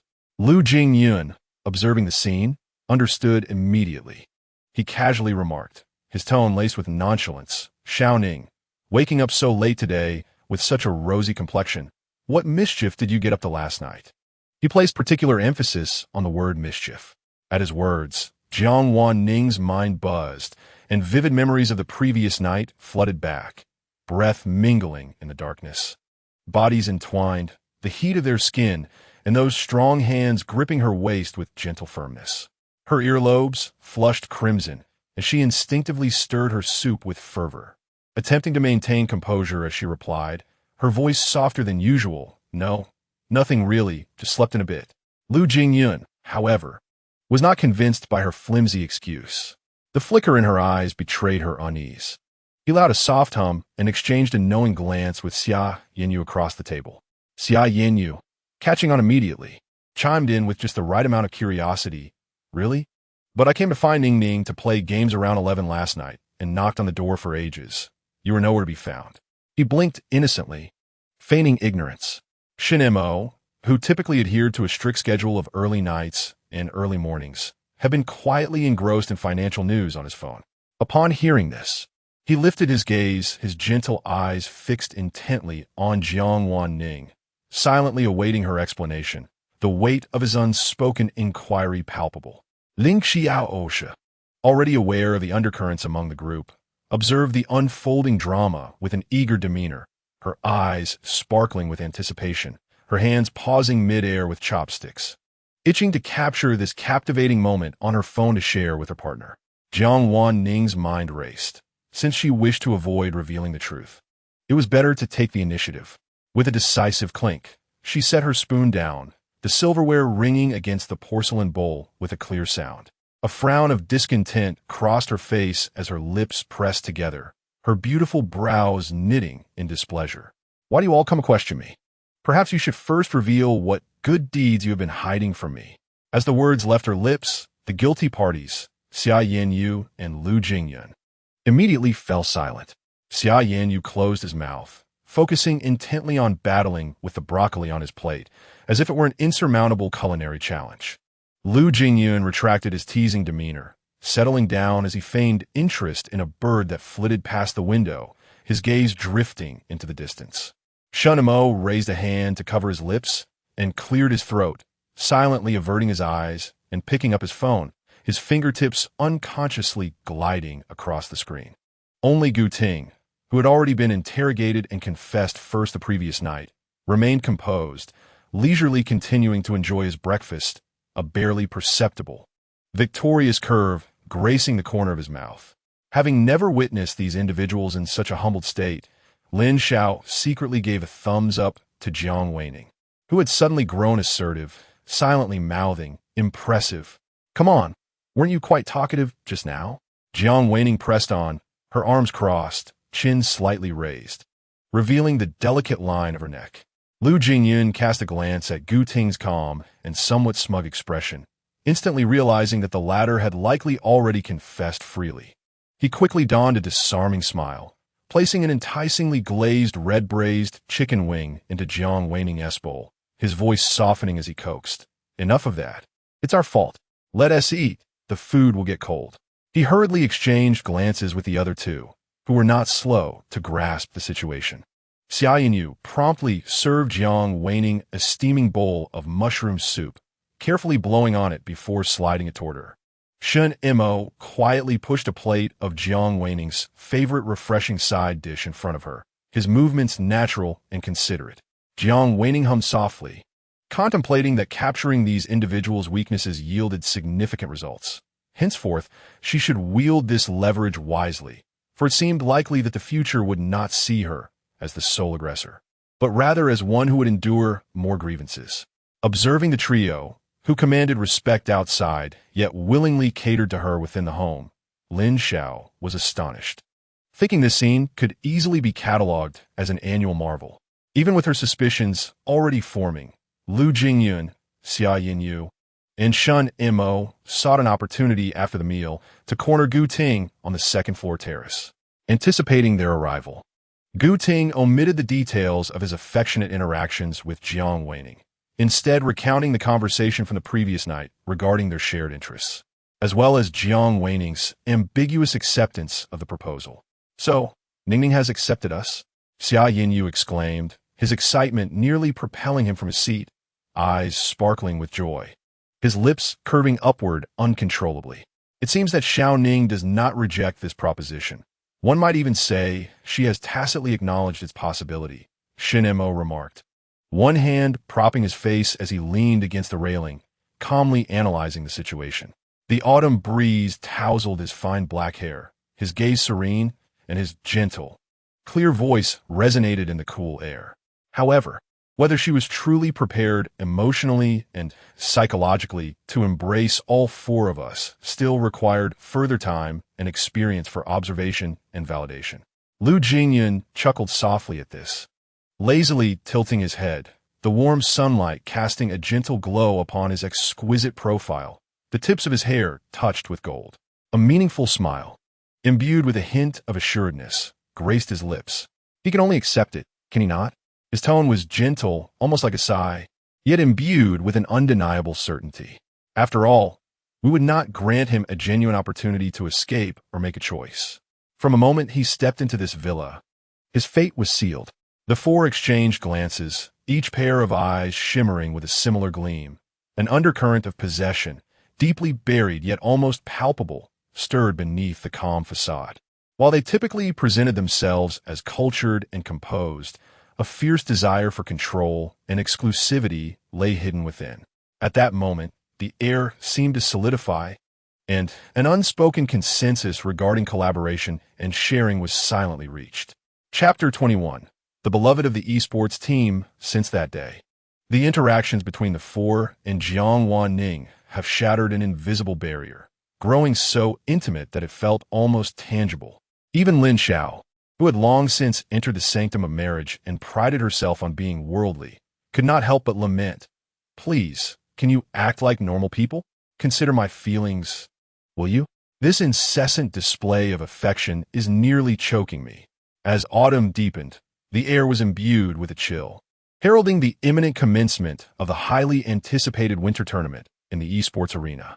The SG Club had achieved remarkable success this year, with both the first and second teams earning qualifications to compete. As the reigning champions of the autumn tournament, the first team enjoyed a seeded position, advancing directly to the top 8 without having to compete in the preliminary rounds. In contrast, the second team, a rising force that had fought its way up from the lower leagues, would need to challenge themselves from the outset of the qualifiers. The higher-ups of the club evidently held high hopes for both teams, having spared no expense in securing a top-tier professional training facility, where both teams would engage in closed training sessions together. The official rationale was resource integration and mutual progress. However, there was an underlying hope that the star players of the first team would mentor the members of the second team, thereby enhancing the overall strength of the club. When Jiang Wan Ning received this news, she was nestled on the sofa, encircled by Lu Jingyun as he played ranked matches. Upon reading the notification, her eyes flickered with realization as she once again marveled at the powerful halo surrounding the protagonist by Qingyi. Even though she had not followed the expected trajectory of becoming a substitute support for the first team, it seemed that her role would always find a way to manifest. This sudden joint training session had never appeared in the original narrative, and the second team had never reached the formal league. Yet, due to the decisions made by the club's executives, the two teams now had the opportunity for close interaction. On the luxurious business vehicle heading to the training site, the heating was set to a comfortable level. Lin Xiao, unable to contain her curiosity, turned to the back seat and asked, "Jingyun, what do you think about this? Why the sudden joint training? What is the management's intention?" Lu Jingyun had also been taken aback when he first received the notice, prompting him to contact the club's Xie Shu for further clarification. Adjusting his posture to ensure Jiang Wan Ning was more comfortable leaning against him, he replied. Xie Shu mentioned that this was personally proposed by the club's largest backer, and even the venue was provided by them. His tone remained steady, yet a hint of subtle doubt flickered in his eyes. On the surface, this decision seemed reasonable. If both teams improved, it would naturally attract more sponsorship for the club. However, Lu Jingyun felt an underlying dissonance, and at that moment, he set aside his usual languid demeanor, a trace of seriousness knitting his brow. Had it not been for that restless hand gently caressing his waist, Jiang Wan Ning could have been entirely deceived by Lu Jingyun's serious demeanor, engrossed in thought. He let out a silent sigh, reaching out to deftly capture the misbehaving fingers, squeezing them lightly as a warning. The hand, cold to the touch, prompted Lu Jingyun to lean closer, his lips nearly brushing against Jiang Wan Ning's ear as he whispered in a hushed tone, laced with a hint of playfulness. Noticing that Jiang Wan Ning no longer resisted, he boldly slipped his entire hand into the ample pocket of Jiang Wan Ning's coat, firmly clasping his cool fingers. Their hands intertwined, before finally settling into a contented silence. On Jiang Wan Ning's other side, Gu Ting was resting his eyes. Following a rigorous training session the previous night, he had participated in a multinational corporate video conference, not retiring until the early hours. though fatigue graced his handsome features, even in slumber. His shoulder remained steadfastly leaned against Jiang Wan Ning. Summer Yinyu, who had been unable to secure a spot beside Jiang Wan Ning, now gazed enviously from a diagonal seat, watching Lu Jingyun's hand tightly clasping Jiang Wan Ning's, his heart bubbling with jealousy, yearning to hold Ning Ning's hand so openly. Seated by the window, Shun Mo wore a pair of exquisitely crafted gold-rimmed glasses, bestowing upon him an air of scholarly restraint. He set aside his tablet and gently joined the conversation. The arrangement for this joint training does seem rather abrupt. Let us not forget the previous online slanders aimed at Ning Ning, which were traced back to individuals from the second team. Although the orchestrator has since retreated into the shadows, the threat remains. Turning his gaze through the lenses to Jiang Wan Ning's face, a palpable concern etched across his features. He added, "Ning Ning, with so many eyes upon us before the competition, it is wise to exercise caution." "Oh dear, if you hadn't mentioned it, I might have entirely forgotten," Lin Xiao exclaimed from the front seat, slapping his thigh. "Indeed, little Ning, one must always be wary. Who knows if anyone from the second team harbors ill intentions?" Feeling the warmth of concern from both, Jiang Wan Ning nodded gently, his heart swelling.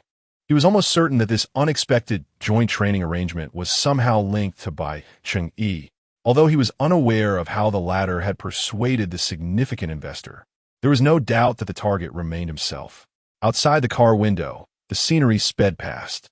Jiang Wan Ning slightly turned his head, his gaze glancing over the four distinct expressions beside him. Lowering his eyes, he gently scratched Lu Jingyun's palm with his fingertips, feeling the immediate tightening of his grip in response, a faint yet sharp smile tugging at his lips. Let us see what new tricks the protagonist can conjure this time. The business vehicle came to a steady halt before the training base located on the city outskirts. The facility, evidently recently tended to, featured modern gray-white architecture that appeared sleek and professional under the sparse winter sunlight. Shortly after the group entered the spacious, well-lit lobby, warmly heated, the athletes from SG's second team arrived in another vehicle. Head coach Xiao Su-yang, clad in a deep blue jacket, had been waiting in the lobby for quite some time. As captain, Gu Ting stepped forward first to engage him in brief conversation. He then led his team members towards the sofa in the resting area, casually draping his arm over the backrest behind Jiang Wan Ning, his fingertips nearly brushing against the latter's shoulder. The second team's members, arriving a moment later with their luggage in tow, entered a hall that felt as warm as spring, contrasting starkly with the chill outside. Yet, the palpable tension and excitement etched on the faces of these young competitors was unmistakable. They curiously surveyed their surroundings, their hesitant gazes drifting towards the star players of the first team, who were already comfortably settled in the resting area. Among this group of somewhat inexperienced youths, Bai Cheng-yi stood out prominently. Clad in a soft, cream-colored sweater, his complexion appeared even more porcelain-like. Upon entering the hall, his gaze was irresistibly drawn, as if by magnetic force, past the leading coach and landing fervently on Gu Ting and his companions, his eyes shimmering with unabashed affection. Lu Jingyun, lazily leaning against the armrest of the sofa, idly toyed with the drawstring of Jiang Wan Ning's sweatshirt, the first to capture this intense gaze. A playful smile curled at the corners of his lips as he lightly nudged Gu Ting, who was engrossed in checking his phone, with his elbow. His voice, though low, was laced with a teasing tone that relished the unfolding drama. "TSK, did you see that? That by fellow can hardly tear his eyes away from you.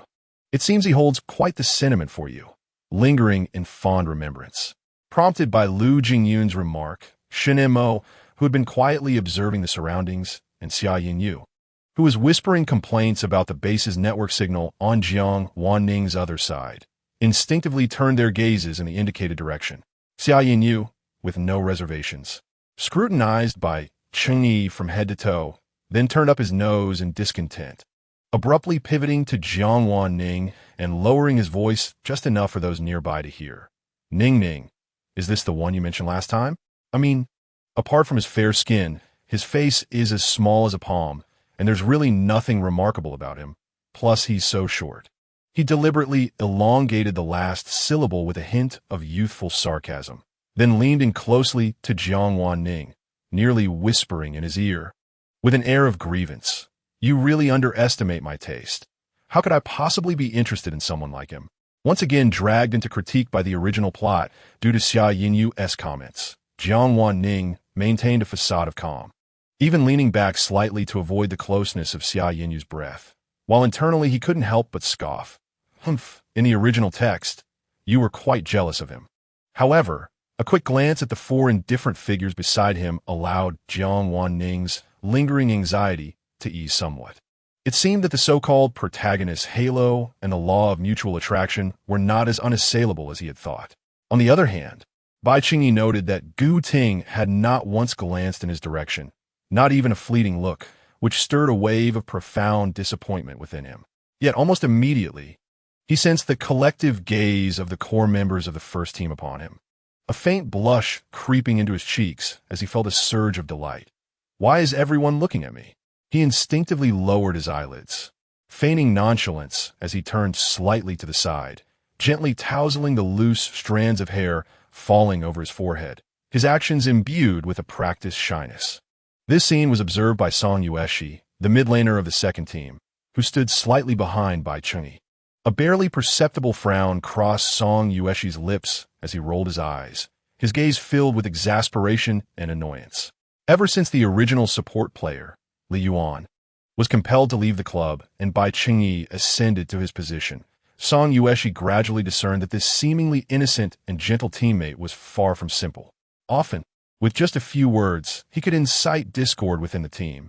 Yet whenever Song Yueshi could no longer endure and confronted him, Bai Qingyi would instantly redden his eyes, adopting a pitiful demeanor in retort that Song Yueshi had misunderstood him. The other teammates, oblivious to the underlying dynamics, believed that Song Yueshi, due to his close friendship with Li Yuan, was simply biased against Bai Qingyi and was intentionally seeking trouble. Jiang Wan Ning, observing Song Yueshi's unabashed disdain and that exaggerated eye roll, felt a stir of interest. It seemed that there was indeed someone in the second team who had seen through Bai Qingyi's facade. He slightly turned towards Lin Xiao, who was sitting nearby engrossed in his phone, and inquired softly, "Xiao Ge, do you know that second team member in the pink hoodie with the cool demeanor?" Lin Xiao looked up, following Jiang Wan Ning's gesture, and scrutinized the figure. "Oh, him? That's Song Yueshi. Only 17, plays mid lane. I've watched him in a few scrimmages. His mechanics are quite impressive, a promising talent. With some more competitive experience, his future looks bright."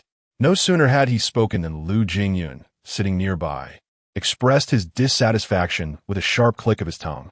He reached out, pinching Jiang Wan Ning's cheek with a slightly insistent force, redirecting his attention entirely from Song Yueshi to himself.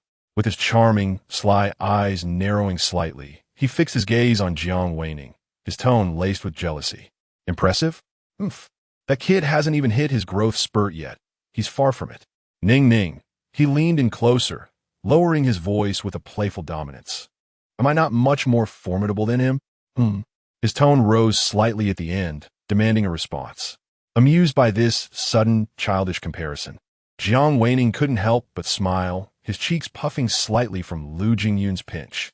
He gently swatted away Lu Jingyun's mischievous hand, remarking, "I've noticed that your propensity to get jealous at any moment is almost rivaling that of Xia Yinyu."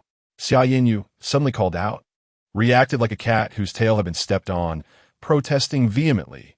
"Hey, Ning, I don't appreciate that remark. I'm not nearly as unreasonable as he is." Watching this daily display of rivalry for affection, Shunimo shook his head in resignation, a faint, barely noticeable smile of indulgence forming at the corners of his lips. Meanwhile, Gu Ting, who had remained silent throughout the verbal sparring, kept his gaze on his phone screen, yet his hand, resting on the back of Jiang Wan Ning's sofa, gently patted his shoulder in reassurance. "Hello, coach, and greetings to all the esteemed seniors. I am Ma Rue, the captain of the second team." The young man at the forefront of the group stepped forward, his voice clear and slightly bowing. He appeared to be around 18 or 19, with a neat haircut and an upright posture, his eyes reflecting both calmness and respect for his seniors. The second team members behind him looked somewhat uneasy, their curious glances flitting between the first team and the lavish surroundings. Xiao Shuyang beamed with approval, giving Ma Rui's sturdy shoulder a hearty pat. His voice ringing out, "Well done, lad. You seem quite spirited." He scanned the room and raised his voice. "It's nearly 9 o'clock. Everyone should return to their rooms to settle in. The rooms on the second and third floors are vacant, so please coordinate among yourselves. At 10 o'clock sharp, all are to reconvene in the hall for a brief meeting." With this directive, the two teams sprang into action. There was no time for idle chatter. They instinctively pulled their suitcases toward the staircase. After a brief discussion, Team 1 opted for the more convenient second floor, while Team 2 ascended to the third. Bai Cheng intentionally slowed his pace, lagging at the end of the line, the wheels of his suitcase producing a muffled scraping sound against the carpet. His thoughts had already soared to the second floor, where he must devise a way to remain. Otherwise, all his efforts, even resorting to compromising his dignity to please that corpulent investor, would be in vain. The mere thought of that greasy visage and the lecherous hands that roamed over him sent a wave of nausea rising in his throat. Bai Cheng instinctively tightened his coat, as if to shield himself from those sordid memories. As he hesitated at the staircase landing of the second floor, a voice dripping with sarcasm floated down from above. "Still lingering? What are you waiting for? I advise you to abandon any crooked schemes. There are only 6 rooms on this floor, and they've all been allocated." Song Yueshi leaned casually against the handrail leading to the third floor, hands tucked into the pockets of a striking pink hoodie, looking down at him with an unmistakable smirk. Bai Cheng's body stiffened imperceptibly before he quickly turned around, donning an expression of innocence tinged with a hint of grievance. He raised his chin, his voice soft and plaintive. "Xiaoxi, why do you say such things about me? I'm merely a bit tired from climbing the stairs," and paused to catch my breath. He sighed gently, fluttering his eyelashes, appearing vulnerable and delicate.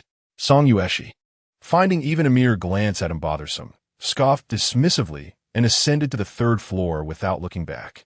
Bai Cheng stared at the empty staircase, his fingers gripping the suitcase handle tightly, turning pale with exertion.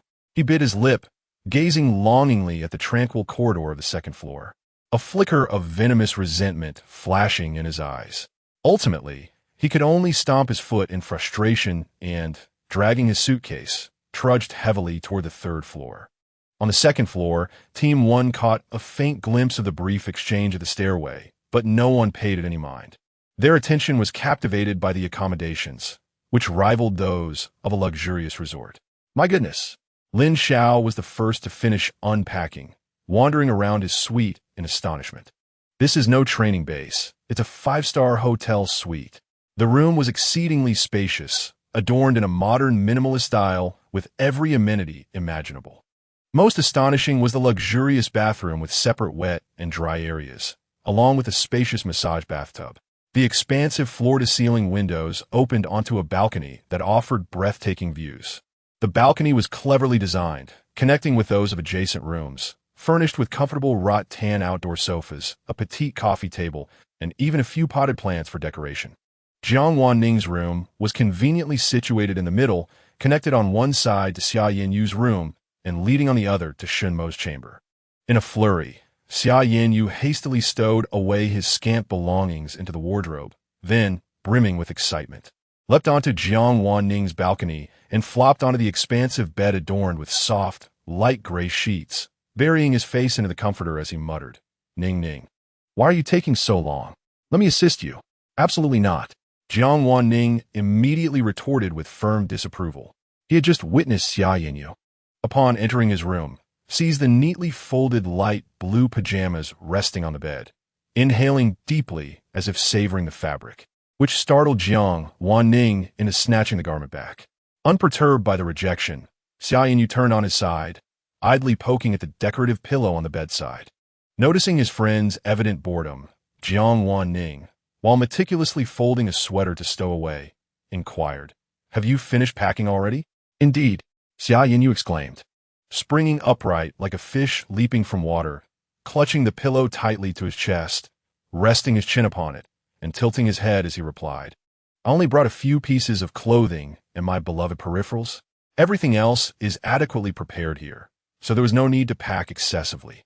Jiang Wan Ning, however, had brought a considerable amount of luggage, since he would be flying directly to City A for a competition following the training camp. He had planned meticulously.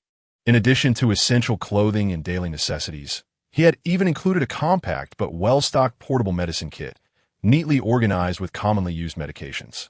Ning, why did you bring a medicine kit? Xia Yanyu inquired with curiosity, having noticed the sky-blue box and picking it up for closer inspection. Oh, this, Jiang Wan Ning said, zipping up his suitcase with a casual tone. I had a weak constitution as a child and was frequently ill. Although I'm much better now, I still habitually prepare some common medications for trips, just in case. This was the first time Xia Yanyu had heard him mention his childhood. Gazing at Jiang Wan Ning's now slender yet upright figure, an involuntary image of a pale little boy, furrowing his brow as he swallowed bitter medicine, flashed through his mind. A pang of intense compassion seized him. He leapt off the bed and rushed to Jiang Wan Ning, grasping his shoulders with fervent intensity, his gaze burning and resolute. Ning, from now on, I will ensure you are plump and healthy, never again allowing you to fall ill or take medicine. Jiang Wan Ning was momentarily taken aback by this sudden and passionate reaction, subsequently finding it somewhat amusing. This guy's imagination was quite remarkable. He was inhabiting his original body in this little world, having long since outgrown the frail, supporting character of the original narrative. However, explaining this was futile, so he could only chuckle helplessly and gently brush Xia Yanyu's hands away. All right, I'm perfectly healthy. Hurry up, I'm ready. We need to head downstairs for the gathering. Chapter 22. The beloved of the esports team as the members of both teams gradually assembled. Xiao Suyang pressed the switch for the projector in the conference room, casting a beam of light onto the screen that displayed the logos of various teams participating in the winter tournament. He leaned forward with both hands resting on the edge of the expansive conference table, his gaze sweeping across each team member present as he commenced the pre-match analysis. Barring any unforeseen circumstances, the teams likely to secure a spot in the top 8 would once again be those familiar, venerable powerhouses. Xiao Shuyang's voice resonated steadily and powerfully within the hushed confines of the meeting room. Based on the earlier practice matches, it was evident that these teams had meticulously devised new tactical frameworks. Therefore, the intensity of competition in this winter tournament would undoubtedly surpass that of previous years. As he spoke, he turned his head, his gaze settling on the area occupied by his team members. However, we are not stagnant. During this period, we have made significant breakthroughs, and with Wan Ning now as a substitute, our roster boasts greater depth. Thus, I hold a firm belief in our pursuit of the championship. Upon finishing, his eyes shifted towards the somewhat inexperienced members of the second team, his tone softening into one of encouragement. Xiao Ma and the rest of the second team, this is your first official league match. Remember, the most crucial aspect is your mindset. Do not bear excessive psychological burdens. Approach this as an opportunity to learn from the elite teams. Every match you play is a chance to gain invaluable experience. He paused momentarily before continuing. Moreover, throughout the upcoming month of intensive training, I will arrange for you to engage in practice matches with the first team, aiming to swiftly enhance your awareness regarding match tempo, team coordination, and resource control on the map. Observing the earnest nods of the youthful faces before him, Xiao Shuyang straightened up, taking a laser pointer from the table. The red dot illuminated the icons of several highlighted teams on the projection screen as he began a meticulous explanation. His analysis distinctly focused on the second team's players, particularly as they were about to confront the harsh elimination phase of the 32 to 16 preliminaries. To adequately prepare these newcomers, Xiao Shuyang had indeed put in considerable effort, gathering extensive match footage through various channels and formulating targeted insights after thorough scrutiny. The 5 members of the second team appeared especially attentive. Jiang Wan Ning's gaze drifted across to Bai Chengyi, who sat upright, his eyes fixed on the screen, occasionally nodding in apparent realization, as he swiftly recorded notes in his notebook. The intensity of his focus momentarily left Jiang Wan Ning in awe. However, she keenly noticed that Bai Chengyi's peripheral vision would, from time to time, discreetly flicker towards the first team, particularly in the direction of Captain Gu Ting. Whether this was a sincere endeavor to absorb knowledge or a calculated performance remained ambiguous. Yet, Jiang Wan Ning still found it perplexing how Bai Chengyi had orchestrated this collaborative training session between the two teams. Could it be that the protagonist's aura was indeed that formidable? If this were the case, the second team might very well secure a place in the top 16. And should fortune smile upon them further, even a spot in the top 8 could be within reach. Ding! According to system detection, the protagonist Bai Chengyi proactively contacted Mr. Hiofu, the primary investor of the SG Club, last Wednesday evening, leveraging himself as a bargaining chip to secure this joint training initiative. Moreover, due to a significant shift in the preferential treatment of the world's core fated child, the protagonist aura surrounding Bai Chengyi has gradually waned and is nearing obsolescence. An abrupt and frigid electronic voice resonated within Jiang Wan Ning's mind, startling him. System, could you perhaps provide a warning before your next activation? Or at least vibrate beforehand? Jiang Wan Ning silently implored, nearly springing from his seat had he not been in a meeting room at that moment. This system, which had remained in a dormant state for so long, suddenly reemerged without a hint of forewarning. However, what unsettled Jiang Wan Ning more than the system's sudden appearance was the shocking revelation it had just disclosed. What did you just say? Bai Chengyi has submitted to Hiofu? Such clandestine plot information, and you're now able to share it with me directly? Jiang Wan Ning struggled to maintain a calm facade, while internally, a storm of questions and exclamations raged. In response to the host, you have successfully triggered a divine-level hidden mission, which led to the system being urgently recalled by the Management Bureau for a 3-day functional expansion training. According to the latest guidelines, as long as it does not involve core plot nodes or other prohibitive matters, this system is authorized to offer the host a certain degree of temporary informational assistance. For 160 elucidated with precision, its tone imbued with a hint of barely perceptible excitement. Heaven knows, during its report to the Management Bureau, it had the fortune of catching a distant glimpse of the legendary Master System 001, which governs myriad systems. Recollecting that flawless, fluid form radiating streams of data, 460 could not help but shed envious tears of code. This was the first time Jiang Wan Ning had heard that the system could provide assistance beyond merely issuing tasks since he had traversed multiple mission worlds. Reflecting on when he was merely an inconspicuous passerby, the rudimentary system that guided him remained offline even when announcing primary tasks, mechanically delivering the requirements before falling silent. Wait, don't digress. Jiang Wan Ning refocused his thoughts. You just mentioned that Bai Chengyi's protagonist aura is fading? Isn't that supposed to be permanent? In response to the host, the essence of the protagonist aura derives from the continuous favor of the core fated child of this small world. According to the original narrative, Bai Chengyi garnered the affections of several fated children, such as Gu Ting and Lu Jingyun, thereby achieving the pinnacle of success despite having only mediocre talents. However, based on current real-time monitoring data, the favorability of several fated children towards Bai Chengyi remains low, lacking any powerful fateful bonds. Consequently, the weakening or even the cessation of his aura is an inevitable outcome in accordance with the world's rules. Upon hearing this explanation, Jiang Wan Ning felt a sudden clarity. It appeared that while the second team's opportunity to participate in the official league might have had coincidental elements, the extent of their success on the field would ultimately depend on each player's skill and teamwork. Jiang Wan Ning believed that relying solely on merit was the essence of fairness. In the original narrative, it is precisely due to Bai Chengyi's unreasonable protagonist aura that the technical prowess of his male counterpart pales in comparison, even leading to a wave of online disparagement against him.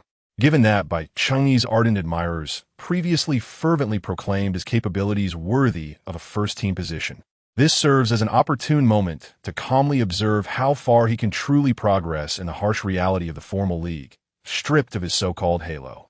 Although it was meant to be a brief meeting, Xiao Xiang found himself unable to contain his enthusiasm, with the presentation materials cycling through repeatedly, extending the meeting to over 2 hours. It wasn't until he noticed individuals in the back row drifting into a daze that he abruptly raised his arm to glance at the clock, which had already passed midnight. Is it already this late? He awkwardly rubbed the back of his neck, his tone laced with regret. "I apologize for being so engrossed. Do feel free to head for lunch. We shall commence training promptly in the afternoon." At the sound of his words, the previously quiet conference room erupted into a flurry of activity. The clatter of chairs, footsteps, and murmurs melded into a cacophony. "Coach Xiao, if you keep talking, I shall surely starve," exclaimed Xia Yinyu, who had slumped over the table like a boneless figure, casting a pitiful gaze at Xiao Shuyang. Having consumed nothing but a glass of milk since morning, coupled with a long journey and a tedious meeting, his stomach was emptier than ever. "Once I get in the zone, I tend to lose track of time," he murmured. "Stop whining and hurry. I've heard that the cafeteria has hired a chef from a 3-Michelin-star restaurant. If we delay, their signature dishes may be gone." "What does Michelin matter?" Xia Yinyu scoffed. Yet his body obediently rose to its feet. "I still believe that Xiao Ji's iron pot stew is the most delectable." Before he could finish speaking, he had already taken a couple of steps, resembling a large dog as he plopped onto Jiang Wan Ning's back, resting his chin on her slightly frail shoulder, melodramatically whining. "I'm too hungry to walk. Ning, will you take me to the cafeteria?"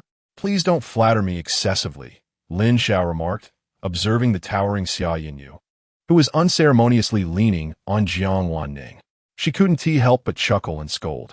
"You truly have the audacity to do this to someone with such slender arms and legs." "Xiao Ge, that's just sour grapes," Xia Yinyu retorted, turning his head to wink at Lin Xiao, his voice brimming with boastful delight. Momentarily taken aback, Lin Xiao feigned a kick towards him, but ultimately shook her head. Pulling out her phone and swiftly tapping her fingers on the screen to report Xia Yinyu's mischief to her wife on the other end. With a smile, Jiang Wan Ning reached up to ruffle the golden head nestled against her neck, exhaling a resigned sigh as she began to lead the playful giant towards the dining hall. The base cafeteria was spacious and well-lit, operating on a self-service model. The long buffet table displayed an array of dishes, ranging from the 8 major cuisines of China to Western steaks and pasta, even featuring a selection of exotic flavors. The dessert section was exquisitely crafted, resembling works of art, with glass cases showcasing an assortment of mousses, macarons, and handmade chocolates. The beverage area offered not only conventional soft drinks, but also freshly squeezed juices and specialty milkshakes. Jiang Wan Ning marveled once more at the club's generous provisions. As soon as they entered the cafeteria, Xia Yinyu was instantly revitalized, dashing toward the food counter like a wild stallion. He swiftly grabbed 2 trays, handing one to Jiang Wanqing, while his eyes eagerly scanned the array of delicacies. Jiang Wanqing's gaze inadvertently landed on a delicately crafted mousse cake in the dessert section. The pale yellow cake was adorned with glistening mango pulp and mint leaves, appearing exceptionally tempting. His eyes lingered on it for several seconds. "Do you want to try that?" came the languid voice of Lu Jingyun, who had appeared beside him unobserved. With a natural grace, he used tongs to gently place the mousse cake onto Jiang Wanqing's tray. He recalled Jiang Wanqing's fondness for sweet treats. "This one seems to have mango." Jiang Wanqing pointed to a small tag standing next to the cake, which clearly read mango sago mousse. His tone tinged with a hint of regret. "Oh, right. You're allergic," Lu Jingyun remembered, smoothly retrieving the cake from Jiang Wanqing's tray and transferring it to his own, then selecting a deep blue blueberry mousse to offer instead. "This one should be safe. Let us go. It seems they've already found a spot." This brief exchange was overheard by Bai Chunyi, who had been following closely behind them. He watched Lu Jingyun's considerate gesture and then glanced at Jiang Wanqing's back, his nails nearly digging into his palm, a tempest of jealousy and resentment brewing in his eyes. Once the two settled at a long table by the window, Lin Xiao, ever observant, immediately pointed at the pale yellow cake in Lu Jingyun's tray, exclaiming dramatically, "You're not actually eating mango, are you? How could you indulge in such forbidden fruit?" As a severe mango allergy sufferer, Lin Xiao avoided anything related to mangoes with great caution. He once broke out in hives and even struggled to breathe after mistakenly consuming a tiny morsel. At that moment, he began to shuffle his tray to a different seat. "This black pepper beef is incredibly tender. Ning, you must try it." Xia Yinyu could hardly contain his excitement. scooping a generous portion of beef from his tray onto Jiang Wan Ning's, his cheeks stuffed. Just then, a timid voice interjected, laced with a hint of trepidation. "Hello, seniors. Is this seat taken?" Madi sitere. Bai Chengyi stood at the table's edge with his tray, his gaze fixed intently on the only available spot next to Gu Ting, his face contorting into a dutifully hopeful smile. Even Lin Xiao, typically oblivious, sensed an unusual atmosphere. He quickly donned a businesslike smile, his tone perfectly apologetic. I'm sorry, little brother, but that seat is reserved specifically for Xiao." "Oh, I see. That's all right."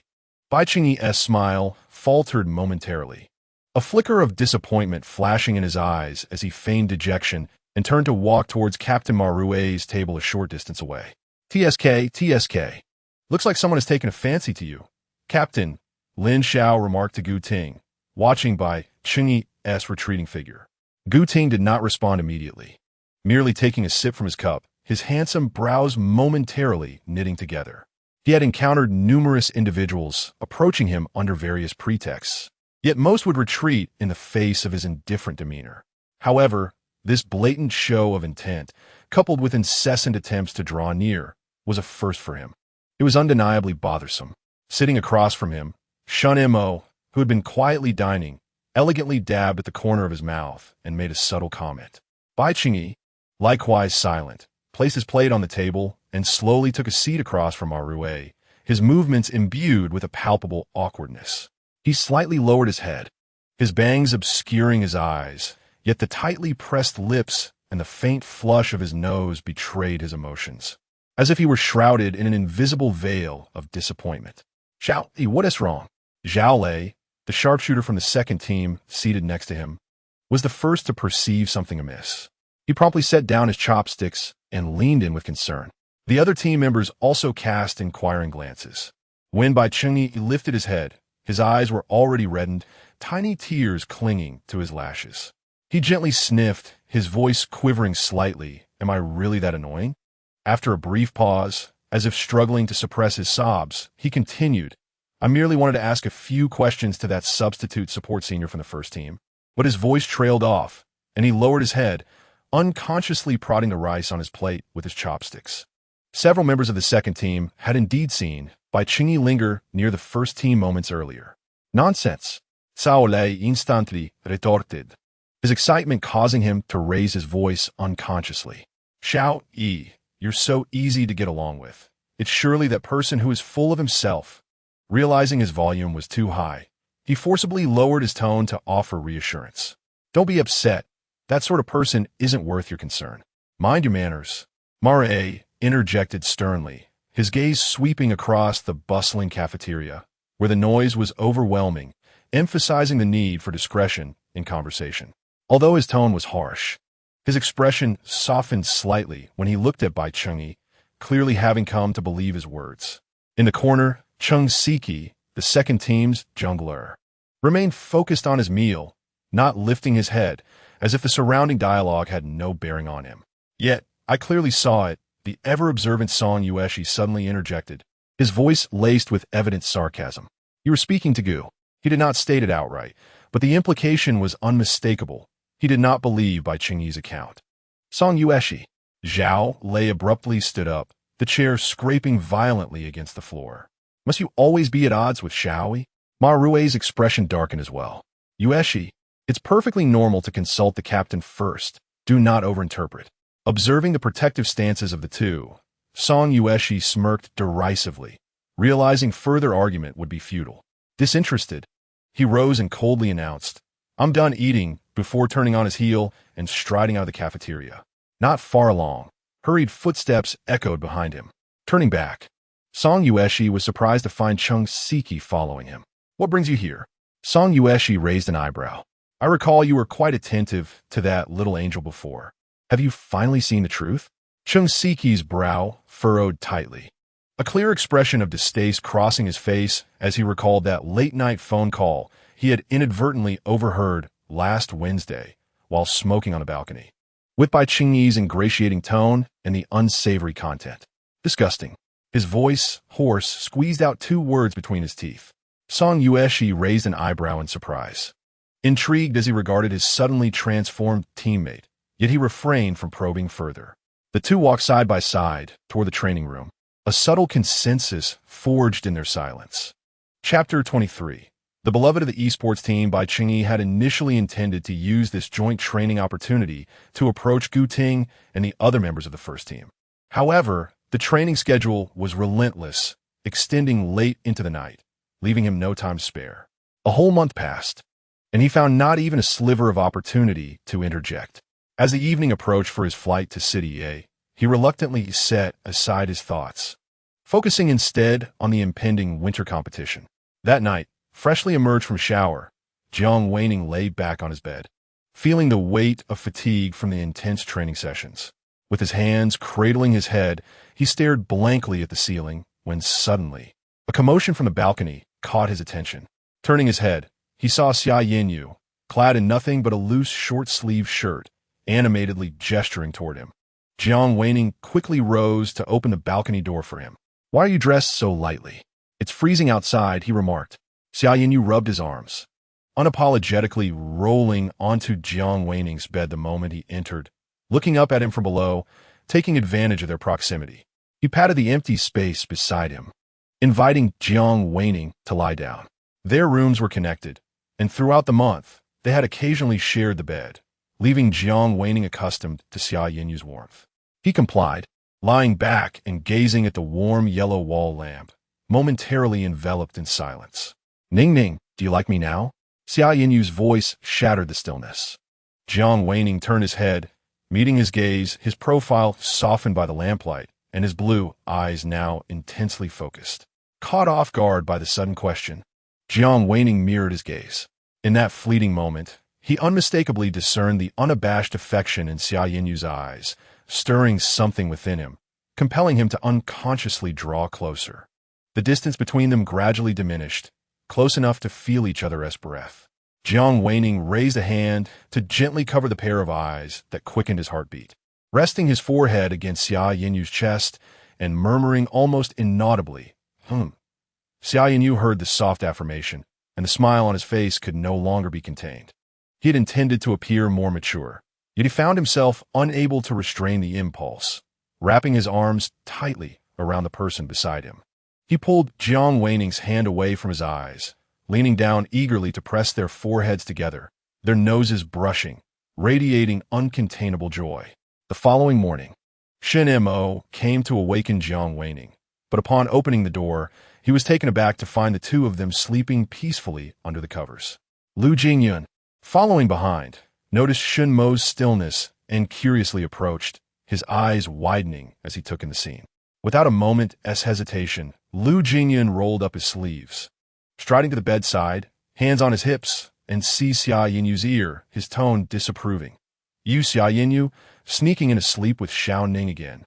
Shen Mo ignored their playful bickering, gently extricating Jiang Wan Ning from Xia Yanyu's embrace, tenderly rousing him, and leading the still drowsy assistant to wash up. He thoughtfully filled a glass of water and handed over a toothbrush with toothpaste already squeezed onto it, gently reminding, "We need to head to the airport soon. Let me check if you've forgotten anything." As he stepped out of the bathroom, he found that Xia Yanyu and Lu Jingyun had already left the room, and Jiang Wan Ning's suitcase was neatly placed at the door. Shen Mo carefully inspected the area, confirming that nothing was left behind. It seemed those two had already taken care of everything. Jiang Wan Ning hurriedly finished washing up, changed his clothes, and exited the room, just in time to encounter Gu Ting, who was holding a sandwich. "Perfect timing for breakfast," Gu Ting remarked, handing him the sandwich and zipping up his coat, as it was quite chilly outside. "They've already taken your luggage down." Jiang Wan Ning managed to eat breakfast in the car, and it was only when he boarded the plane that he finally felt at ease. The draw for the winter competition was scheduled for the afternoon. The second team had arrived in City A the previous day, preparing for their first official match that evening. Upon landing, Xiao Shuyang sent over the results of the first round of the draw. The second team had been fortunate, as their initial opponent was not a formidable one. Indeed, that evening brought news of a 3-2 victory. Fans of Bai Chengyi were jubilant in the comments, eager to celebrate with banners. However, when Xiao Shuyang saw the results of the second round of the draw, his expression darkened. This time, Lady Luck had not favored their second team. As their opponent for tomorrow was CST, he glanced at the tense expressions of his teammates and offered words of encouragement. It's all right. Just do your best. After all, it's our first major competition, and making it to the top 16 is already commendable. Just relax and play tomorrow. Although my roue had mentally prepared himself, he did not expect to lose so completely without scoring a single point.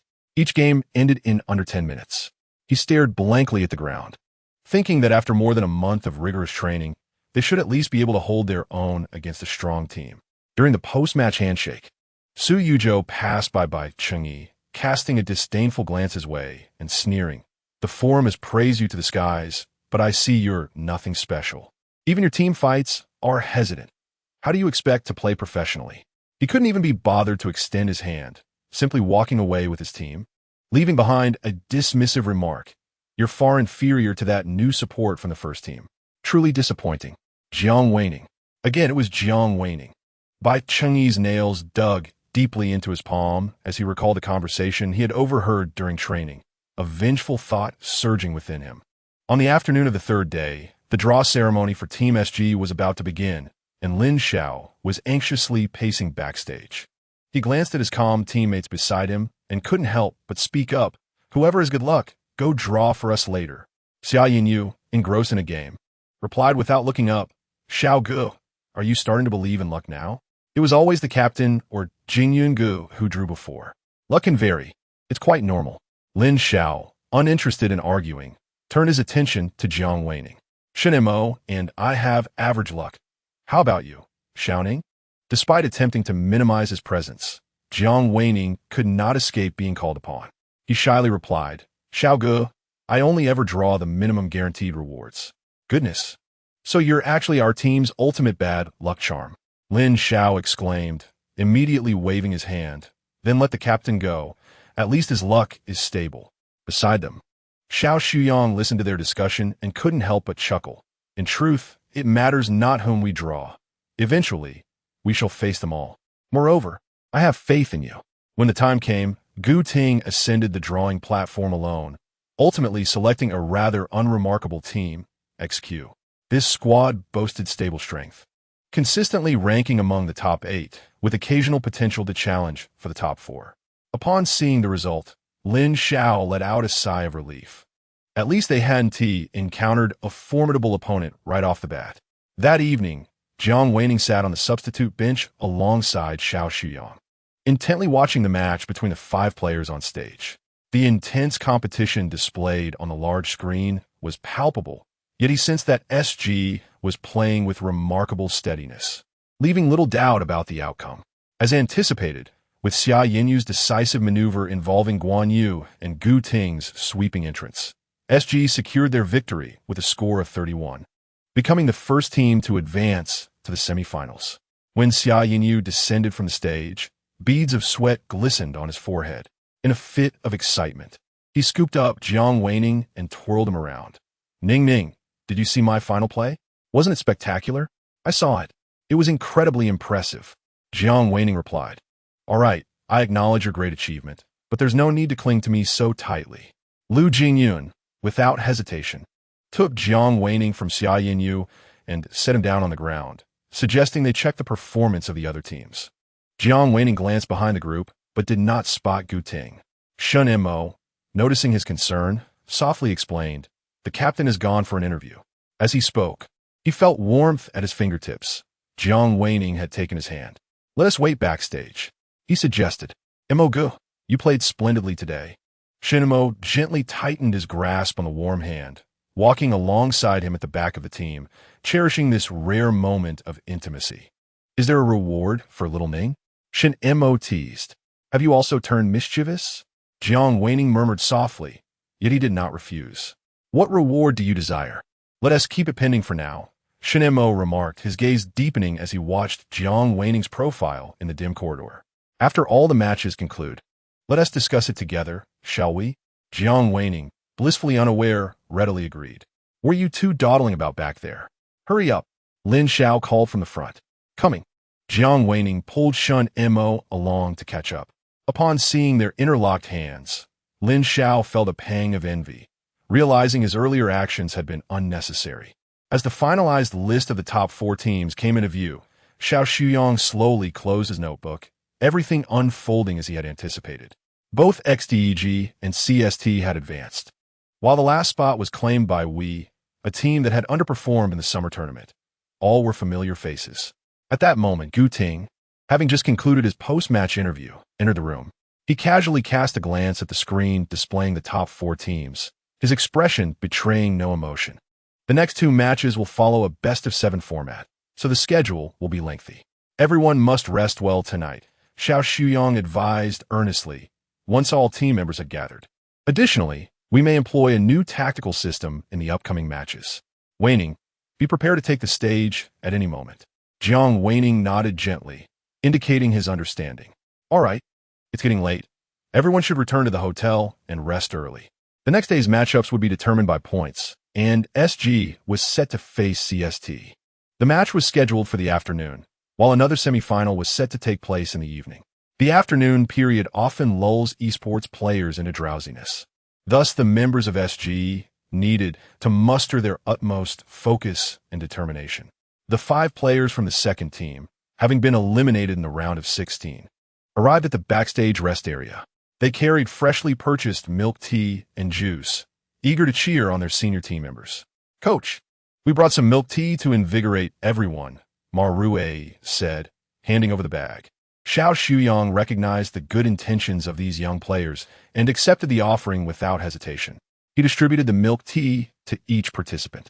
In the corner, Bai Qingyi watched intently as Jiang Wan Ning reached for a cup of milk tea, a slight smile breaking across his lips. To ensure Jiang Wan Ning received the cup infused with mango, he had specifically instructed that all cups contain identical ingredients. Alert! Allergen detected in milk tea. The system's notification chimed in at an opportune moment. Jiang Wan Ning paused momentarily in his action of inserting the straw, his peripheral vision keenly capturing Bai Qingyi's unwavering gaze upon him. Noticing his sudden stillness, a flicker of anxiety crossed the latter's face. Jiang Wan Ning smirked inwardly, realizing that Bai Qingyi had been waiting for him. He resumed his actions nonchalantly, while internally commanding the system to exchange for an antidote to eliminate all negative states. Exchange complete. Automatically administered to the host. Just then, Lin Xiao returned from the restroom and casually grabbed a cup of milk tea from the table. He swiftly inserted a straw and took a large sip. You even brought milk tea? How thoughtful of you. Watching Lin Xiao indulge in the drink, Jiang Wan Ning suddenly had a realization and swiftly issued a serious mental command. System, immediately check if the other milk teas contain mango. Completed. All milk teas contain allergens. Jiang Wan Ning abruptly stood up, but before he could intervene, he saw Lin Xiao suddenly clutching his chest, his face turning a deep shade of red, his breathing becoming labored and rapid. Shin Mo, standing beside him, reacted swiftly, supporting Lin Xiao as he began to collapse. Lin Xiao, what is happening? Call an ambulance. The rest area erupted into chaos. Xiao Shuyong dashed forward, anxiously checking on Lin Xiao's condition. Everyone out. Jiang Wan Ning raised his voice, his expression unusually grave. Xiao Ge is experiencing breathing difficulties due to an allergy. We only need essential personnel to remain. Everyone else, please step outside and ensure the air in here circulates. His cold gaze swept toward Bai Qingyi, who was about to touch the milk tea, and he added sharply, and no one is to touch the milk tea on the table. Gu Ting immediately grasped Jiang Wan Ning's unspoken meaning, his expression darkening. He scanned the room, his voice resonating with undeniable authority. Everyone do as Wan Ning says. The team members began to file out of the rest area, leaving only Shen Mo and Xiao Shuyong to tend to Lin Xiao. Lu Jingyun had already contacted the ambulance, which assured him they were on their way. Xia Yinyu swiftly descended to prepare for the paramedics. After exiting the room, Gu Ting promptly moved to a corner and dialed number, quietly instructing someone to come and test the milk tea's ingredients. Several members of the second team were evidently frightened by the sudden turn of events. They clearly observed that Lin Xiao exhibited abnormal behavior only after consuming the milk tea they had brought. Yet, why were the others unaffected? At this moment, Bai Qingyi, who knew the truth, was drenched in cold sweat, his gaze fixed intently on Jiang Wan Ning. Why was he completely unscathed? Bai Chengyi, unconsciously biting his nails, felt his eyes redden. After all, Jiang Wan Ning was also allergic to mangoes, and he had witnessed him drinking the milk tea. How could he possibly show no reaction? Isn't it curious? Jiang Wan Ning met his probing gaze, seemingly able to penetrate the doubts within his heart. I must thank you. If it weren't for today's incident, I would have realized that my allergy has subsided. What are you talking about? I don't understand, Bai Chengyi stammered, hastily turning away and instinctively retreating behind Zhao Lei, his slender frame trembling slightly. Zhao Lei, sensing his fear, immediately shielded him, glaring at Jiang Wan Ning with displeasure. What do you mean by that? Are you doubting Xiaoyi? Who bought the milk tea? You all know. Zhao Lei continued. If it weren't him, could have been your captain. It was Ma Ruwei who personally handed over the bag just now. Momentarily at a loss for words, Zhao Lei knew full well that it could not have been the captain's doing. Perhaps the staff had mistakenly added the wrong ingredients. Once the test results arrived, everything would become clear. Regardless of any errors, it was unlikely that mangoes had been included in the milk tea. Seeing the medical personnel hastily approaching with a stretcher, Jiang Wan Ning chose not to elaborate further. With the afternoon match approaching, Xiao Shuyang could only arrange for the team assistant to accompany Lin Xiao to the hospital. Watching the medical staff depart, he took a deep breath and turned to Jiang Wan Ning. It seems that you will have to take the field this afternoon. Chapter 24. The esports teams darling the semi-final venue was abuzz with excitement, filled with the cheers and screams of fans. As the SG team members entered, the applause swelled like a tidal wave, nearly lifting the roof off the arena. The live stream had already surpassed 1 million viewers, with a flurry of comments flooding the screen. Fans had noticed the changes in SG's starting lineup, bombarding the chat with inquiries. Where is Star? Is a substitute playing in the semifinals? Same question. Why the sudden change? Surely SG wouldn't pull a stunt like this in the semifinals? Similar comments proliferated, and whispers of speculation arose even from the audience seats. Observing the situation, the commentators promptly requested the director to shift the camera to the SG competition area, subsequently informing the audience both in person and online of the recent developments. According to SG's announcement, starting player Lin Xiao has been taken to the hospital due to sudden health issues. Substitute player Jiang Wan Ning will compete in this semi-final match. The news sent waves of concern through SG's fans, who worried not only for Lin Xiao's well-being, but also about the potential impact on the team's morale. Meanwhile, Jiang Wan Ning was preoccupied with a single thought: to resolve this matter swiftly and confront the conniving Bai Chengyi. The protagonist appears to have overindulged in red beans. And while it's one thing to scheme against oneself, it is quite another to involve Lin Xiao. Given this, he should not be surprised by the absence of mercy. All evidence of Bai Chengyi's previous misdeeds was meticulously compiled and anonymously submitted to the Esports League, with a copy circulating online as well. Now that Bai Chengyi has lost the protagonist's halo, the system's intervention will not result in any backlash. Received host. For 60 eagerly accepted the task. This was the first significant assignment bestowed upon it by the host, and it was determined to perform admirably. The venue's lights abruptly dimmed, and after the referee confirmed the equipment's accuracy, the semifinals officially commenced. CST and SG, as long-standing rivals, have historically engaged in fierce battles, with outcomes often too close to call. Be cautious of the opposing support, particularly their ability to conceal vision. Su Yuzhou advised his teammates through the headset at the start of the match. However, the trajectory of this particular game was entirely beyond his expectations.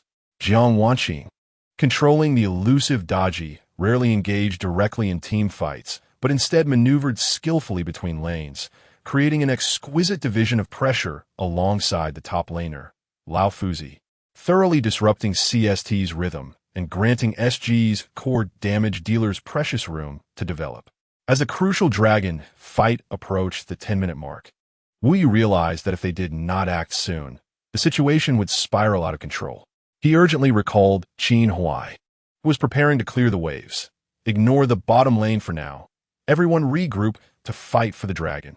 Jiang Wan Ning noticed the opposing Zhang Fei lurking near the dragon pit, immediately discerning CST's intentions and preparing to engage, paying close attention to the timing of her ultimate ability.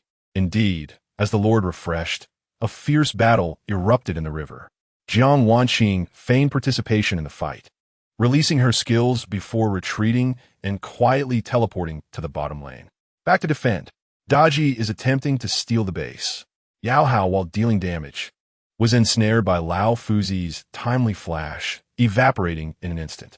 The remaining 4 members of CST, in a rush to return to base, found themselves relentlessly pursued by SG's players like ferocious beasts. Meanwhile, Jiang Wan Ning had already brought the minions to the crystal, and with her ultimate ability unleashed, SG's entire team swiftly teleported to her side.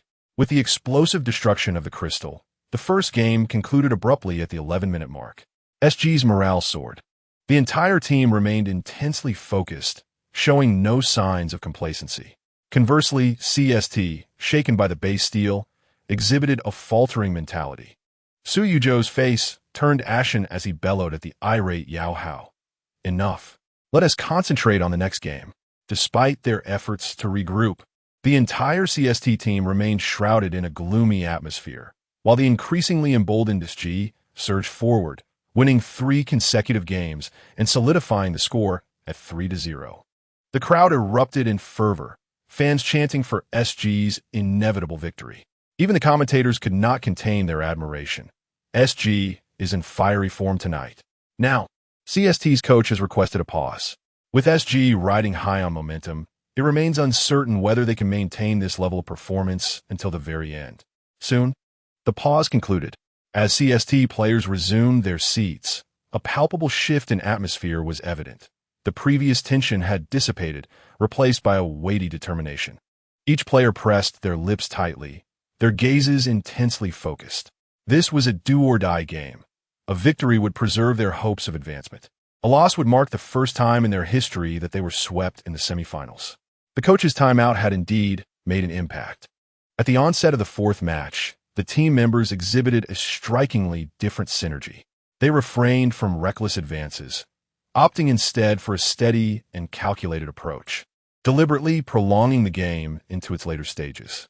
When the notification of the Storm Dragon's spawn illuminated the big screen, CST's advantageous composition became increasingly evident.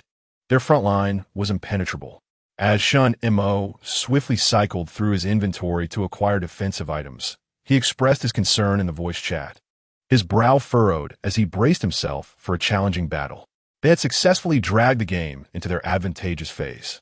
Gu Ting maintained his composure, instructing the team to switch entirely to resurrection items, asserting the necessity of engaging in this crucial dragon fight. Despite the unfavorable circumstances, his leadership remained resolute. The pivotal team clash erupted in the mid lane. CST's top laner and support positioned themselves at the forefront, their health bars densely packed like rulers, charging directly towards the back line. Meanwhile, CST's marksmen unleashed a torrent of damage under impeccable protection. SG's players fought fiercely in resistance, yet ultimately could not breach the formidable defenses of their opponents, resulting in a devastating 2-for-5 team wipe at the hands of CST. It's all right. Let them have this one victory. Following a brief respite, Xiao Shuyong approached the players' seats with a tactical board, preparing for the 5th match's ban and pick phase. It seemed the opposing team aimed to capitalize on their momentum, selecting formidable early game heroes. Let us match their early game prowess and conclude the match swiftly, suggested Lu Jingyun through his headset, flashing a cunning smile at Xiao Shuyong, indicating they could employ that particular strategy. Xiao Shuyong instantly grasped the implication. Though this choice was audacious, that unique composition was indeed best suited to counter their long-range, early-game adversaries. As SG secured Sun Shangxiang in the first round and subsequently selected by Li Shouyue in the third, gasps erupted from the audience. The commentators, astonished, elevated their voices. SG has opted for a dual marksman composition in this match. This is exceedingly rare in professional play. Su Zhang, the top laner for we in the audience, couldn't suppress his laughter. Goodness, SG has appropriated that lineup from our practice matches. However, What was even more astonishing was that Li Shoyue was ultimately maneuvered mid-lane by Jiang Wan Ning, while Lu Jingyan took on the role of support with Tai Yizhenren. This positional swap sent the crowd into an uproar. SG continues to surprise us tonight.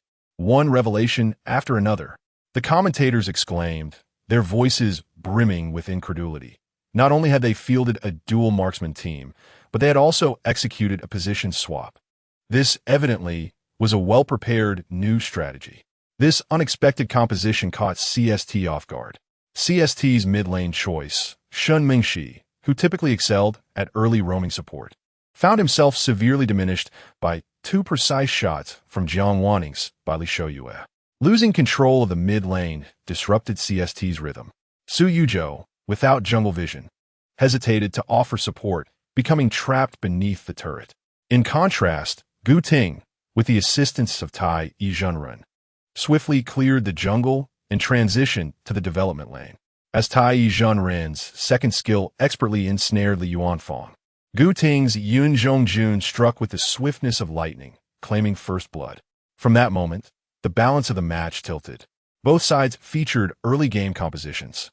Whoever gained the upper hand could swiftly snowball their advantage. The death of the marksman plunged CST into a passive state, while the mid lane by Li Shoyue became their nightmare. Whenever Shen Mengxi departed the mid lane to assist, the marksman would seize the opportunity to target the turret.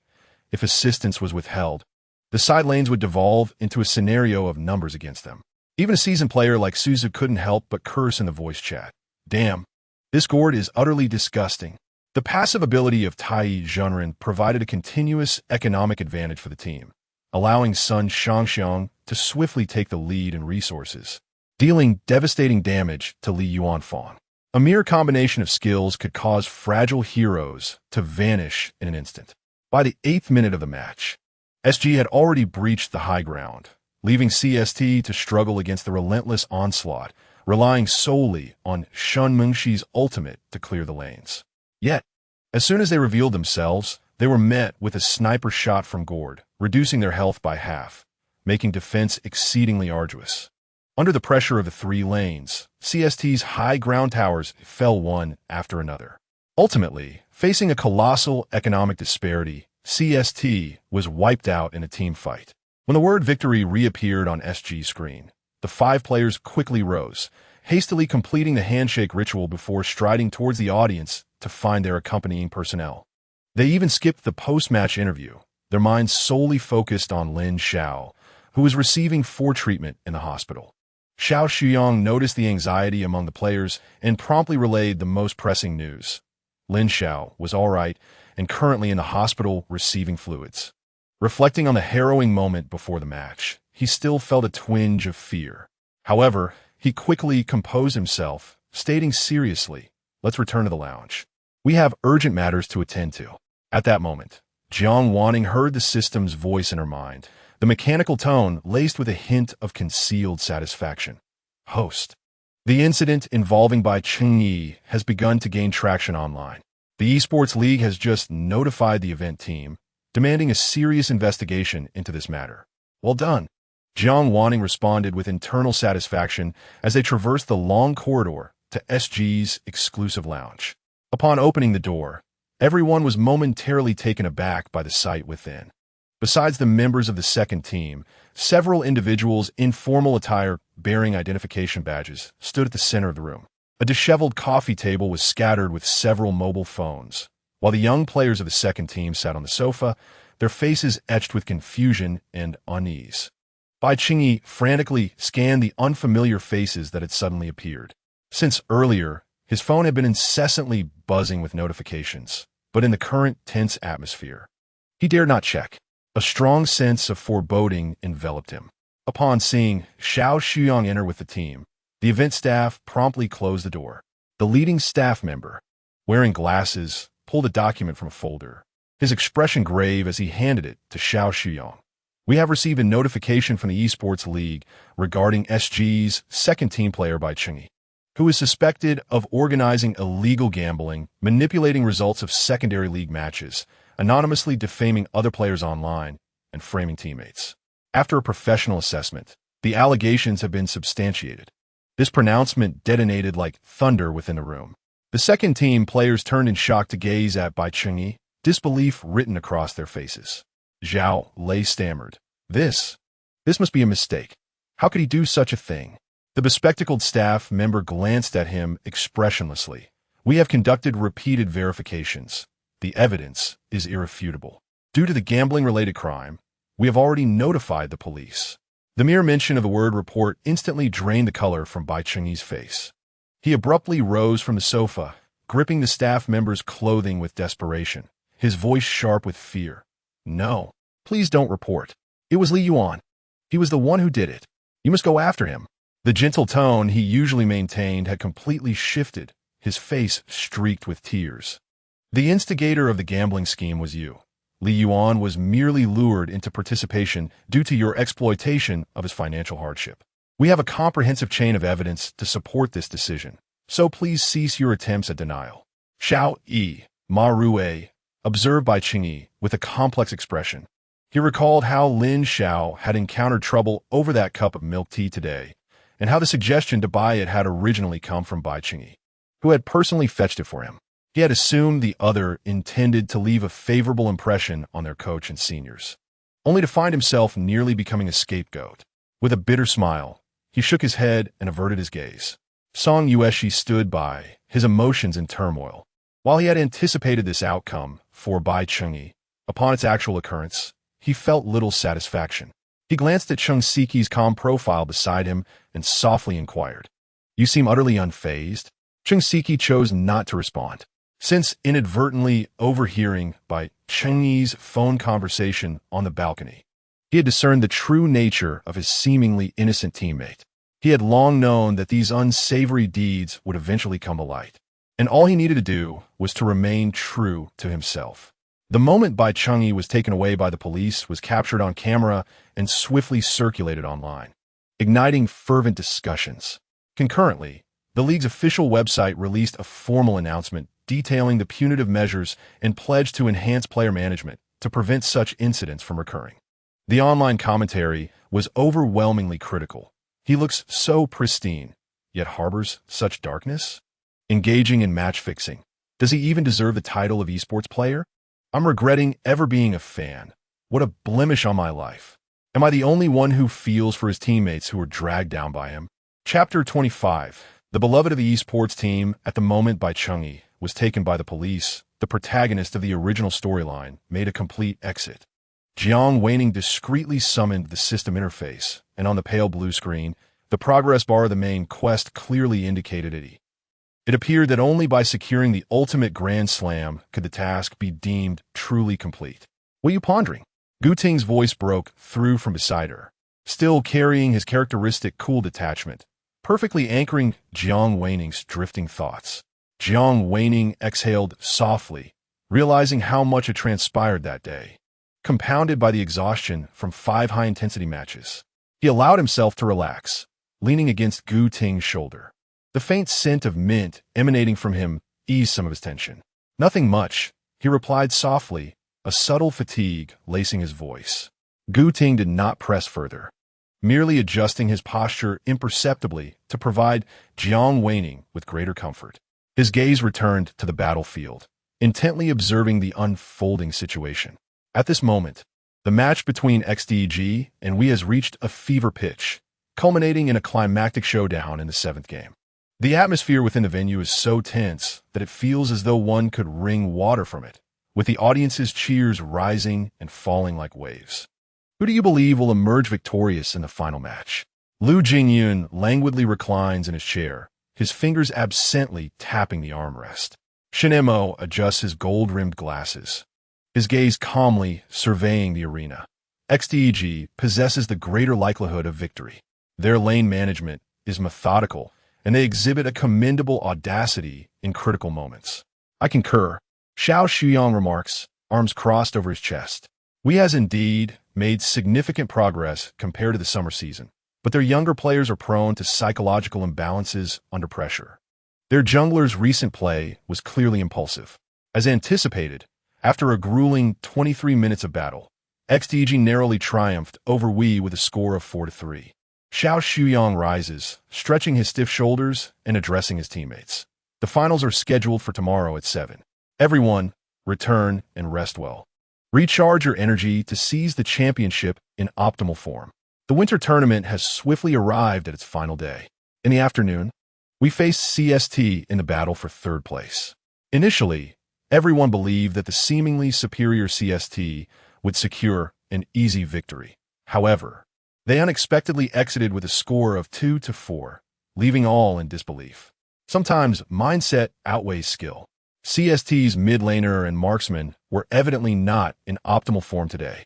Observing the celebrating Wii players on stage, Xiao Shuyang picked up his coat and stood, addressing his seated teammates. Let us go. It's time for dinner. We have 3 hours until the finals. To prevent any further incidents involving tampering with food, Gu Ting had pre-ordered delivery from a private restaurant. Upon returning to the lounge, exquisite dishes were neatly arranged on the table.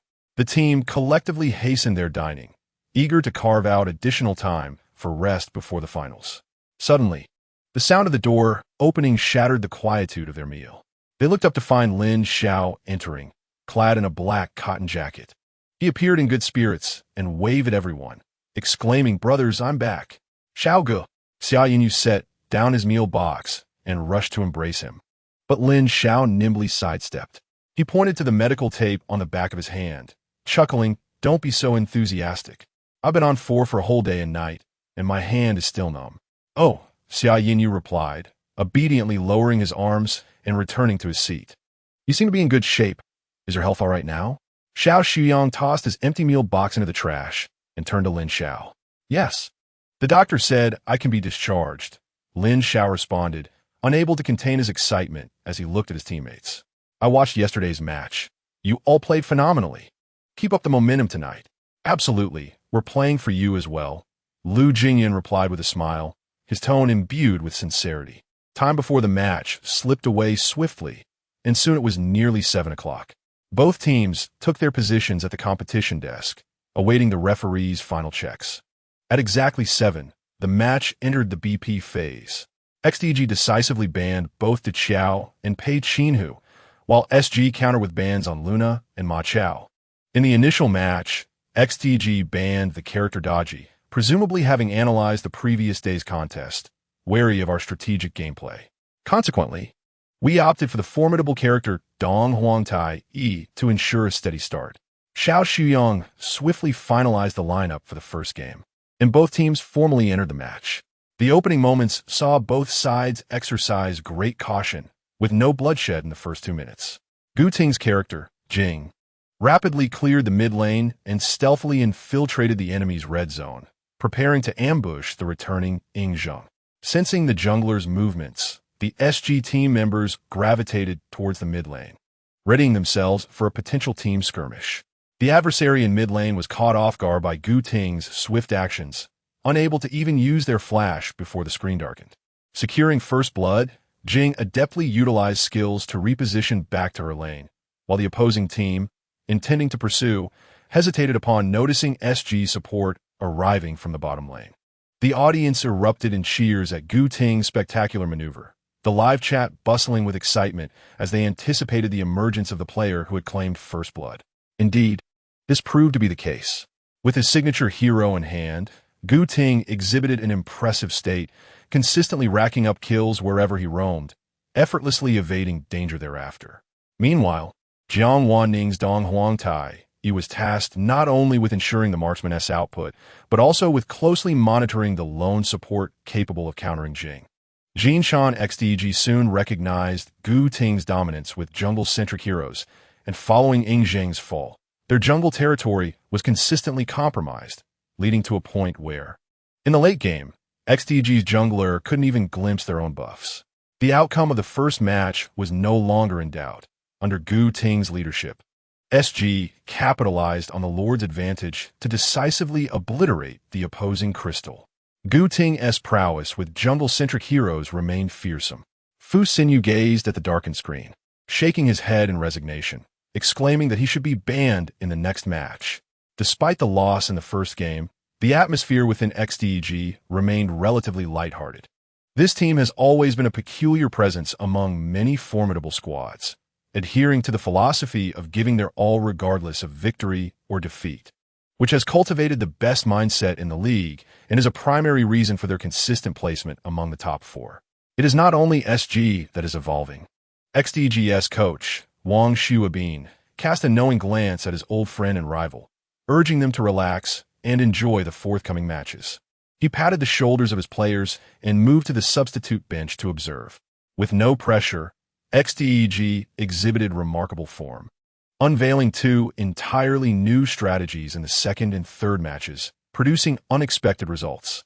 Following their defeat in the first game, XDG rallied to secure 2 consecutive victories. As the third game concluded, the commentators excitedly wondered if they could maintain this momentum. SG's coach requested a timeout, allowing for a brief respite before continuing this thrilling contest. Steady focus was essential, and Xiao Shuyang's gaze calmly swept over each player. Unlike conventional teams, XDG's approach was spontaneous, with each member showcasing distinct personal styles, capable of becoming the core or presenting vulnerabilities at any moment. Observing keenly and seizing opportunities was paramount. The team listened intently as Lin Xiao stood, wrapping his left arm around Shinamo and his right around Xia Yanyu, his gaze encompassing the remaining 3 teammates. Let us play well from here on. I believe in you. Perhaps sensing the gravity of his tone, he added with a lighter note. After all, this is my retirement match. You mustn't allow me to tarnish my legacy. Xia Yanyu could not help but let out a laugh. Xiao Ge. Do not misuse idioms. The atmosphere, which had previously been somewhat solemn, instantly lightened. All right, the pause is almost over. Unleash your full potential. Lin Xiaoyan patted Jiang Wan Ning's shoulder with encouragement. As the fourth round commenced, SG's overall performance markedly improved.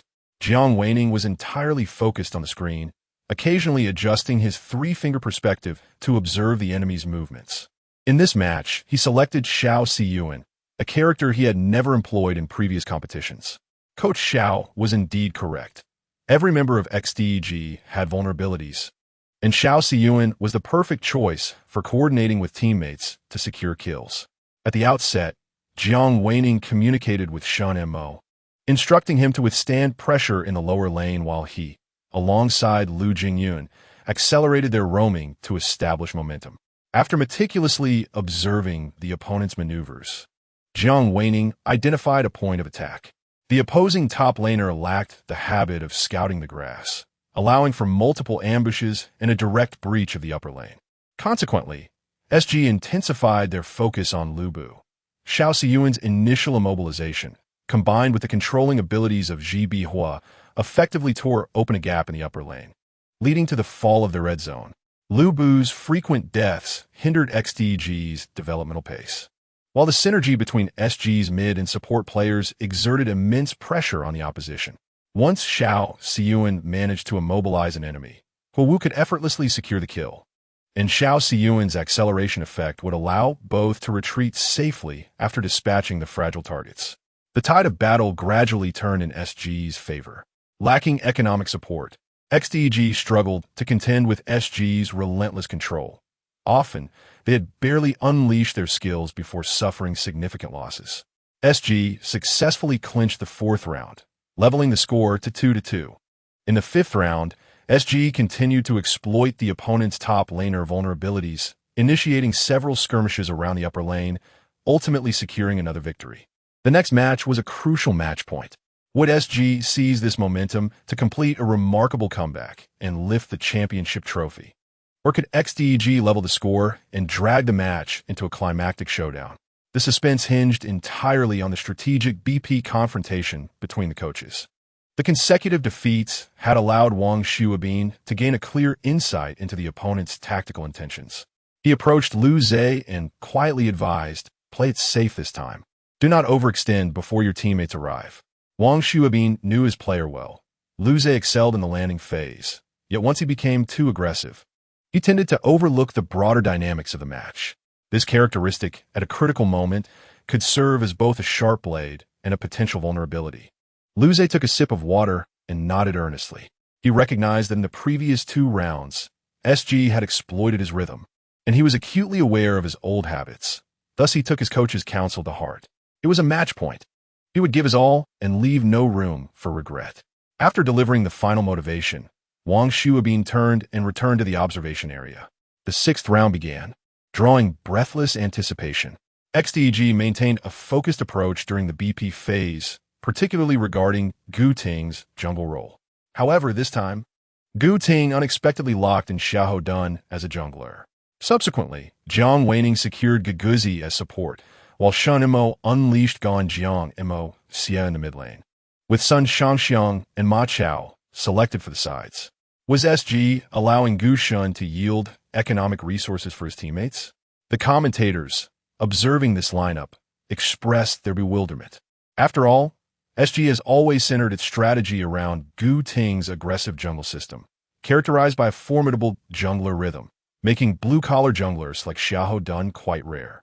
At the outset, Guguzi swiftly accompanied Ma Chao to clear the lane, and the duo subsequently coordinated to control the lower jungle, swiftly transitioning to contest the river spirit. Mid laner Shen Mengshi, having cleared his lane, quickly moved towards the bottom lane. However, due to the opposing team's mid laner, marksman, and support gathering, they refrained from forcing a confrontation over the jungle monsters in the development lane, instead deftly switching their focus to the enemy's armadillo to bolster their economy. Thereafter, Sun Shangxiang directly entered her own red zone, securing the first red buff with ease, while Xiahou Dun efficiently consumed the small birds to reach level 4. At that moment, SG's economy in both the top and bottom lanes soared to the highest in the match. The tactical intent was clear. Resources would be directed towards the two core damage dealers, with the mid and jungle sacrificing their economy to ensure rapid development on both sides. The fans in the barrage expressed their concerns, unsure if Gu could effectively lead with a blue-collar approach. They were oblivious to the fact that the command within SG had quietly shifted. The opposing jungler was in the blue zone, and after securing the blue buff, it was likely he would initiate a dragon. "Pay attention to my position. Prepare to engage," Ma Chao stated as he finished clearing his lane and descended to collect the spoils.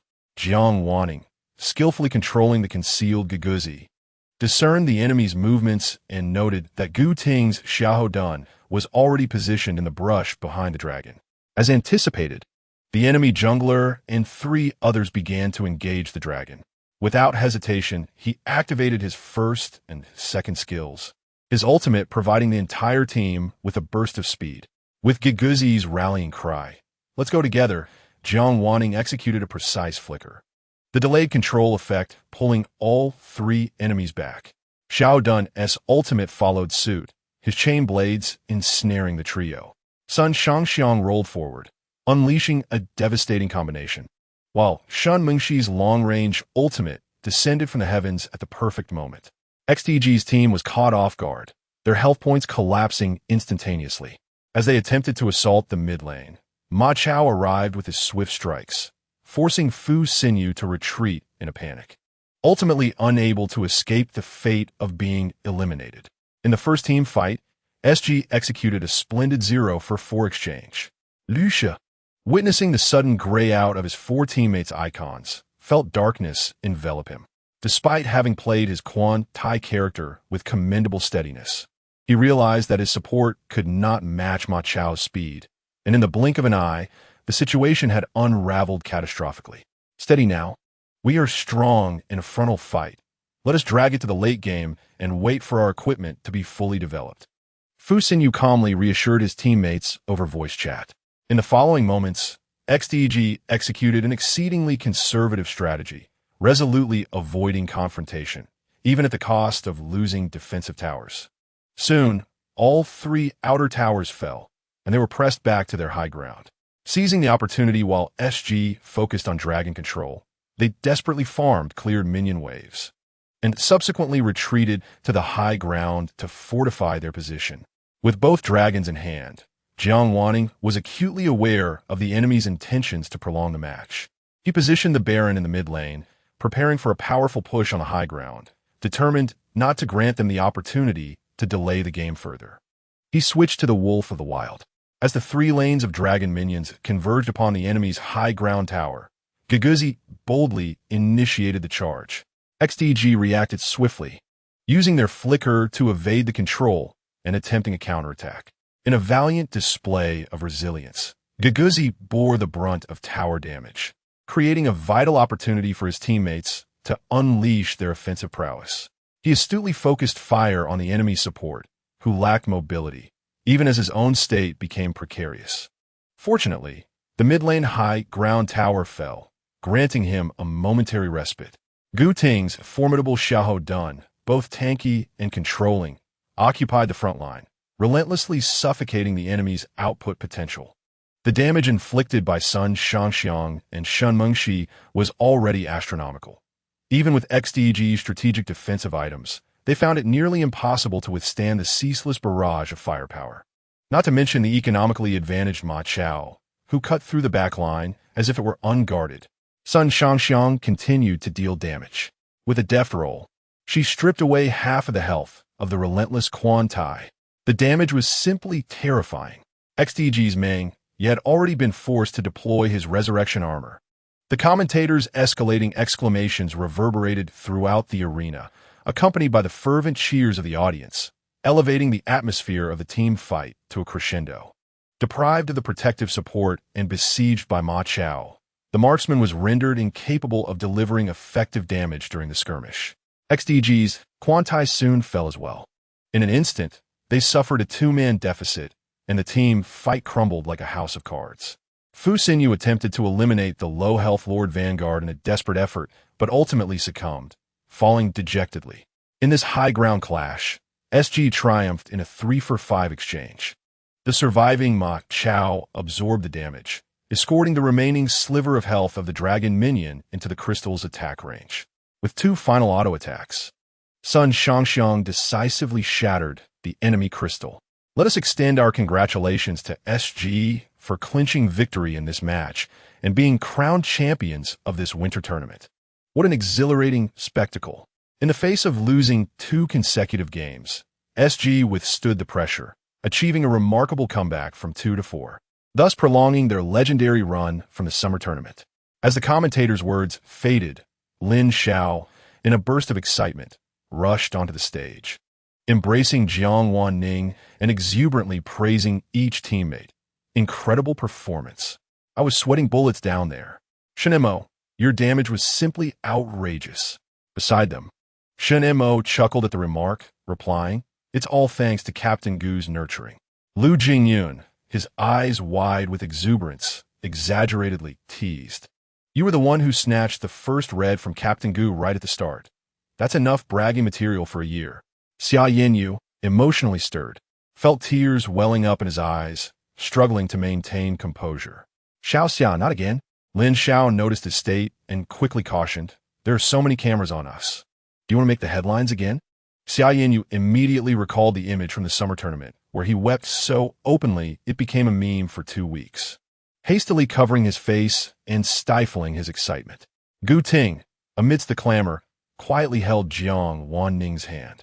She reciprocated his firm grasp, gazing upwards at the golden rain cascading down, symbolizing the highest honor, feeling an unprecedented sense of tranquility and fulfillment. Chapter 26. The beloved of the esports team tonight marks a jubilant celebration for SG fans. Major social media platforms are inundated with news of SG's championship victory, while gaming media not only lauded the team's tactical evolution showcased during the winter tournament, but also meticulously analyzed each player's standout performances, casting a spotlight on the auxiliary player Jiang Wan Ning, who made a stunning debut. With the exposure of the team voice during the finals, many esports fans were taken aback to discover that the command of the final match had been entrusted to the newcomer support player. An outpouring of awe and admiration followed. It is noteworthy that SG's commanding responsibilities had traditionally been shouldered by the captain, Gu Ting, while other teammates occasionally chimed in. The orchestration of the overall rhythm rested solely on his shoulders, leading to considerable mental fatigue. Jiang Wan Ning, possessing an exceptional sense of the game and overarching awareness, was handed the reins of command, which in turn sparked a plethora of tactical possibilities for SG. This pivotal shift was a revelation that Coach Xiao Xuyang had discerned over months of training, and after numerous trials. He discreetly kept it as a remarkable secret weapon for today. While the outside world buzzed incessantly, the recently crowned SG starters had long since gathered in a pre-booked private room to celebrate.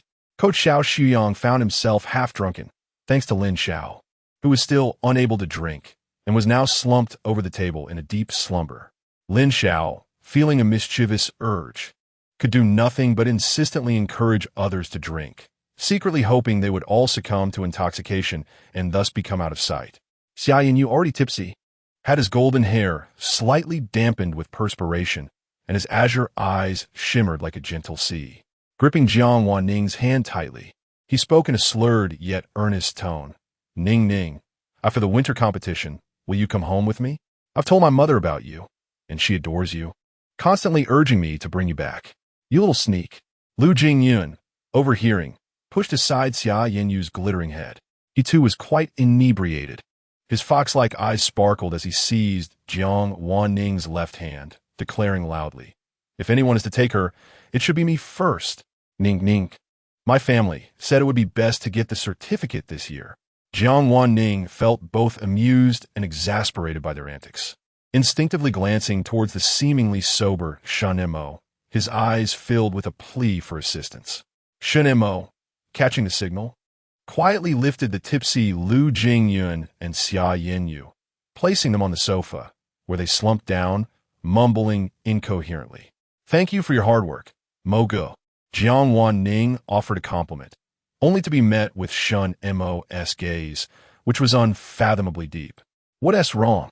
He asked hesitantly, struggling to decipher the meaning behind Shen Mo's silence.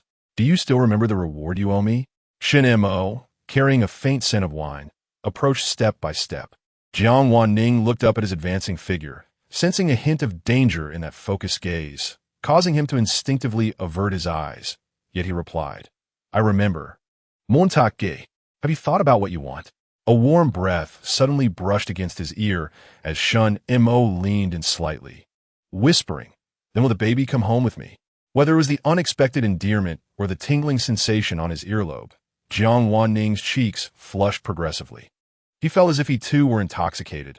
Otherwise, why would he feel so warm all over? Stop teasing him.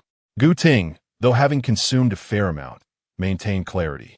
Rubbing his temples to dispel the haze brought on by alcohol, he stated, it's getting late. We should see them back to rest. The four who were still coherent struggled to support their inebriated teammates back to the hotel room. In order to facilitate care, Lin Xiao and Shen Mo placed the nearly unconscious Lu Jingyun and Xia Yinyu side by side on a single bed. Jiang Wan Ning tiptoed forward to assist in removing their outer garments and shoes. Subsequently, she entered the bathroom, where she gently wiped Lu Jingyun's flushed cheeks and Xia Yinyu's damp, golden locks with a warm towel. After toiling through the night, Lin Xiao was already yawning incessantly. He rubbed his eyes and retreated to his room for rest. Shen Mo meticulously tucked the blankets around the two on the bed, adjusted the air conditioning temperature, and dimmed the lights before finally exiting the room alongside Jiang Wan Ning, who had just emerged from the bathroom. As they walked side by side through the brightly lit hotel corridor, Shen Mo turned his head, the corridor's soft lighting casting gentle shadows on his profile. His gaze fell upon Jiang Wan Ning's soft hair as he spoke warmly, breaking the silence.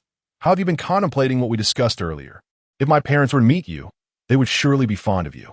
Upon hearing this, Jiang Wan Ning paused, tilting her face upwards, her clear eyes reflecting a hint of hesitation. Isn't it too sudden? Shen Mo halted and faced her directly, reaching out to gently caress her slightly cool cheek, his fingertips radiating a reassuring warmth. His gaze was both tender and resolute, as if he were making a solemn promise. I have mentioned before that our family values sincerity above all. You are the only one I have chosen. They will be delighted to meet you. Seeing the undeniable sincerity in his eyes, Jiang Wan Ning ultimately nodded in agreement, a faint smile gracing her lips. Upon arriving at her door, Shen Mo leaned down to place a gentle kiss on her forehead, softly whispering, "Good night, sweet dreams."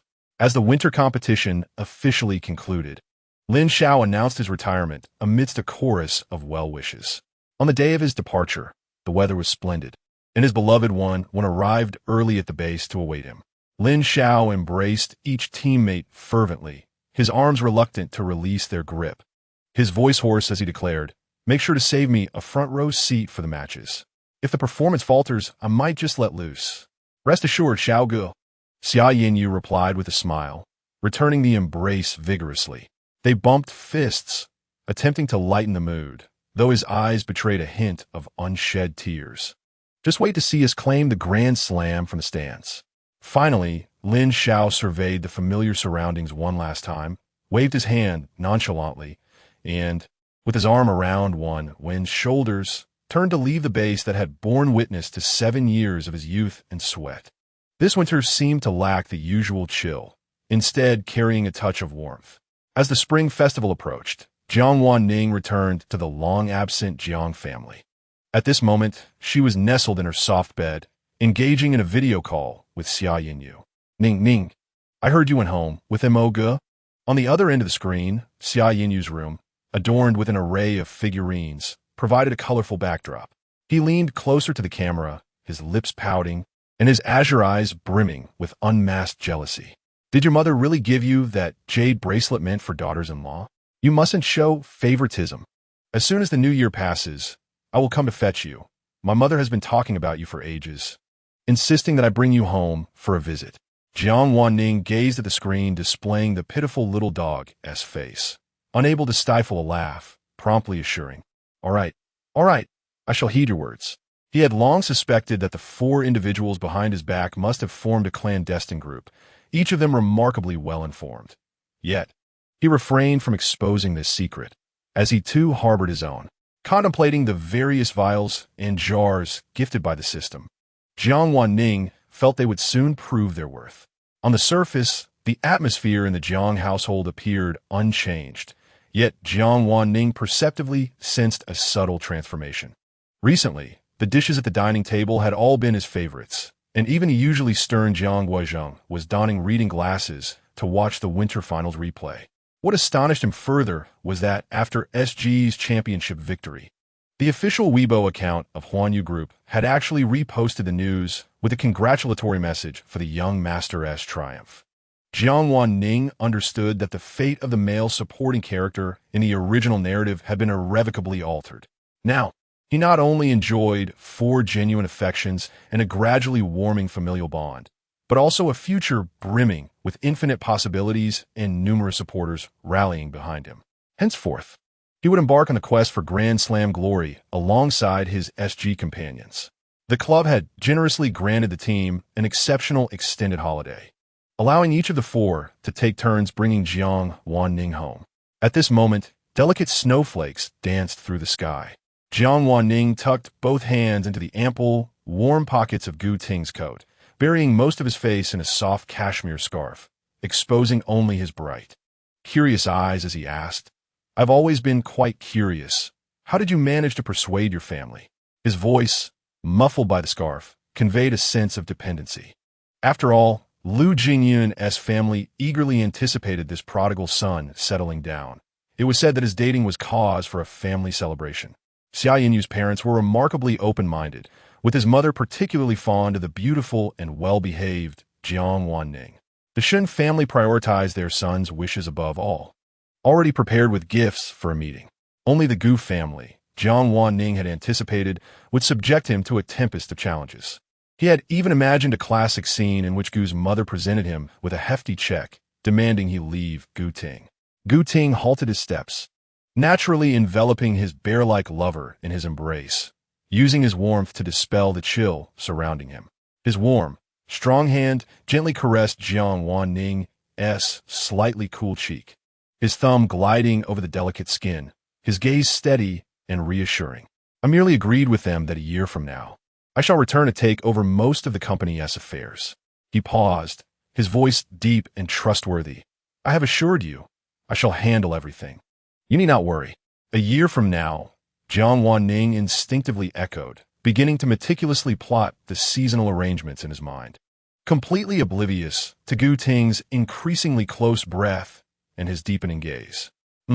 That time will be just enough for us to confidently pursue the Grand Slam, etc. Gu Ting, how'd I not realize how cunning you are?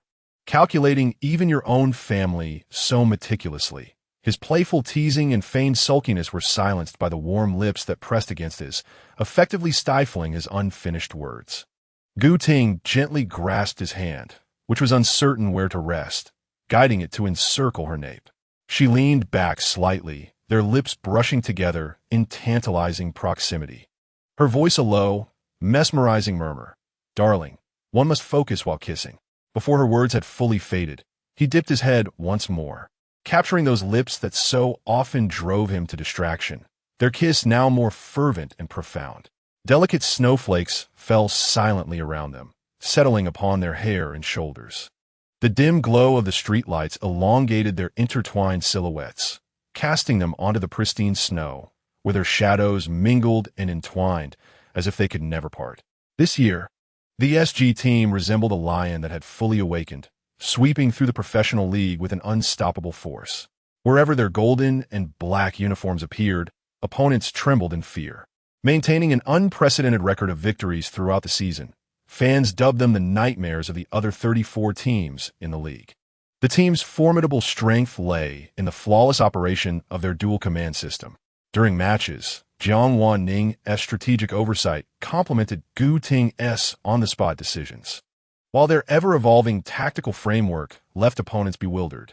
Just as everyone believed that the SG dynasty was only just beginning, Gu Ting, Lu Jingyun, and Shun Mo simultaneously announced their retirement at the grand celebration for their Grand Slam victory.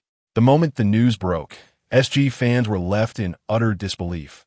The trio, all at the peak of their careers, had decided to retire. Faced with skepticism, their responses varied in wording but shared a remarkably consistent sentiment.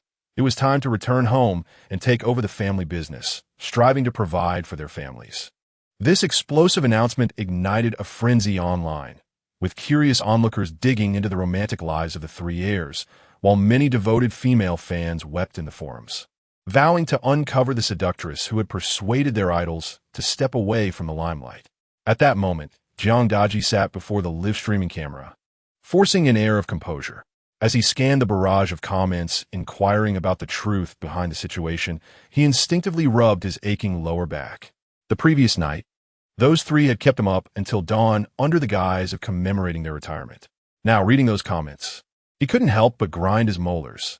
They had suddenly developed a newfound love for work. It would be best if they lived at the office from now on.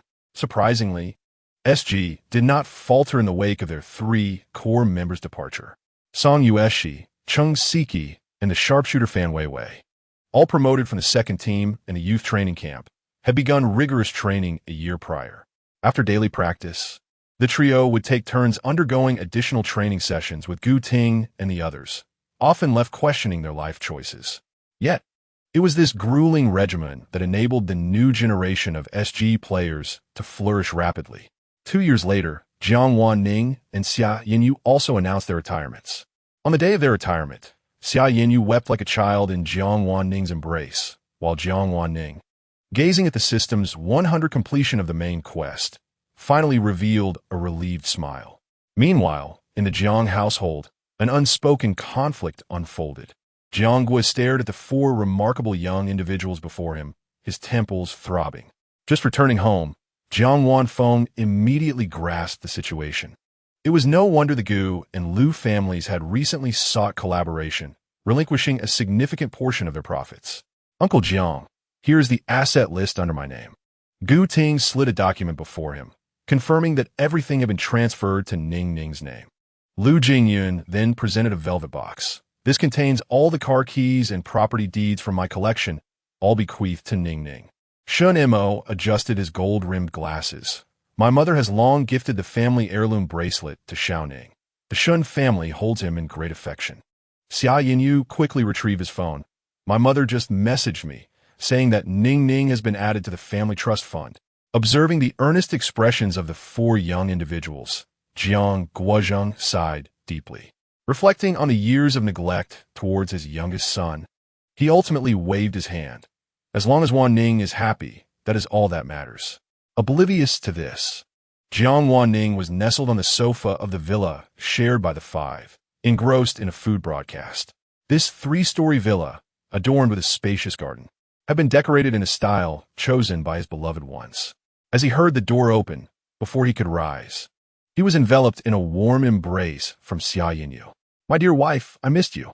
Xia Yinyu nuzzled against his neck like a large dog, planting numerous kisses on his lips. "Today is my turn." Lu Jingyun seamlessly took over, gently kissing his eyelids. "You must be hungry? I brought you that cake you love." Gu Ting silently accepted the cake from him, heading to the kitchen to plate it, while Shun Imo attentively smoothed out Jiang Wan Ning's tousled hair. Sitting at the dining table, watching his four lovers bustling about, Jiang Wan Ning felt an unexpected warmth welling in his eyes. The happiness enveloped in love was an experience he had never encountered in other worlds. In the years that followed, Jiang Wan Ning was tenderly cared for by the four. The garden of the villa was brimming with various flowers that Jiang Wan Ning adored, meticulously tended by them. Until one spring, many years later, when they had all grayed, Jiang Wan Ning gazed upon the wrinkled yet gentle faces of his beloveds and felt a profound reluctance for the first time. He realized he was far from the carefree individual he had once imagined, unable to bid farewell with ease. Ultimately, amidst the blooming flowers, the five nestled together in a wicker chair, wearing serene smiles as they slipped into eternal slumber. Back in the system space, Jiang Wan Ning remained engulfed in the sorrow of parting, curled in a corner of the pure white expanse, his fingertips still retaining the warmth of his lover's palms. At that moment, four soft beams of light suddenly emerged from a void. The luminescent orbs danced around him affectionately, occasionally brushing against his cheek and gliding past his lips, as if expressing their unwavering affection. Jiang Wan Ning instinctively retrieved a necklace marred by cracks. To his astonishment, the four light points appeared to have found their home, joyfully merging into the necklace. As the light integrated, the deepest cracks began to slowly heal, emanating a gentle glow. "System, what is happening?" Jiang Wan Ning's voice trembled slightly, a tentative hypothesis stirring within him. Insufficient system authority to answer this question, came the mechanical voice of the system, as rigid as ever, subtly suggesting, however, if the host firmly believes in the sensations within and continues to fulfill the tasks in subsequent worlds, perhaps wishes may be granted. This revelation sparked a glimmer of hope in Jiang Wan Ning's eyes. He gently caressed the necklace, savoring its familiar warmth, and a faint smile of relief finally graced his lips. "Thank you for 160. There is no need for such formality." "Host," the system's voice suddenly lightened. "I must report that due to your exemplary performance in this task, I have been promoted to System 369. Its tone was imbued with a hint of concealed pride. Having risen nearly 100 ranks, the points accrued were ample enough to procure the coveted appearance it had long desired. It seemed imperative to cling tightly to this host's side, striving to complete the collection of all limited edition accessories at the earliest opportunity. "Very well, 369. Jiang Wan Ning chuckled, realizing that his system was quite the hidden performer. "Now, transport me to the second task world." Initiating the new world, the replaced engagement. Wishing the host all the best. Chapter 27. An extra tale of the esports darling ever since Jiang Wan Ning officially confirmed his relationship with the four children of fate. Each night had been particularly fulfilling. To avoid scheduling conflicts, they even meticulously crafted a companionship timetable, alternating companionship from Monday to Thursday, a gathering of all four on Friday, and leaving the weekends for Jiang Wan Ning's precious moments of rest. With the assistance of the system's specially formulated restorative supplements, Jiang Wan Ning, having first tasted romance, indeed enjoyed a period of sweetness. Yet, the four, being the fortunate children of this small world, were all brimming with vitality and exuberance, seemingly oblivious to fatigue. However, within a mere month, Jiang Wan Ning transitioned from initial novelty and anticipation to an involuntary yearning for solitude each evening. Tonight, it was Shun Mo's turn to accompany him. Yet, after being entangled in conversation with Lu Jingyun until 2 in the morning, he was gently awakened at dawn. sharing some delicacies until he felt a light fullness in his belly, before being tenderly escorted to the bathroom. When he awoke again, it was already afternoon. Sunlight filtered through the sheer curtains, casting soft patches of light on Shun Mo's elegant bed linens. Jiang Wan Ning propped himself up on his slightly weary body, the silk blanket slipping away to reveal faint red marks on his neck. It was only then that he realized he was in Shun Mo's room, the latter seated on a nearby sofa. Shun Mo was clad in a neatly pressed white shirt, the top two buttons casually undone, revealing a graceful line of collarbone. A hardcover book lay open on his lap, and his gaze, framed by golden-rimmed glasses, was intently focused. Upon hearing movement from the bed, he closed the book and rose to pour a glass of warm water. Awake, Shun Mo sat at the edge of the bed, gently offering the water cup to Jiang Wan Ning's lips. The temperature was just right. Feeling better? His voice was as soothing as a brook in early spring. Jiang Wan Ning took a couple of sips, his parched throat finally quenched. He instinctively buried his face in Shun Mo's neck, like a small creature seeking warmth, gently rubbing his cheek against the collar that bore a delicate woody fragrance, his voice soft and endearing. Brother Mo, I'm so tired. May I rest well tonight? Shun Mo chuckled softly, his fingers tenderly caressing Jiang Wan Ning's soft hair, pausing at the charming swirl of his locks. You've been so well taken care of by Jing Yun, yet you ask me for understanding, he said with just the right touch of mock grievance. Am I not the one at a disadvantage? Jiang Wan Ning understood this as a request for tenderness. He raised his arms to encircle Shun Mo's neck, tilting his face upwards, his eyes shimmering with a hint of pleading as he softly implored, just this once, dear brother, please agree. The familiar calm momentarily stilled Shun Mo's breath, his Adam's apple gently bobbing, his gaze deepening further. You always know how to coax me with sweet words, he replied, his voice slightly husky, his fingertips brushing against Jiang Wan Ning's nape. All right, I promise not to let you struggle too much tonight. With her desire fulfilled, Jiang Wan Ning joyfully pressed a light kiss upon his cheek, oblivious to the fleeting depth in his eyes.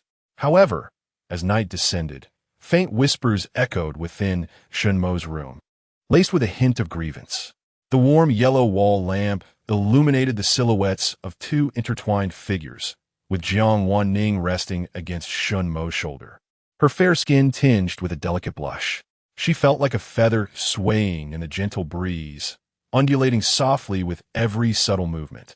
Her legs felt somewhat weak, as Shun Mo's warm breath brushed against her ear, leaving a faint blush in its wake.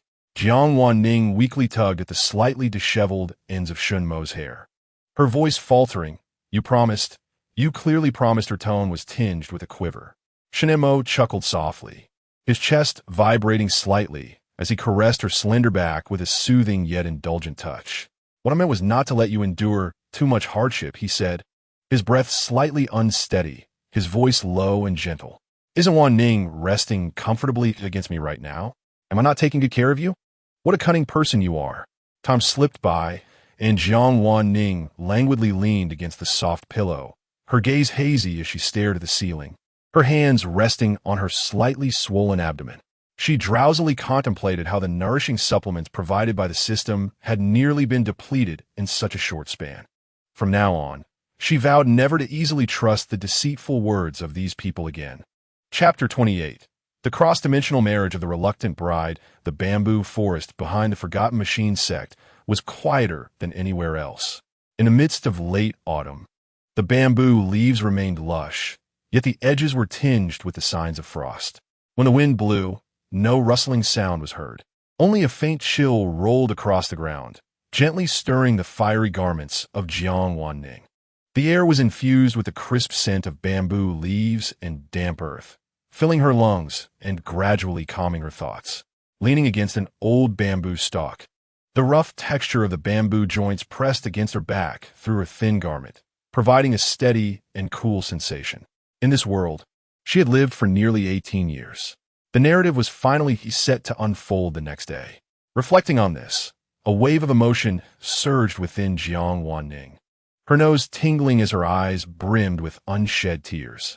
Heaven knew how she had endured these past years, sent to this desolate mountain as a child. The clamor of the market and the tales of legends were forever beyond her reach. Moreover, the sex diet was bland, lacking in oil and salt, leaving her palate yearning for flavor. And the relentless solitude, with only stern mentors and stone-faced senior brothers for company, made finding a peer to banter and joke with nearly impossible. Host, the traveler Ling Yao has arrived in this realm for 3 days. The system's notification chimed in just as she was about to unleash a torrent of lamentation. This small world had evolved from a novel titled Pet Marriage, a pure love story set in ancient times. The Hua and Jiang families have been intertwined for 3 generations, and the bond between Hua Xiao and Jiang Wan Ning's mother is as steadfast as gold. When Mrs. Jiang found herself pregnant once more, she jestingly proposed a betrothal between her unborn child and the young master of the Hua family. In terms of Jiang Wan Ning's lineage, it could only be described as one of resounding prestige, for her father is a hereditary first-ranked duke, her mother hails from a prominent family in the south, and her elder sister is the current empress, revered by all. In the days of youth, the then-crowned prince was smitten at first sight with her sister, and upon ascending the throne, he resolutely opposed the entire previous dynasty, establishing a harem in name only to fulfill his vow of everlasting devotion. Thus, Jiang Wan Ning, the younger brother of the empress and the second son of the duke, was conferred the title of Jing and Marquis while still in swaddling clothes, making him a well-known and cherished young noble in the capital.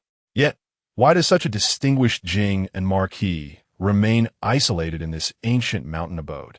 When this topic arises, Jiang Wan Ning can only lament the cruel twists of fate dictated by the narrative.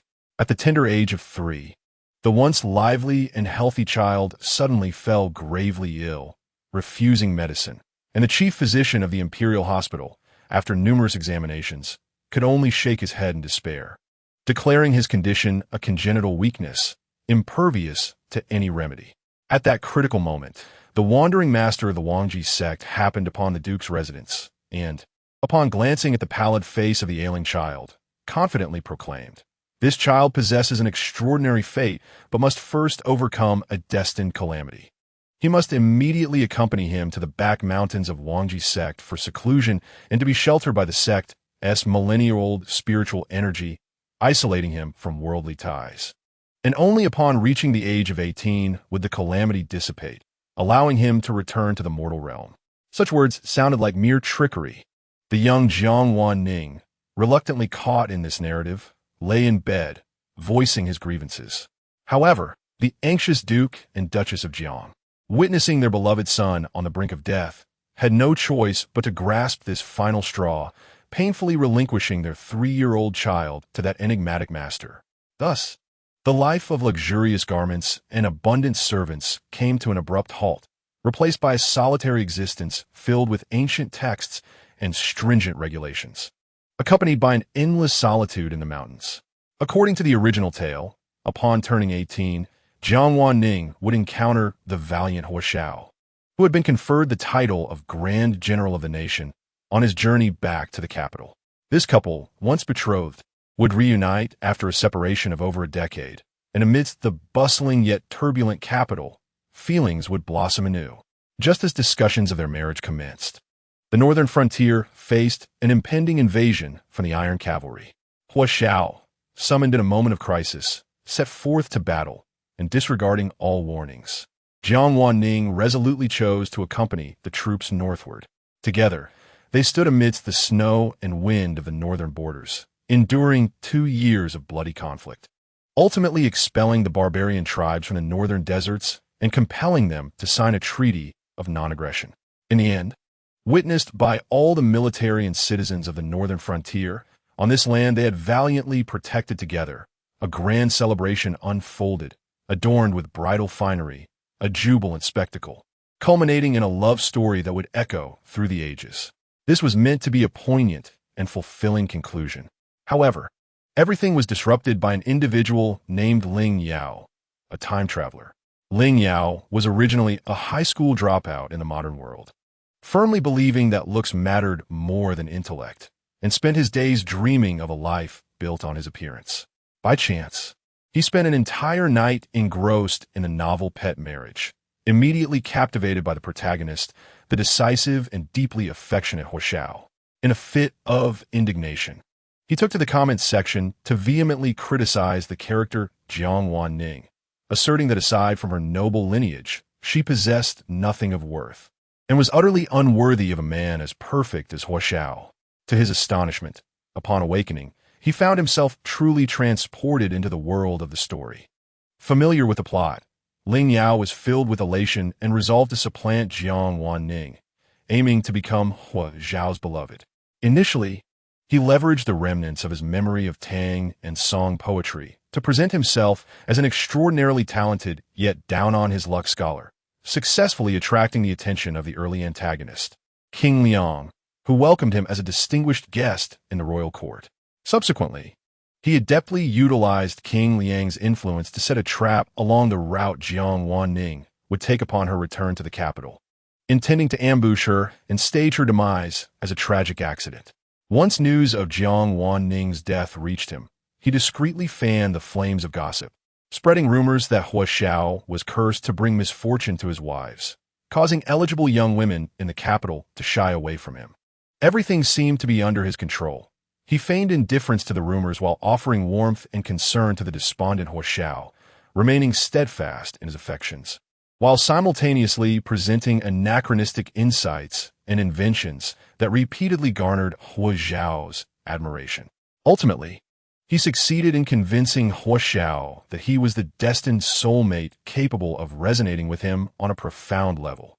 Meanwhile, the original protagonist Jiang Wan Ning faded into a mere, slightly blurred memory of a deceased fiancé in Huo Xiao's mind, eventually becoming a tool for Ling Yao to evoke jealousy and validate Huo Xiao's deep feelings for him. Jiang Wan Ning gazed at the story's trajectory, now derailed due to Ling Yao's interference, shaking his head in disbelief. How wickedly twisted, he mused. What commotion is that? What are you indulging in? He inquired. Newly purchased electronic sunflower seeds. The salt and pepper flavor is quite addictive. Would you care for some, host? Before the system could finish, a bag of glimmering blue virtual sunflower seeds appeared in his consciousness. Jiang Wan Ning sighed, feeling that the system had become increasingly outrageous, and waved his hand to silence it. As dusk enveloped the land, the distant mountains cradled the waning sun, casting a long shadow of him as he returned home. Upon pushing open the creaking bamboo door, he was greeted by the delicate fragrance of tea. Lu Tingxue sat elegantly on a stone bench, pouring tea into white porcelain cups, steam rising in ethereal wisps. Noticing his disciple's return, he set down the teacup, causing a crisp sound as it met the stone table. His gaze swept over the gently swaying tassels of Jiang Wan Ning's sword, his tone as soft as the morning mist. Have you completed your practice? Yes, master, Jiang Wan Ning replied, bowing respectfully, a few bamboo leaves falling from his sleeve. Lu Tingxue turned his attention away, gazing at the distant, mist-covered peaks. Your tribulations have dissipated. You shall descend the mountain tomorrow. He paused, lightly caressing the rim of his cup. Remember, take the main road on your return. Do not be tempted to take shortcuts. Jiang Wan Ning's head snapped up, his eyes fixating on the figure in white whose narrative had been distorted. The original character had indeed perished in an ambush while attempting to take a shortcut home. In that moment, he regarded his master with newfound respect, having previously thought him to be a mere charlatan of the martial world. The sound of flowing snow in the air, the wide sleeves gently brushing against each other. A waist token carved with cloud patterns clattered to the stone table. As she turned to leave, her garments fluttered like drifting clouds, vanishing into the depths of the bamboo grove within a few steps, leaving only a few bamboo leaves, stirred up by the wind, on the bluish stone slab. Jiang Wan Ning caressed the smooth jade token, pondering inwardly. This master indeed possesses some profound abilities. Regrettably, the original text offers scant details about this individual, and he knows little about them. After tucking the waist token into his front garment, he stepped back into the room. Meanwhile, within the city of Linen, the lanterns were just beginning to illuminate the surroundings. Ling Yao sat in a carved rosewood armchair in the side hall of the Liang Wang's residence. the cold touch of the inlaid cloud stone on the chair's back providing a momentary reprieve from the warmth caused by his nervousness. In merely 3 days, his life had undergone a dramatic transformation. From realizing he had entered the world of the novel he had stayed up late to finish the previous night, to feigning drunkenness at the prestigious Wangwon Pavilion, inadvertently reciting the lines, "The shadows of sparse branches stretch across the shallow, clear water, while a subtle fragrance drifts in the dusk." Now, he found himself deep within the intricately adorned royal palace, everything unfolding like a vivid dream. The air was infused with a faint aroma of dragon-s saliva, wafting from the corner where a golden chimeric incense burner resided. At the head of the hall, Prince Yuan Che lounged languidly in a spacious seat draped in white tiger fur, gently waving a fan made of clay gold. The fan's ribs were crafted from smooth black jade, and its tassels were the finest golden threads. The ink-splattered fan surface bore the very lines of poetry Ling Yao had fortuitously discovered, displaying a powerful calligraphy that undoubtedly belonged to a master. "Young man, you possess great talent," Yuan Che spoke, his voice as gentle as jade, yet imbued with an undeniable authority. His gaze, akin to a needle dipped in cold spring water, slowly settled upon Ling Yao. "I have always cherished poetry. I was unaware that such an extraordinary talent had emerged in linen."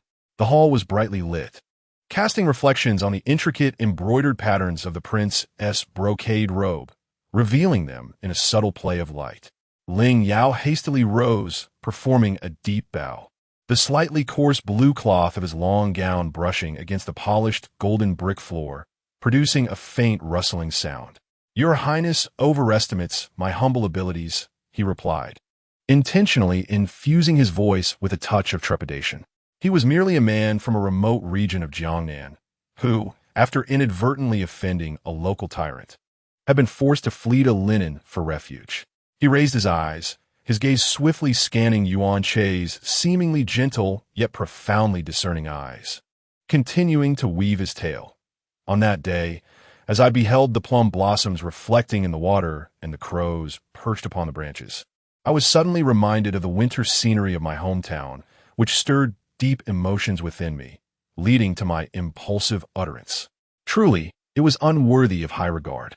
Yuan Che listened intently, his fingertips rhythmically tapping on the rosewood table, producing an almost inaudible sound. A suitable expression of indignation appeared on his face, in broad daylight. How could such an act of bullying occur? This is simply outrageous. Yet, beneath the surface of his eyes lay an impenetrable frost. A simple countryman might know a few characters, but he could never possess the knowledge and sentiment required to express such profound and meticulously structured poetic verses. This deception was almost laughably clumsy. However, contemplating the significant poetry gathering that would take place in 5 days, which could influence future events, Yuan Che suppressed his cold smirk, his voice growing ever more gentle. "However, a pearl will not be tarnished. Young man, if you are willing to help me achieve victory at the poetry gathering in 5 days, not only will I ensure your safety, but you shall also be honored as a guest in this royal residence, which would not be difficult at all." He deliberately paused, observing Ling Yao's reaction before slowly adding, "In due time, this prince will dispatch someone to handle those ungrateful enemies of yours, ensuring that no future harm will come to you." Upon hearing this, Ling Yao's pupils subtly constricted. He recalled vividly that in the original narrative, tomorrow marked the day when the protagonist, Jiang Wan Ning, descended the mountain and arrived in Linen. A pivotal moment for her first encounter with the significant character, Huo Xiao. This occurrence must not be allowed to transpire. He hastily bowed deeper, his tone becoming hesitant. "Your Highness's kindness is overwhelming. I, a mere commoner, shall exert my utmost efforts to repay your benevolence. However, at this moment, Yuan Che raised an eyebrow, his tone encouraging. "What troubles you, my lord? Speak freely. I shall advocate for you. The enemies, as I've gathered, are set to pursue me to Linen tomorrow." Ling Yao's hand tightened discreetly within his sleeve, his nails digging into his palm. The thought of this matter left him restless and anxious. Fearing he might fail in his duty to the prince, his voice trembling just enough to convey urgency. A flicker of faint mockery passed through Yuan Che's eyes. Yet his expression immediately transformed into one of solemnity, imbued with a sense of righteous indignation. Is that so? How could I allow such lowly scoundrels to disturb your noble thoughts? He snapped his fingers, rapping thrice on the table. Before the sound faded, two guards clad in dark attire, armed with swords, silently emerged from behind a screen adorned with mountain and water paintings. Dispatch additional personnel for tomorrow. Ensure that the paths into the city are securely guarded. Yuan Che commanded, his voice icy. Should anyone appear suspicious or attempt to harm Lord Ling, let them meet their end without mercy. We shall ensure that those vile rogues do not return. Seeing this, Ling Yao's face immediately transformed into one of overwhelming gratitude, profusely thanking the prince, nearly falling to his knees in reverence. Yuan Che gestured to support him, allowing Ling Yao to take his leave, claiming he would return to his quarters to cultivate poetic thoughts. As Ling Yao cautiously retreated, almost tiptoeing from the grand hall, the gentle smile that had graced Yuan Che's face vanished as abruptly as a candle's flame extinguished by the wind. The flickering candlelight cast shadows, and a dark figure knelt silently upon the golden bricks of the hall, as if a true specter, without stirring a whisper. Your Highness, I have conducted a preliminary investigation. The claims made by this individual are riddled with inconsistencies. His origins and experiences do not align, suggesting his background is highly suspect. That is of no concern, Yuan Che replied, lightly teasing the wick of the candle with the tip of his fan, the flame dancing and illuminating his half-shadowed visage, enigmatic and inscrutable. Merely a pawn in a grand game. In 5 days, the poetry gathering will reveal all. If he can assist me in my endeavors, allowing him to live a few more days is of little consequence. If not, he snapped the fan shut, the cool jade bone lightly tapping against his throat. The movement elegant yet laced with lethal intent. The shadow comprehended the unspoken command and was about to withdraw. Not so fast, Yuan Che added, his voice light, yet imbued with a chilling steel. Tomorrow's affairs must be executed with precision. Once concluded, disguise it as an unfortunate fall from a cliff. Leave no trace. Understood, the shadow replied softly, twirling away to meld into the corners of the hall, as though it had never existed. Within the chamber, only the lingering scent of dragon's saliva incense continued to burn quietly, alongside Yuan Che's deep, unfathomable gaze cast into the enveloping night beyond the window. Chapter 29. The reluctant bride's journey. On the following dawn, as the first light of day delicately painted the horizon, Ling Yao had already risen. He had ordered his servants to prepare water for a bath, donning a meticulously chosen long robe of moon-white brocade adorned with cloud patterns. A light azure belt embroidered with bamboo motifs cinched his waist, and his hair was elegantly secured with a simple yet refined jade hairpin. The writings had often depicted how much Hu Shao admired Jiang Wan Ning's ethereal grace when she donned light-colored garments. Now a guest scholar at the Liang Wang's residence, he found himself in a comfortable position and had reserved a private room on the second floor of the Zhuai Xian Lu adjacent to Southgate Street. The location was superb. Upon opening the street-facing window, one could behold the vibrant thoroughfare and the approach towards the city gates. Ling Yao ordered a pot of exquisite Longjing tea, its emerald brew wafting a delicate fragrance from the white porcelain cup. He gently caressed the warm rim of the cup, contemplating the passage of time. As the hour drew near, he sipped the clear tea, a smile unconsciously gracing his lips. He imagined that at this very moment, Jiang Wan Ning, who was destined to meet Hu Shao today, had already been cast into the abyss by the Liang Wang subordinates, leaving no trace behind. He smoothed out an almost non-existent wrinkle on his sleeve, delighting in the view outside the window. As the hour of Chun passed, Linen Street awakened completely, bustling with life. The shouts of vendors selling apricot honey cakes, sugar figurines, and fresh produce echoed vibrantly, while carriages and pedestrians filled the thoroughfare, encapsulating a scene of flourishing prosperity. Ling Yao's gaze meticulously searched the ceaseless crowd. Just as the teapot neared emptiness and his patience began to wane, a striking figure, distinct from the throng, suddenly entered his line of sight, clad in dark, intricate armor and wielding an ancient long sword at his waist with a stern countenance. It was none other than Hua Xiao. He has arrived. Ling Yao's heart raced, and he promptly set down the cup and rose. The silk of his garments whispered softly as he descended the stairs, exchanging a knowing glance with a robustly dressed man at the shadowed corner of the staircase. Standing at the entrance of the tavern, he inhaled deeply, using the action of adjusting his already impeccably neat collar and cuffs to reaffirm his flawless appearance. Then, he stepped forward, each stride, speed, and the flutter of his sleeves all rehearsed meticulously, striving to cultivate an air of coincidental elegance and fragility. Just as he calculated the precise moment to enter Hua Xiao's line of sight, a piercing neigh shattered the air. The horse was startled. "Move aside." A magnificent steed, its coat as black as satin and its hooves stark white, surged wildly onto the street. It overturned a pottery stall and kicked over a fruit stand, scattering crimson apples and golden pears across the ground, crushed under the frantic, retreating crowd.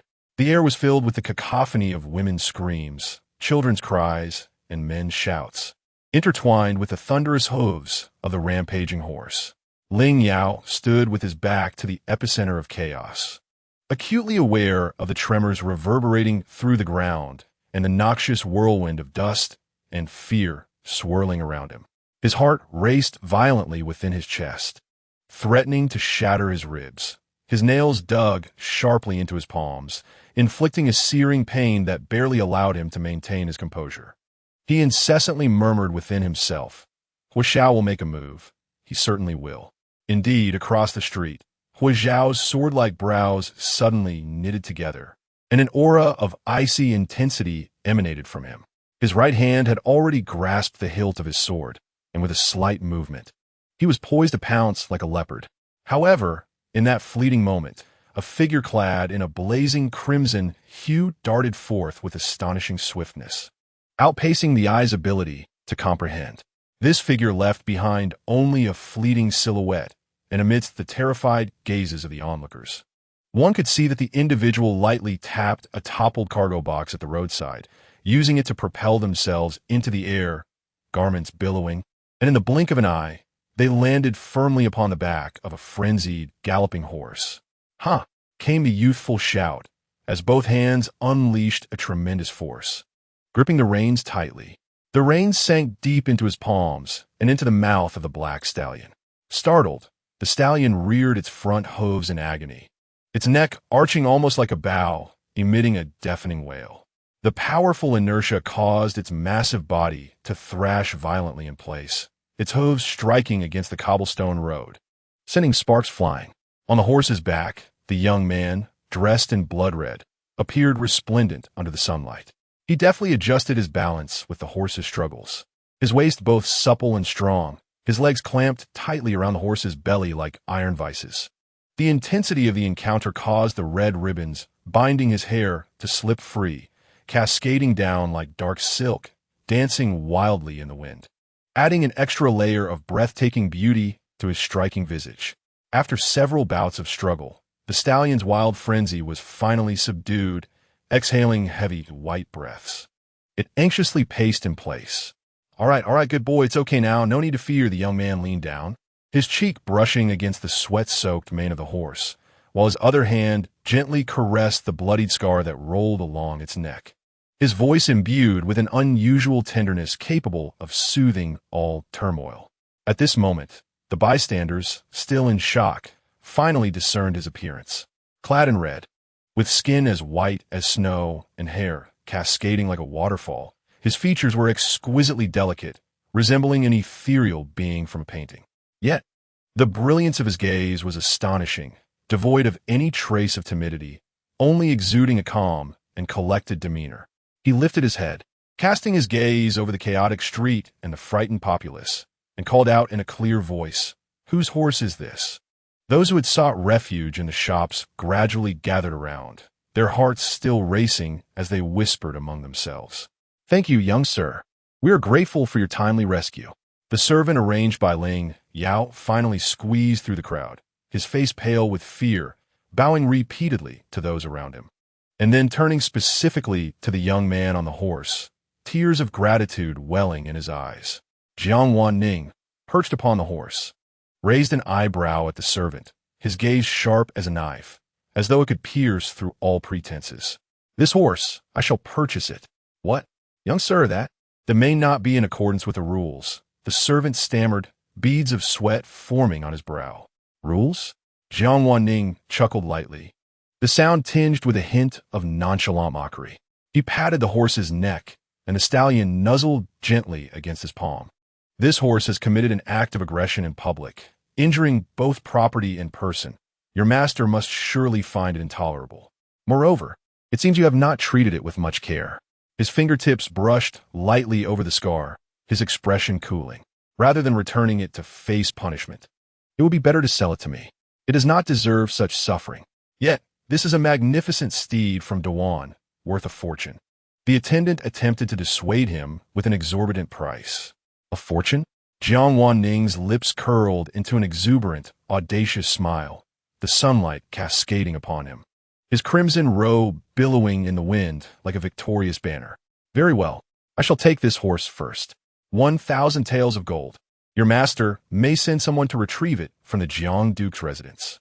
He paused, his gaze seemingly casually sweeping over the rigid figure of Ling Yao not far off, a hint of knowing mockery glimmering in his eyes. "Simply report my name upon your arrival," he declared loudly, each word resonating throughout the street. "I am Jiang Wan Ning." Jiang Wan Ning. Ling Yao felt as if struck by a thunderbolt, his blood freezing instantaneously, his pupils narrowing to the size of pinpricks. He fixated on the vibrant, flamboyant figure atop the horse, so vividly alive and so starkly different from the descriptions he had read. His mind went blank. Impossible. How could he be here? Was he not supposed to? Before he could finish his thought, Jiang Wan Ning ignored Ling Yao's frozen form, took the reins, squeezed his legs against the horse's belly, and the black steed let out a compliant neigh, turning gracefully and moving with steady strides, bearing its new master away with ease. That striking crimson figure, against the backdrop of the flagstone streets, left an indelible mark on Hua Xiao's heart. Hua Xiao stood rooted in place, his profound gaze lingering on the receding silhouette. The astonishing courage and agility displayed by the young man while controlling the horse, the tenderness he exuded while calming the animal, the composure he maintained amidst chaos, and that final carefree smile. All of these aspects resonated curiously with the name Jiang Wan Ning, which had only existed in the marriage contract. Thus, this was indeed the wife he had been betrothed to since childhood. An unprecedented, intense emotion surged within him, crashing through the defenses of his typically calm demeanor. His heart raced like the drums of war, heavy and rapid, pounding against his chest and bringing forth a strange, almost painful flutter. The murmurs of the crowd surged like a tide, lingering in the air. ISNT that the red-clad youth from the Jiang Duke's residence, the young lord who was sent to the mountains for nurturing since childhood, an old man carrying a vegetable basket squinted towards the distant dust cloud, muttering to himself. "It's highly likely. Didn't they say the young lord was inherently weak and frail?" Chimed in a worker from the nearby tea stall, wiping down a table. "Did you see his prowess just now? He was remarkably swift. That horse is notoriously spirited, yet he subdued it effortlessly. He must have regained his strength." These discussions faintly reached Ling Yao's ears, only quickening his pace. He nearly dashed back to the guest quarters of the Liang Wang's residence, slamming the door behind him with a resounding thud, shutting out the tumult of the outside world. Inside, the fragrant incense curled in the air, yet it could not calm the tempest raging within his heart. In a sudden fit of fury, he swept his sleeve, sending the exquisite blue and white porcelain tea set crashing to the floor, the shards scattering alongside the warm tea, creating dark stains on the polished floor, mirroring the chaos of his current emotions. His chest heaved violently as images of that blinding red flashed through his mind. How could this be? Jiang Wan Ning could not possibly still be alive. The Liang Wang had dispatched only the finest. How could they have failed? What unsettled him even more was the vigor displayed by the youth when he tamed the wild steed with bare hands, a stark contrast to the frail image portrayed in the original text. Furthermore, the book explicitly described Jiang Wan Ning as one who favored understated elegance. often garbed in hues of moonlight and pale azure, with a temperament as gentle as jade and demeanor marked by propriety, a figure as resplendent as the full moon. Yet today, that individual appeared clad in fiery red, with ink-black hair billowing, exhibiting an audacity that bordered on arrogance, his eyes brimming with untamed defiance. A chilling thought, akin to a venomous serpent, suddenly slithered into his mind, gnawing at his reason. Could this Jiang Wan Ning also be a time traveler? Ling Yao's long fingers pressed firmly against the edge of the Wong Wallywood table, gripping it so tightly that his knuckles turned white. If this were true, many puzzling elements would fall into place. However, what was this person's attitude towards Hu Xiao? If it were of no consequence, that would be one thing. But if there were intentions, a glimmer of cold ruthlessness flickered in his eyes as he ran his tongue over his slightly parched lips, silently resolving that he would not hesitate to employ merciless tactics and take the initiative. The urgent matter at hand was to probe this person's background. Ling Yao steadied his mind and swiftly approached the Zenith writing desk. He unfurled a sheet of pristine Xian paper, retrieved an exquisite inkstone, and filled it with clear water, his wrist taut as he ground the ink. The superior pine soot ink emitted a faint fragrance, yet it failed to calm him. The ink-laden brush quivered slightly due to his unsettled emotions, leaving a somewhat crooked script on the paper. He meticulously transcribed several carefully chosen Tang poems, each capable of astonishing and captivating. At the poetry gathering 4 days hence, he intended to use this opportunity to overshadow any potential brilliance belonging to Jiang Wan Ning, ensuring that Hu Xiao's attention remained firmly anchored on himself. Within the cool pavilion at the center of Liang Wang's estate, bamboo curtains hung on all sides, filtering the sunlight. Yuan Che, donned in a crimson robe, was engaged in a game of chess with black pieces.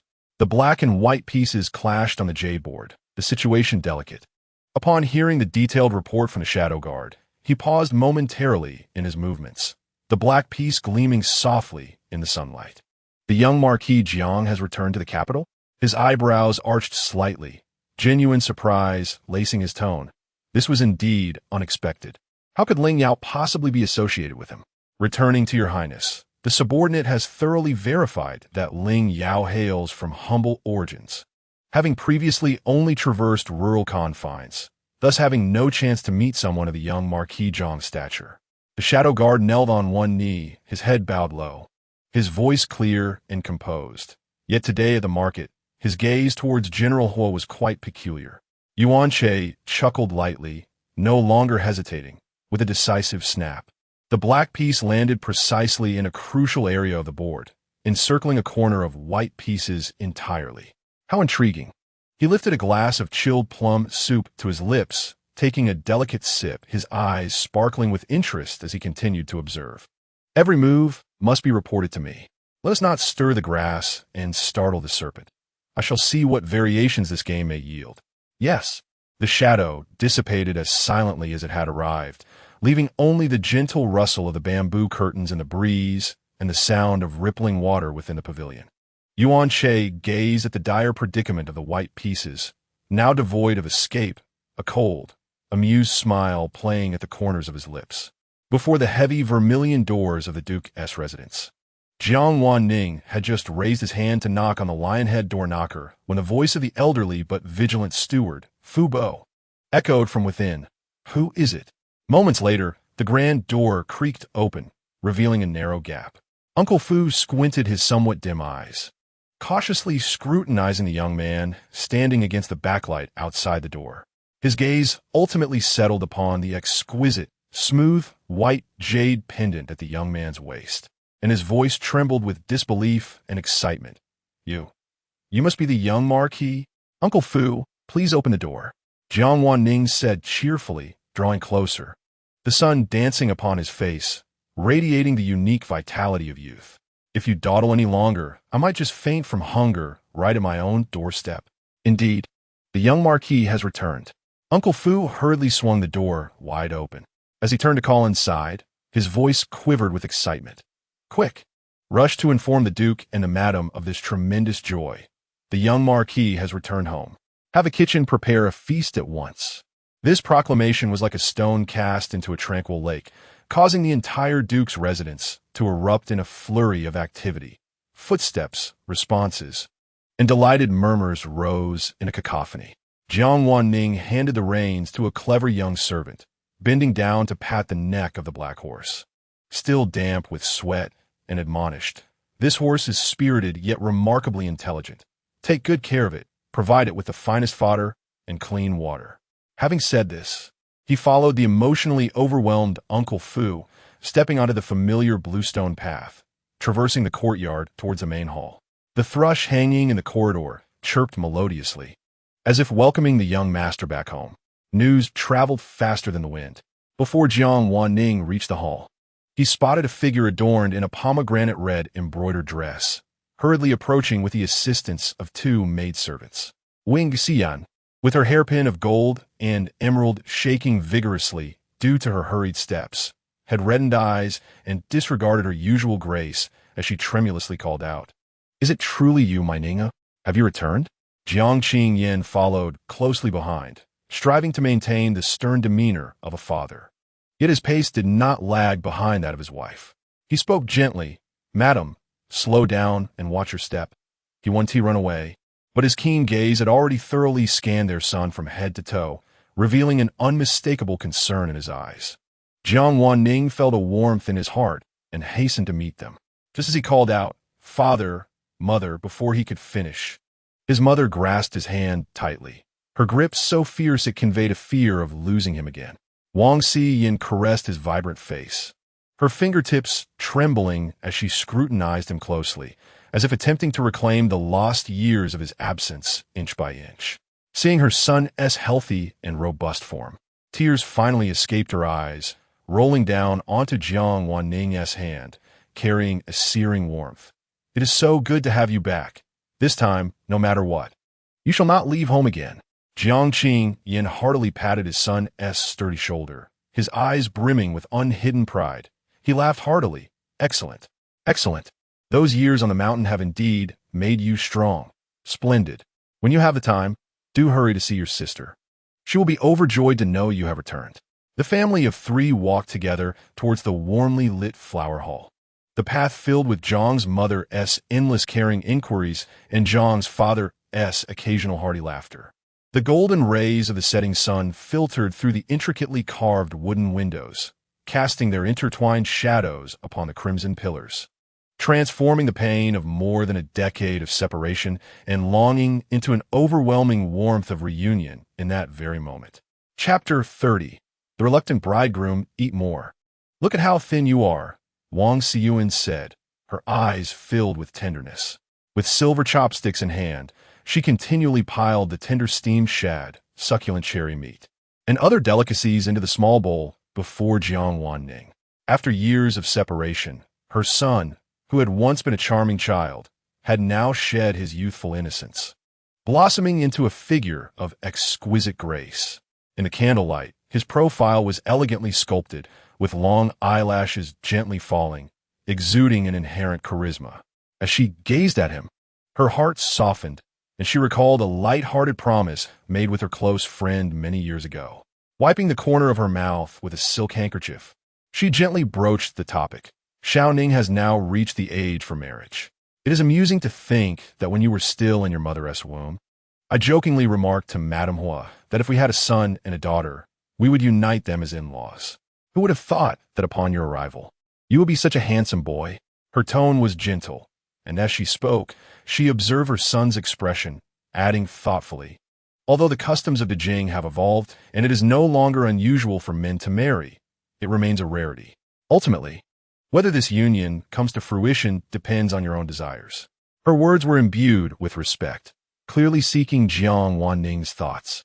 Jiang Wan Ning set down his silver spoon, the fragrant dishes wafting enticingly. He lifted his gaze, a serene smile gracing his lips. "Thank you, mother, for your concern. I believe that the gender of my future companion is of little importance. What truly matters is whether we share mutual aspirations and sentiments." His voice rang clear, like the sound of jade striking against stone. Based on his deductions from the first world, Hua Xiao was likely the partner he sought, yet until that was confirmed, He must remain cautious. Should he rashly fulfill the marriage contract only to find the wrong match, it would only complicate matters and derail his plans. Upon hearing her son's openness, Wang Xiyuan felt a renewed hope for the marriage contract. She could almost envision herself and her good friend, Xiao Pingting, adorned in festive robes, receiving the reverent bows of a pair of perfect match. Her heart surged with excitement, longing to don her attire and rush to the He residence to discuss the details. Seated in the main position, Jiang Qingyan clearly observed the glimmering eyes and slightly upturned lips of his wife. Knowing her thoughts all too well, an alarm rang in his mind. Xiao Pingting had been a source of trouble. Even after years of marriage to He Lixing, she still captivated his wife's heart. For 2 days out of 3, she was absent from home, either enjoying tea and opera or embarking on flower viewing excursions. If Xiao Ning truly became involved with that lad from the He family, would the Duke's residence not become merely a temporary stop for Wang Xiyuan? A wave of bitterness surged within him. Clearing his throat, he stroked his neatly trimmed beard, adopting a serious demeanor befitting a concerned father. Madam, this matter concerns Xiao Ning's lifelong happiness and requires thorough contemplation. I have heard that He Xiao has spent many years in the military.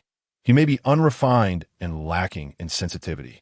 Our Xiao Ning has always been perceptive and intelligent. If he were to entrust himself to the wrong person, the ensuing distress would leave us with deep regrets. As he spoke, he discreetly cast a fervent glance at Jiang Wan Ning, urging him to concur. Receiving his father's almost pleading look, Jiang Wan Ning found it amusing but outwardly complied. Responding gently, "Mother, father has a point. I have never met the young master of the He family, and I remain entirely unaware of his temperament and preferences.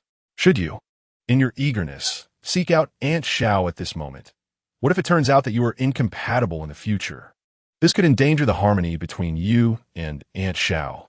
It would be wiser for me to first seek to understand a bit more before making any hasty decisions. Would it not?" "Indeed. How astute of you, Xiao Ning." Jiang Qingyan, as if granted a reprieve, quickly chimed in, secretly relieved. "Umph. I see you have been so engrossed in those ink and wash paintings that your mind has become muddled." Wang Xiyuan surely cannot be oblivious to the subtle tensions between that father and son. With a raised brow, she extended her well-manicured fingers, tinted with a touch of red, and deftly pinched Jiang Qingyan's ear. "Last autumn, upon returning from the hunt, who was it that praised the young master of the He family for his equestrian skills and military prowess, extolling his youthful promise and extraordinary demeanor, asserting that he would undoubtedly become a pillar of the nation? Why, at this critical juncture, do you speak in contradiction?"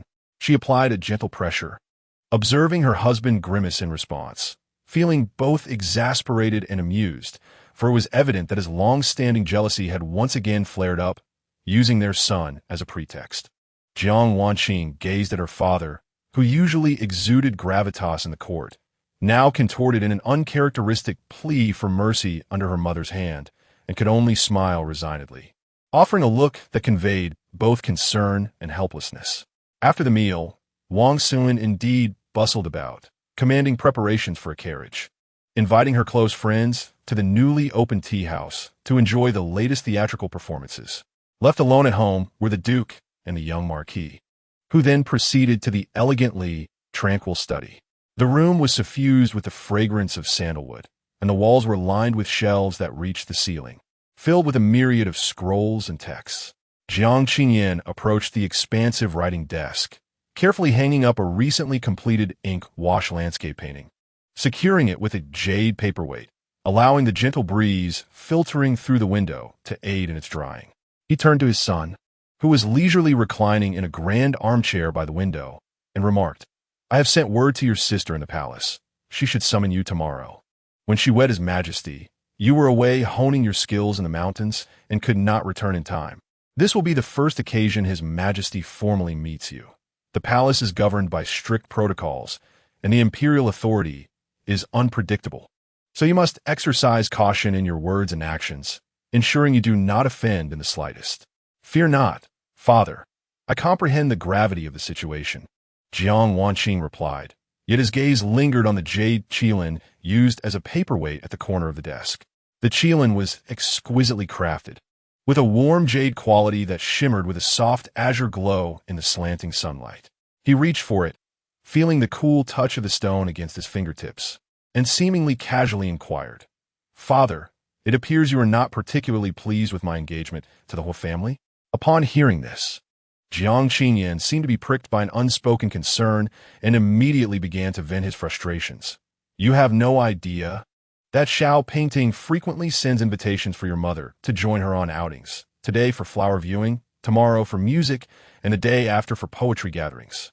Each day, when I return from court, hoping to converse with my wife, I often find not a soul in sight. What kind of situation is this?" He grew increasingly animated, moving closer to Jiang Wan Ning and lowering his voice. "My son, you must stand by my side this time. Whether Hu Xiao is a good match or not remains to be seen. You must not be swayed by your mother's words and hastily agree to this marriage. Father, please calm your heart." Jiang Wan Ning gently caressed the smooth back of the jade qilin, a meaningful smile gracing his lips. "My aspirations are lofty. Not just any trivial character can capture my attention. Ever since I became aware of the distorted narrative altered by that time traveler, Ling Yao, my heart has been filled with disdain not only for him, but also for Hu Xiao, who, despite appearing oblivious, has shown unwarranted indulgence. After all, in that absurd tale, Ling Yao consistently leveraged the title of Jiang Wan Ning's fiancé to sow jealousy and stir trouble, while Hu Xiao unconditionally favored him. Thus, in this lifetime, Jiang Wan Ning deliberately shed all the traits that Hu Xiao favored in the original story. He no longer donned simple, pale garments. Instead, he favored vibrant hues such as crimson and royal blue. His temperament transformed from gentle and reserved to wild and unrestrained, living freely and passionately. With the Jiang family enjoying the emperor's favor and his sister being the current empress, he felt empowered to act flamboyantly, as long as he did not breach the law or overstep boundaries. In this realm of tasks, he aimed not only to successfully complete his mission, but also to deal with that malicious time traveler who had usurped his place, ensuring he faced the consequences he deserved. "What? Your Wan Ning has returned? Why wasn't he brought out to meet us today?" Xiao Ping Ting exileme, her hands still gripping the purple clay teapot as she spoke, causing the water to sway slightly from the spout. "I still remember him as a well-behaved child, so endearing, akin to a delicate snowball, standing quietly, far more charming than my mischievous monkey who wreaks havoc." Wang Xiyan, witnessing her excitement, couldn't help but smile, pouring tea into her cup from the teapot, the clear brew shimmering in the celadone vessel. Lowering her voice, her tone brimming with uncontainable joy, she continued, "Ting ting. You have no idea. Today I hinted at our playful banter from years past regarding the betrothal of Xiao Ning and Xiao Er. Guess what? He explicitly stated that as long as it resonates with his heart, he cares not for gender."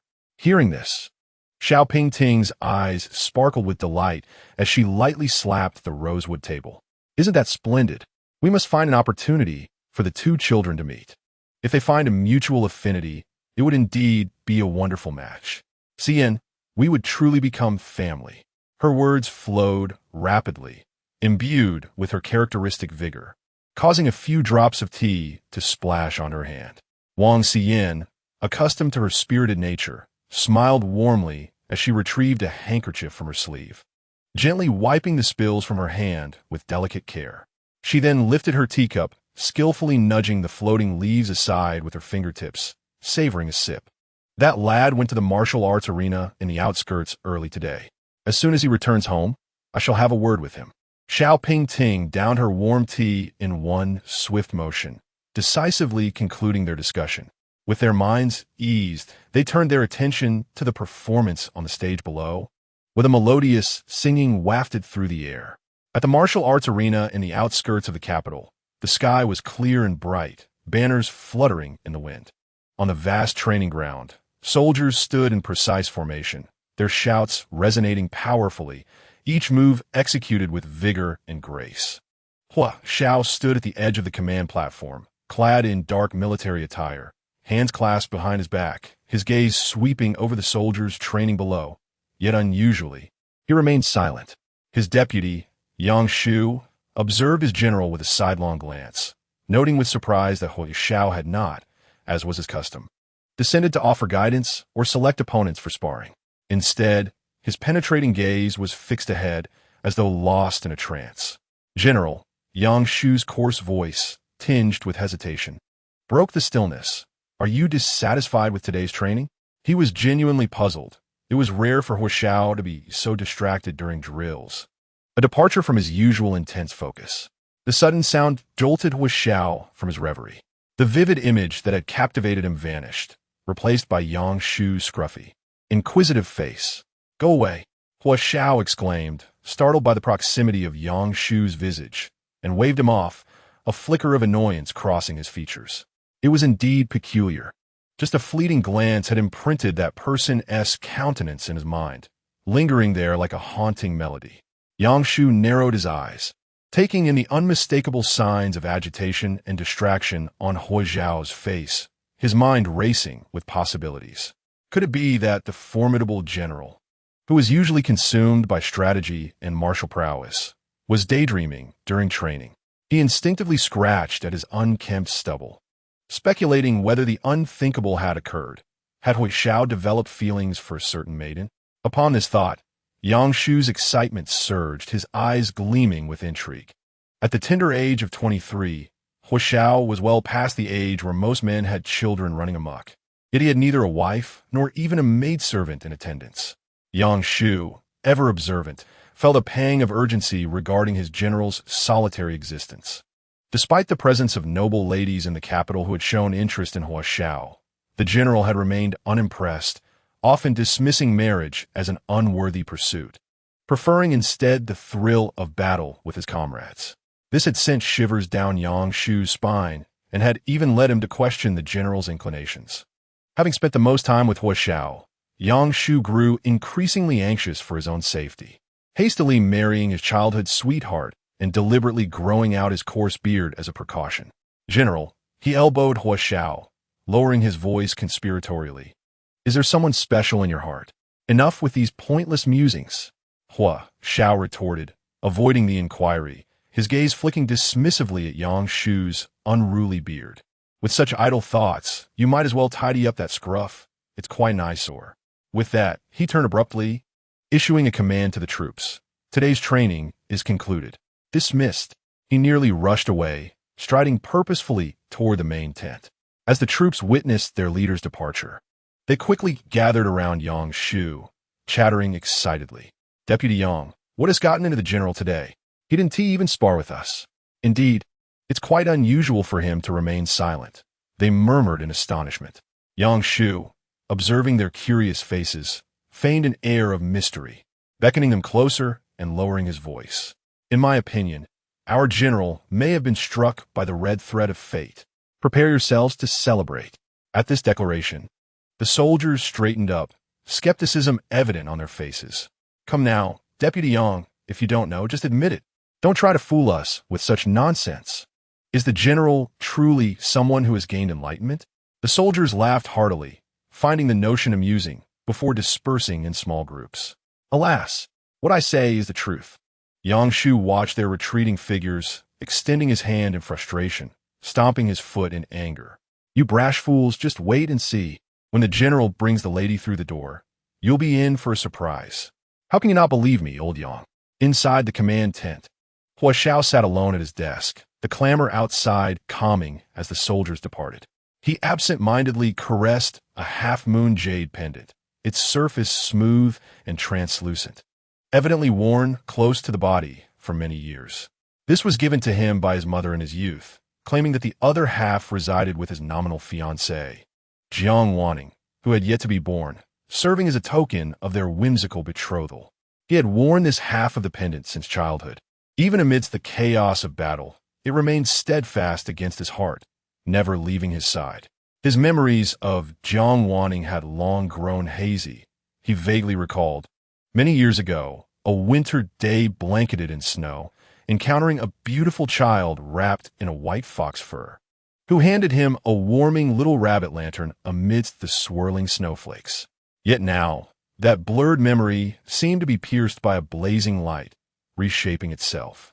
The breathtaking glimpse from the street corner today, that figure in red attire with dark flowing hair, strikingly vivid, unexpectedly imprinted upon his heart. Like a fiercely burning flame, it intrusively ignited a long-buried yearning within him. Hua Xiao unconsciously curled his fingers, gripping the half-moon jade tightly in his palm. The icy sensation contrasting starkly with the sudden surge of heat within. A fierce and unyielding possessiveness flickered in his deep-set eyes, a sentiment he was unaware of even within himself. He desired that flame to burn fiercely within the confines of his world, solely for him. Chapter 31. A marriage of convenience torn asunder that evening. Hua Xiao entered the courtyard cloaked in the shadows of night. His dark cape dusted with the sand from the training grounds. Just as he unfastened his sword, he was called to halt by his mother, Xiao Pingting, who had been waiting in the hall. Father, mother. Upon seeing his parents seated in the main hall, with candlelight dancing upon his father Hua Lixing's stern visage, and his mother's face radiating barely contained joy, he sensed that something significant was afoot. He took his seat quietly, adjusting the cuffs of his dark attire, patiently awaiting their words. Xiao Pingting leaned forward, the golden embroidery of her gown shimmering in the candlelight. She scrutinized her son's increasingly resolute features, contemplating her approach. Today, I visited your Aunt Wang. Hua Xiao's hand holding the celadone teacup paused imperceptibly, yet his expression remained unperturbed. Wasn't it you, mother, who arranged the betrothal between you, Jiang Wan Ning, and me when we were children? Unable to contain herself any longer, Mrs. Hua boldly stated, leaning slightly forward, her jade bracelet chiming softly with her movements. Today happens to be the day Jiang Wan Ning returns to the capital, and I wish to inquire about your thoughts on this matter. Beside them, Hua Lixing observed his wife's inability to conceal her excitement and could not help but chuckle, shaking his head. After all these years, she remained as fervent as ever. A hint of fondness flickered in his stern gaze, softening the fine lines at the corners of his eyes. Xiao Pingting cast a reproachful glance at her husband, her hairpin swaying gently. Upon receiving his wife's silent cue, Hua Lixing turned his attention to their son, who had already surpassed his peers, and spoke in a solemn tone. If you harbor feelings for the son of the Jiang family, you ought to take the initiative, engage with him more, and marry at an early date. If not, it is best to clarify your intentions sooner rather than later to avoid wasting each other's time. Upon realizing that his parents were discussing this marriage prospect, Hua Xiao lifted his head. The candlelight danced in his deep-set eyes, accentuating the sharp contours of his face. He set down his teacup, the porcelain clinking melodiously. Today, I encountered Wan Ning on Chong Street and was instantly captivated.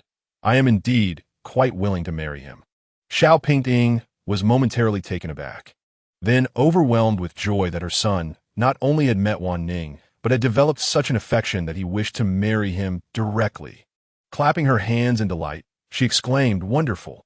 However, Xian mentioned that Wan Ning seeks someone to his liking. Having been on the mountain for many years, he likely has little impression of you.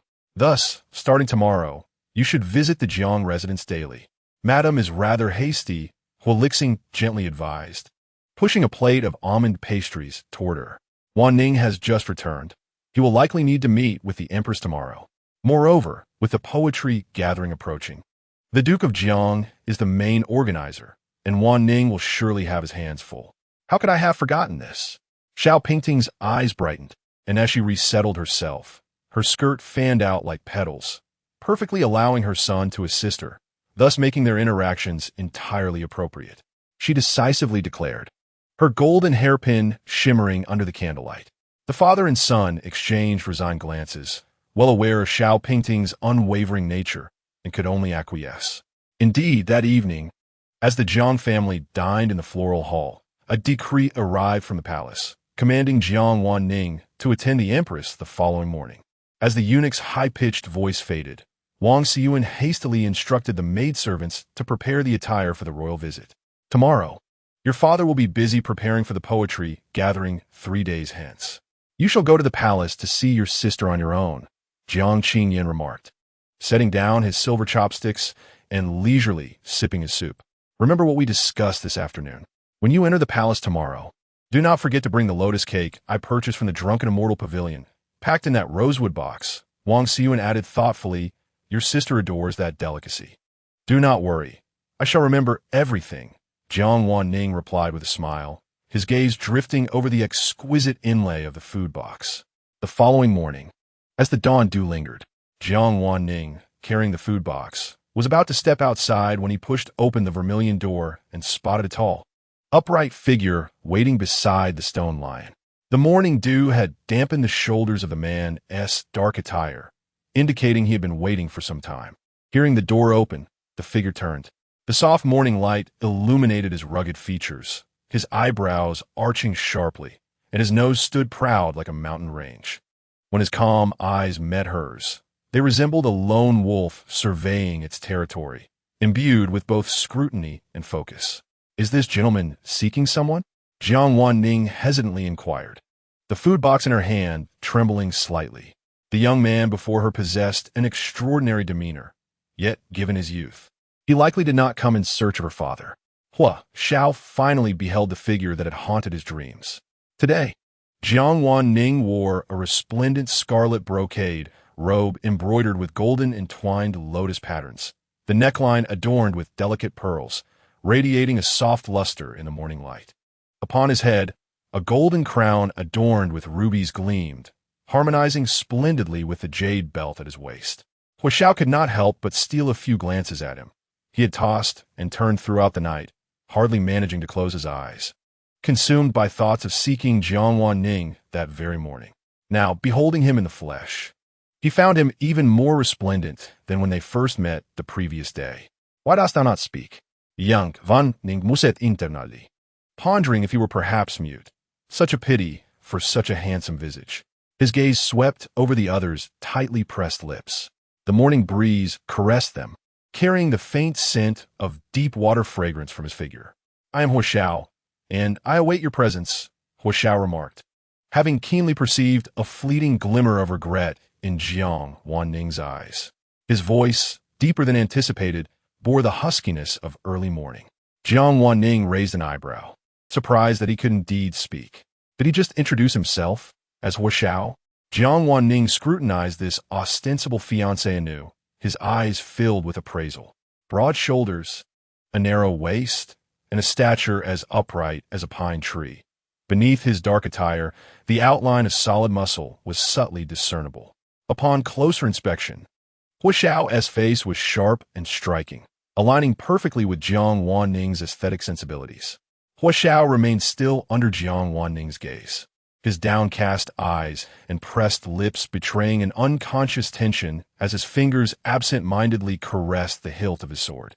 Jiang Wan Ning averted his gaze, slightly lifting his chin, causing the tassels of his crown to sway gently. What brings you here to await me? I am to enter the palace today.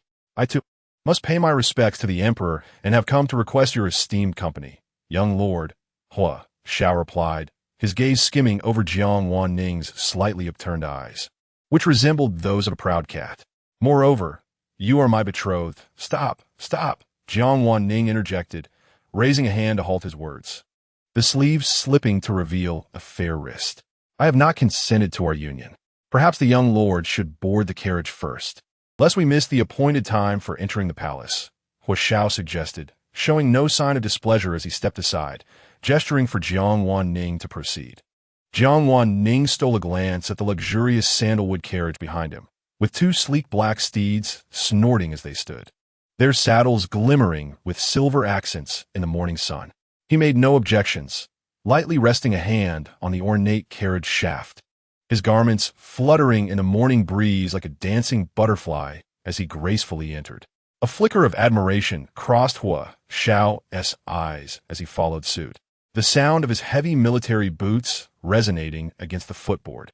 As the carriage curtains fell, the jade beads clinked together, producing a melodious sound as the carriage smoothly made its way towards the palace gates. Inside the carriage, a serene world unfolded. A small table laid with 4 varieties of pastries and a complete tea set, alongside a couch draped with soft satin, adorned with several embroidered cushions bearing cloud patterns. The faint scent of deep water mingled with the elegant plum fragrance that Jiang Wan Ning exuded. "Are you satisfied with me?" Wan Ning, Hua Xiao inquired, his voice tinged with an uncommon gentleness as he gazed at the figure leaning by the window. He noticed a few strands of hair cascading beside Jiang Wan Ning's cheek, accentuating his snow-like complexion. Jiang Wan Ning withdrew his gaze from the street scene, his slender fingers idly playing with the dangling beaded curtain. "General Hua, your charm is indeed remarkable, and such a countenance is certainly worthy of admiration." His eyes slightly narrowed, a hint of a smile gracing his lips. "The future awaits." This morning's unexpected appearance of Hua Xiao had indeed caught him off guard. Yet, since he was to accompany him, there was no reason to decline. Moreover, Jiang Wan Ning had already discerned the focused and fervent gleam in Hua Xiao's eyes when he gazed at him. This general, who had only developed feelings after months in the original tale, surprisingly took the initiative to befriend him on the very next day after his descent from the mountain, which was indeed perplexing. He pondered carefully, but remained oblivious to when he had piqued the other's interest. Nevertheless, Jiang Wan Ning did not pursue the matter further. He delicately picked up a piece of almond pastry, savoring it in small bites, the crisp delicacy melting into sweetness upon his lips. Hua Xiao, on the other hand, held a scroll of military texts in his hands, yet his gaze frequently drifted to the silhouette of the man opposite him, outlined by the morning light, momentarily forgetting to turn the page. The sound of the carriage wheels echoed, enveloping the interior in a tranquil stillness, occasionally interrupted by the soft rustle of pastry crumbs falling. The carriage soon arrived at the palace gates, where the crimson walls shimmered under the morning sun, and guards stood solemnly before the gilded doors. Upon disembarking, the two parted ways. Jiang Wan Ning carried the purple sandalwood food box, following the guiding eunuch through the grand palace corridors until they reached the pavilion in the imperial garden. The empress, Jiang Wan, had long awaited his arrival. Upon seeing him, she smiled and waved, her hair adorned with a jeweled phoenix hairpin glistening in the sunlight. Mu Qing. The familiarity in her call felt as though they had never been apart. She gestured for the attendants to withdraw, and the palace maids and eunuchs silently retreated to a distance, leaving only the brother and sister within the pavilion. "Sister," Jiang Wan Ning said with a smile as he presented the food box, its lid intricately carved with entwined lotus patterns that gleamed warmly in the sunlight. "Mother specifically asked me to bring the Drunken Fairy House's hibiscus cake for you to try." Jiang Wan accepted it and opened the box, delicately picking a piece to savor. The flaky pastry crumbled softly, and she hurriedly caught the falling bits with a handkerchief, her eyes sparkling with satisfaction. "It tastes just as I remember." She admired her brother's increasingly ethereal appearance, reminiscing about the frail child he once was, and her heart swelled with emotion. "Let us dine in the palace before returning. His Majesty has been eager to see you, and he has urgent matters to discuss this morning, so he will be free by lunchtime." "National affairs take precedence," Jiang Wan Ning replied softly, his gaze sweeping over the blooming peonies outside the pavilion. The emperor, amidst his myriad responsibilities, had deliberately arranged this meeting, signifying his deep regard for his sister. The siblings conversed, reminiscing about childhood adventures and their time spent in the mountains, laughter occasionally echoing through the pavilion. The jade bracelet on Jiang Wan's wrist chimed with her gestures, producing a melodious sound.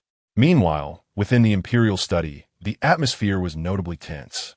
The scent of dragon's blood incense spiraled through the hall, failing to alleviate the oppressive air. Yuan Chong handed a confidential report to Hua Xiao, rubbing his throbbing temples, the golden dragon pattern on his sleeve flickering under the candlelight. "Hua Qing, take a look at this." Hua Xiao swiftly scanned the document, his expression darkening. If the report were accurate, it indicated that someone was clandestinely manufacturing weapons. In the current court, remnants of the previous dynasty lingered, although the emperor wished to eradicate them. It was not a task to be accomplished in a single day. Yuan Chong slammed his hand on the table, causing the jade paperweight to tremble, his voice brimming with anger. "Now this. I must see who possesses such audacity." "Your Majesty, please calm your anger," Hui Xiao spoke in a deep tone. Since the shadow guards have uncovered leads, why not take the opportunity to root out the malignancy within the court? He articulated Yuan Chong's unvoiced thoughts, his gaze piercing. Oh, Yuan Chong raised an eyebrow, lightly tapping the armrest of the dragon throne with his fingertips. In your opinion, where should we begin our investigation? The Left Chancellor and the Minister of Revenue, along with Hua Xiao, paused momentarily, raising their gazes towards the dignified countenance of the emperor seated upon the throne. King Liang. Yuan Chong was indeed taken aback. He had aided me in ascending to the throne, and he generally delighted in the pleasures of poetry and nature. How could he? Yet, despite such thoughts, the inherently suspicious nature of the sovereign had already instilled a sense of vigilance within him. Hua Xiao never spoke without basis. Thus, his words must be founded on substantial evidence. Yuan Chong pondered for a moment, unconsciously tracing the intricate carvings on the armrest of the dragon chair with his fingertips, ultimately resolving. The matter regarding King Liang shall be entrusted to you for investigation. Exercise utmost caution. Your servant humbly accepts the decree, Hua Xiao replied, clasping his fists in salute. Once the pressing matters were discussed, Yuan Chong's expression lightened, and the heavy atmosphere within the hall began to dissipate. He regarded his loyal general with rare banter, subtle lines forming at the corners of his eyes. I have heard that earlier today, you entered the palace in the company of Roer's younger brother. If memory serves, you two are still bound by a marriage pact? I indeed harbor feelings for young Master Jiang. Hua Xiao's voice resonated within the imperial study, steady and forthright, devoid of any pretense. Upon hearing this, Yuan Chong was initially taken aback before bursting into hearty laughter. He set down the vermilion brush in his hand and leaned back against the dragon chair. Ah, splendid. I thought you would remain wedded to the military for life. Since you, Hua Qing, have found a cherished one, I shall issue a decree for your union. Shall I not? However, Hua Xiao stepped forward, raising his hand in salute. Your Majesty's kindness is deeply appreciated. Yet, he raised his gaze, his eyes resolute at present. My affections are unreciprocated. Young Master Jiang harbors no intentions towards me. Should the marriage be forced, it would be rather unbecoming. Once our feelings align, I shall implore your Majesty for the union then. Oh, Yuan Chong arched an eyebrow, leaning forward, intrigued as he observed this typically decisive general. I did not expect our General Hua to possess such delicate sentiments. I am truly impressed. He shook his head with a smile. In that case, I shall abide by your wishes. As noon approached, the sun outside the palace rose higher. Yuan Chong, in a fine mood, decided to invite Hua Xiao to dine within the palace. Within Weiyang Palace, the air was perfumed with incense, for individuals gathered around a round table, adorned with exquisite porcelain and silver chopsticks. The eunuchs silently arranged the dishes, presenting course after course of imperial delicacies. When the final dish, a jade soup, was placed before them, the lead eunuch bowed and withdrew with the others, leaving only the four in the hall. This was Jiang Wan Ning's first audience with the emperor, and he cautiously raised his eyes to observe. Yuan Chong appeared to be around 30, his visage lean with a sharply defined jawline. Though clad in common attire, an undeniable air of authority emanated from him. Yet, this authority softened as his gaze turned towards Jiang Wan Ning, who bore a striking resemblance to his beloved wife. A hint of a smile unconsciously curling at the corners of his lips. So, this is Wan Ning, is it? Your voice is much gentler than it was in the imperial study. Indeed, you possess a likeness to your sister in her youth. Jiang Xianro, pouring tea for the gathering, stifled a laugh at the remark. Your Majesty is jesting. Little Ning's appearance far surpasses mine. You siblings each have your own merits. Yuan Chong observed, his gaze flitting between the siblings before resting on their identical bright eyes, which mirrored each other perfectly. He suddenly turned to the previously silent Hua Xiao beside him. What do you think, Hua Qing? At this moment, Hua Xiao was no longer the stern figure of political discourse. He slightly relaxed his posture, his gaze unconsciously drifting towards Jiang Wan Ning seated across from him. Upon hearing the emperor's inquiry, he promptly averted his gaze and respectfully replied, Your Majesty possesses keen insight. I share the same sentiment. During the meal, Yuan Chong seemed to intentionally steer the conversation towards Hua Xiao and Jiang Wan Ning. He began by inquiring about Jiang Wan Ning's life in the mountains, then seamlessly transitioned to Hua Xiao's recent affairs in the capital, consistently drawing parallels between the two. Even Jiang Xianro noticed this deliberate attempt. When Yuan Chong once again directed the conversation towards them, she cast him a questioning glance, only to receive a gentle squeeze of her hand beneath the table, with his fingertips lightly tapping her palm, signaling her to remain calm. After Hua Xiao and Jiang Wan Ning took their leave, Jiang Xinro immediately turned to face Yuan Chong, her phoenix eyes filled with confusion. "What was your Majesty's intent just now?" Yuan Chong, however, did not rush to answer. Instead, he took her hand, his fingertips gliding softly over her wrist, his tone tinged with mild discontent. "When it is just the two of us, how should you address me, Ro?" "Hubby," Jiang Xinro replied with a resigned drawl, lightly shaking his arm. "Please, no more riddles. You were clearly trying to matchmake Xiao Ning and Hua Xiao." Only then did Yuan Chong reveal a smile, pulling her into his embrace. "Hua Xiao harbors profound feelings for your brother. You should have seen the rare light in his eyes when he mentioned Jiang Wan Ning in the Imperial study. In all the years I have known him, I have never witnessed such a demeanor." He toyed with Jiang Xinro's delicate fingers. "I initially intended to bestow a marriage, yet he insisted on waiting for Wan Ning's consent, claiming that if I forced the union, it would lack grace." He chuckled softly, with such earnest intentions. "You ought to feel reassured." Upon hearing this, Jiang Xinro's tense expression gradually softened. Leaning against Yuan Chong's chest, she listened to his steady heartbeat, contemplating for a moment before gently nodding. Indeed, it appeared that Hua Xiao was sincere in his affections, given that the two were already bound by a prior engagement. Facilitating this union might not be objectionable. She simply wondered what her brother truly thought.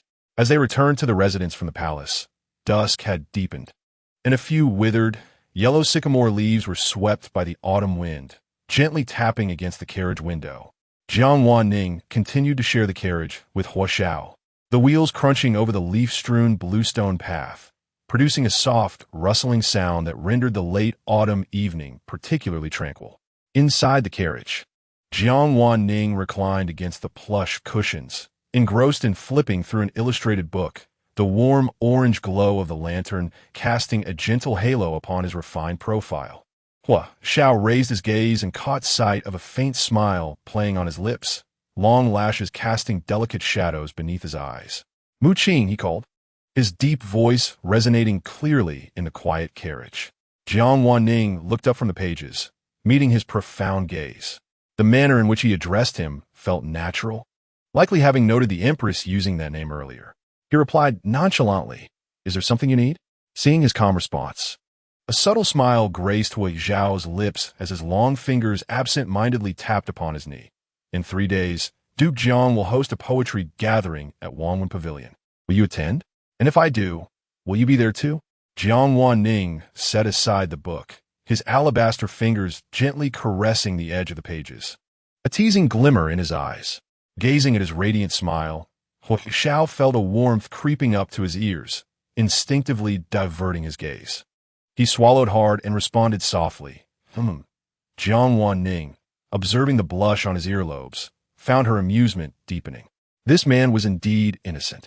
A mere tease could render him so bashful. Naturally, she had to pursue him. She picked up her sketchbook once more, her fingertips lightly tapping the pages, her words laden with meaning. Such merriment promised a splendid spectacle. When the carriage halted before the Duke's residence, the warmth in Hua Xiao's ears finally dissipated. Watching that graceful figure vanish behind the crimson gates, he couldn't help but feel vexed at his own clumsiness whenever he faced his betrothed. Would he find him distasteful? Yet, deep within, he had quietly replaced Wan Ning's name with his own endearment. Ever since the emperor had bestowed a title upon her, due to his favor for the empress, Jiang Wan Ning, despite bearing the name of honor, possessed only a hollow title. In these recent days back in the capital, he relished the leisure, spending his time joyfully accompanying his mother and Aunt Xiao on various excursions. However, his contentment appeared glaring to certain onlookers. Within the elegant chambers of Shushi Pavilion, the fragrance of sandalwood wafted through the air. Ling Yao sat across from Fong Yao, sipping tea, when he suddenly caught sight of a familiar figure across the street through the bamboo curtain. Jiang Wan Ning, carrying several oil paper packages, stood before a candied chestnut stall, waiting with a cheerful smile for the vendor to pack his order. The slanted autumn sun filtered through the sparse branches of the phoenix trees, casting a brilliant glow upon his smiling eyes.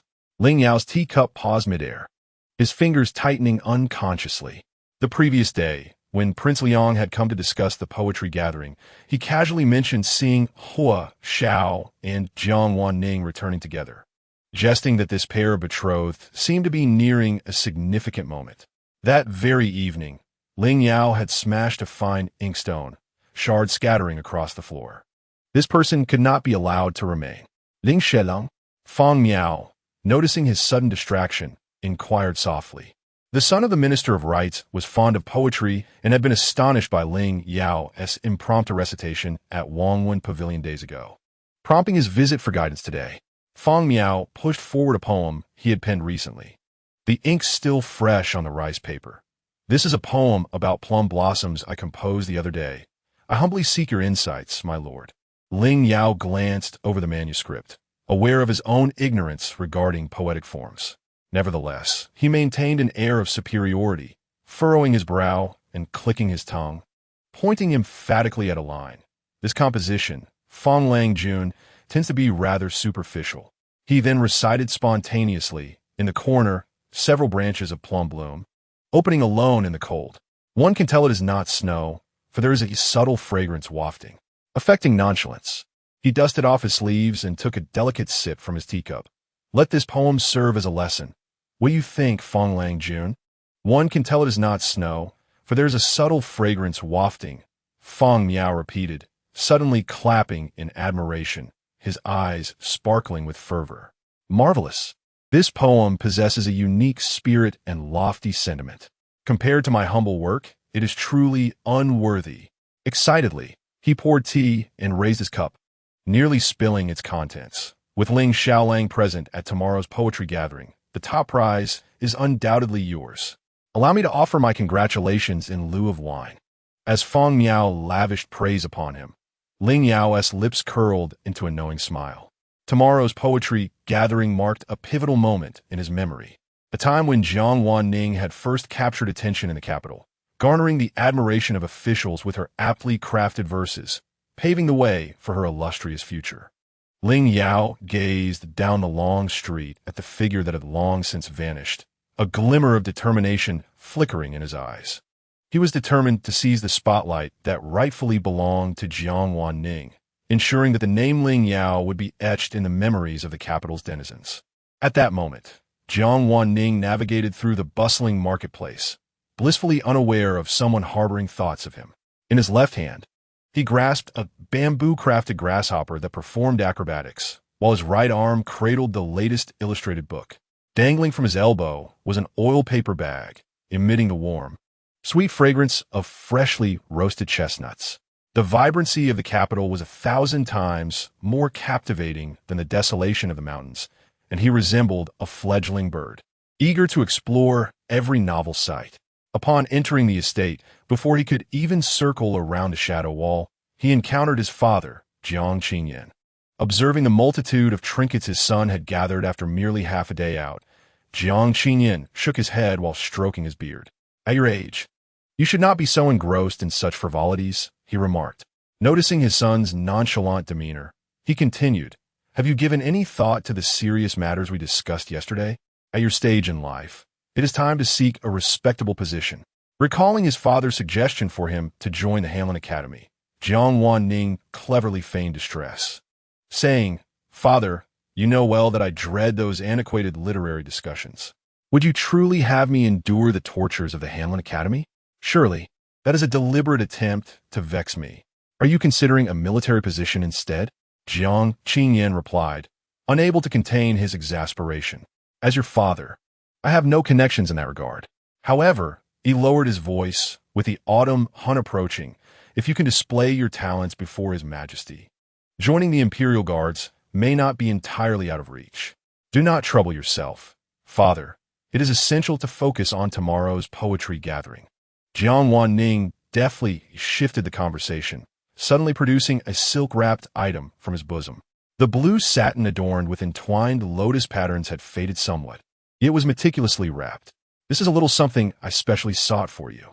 Jiang Qingyan was about to offer further counsel when his gaze fell upon the object, causing him to freeze momentarily. He cautiously accepted it, nearly holding his breath. Is this ancient ink from Yensong? Indeed. I stumbled upon it at the ink shop on the corner today, Jiang Wan Ning replied with a smile, casually peeling a chestnut. The shopkeeper seemed oblivious to its worth. Mixing it with ordinary Yensong ink. Take a whiff. Can you not detect the scent of pine resin? Jiang Qingyan tenderly caressed the ink cake, examining it closely. Its deep, lustrous blackness revealed hints of shimmering gold dust.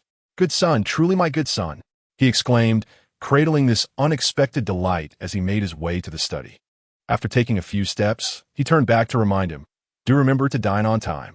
His eagerness was evident, as he paid no mind to the hem of his official robe brushing against the stone steps. Jiang Wan Ning watched his father's hurried retreat, a sly smile playing at the corners of his lips. As dusk enveloped the surroundings, Wangwan Pavilion stood gracefully by the water, its glazed tiles absorbing the last blush of twilight. The eaves, adorned with 18 copper bells, swayed gently in the evening breeze, producing delicate chimes that harmonized with the soft gurgle of the water in front of the pavilion. Inside, 36 lotus-shaped copper lamps had been lit, casting a shimmering glow upon the walls lined with bookshelves, while the central star map of Wenchang was embroidered with golden threads, appearing as if the celestial river had descended amidst the flickering candlelight. The mingling scents of aged ink and imperial dragon's saliva filled the air, adding an air of solemnity to this cultured space. Talented scholars and beautiful maidens of Linen City gathered in small clusters upon the cloud-patterned matting. A lady dressed in an apricot yellow gown held a round fan, delicately concealing her crimson lips as she leaned closer to a young gentleman in a blue robe, engaged in whispered critiques of the painting titled Spring Mountains in Misty Rain. By the water's edge, a group of young scholars exchanged Shuetao notes, when suddenly a voice rang out, reciting famous verses. The gathering exchanged knowing smiles, raising their exquisite Yukiln porcelain cups in harmony, as the essence of literature lingered like smoke in the intricately carved hall. At that moment, the steady sound of footsteps echoed from the pear blossomwood staircase. Jiang Qingyan, the host of the poetry gathering, descended slowly from the second floor, clad in a deep purple brocade robe, with a jade buckle at his waist gleaming softly under the light. Beside him stood Tang Qingzhou, the current prime minister, dressed in a simple dark blue robe, yet exuding an air of scholarly grace. The presence of this literary luminary from the great Jing dynasty elevated the ambience of the hall to one of solemnity. Your remarkable compositions have truly refreshed this old man's ears. Jiang Qingyan's hearty laughter reverberated through the hall as the golden threads embroidered on his sleeves shimmered in the candlelight. A rustle of fabrics filled the air as everyone stood to pay their respects. With a gentle wave of his wide sleeves, the fragrant wooden prayer beads around his wrist glimmered subtly. Today, in the Wangwan Pavilion, formalities need not be observed. In half a moment, the poetry gathering shall commence. I hope each of you will showcase your talents and make the most of this youthful time. As his words lingered, the bamboo curtain at the entrance was lifted by a servant. Prince Liang Yuanche entered with Ling Yao, dressed in a rain-washed, sky-blue plain silk robe, intricately embroidered with silver cloud patterns at the hem, creating the illusion of light as he moved beneath the lanterns.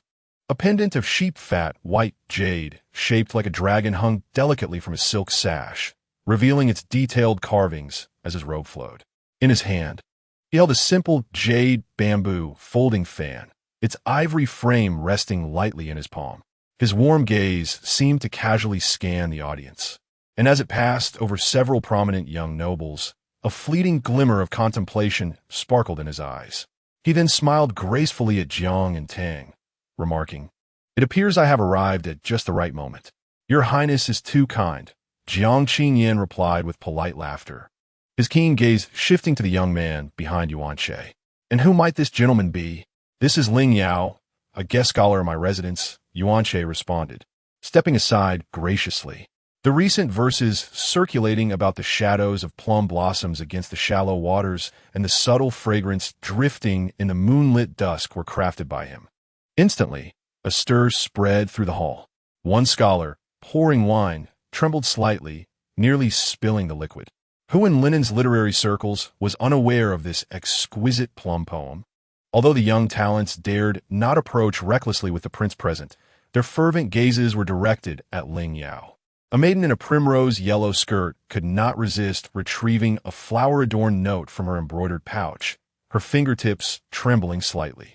Ling Yao, clad in a crescent white silk robe, bore delicate bamboo leaf embroidery on his collar, with a jade pendant hanging at his waist.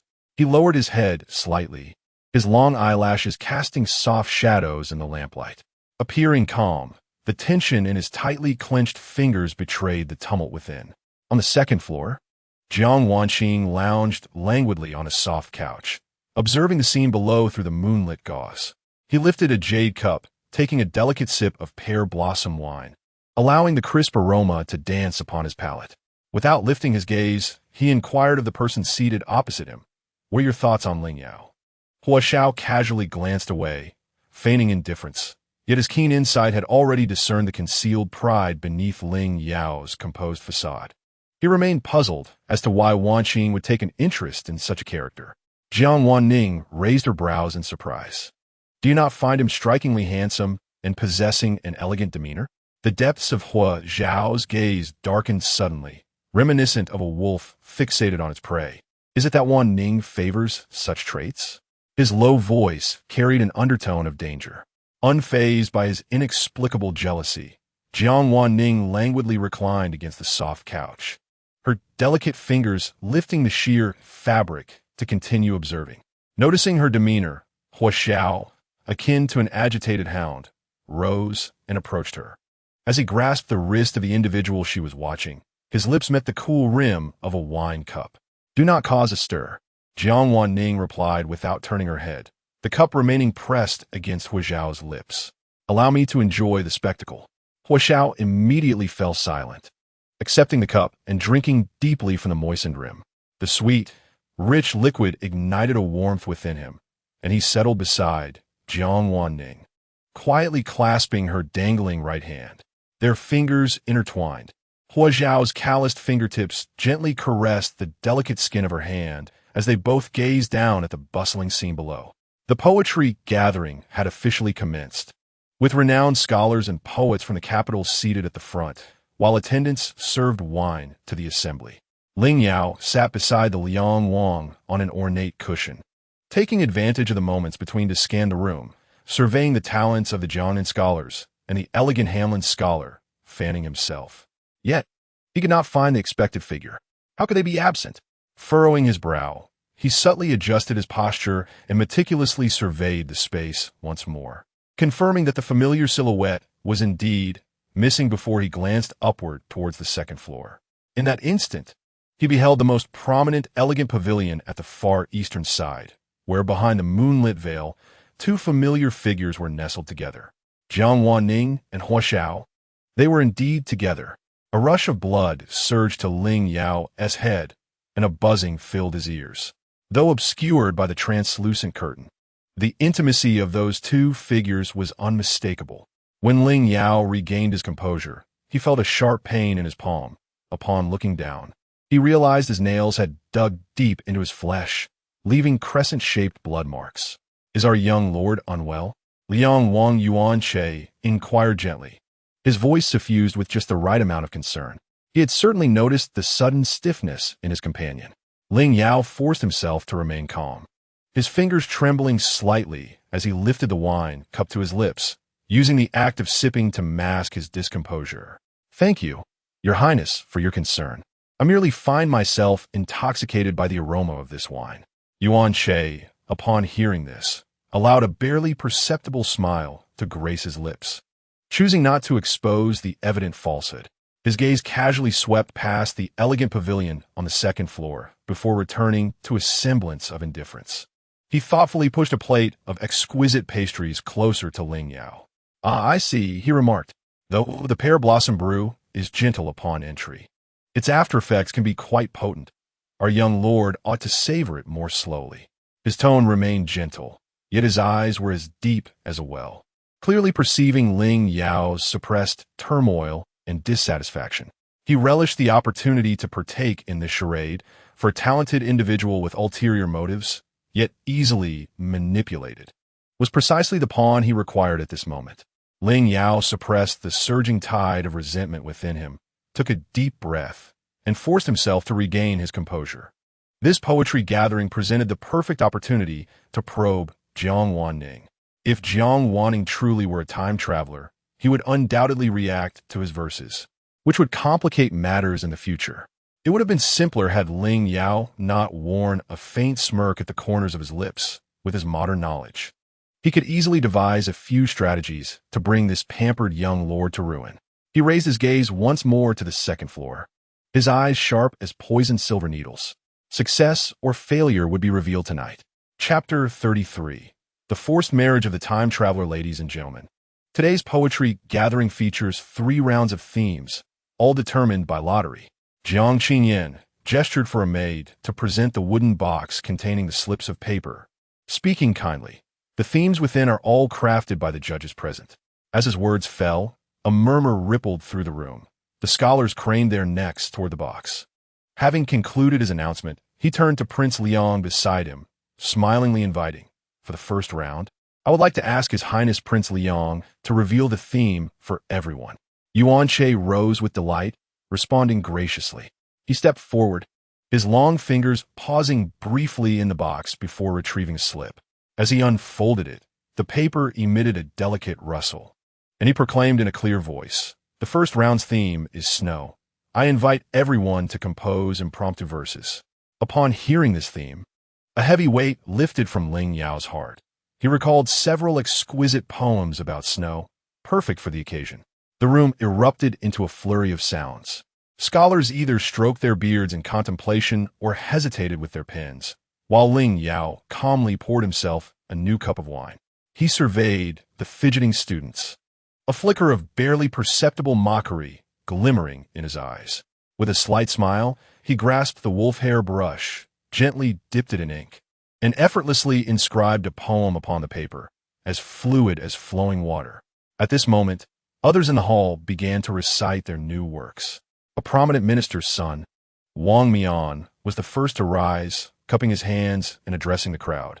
"I am but a humble poet, willing to cast a brick to attract jade. Just now, I composed a poem titled Inquiring of Snow. Where does the fluttering come from? I suspect it is dust from the ninth heaven. Upon landing, there is no place to seek it, only a piece of truth left behind." As the last line echoed, the hall erupted in applause. This poem is ethereal, born from nothingness, truly remarkable. With this poem's emergence, many scholars began to waver in their resolve. Wang Mian surveyed the room, noting the silence and secretly scoffing. These mediocre talents, who often boast of their extensive reading, are now as silent as a grave. I wonder if my humble work could contend with Lord Wang. Ling Yao passed his poem to a nearby maid, who, with downcast eyes, hurried to present it to the chancellor. Tang Qingzhou took the poem, initially glancing at it casually, but then straightened in his seat. His fingers, resting on the table, trembled slightly, and he suddenly slammed his hand down. "Marvelous, truly marvelous." He quickly passed the poem to his neighbor. An elderly literary master with white hair received the poem and read aloud in a trembling voice. "The grandeur draws the smoke of the furnace. The pale grass cools the jade pendant. It must be that the celestial beings are drunkenly mad, carelessly crumpling the white clouds." As he recited the line about the celestial beings being drunkenly mad, his tones soared, and even his snow-white beard trembled. This line captured the magnificent essence of heavy snow, overflowing with passion, truly a stroke of genius. In an instant, the hall was abuzz with excitement. Some repeated the line about the drunken celestial beings. Others clapped in admiration, and many eagerly inquired about who this Ling Yao might be. The previously prominent Wang Mian was now all but forgotten. Observing this spectacle, Jiang Wan Ning chuckled softly to himself. It seems that the proverbial brick has indeed attracted a piece of jade. Huo Xiao silently poured wine into his empty cup, remaining as composed as ever. Thus, the first round concluded with Ling Lang Jun taking the lead. Jiang Qingyan conferred quietly with several judges. Seeing that no one else presented new works, he rolled up his sleeves and began to recite, his voice warm and melodious as jade. The theme for the second round was Empty Mountain. Ling Yao had no intention of participating this time, although he had memorized many poems. Few resonated with the theme or could astonish the audience as his first piece had. Instead, he sat quietly, his white jade fingers gently spinning a celadone wine cup, refraining from taking out paper or brush. As Ling Yao remained still, some attendees began to tentatively recite their own works. A scholar in blue robes recited with fervor, only to be met with the rhythmic clapping of a gentleman in purple, whose verses, though elegant, lacked the strength to impress. The flickering candlelight cast wavering shadows on the rice paper, and until the end of the second round, Ling Yao remained as silent as a statue. The judges exchanged wry smiles, reluctantly selecting a winner from the less than stellar contenders. The third round's theme was Ling Xiao. Tang Qingzhou, the selector for this final round, stood up solemnly, causing the candlelight on the fragrant wood table to flicker momentarily in the breeze of his sleeve.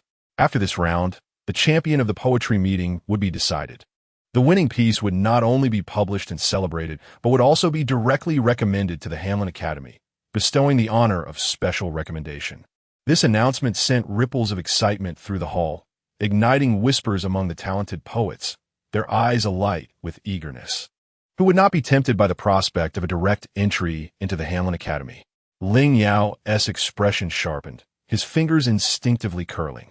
The moment he had awaited had finally arrived. In the original narrative, Jiang Wan Ning had embarked on his official career through this poetry meeting. Tonight, he was determined to seize this opportunity. The time had come for everyone to put pen to paper.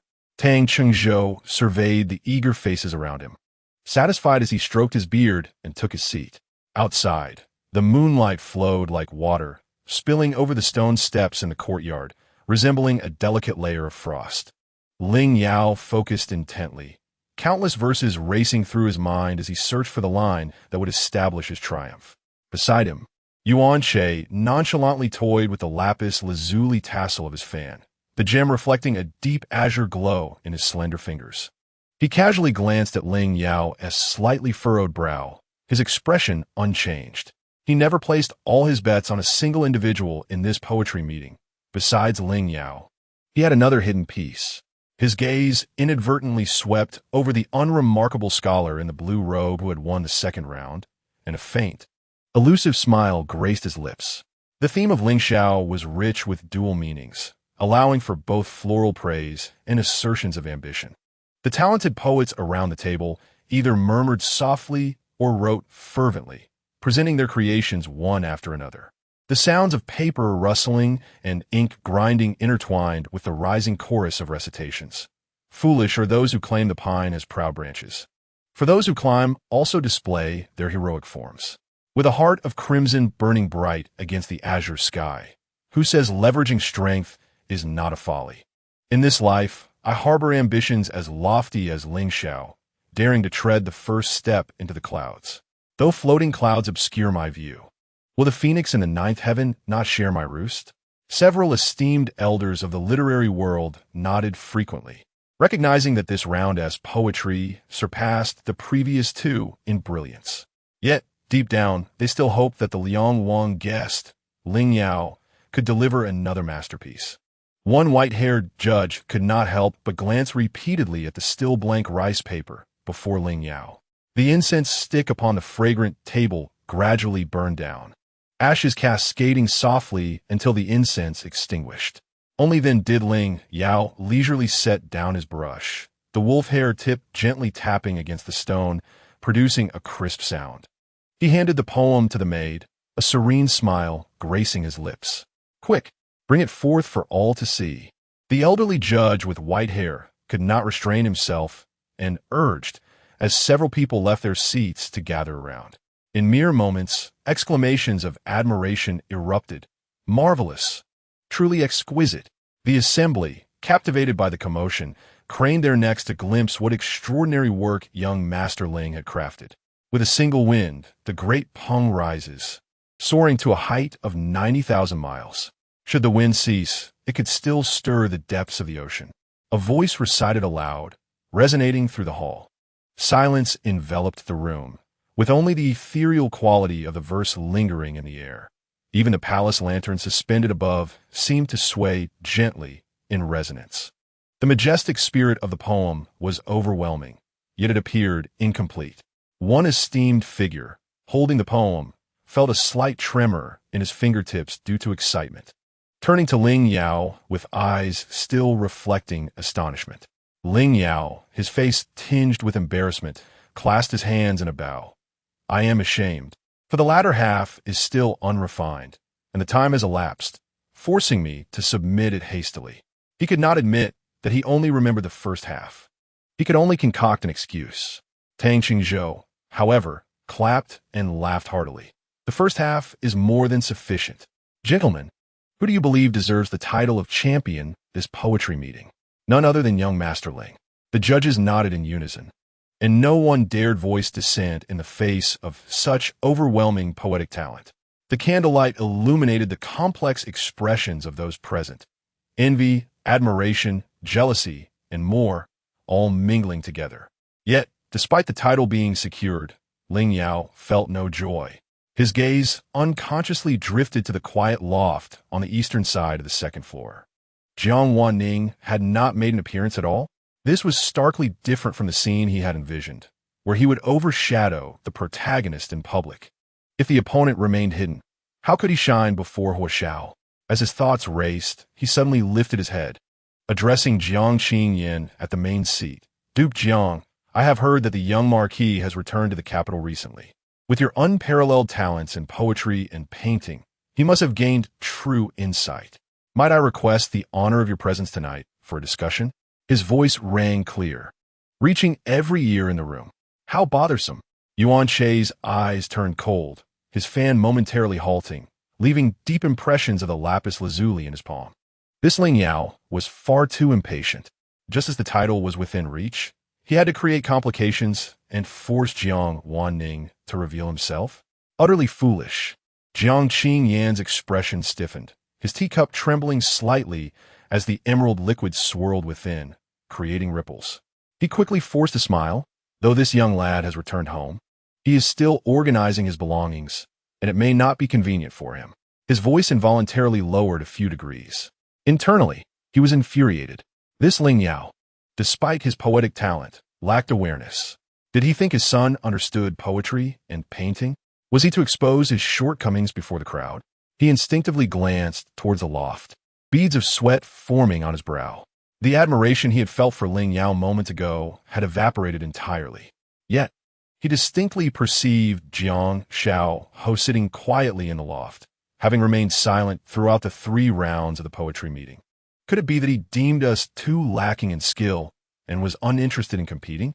Ling Yao stepped forward, his voice resonant, yet each word struck like a blade, deftly and harshly directing his remarks towards the unseen Jiang Wan Ning. Tang Qingzhou furrowed his brows upon hearing this, his teacup momentarily stilling in his grasp. His admiration for Ling Yao diminished by threefold.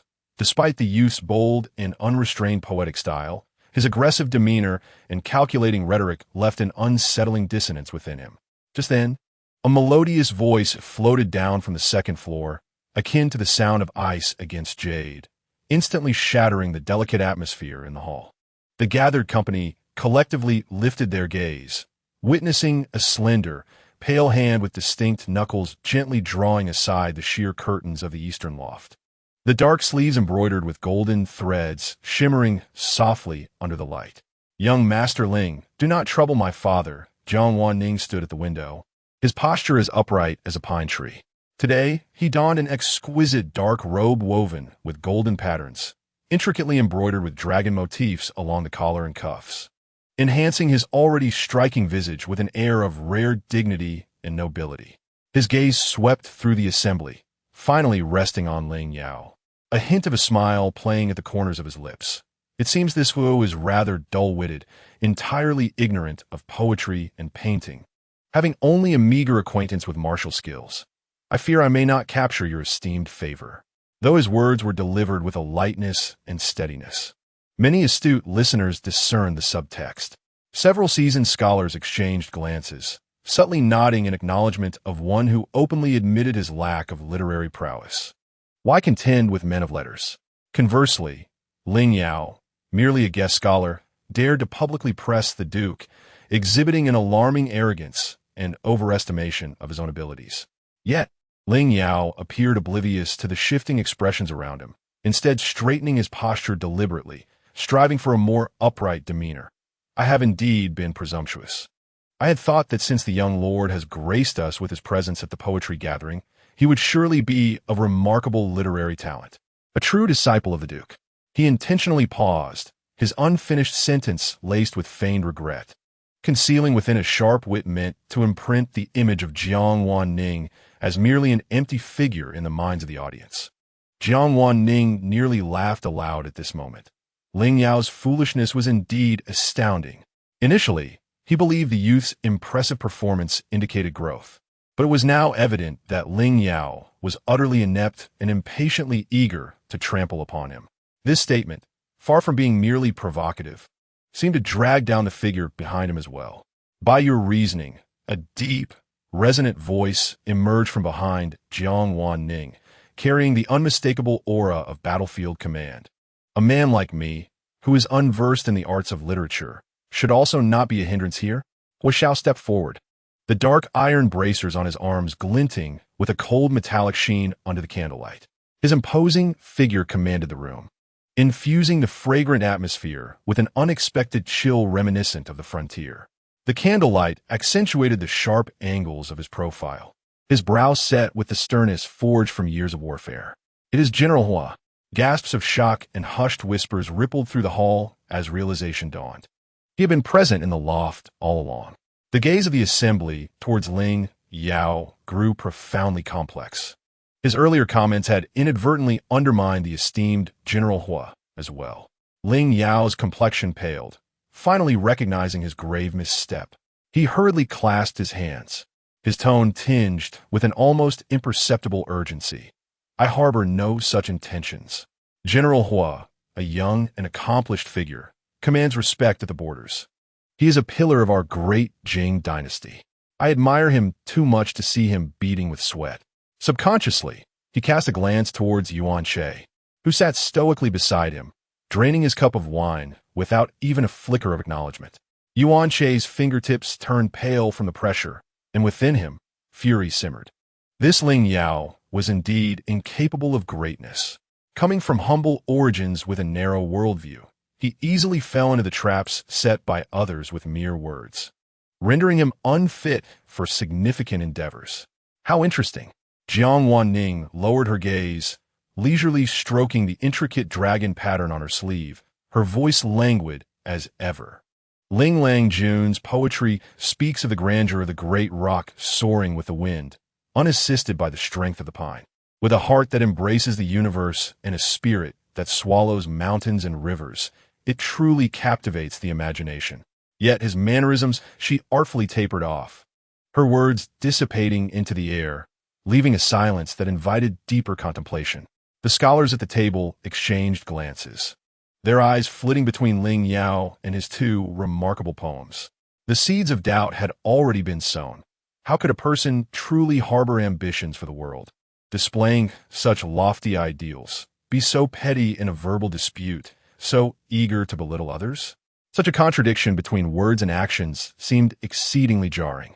"Enough," came the voice of Tang Chengzhou, clearly interrupting the disparate thoughts that filled the gathering. He surveyed the subtly tense expressions of the guests, knowing that if this continued, the elegant assembly might devolve into an unbearable farce. The esteemed works presented today will soon be published collectively for the world to see. He paused briefly, his gaze seemingly casual as it swept over the perspiring Ling Yao, his tone calm, yet unequivocal.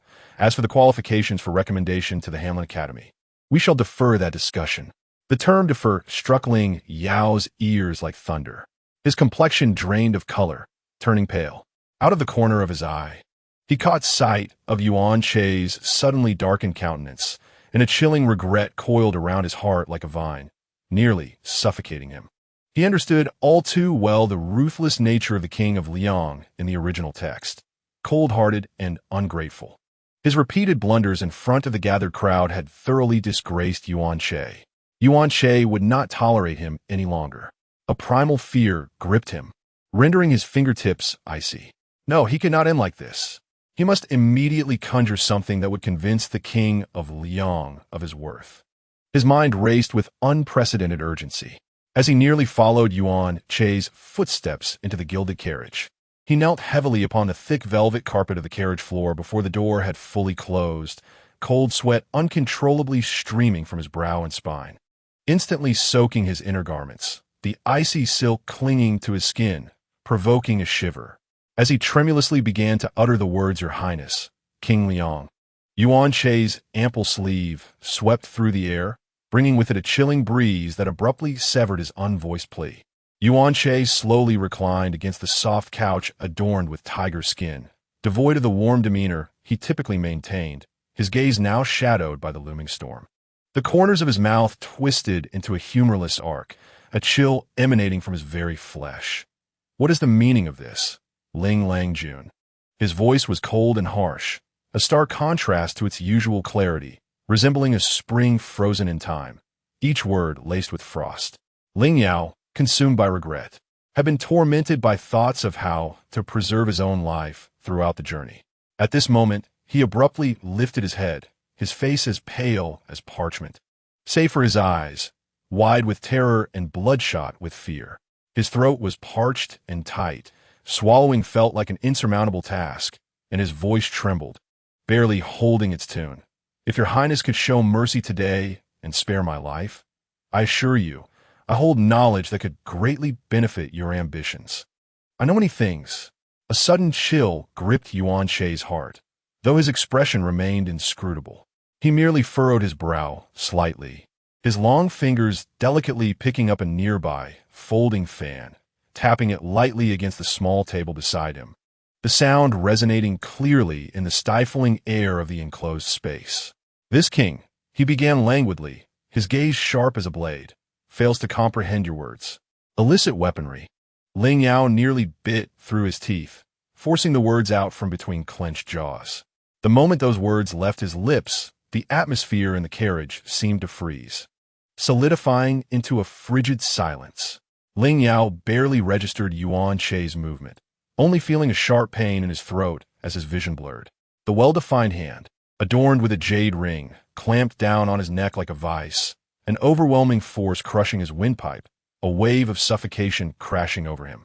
Instinctively, he raised his hands, futilely attempting to pry apart the unyielding fingers, his nails carving shallow lines into the back of that hand. Yet, the rapid onset of oxygen deprivation rendered him weak, his strength dissipating with each passing second. Yuan Che observed as Ling Yao's complexion morphed from a furious red to a ghastly shade of purple, his eyes bulging slightly, bloodshot and desperate. Summoning his last vestiges of strength, Ling Yao managed to utter a few broken syllables from the depths of his throat, each word a struggle against the brink of death. In the next instant, the grip suddenly loosened. Ling Yao collapsed to the ground, as if all his bones had been removed, erupting into a heart-wrenching cough. Gasping greedily for the long-forgotten air, his chest aching with each ragged breath. Tears and snot streamed uncontrollably down his face, leaving him in a pitiful state. The deep purple bruise around his neck contrasted starkly against his pale skin, clearly imprinted with 5 distinct fingerprints.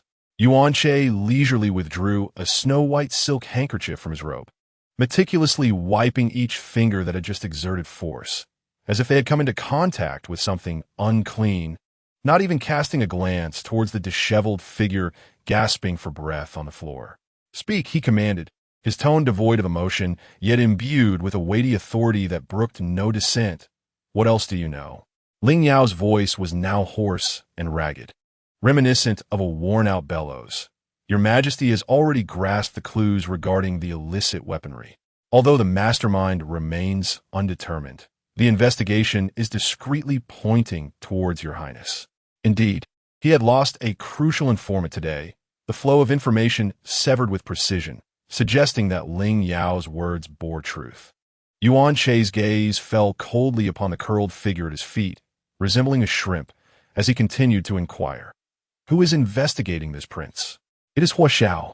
Ling Yao nearly shouted, without a hint of hesitation. At this moment, any admiration or infatuation with the characters from the book seemed utterly absurd and insignificant in the face of his own life. It is he. Thus, it is no surprise. Yuan Che murmured, almost to himself, a chilling smile curving his lips. Then his scrutinizing gaze sharpened like a poisoned blade as it focused again on Ling Yao. From where did you acquire this information? After Ling, Yao entered the residence. All his meals, daily activities, and social interactions were under the vigilant scrutiny of secret guards. Reported in detail every day, there was no conceivable way he could have access to such palace secrets or court affairs. Because I know what will happen in the future, Ling Yao shouted hoarsely, as if he were pouring out all the fear trapped within his chest. I know that His Highness plans to assassinate the Emperor during the autumn hunt, but this will be thwarted by Hua Xiao, and all those ambushed by His Highness will be lost, leading to the failure of the grand plan. Upon hearing the other party recite his conspiracy word for word, even detailing the specific timing and key individuals of the shocking plan set for half a month later, Yuan Che's last shred of doubt evaporated in an instant. Instead, he was consumed by a rage of being exposed and a fear of the foresight Ling Yao possessed. In light of this, seeing that Ling Yao had thoroughly unveiled his true self beneath layers of disguise, Yuan Che decided to cease wasting expressions. The gentle and cultured demeanor he had once maintained vanished entirely, his face darkening, and his narrow eyes filled with an abyss of malevolence and calculation. Based on what you perceive, how should this prince seize the kingdom? He leaned slightly forward, exuding an immense pressure. His Highness may collaborate with the northern wilderness. Ling Yao's mind raced with unprecedented speed, his words tumbling out quickly, fearing that a moment's delay would render him worthless. As far as I know, 3 months ago, there was turmoil in the northern wilderness, with a new king taking the throne. That inept second prince usurped power with the backing of his maternal clan, not only executing the first prince on the spot, but also relentlessly pursuing the third prince who fled. And this third prince is currently hiding within the territory of Dejing. He is the future ruler of the northern wilderness. If His Highness can locate him and extend kindness, forming an alliance with the strength of the northern wilderness, the grand undertaking can be achieved. Ling Yao, like a bamboo tube spilling beans, laid out all he knew about the crucial future trajectory. To gain Yuan Che's trust, he even provided exact details of time and place, that the third prince of the northern wilderness would surely appear in the Jiangnan region within a month. Ding! The system has detected the time traveler Ling Yao, revealing future developments to the antagonist Yuan Che, and the world consciousness has initiated plot correction. Subsequent developments will undergo changes. The host is advised to take heed. The sudden notification from System 369 shattered the tranquility of recent days. Jiang Wan Ning was momentarily taken aback. It was the first time he encountered such a situation. What specific impacts will there be? The most direct impact is that the main storyline provided by the system will no longer be accurate, and the appearance times of key characters may also change. Jiang Wan Ning did not perceive this as particularly serious. He had never relied on preset storylines, always adapting as circumstances arose. Now, with the system actively warning him of changes, it instead brought him peace of mind. However, since Ling Yao has revealed the future trajectory to Prince Liang, Yuan Che must have already sensed that Hua Xiao is secretly investigating him. According to the original plot, Prince Liang was supposed to take action during the autumn hunt. It seems that his plans have now changed. System, keep a close watch on Prince Liang's movements and report back at any moment. Receive. Muqing.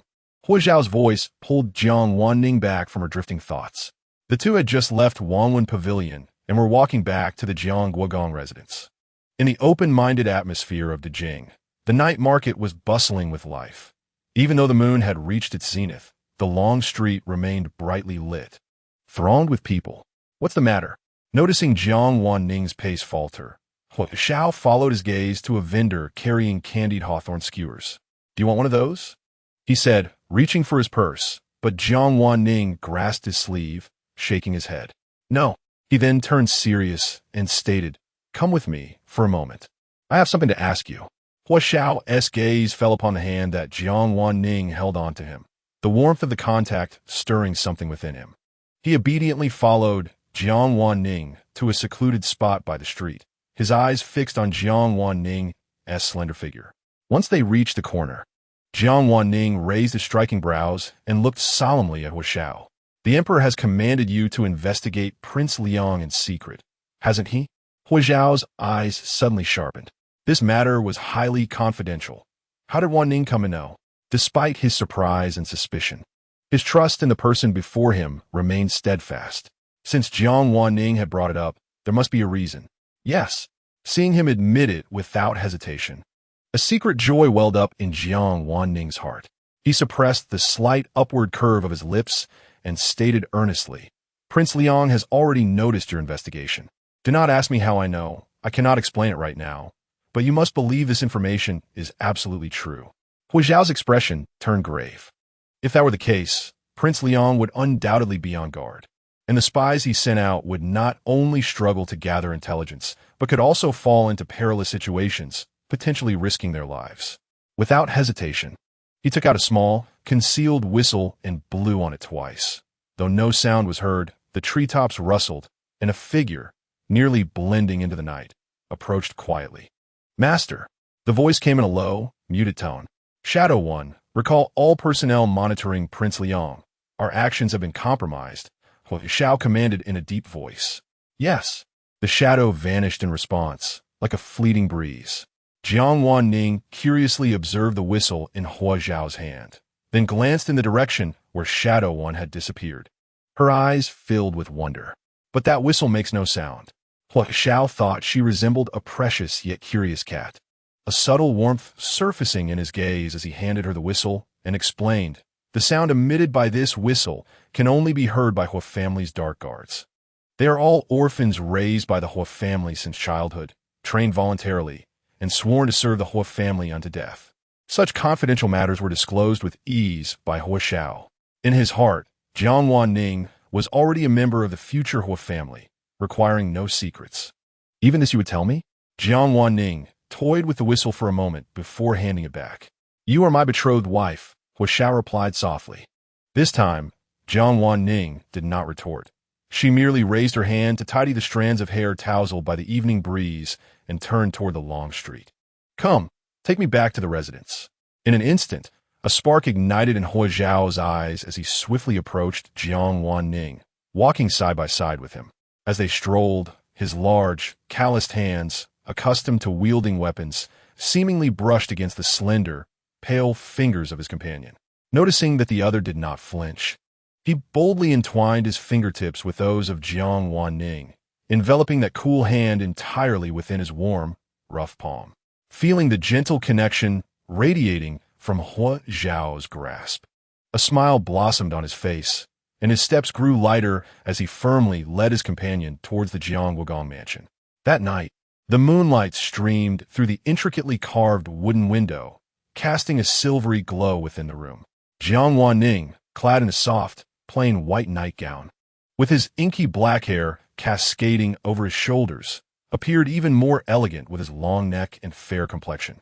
Bored and restless, he rolled over on the bed and called out in his mind, "System, system, the night stretches endlessly, and I cannot sleep. Would you be so kind as to play a movie to alleviate my tedium?"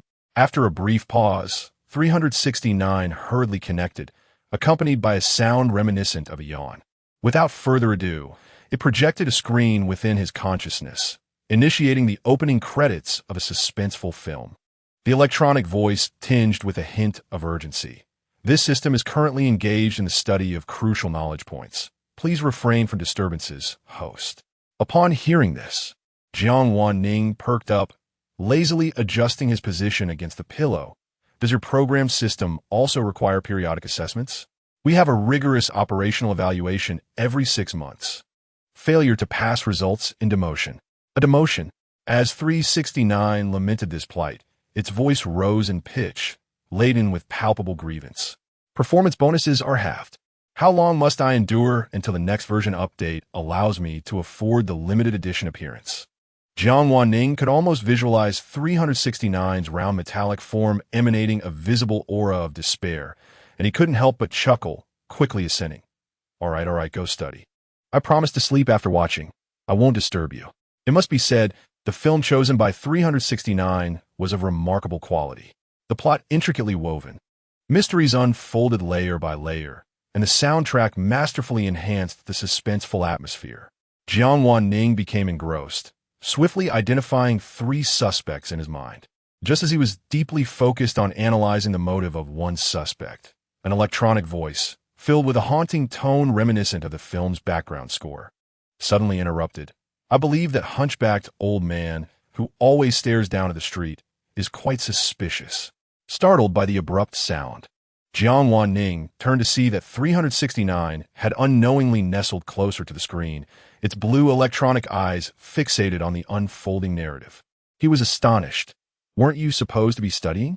Tomorrow will suffice, 369 replied, its tone suddenly cheerful and devoid of any remorse. Moreover, this film is undeniably enticing. Would you care for some popcorn? Butter-flavored, crisp, and crunchy. Speechless, Jiang Wan Ning silently accepted the offering. Together, they watched until the very end, only to find that the true culprit was someone neither had anticipated.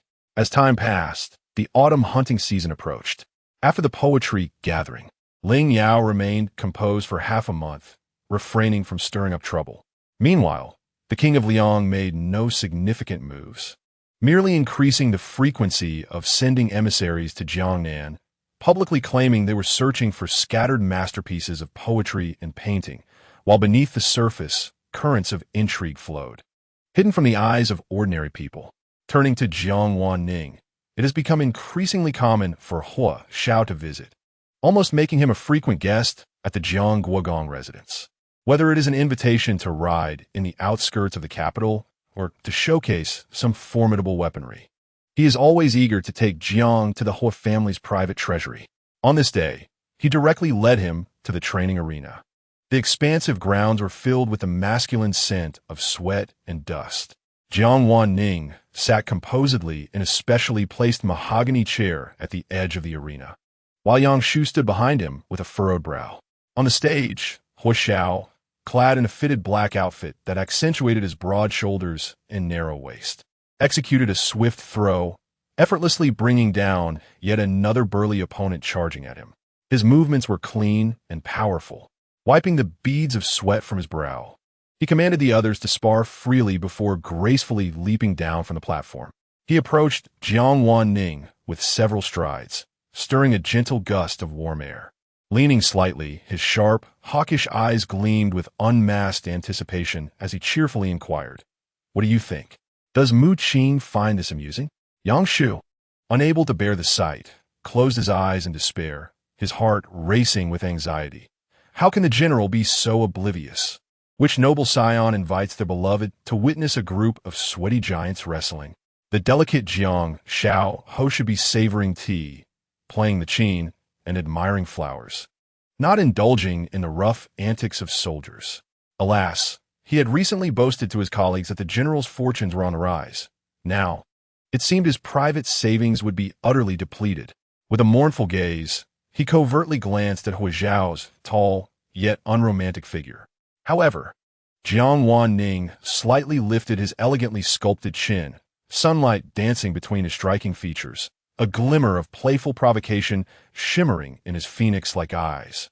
With a light smile gracing his lips, he expressed, "Is indeed interesting. It stirs a yearning within me. Having descended the mountain for some time, I have not engaged in any earnest exercise. Would the general care to spar with me?" "Very well," Hua Xiao replied, almost instinctively, captivated by the rare light in his eyes, a deeper smile flickering in his own.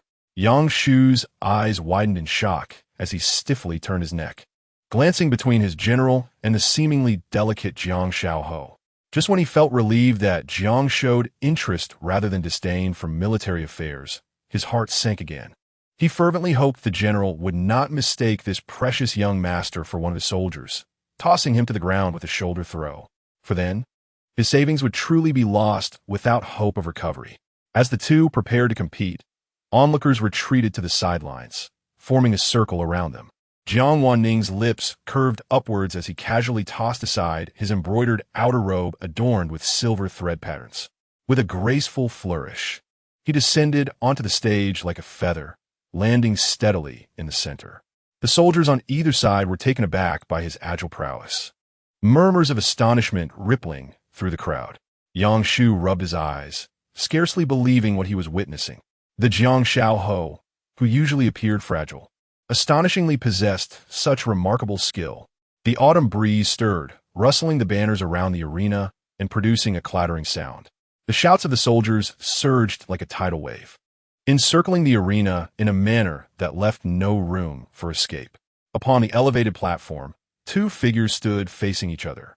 Jiang Wan Ning, stripped of his outer robe, appeared even more slender, his ink-black hair tied high, with a few wisps fluttering in the breeze before his forehead. His pupils narrowed slightly, locking on a Hua Xiao, who was clad in dark, fitted attire, his gaze sharp like that of a predator on the hunt. In that fleeting moment, the two figures cloaked in black and red collided with the suddenness of arrows released from a bow. Hua Xiao unleashed a fierce straight punch, the wind from his strike howling as it aimed for Jiang Wan Ning's face. However, Jiang did not meet the blow head-on. Instead, he deftly angled his body, his wrist flicking like a nimble serpent, redirecting the force of the strike. The punch grazed past his ear, stirring the strands of hair on his forehead. Hua Xiao, missing his target, displayed a glimmer of approval in his eyes. He transformed his punch into a palm strike, his fingers curling like claws, attempting to seize Jiang Wan Ning's wrist. Yet, Jiang evaded him like a slippery fish, spinning gracefully and driving his elbow towards Hua Xiao's ribs with the speed of lightning. A dull thud echoed as Jiang's elbow collided with Hua Xiao's top muscles, sending a jolt of tingling sensation through his own arm. Jiang Wan Ning withdrew, shaking his arm, but a smile of exhilaration danced upon his lips. Hua Xiao pressed forward relentlessly, his strikes intensifying like a torrential downpour. Amidst the flurry of punches, Jiang weaved through with agility, suddenly crouching to sweep Hua Xiao's legs. As Hua leapt, Jiang closed in, pressing his palm against Hua Xiao's chest to propel himself into a flip. Unexpectedly, Hua Xiao caught his wrist, yanking him back with force, causing him to crash into Hua's solid chest, his nostrils filled with the faint scent of sweat and leather. "Have I succeeded?" A deep voice rumbled from above, laced with a hint of rasp. Jiang Wan Ning ceased his struggles and, instead, surrendered to the force, driving his knee upward towards Hua Xiao's abdomen. As Hua Xiao instinctively released his grip to block, Jiang swiftly retreated a few steps, raising an eyebrow with a grin. General Hua's opportunistic tactics are truly remarkable. A flicker of amusement crossed Hua Xiao's eyes, and, as the flurry of punches resumed, he feigned a strike to Jiang's face, concealing his true attack below. Jiang, caught off guard, chose to leap, his legs clamping around Hua Xiao's neck, using his momentum to bring him down. Amidst the swirling dust, both men crashed to the ground, with Hua Xiao rolling over to pin Jiang beneath him, hot breaths brushing against Jiang's ear. "Now, does this mean I have one?"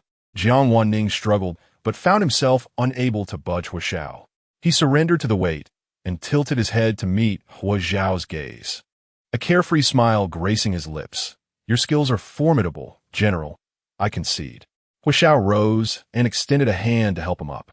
In that moment, as their palms touched, they both felt the heat emanating from each other's hands, a testament to their fierce contest. The soldiers surrounding them now regarded the seemingly aristocratic young lord with newfound respect, murmuring amongst themselves. After all, he was able to hold his own against their general. Hua Xiao felt a surge of exhilaration in his chest. It had been long since he had engaged in such a thrilling match. The thrill of facing an equal set his blood ablaze. Had Jiang Wan Ning possessed a bit more strength, the outcome might have been uncertain. Next time, I shall surely defeat you, Jiang Wan Ning declared nonchalantly, brushing off the dust from his clothes, his eyes sparkling like stars. Agreed, Hui Xiao replied, his brows arching slightly, the fervent light in his gaze nearly spilling over.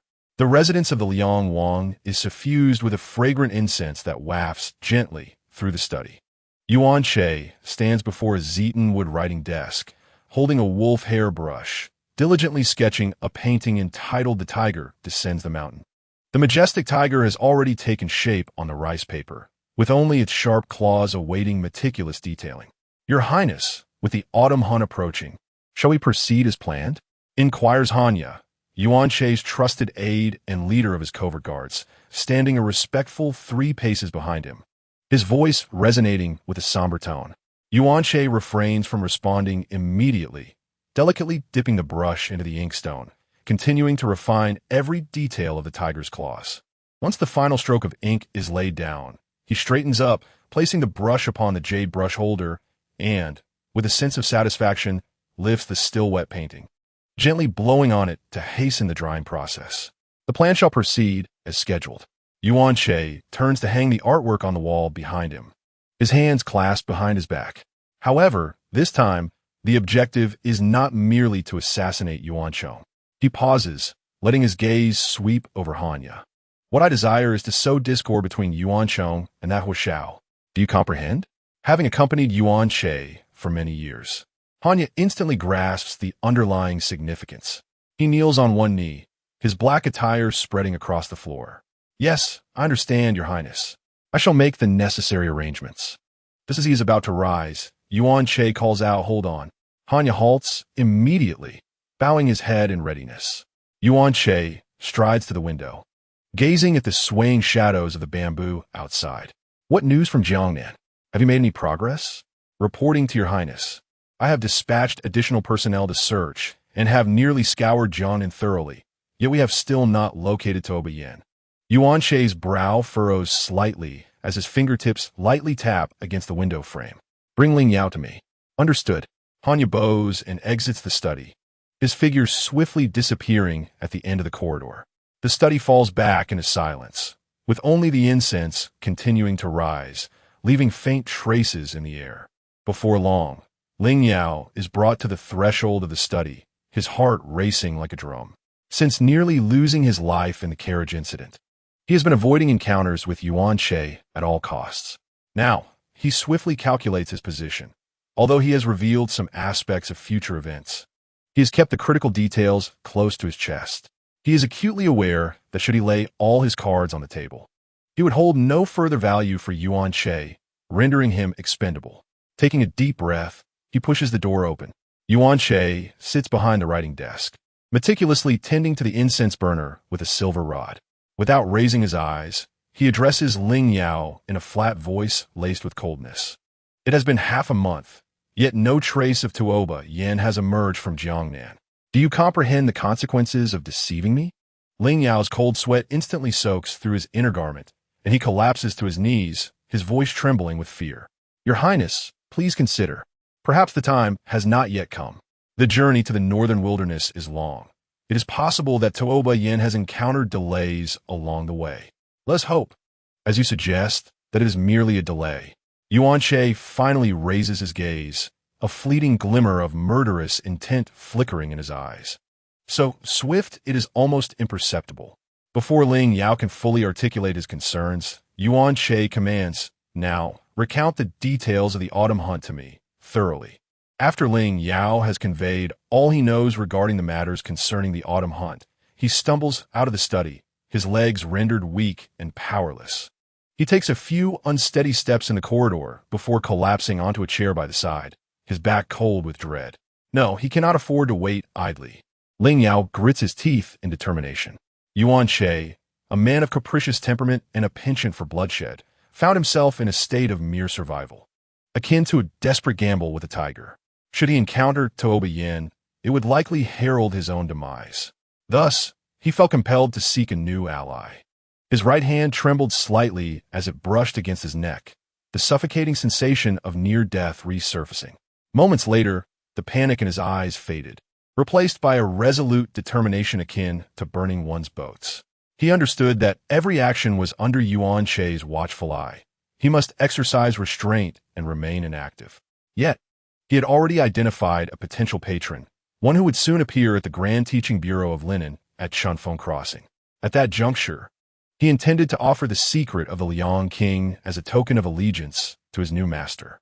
A cold, ruthless glint flickered in Ling Yao's gaze as he contemplated this.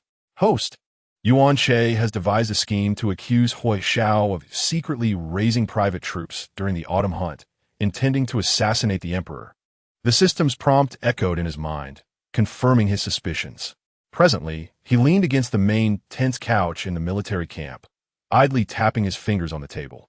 Beside him, Hui Xiao was engrossed in reviewing military documents. Noticing Ling Yao's change of position, he gently inquired, "Are you feeling bored? These trivial documents will be processed shortly." Hearing that they were not urgent matters, Ling Yao leaned forward, seizing the moment to ask, "Do your personal guards possess any form of identification?" "Indeed," Hui Xiao replied without pausing his writing. "All soldiers of the Hui family are equipped with specially crafted iron medallions adorned with black tassels. The method of crafting those tassels is a family heirloom, easily recognizable to outsiders. Thus, if one were to replicate the medallion, they could impersonate the whole army?" Hui Xiao's gaze sharpened. He was acutely aware of Ling Yao's sincerity and immediately set down his brush, his brow furrowing in concern. "This medallion has been in use since the establishment of the whole army, and indeed, there is a risk of forgery." He scrutinized Ling Yao. "Since you have brought this up, I presume you have a plan? The iron medallion cannot be altered at this moment. We should focus on the tassels instead." A cunning smile graced Ling Yao's lips, his phoenix-like eyes sparkling with an agile light. He beckoned Hui Xiao closer, whispering his strategy into his ear, the warmth of his breath brushing against Hui Xiao's earlobe. "That is an excellent approach. I shall instruct Yang Shu to discreetly handle it shortly. Are you not curious as to why I have suddenly tasked you with this?"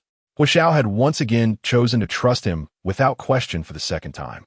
Ling Yao felt a stir of emotion and could not help but gaze into the depths of the man's eyes, now so close. The candlelight flickered within Hui Xiao's profound gaze, and Ling Yao sought to glean some insight from it. "No questions. I know your intentions are for my benefit, and that suffices. You truly have a talent for self-aggrandizement," Ling Yao replied, slightly uncomfortable as he averted his gaze, his long eyelashes fluttering gently. He stared at Hui Xiao for a prolonged moment, yet all he could see in those eyes was his own reflection. The typically stern gaze now softened to a degree that felt almost intoxicating. The proud and noble young Marquis Jiang, typically haughty, now revealed a semblance of shyness for the first time in his life. He swept his sleeve as if to rise, the fabric rustling softly, only to be yanked back into Hui Xiao's embrace, landing squarely on the firm lap of the man. "Ching-ching," a low voice whispered close to his ear, laced with a hint of raspiness. Jiang Wan Ning felt a sudden itch in her ears, causing her heart to tremble slightly. With a sharp glare of her phoenix eyes, she raised her hand to cover her left ear. "Why are you shouting? I am the future husband of Ching-ching. How could that be considered shouting?" Hui Xiao chuckled softly, his arm gently wrapping around her slender waist, his fingertips inadvertently brushing against the curve at her side. "That engagement is merely a jest from our elders." Though Jiang Wan Ning sat obediently in Hui Xiao's embrace, she continued to retort, her fingers unconsciously toying with the hem of his clothing. "Ching-ching has already accepted the token. How could it be a jest?" Hui Xiao gazed at her with tender eyes, reaching out to tuck a few stray strands of hair behind her ear. As his fingertips grazed her earlobe, he distinctly felt her shiver gently. The fragrance of soapberry emanating from her was simply delightful. Jiang Wan Ning intended to counter that she had never received any token, but suddenly recalled the half-jade pendant she had worn closely. The jade was warm and translucent, something she had carried since her earliest memories, always puzzled by its being only half. "Mother, you truly sent your son away with this." As she pondered, she retrieved the half pendant from her bosom, her voice laced with hesitation, Could this be the token you mentioned? Hua Xiao, seeing this, also produced his own half. The two halves fit together seamlessly, forming a perfect complete circle. He tightened his embrace around Jiang Wan Ning, resting his head against her shoulder, feeling as though his heart had finally found its home. Qing, from a young age, you have been destined to be my wife. Upon hearing these words, a familiar flutter surged within Jiang Wan Ning's chest. Feeling the warmth of his breath so near, she was certain that Hua Xiao was her beloved. A slight sting of emotion welled up in her nose. She wrapped her arms around his neck, burying her face in his shoulder, whispering softly, I have waited for so long. The yearning she had suppressed since leaving the first world now manifested as a slight dampness at the corners of her eyes. Though Hua Xiao lacked memories of the past, he instinctively patted her back, the warmth of his palm seeping through the thin fabric. With his other hand, he caressed the back of her head, his fingers weaving through her soft hair, gently comforting her. I am sorry to have kept you waiting. As the redness in Jiang Wan Ning's eyes gradually faded and her expression returned to normal, Hua Xiao called out towards the tent's entrance. Yang Shu, come in. What are your orders, General? Jiang Wan Ning looked up in surprise at the figure entering the tent, momentarily taken aback by the youthful face, clean-cut features, which starkly contrasted with the previously disheveled appearance. Her phoenix eyes widened, almost doubting her own vision. Finally decided to shave off that bothersome beard. Hua Xiao appeared unfazed, casting a casual glance at her before solemnly instructing, gather all the waste tokens of the Hua family army. This must be done discreetly and without a whisper of it leaking. Understood. Yang Shu replied respectfully, yet a flicker of confusion crossed his eyes. Stealing a glance at the general, he caught sight of Jiang Zaihui's still astonished expression, but ultimately suppressed his questions, clasping his fists in salute as he exited. As the tent flaps swayed gently, Jiang Wan Ning could no longer restrain her curiosity and pointed towards the door. Is that Yang Shu? Hua Xiao observed his demeanor with a hint of helplessness in his eyes. He was naturally endowed with such features, yet for reasons unknown to him, he had insisted on growing a full beard in recent years. As he spoke, he instinctively took Jiang Wan Ning's hands into his own, gently caressing the cool knuckles with his fingertips. Noticing that Hua Xiao was equally puzzled by the situation, Jiang Wan Ning chose not to inquire further and instead stated with conviction, in 10 days, the autumn hunt will commence. With the multitude of people and the potential for prying eyes, the Prince of Liang will undoubtedly make a move. We must remind His Majesty to exercise utmost caution. I comprehend, Hua Xiao replied, tightening his grip, enveloping both of Jiang Wan Ning's hands within his warm palms. I shall enter the palace tomorrow to meet with the emperor and discuss this matter. Meanwhile, Ling Yao had confined himself within his chamber, meticulously checking the door latch to ensure it was securely locked from the inside. He cautiously surveyed the surroundings, leaving no corner unexamined, not even behind the screen or within the curtains, until he was assured that no other presence lingered in the room. Only then did he stride swiftly toward his writing desk. He picked up a brush, hastily dipped it in ink, and, due to his restless mind, his handwriting appeared somewhat hasty and disordered. Nevertheless, he maintained his composure, filling an entire page of stationery with densely packed characters. Once the final character was inscribed, he set the brush down and carefully blew dry the ink, folding the letter with great care before solemnly placing it within the folds of his clothing. Close to his heart. 3 days. I need only wait 3 more days. Chapter 36. The reluctant marriage of the transmigrated recipient after their hearts had intertwined. The closeness between Jiang Wan Ning and Hua Xiao became increasingly apparent, even to Jiang's father and mother, who sensed a shift in the atmosphere between the two. One day, as Jiang Wan Ning prepared to leave the house, he discovered his parents seated in the main hall. Jiang Qingyan was silently savoring his tea, his expression tranquil, while Wang Xiyin frequently glanced around, her eyes lighting up upon seeing her son's figure, immediately waving him over with a smile. Wang Xiyin took his hand, pulling him down to sit beside her, her eyes sparkling with anticipation. My dear, have you and Xiao Er come to an understanding? Her voice was lowered, as if she were inquiring about a momentous secret. Jiang Wan Ning's lips curved into a slight smile as he replied candidly, Indeed, we have. Oh, how splendid. Wang Xiyin clapped her hands in delight, her eyes brimming with uncontainable joy. At this, Jiang Yin let out a heavy snort, his beard bristling with irritation. He had long suspected that his son was untrustworthy. The two of them had previously vowed to stand united against any deception from the whole family. Yet, mere days later, Jiang Wan Ning was utterly captivated by Huo Xiao, running about as if bewitched, resembling his mother in her youthful exuberance. "What are you snorting about?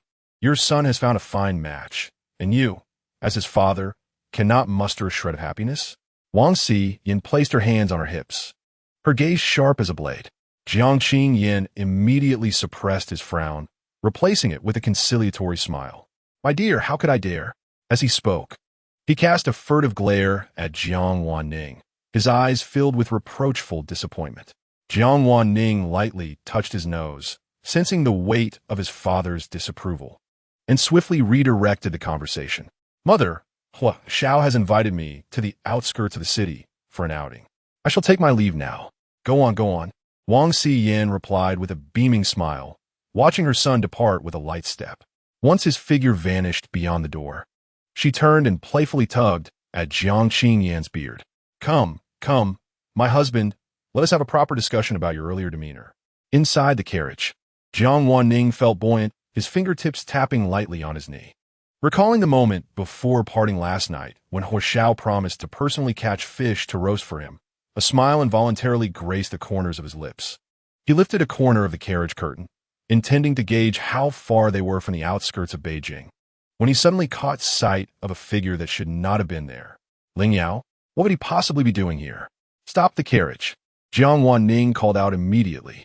Once the carriage came to a halt, he hastily disembarked and instructed the coachman.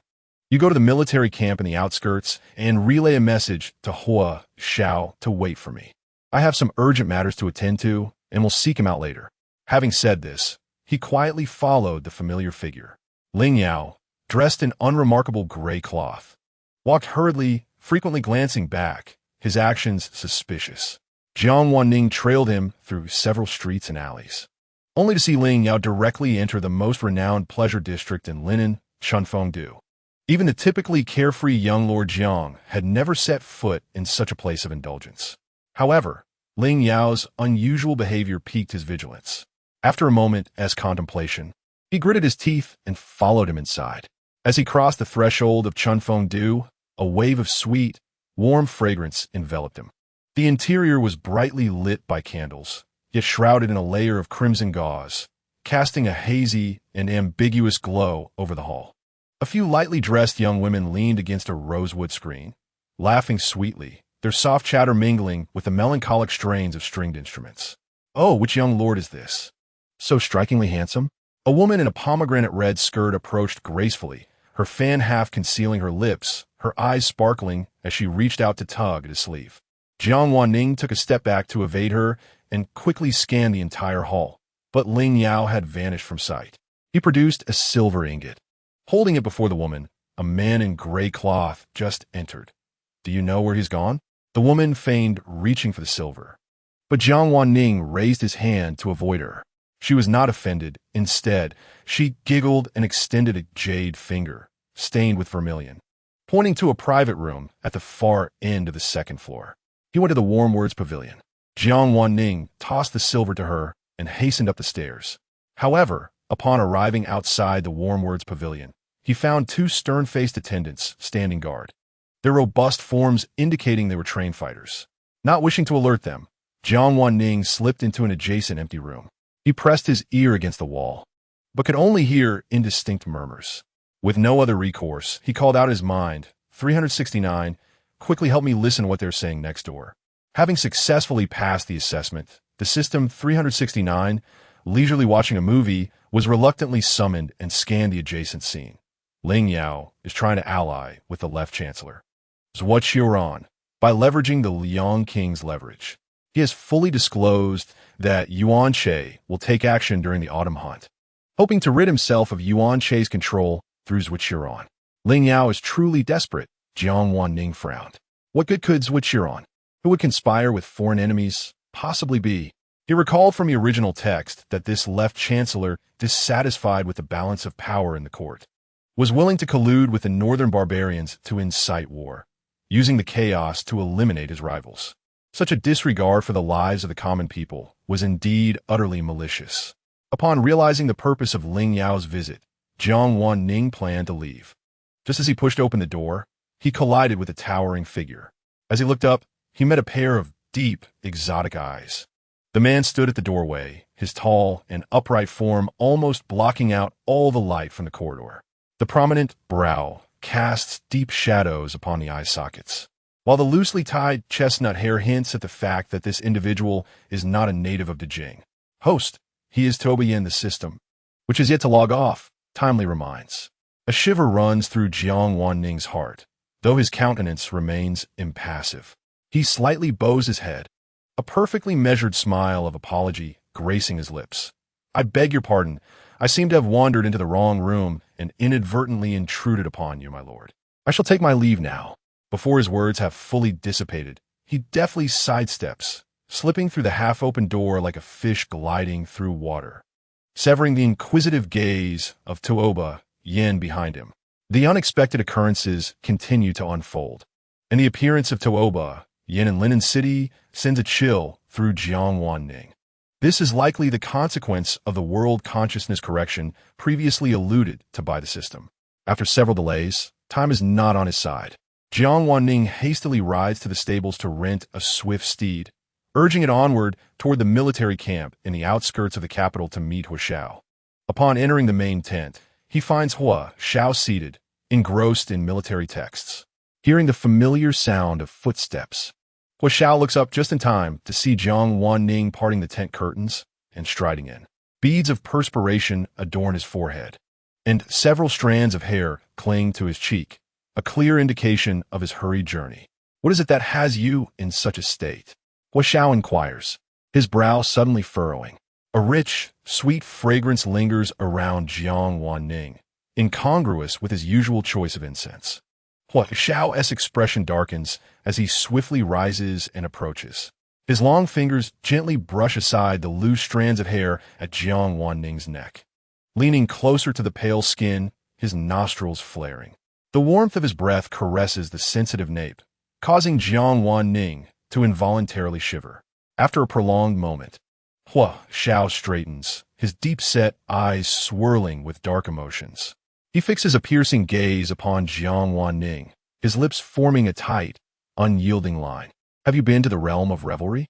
His low voice is laden with suppressed jealousy, every word seeming to be forced through clenched teeth. Do not be so quick to assume the worst. Jiang Wan Ning gently urges him to sit upon the wooden chair, his fingers inadvertently brushing against the intricate brocade patterns on his shoulder. He lifts the teapot, pouring tea into a cup, causing ripples to dance upon the surface before finally meeting Hua Xiao's gaze. I accompanied Ling Yao to the Spring Breeze Ferry. Noticing the slight easing of Hua Xiao's furrowed brow, he pushes the teacup toward him and lowers his voice. Can you guess whom he went to meet? Whom did he meet? Hua Xiao replies, accepting the teacup, his fingers delicately tracing the rim. Zhuqiuran. Jiang Wan Ning suddenly leans in, lightly patting his knee. The flickering candlelight dances in Jiang Wan Ning's eyes, resembling two clusters of stars. He's gone with the leverage against the Liang King, hoping to extricate himself from Liang Wang's grasp through Zhuqiuran. His tone shifts, a mocking curve forming at the corners of his lips. I believe he is courting death. After 2 decades of navigating the treacherous waters of bureaucracy, Zhuqiuran would hardly be so gullible as to trust a traitor. Hua Xiao gazes down at the floating tea leaves in his cup. It is not surprising that Ling Yao would choose betrayal. Unlike Yuan Che, who holds a grudge with unyielding vengeance, Ling Yao's public humiliation at the poetry meeting had merely left him lucky to see another day. However, the emperor discovered yesterday. Hua Xiao suddenly interjects, his fingers tapping lightly on the table. That's what Zhuqiuran has had intermittent correspondence with the northern wilderness over the years, particularly frequent in the past fortnight. Intelligence intercepted yesterday indicates that the northern wilderness has tasked him with finding someone in Dejing. Jiang Wan Ning's eyes suddenly brighten, and he leans in closer. A warm breath brushed past Hua Xiao's ear, carrying a faint scent of amber. This is it. Excitement tinged his voice as he realized that the person he was searching for in the northern wilderness was none other than the third prince, Tuoba Yin. Tuoba Yin? Hua Xiao paused, his fingers momentarily stilled. After the sudden demise of the old northern king, the second prince, Tuoba Yuhan, had usurped the throne by murdering his brother. While the third prince, Tuoba Yin, had gone missing amidst the chaos, unexpectedly fleeing to Dejing. There is an even more fortuitous twist. Jiang Wan Ning seized his wrist, a mischievous glint in her eyes. I encountered him at Spring Wine Ferry today. Was he injured? Hua Xiao turned his hand to grasp her wrist, his other hand already resting on her shoulder, his gaze sweeping over her form with fierce intensity. Jiang Wan Ning felt her skin heat under his touch, hastily pressing down on his restless hand. The point is that he is hiding at Spring Wind Ferry. Before she could finish, her ears flushed crimson. Unable to resist, pinching his palm lightly. You only concern yourself with trivial matters. Hua Xiao was momentarily taken aback, his gaze drifting to her flushed ear tips. Before he finally chuckled. Understood. He gathered her cool fingertips tightly within his grasp. I will send Ing to investigate. His smile faded, replaced by a solemn expression as dark as ink. The northern wilderness has been unusually active lately. Tuoba Yuhan has repeatedly violated the borders since his ascension, and war may soon be upon us. Jiang Wan Ning's expression turned serious, a glint of cold light flashing in her eyes. There are traitors like Zhuqiu ran within the court, conspiring from within. Her fingertip lightly traced Hua Zhao's palm, leaving behind an invisible threat that must be eradicated at the earliest opportunity. His Majesty has entrusted me with overseeing the elimination of the left chancellor. Hua Xiao lightly tapped the table, a cloud of heaviness lingering in his brow. Although the evidence is substantial, Zhuqiu Ran has held his position for more than a decade, with connections spread throughout the court. If we act now, it may set off a chain reaction. He glanced out at the thick night, and moreover, the northern wilderness is watching closely. His Majesty is currently faced with a difficult decision. A flash of sharp insight crossed Jiang Wan Ning's gaze as she leaned forward, her questions coming forth in rapid succession. How well do you know Tuoba Yin? Having interacted with the northern wilderness for many years? What is his character like? Can he be trusted? Hua Xiao keenly sensed the underlying implications of her inquiries, his fingertip unconsciously tracing the minuscule cracks on the teacup, pondering for a moment before replying. Despite his northern origins, Tuoba Yin has always advocated for trade and peaceful coexistence with Dejing. Unlike Tuoba Yuhan, who is obsessed with militarism, he is more concerned with the survival and livelihood of the common people amid the ravages of war. Pure benevolence alone cannot secure a throne. Jiang Wan Ning lightly tapped the table, striking at the heart of the matter. Kindness does not equate to weakness. A glimmer of barely perceptible admiration flickered in Hua Zhao's eyes. He had commanded a significant portion of the northern wilderness's military for many years, maintaining strict discipline. Last year, during the suppression of a rebellion in the west, he executed 3 generals who fled in the heat of battle overnight. He took a sip from his teacup. Without such a ruthless approach, he would have been reduced to mere bones. In that case, Jiang Wan Ning clapped her hands in delight, tugging at Hua Zhao's sleeve. Come with me to Spring Wind Ferry tonight to meet this third prince. You wish to ally with him to assist in his claim to the throne, igniting internal strife within the northern wilderness? Hua Xiao saw through her intentions with a single glance, his voice low. Precisely. Jiang Wan Ning raised her teacup to take a sip, the steam swirling around her. Her phoenix eyes narrowed slightly, glowing with profound insight. Once internal strife begins in the northern wilderness, they shall have no time to look eastward, and we can seize the opportunity to eliminate the Liang Wang and the left chancellor's faction. That is one aspect. He set down the teacup, his fingertips tracing a clear watermark upon the table. Moreover, should we assist him in his endeavors, an agreement would be forged, binding him to promise that during his reign, the northern barbarian cavalry would never tread southward. Though the plan is clever, it may not necessarily sway Tuoba Yin. Hua Xiao slightly furrowed his brows. Suddenly, Jiang Wan Ning leaned closer, her warm breath grazing Hua Zhao's ear. With a playful glimmer in her eyes, she lightly tapped his chest, assuring him with a mischievous smile, "Rest assured, General, I have my ways to ensure he nods in agreement tonight." Hua Xiao gently embraced her hand, pulling her into his arms. Within the main tent, the flickering candlelight cast a warm glow on their entwined figures. He lowered his head, inhaling the faint fragrance of her hair, and, recalling their original plan, his voice carried a hint of genuine regret. The discussions have delayed us for quite some time, and tonight we shall not reach the outskirts of the city for the spring breeze crossing. Unconsciously, his fingers entwined with a strand of her dark hair.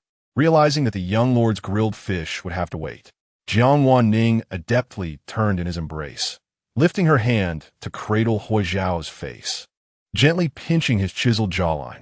Her melodious voice, laced with laughter, declared, "Business takes precedence. There will be ample opportunities to savor your grilled fish in the future." Her eyes sparkled as she playfully elongated her words, teasing, "By then, you may find me utterly tired of it." Tired? Hua Xiao raised an eyebrow, feigning distress as he tightened his embrace, yet carefully controlling his strength. "You must diligently hone your culinary skills to ensure that you will never tire of me or my grilled fish." "Enough of your jesting." Jiang Wan Ning playfully pushed him, her eyes shimmering with uncontainable joy. As she spoke, her voice unconsciously tinged with yearning, she added, "Once these matters are resolved, I shall embark on a grand journey. Since returning to the capital, I have only wandered within Linen, having yet to witness the misty rain of Jiangnan or the solitary smoke of the frontier." Hua Xiao tightened his hold around her waist, gazing deeply into her bright eyes, his expression suddenly serious. "Once these affairs are settled, we should hasten our marriage." His fingertips gently caressed the palm of her hand, his tone low and tender. "Then we can explore this magnificent land together." "Understood," Jiang Wan Ning replied, her voice elongated, though a subtle blush crept to her ears. She feigned calmness, patting Hui Zhao's shoulder. "I shall certainly grant you your rightful status soon." After exchanging a smile, they proceeded to prepare for their important meeting with Tuo Bian that night. Outside, dusk deepened, yet both knew that this game was merely beginning. Chapter 37. The hand-torn marriage of the transmigrated receiver. The twilight spread, like ink across the horizon. The cool autumn breeze, carrying the sweet scent of cosmetics, mingled with rich wine, intoxicating the entire long street. The golden signboard of spring breeze crossing shimmered under the glow of numerous glass lanterns, while the crimson-painted doors swung open to the bustling sounds of laughter and music, creating a vibrant prelude to a splendid revelry. A lavish carriage came to a gentle halt at the cobbled street corner, its gilded, auspicious patterns glimmering softly in the light. The first to descend was a young man clad in dark garments. Hua Xiao stood tall and poised like a pine tree, his dark robe crafted from exquisite Yuzhou satin, adorned with subtle, auspicious cloud patterns that shimmered delicately with his movements. Tied around his waist was a deep azure leather belt, devoid of any jade ornaments, save for a singular, archaic black jade pendant adorned with dragon patterns. His gaze was tranquil, akin to a deep pool, standing amidst the clamor like a renowned sword sheathed, its brilliance concealed, yet emanating an undeniable gravitas. He slightly turned, lifting the car curtain embroidered with silver-threaded cloud patterns, extending his hand into the carriage. A slender, pale hand, marked by pronounced knuckles, gently rested upon it. Subsequently, a figure clad in vibrant crimson descended gracefully, the jade pendant at her waist softly clinking in harmonious resonance. Jiang Wan Ning's attire of crimson was not the common hue of red, but rather a rich vermilion interwoven with golden threads, shimmering beautifully under the lamplight. The hem and cuffs of her robe were intricately embroidered with silver vines, while the collar was adorned with delicate pearls, creating a fluidity in her movements reminiscent of rippling water. She wore no crown, her dark hair loosely gathered with a white jade hairpin, a few strands cascading down her temples, adding an air of nonchalance and charm. With a smile, she surveyed her surroundings, her gaze casually gliding over the brightly painted lanterns hanging in front of the building and the blooming autumn chrysanthemums at the steps, seemingly capable of penetrating the facade of opulence. This ensemble was a strategy agreed upon by him and Hua Xiao, intended solely to alleviate the suspicions of Tuo Bian. This evening, he was to embody the charismatic and unrestrained young lord of Dejing. Let us proceed. A languid smile graced Jiang Wan Ning's lips as she unfurled a purple bamboo fan, the ink-painted orchids dancing lightly in the breeze, with a translucent amber tassel hanging from it. As she walked with poise, an innate nobility radiated from her, not derived from the finery of her attire, but from a casual demeanor that regarded the myriad of extravagance as mere ordinary scenery. The two entered the spring breeze crossing, the copper embellishments on the threshold polished to a gleaming shine by the countless guests who had passed. Inside, the night revealed a realm of wonder. An octagonal dome draped with layers of crystal and glass lamps refracted the candlelight into a dazzling cascade of starlight, illuminating the hall as brightly as day. The air was thick with the rich aroma of wine and the sweet fragrance of fruits, intermingling with the subtle scent of sandalwood wafting from the women's garments, weaving an intoxicating tapestry. The dancers, adorned in light, gauzy skirts embellished with tiny silver bells, twirled gracefully upon the elevated platform laid with Persian carpets, their flowing sleeves creating an enchanting spectacle, their gazes laced with allure. Among the sumptuous seating, jade wine pots and glass cups adorned the tables, while elegantly clad guests exchanged toasts amidst laughter and lively chatter, as maidens flitted about like butterflies, bearing golden platters and jade vessels. The plaintive strains of the pipa mingled with the melodious voices of the singers, their delicate fingers caressing the strings, drawing forth resounding applause. Jiang Wan Ning's entrance was akin to a pearl cast into a jeweled pool, instantly capturing countless gazes. Yet, he remained oblivious, his gaze lazily sweeping past the astonishment and scrutiny, ultimately resting upon Hua Xiao beside him. Leaning slightly, his warm breath brushed against Hua Xiao's ear. "Do you see how this hall is filled with swallows and warblers?" Not a single glance from General Hua holds more weight than all of them. Hua Xiao's expression remained unchanged, though a softness graced his eyes as he replied in a low tone, "Do not jest."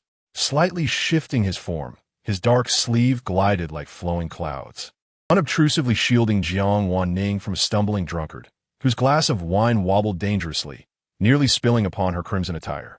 He stood like a silent shadow beside the dazzling figure of Crimson, his own demeanor as solid as a mountain, compelling those who had gazed at Jiang Wan Ning and sought to pry into his presence to instinctively recoil their curiosity.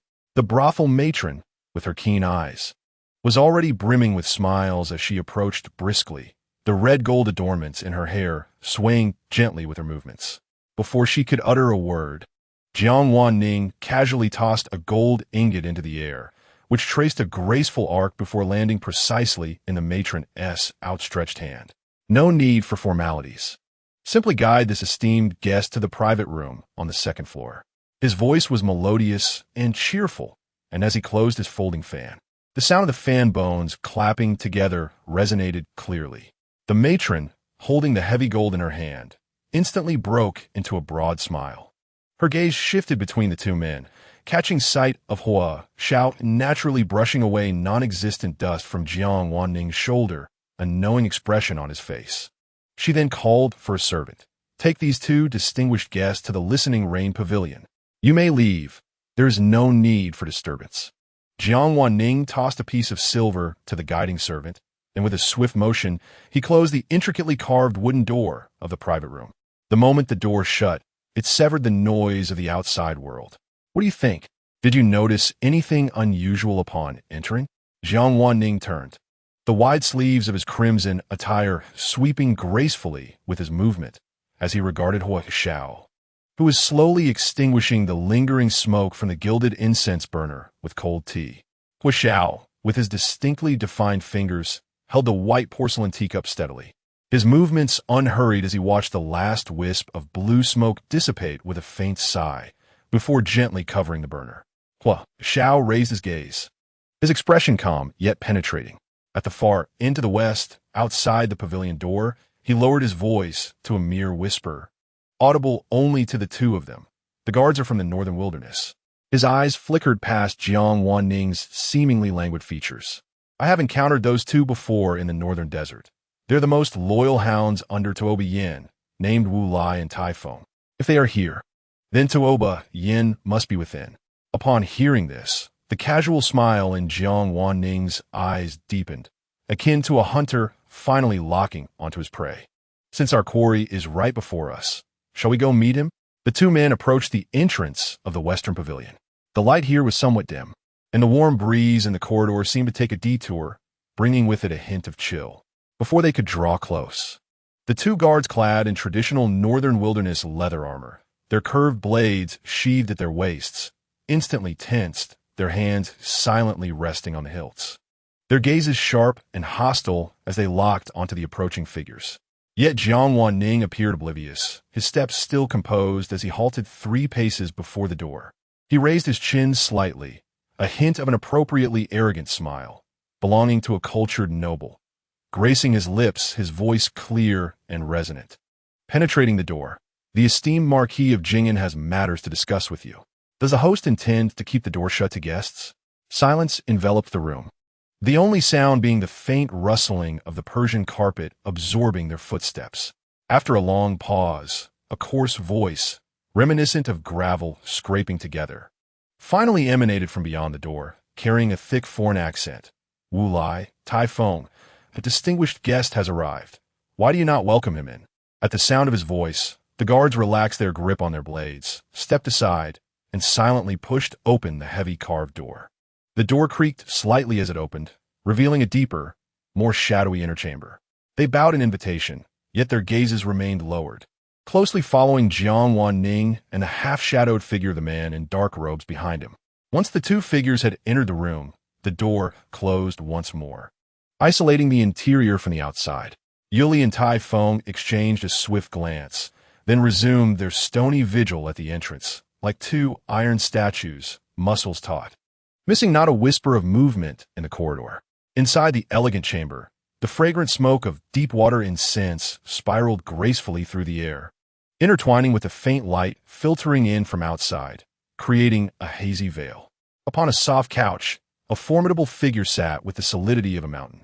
Although clad in the broad, ornate robes of the great Jing dynasty, he could not conceal the fierce, indomitable spirit that surged beneath the fabric, a hallmark of the northern wilderness. He sat upright, back straight, a posture forged by years of military service. Beside him, on a small table, stood an unsealed jar of northern wilderness liquor, its potent, acrid aroma clashing with the incense, yet curiously blending into a palpable atmosphere of danger.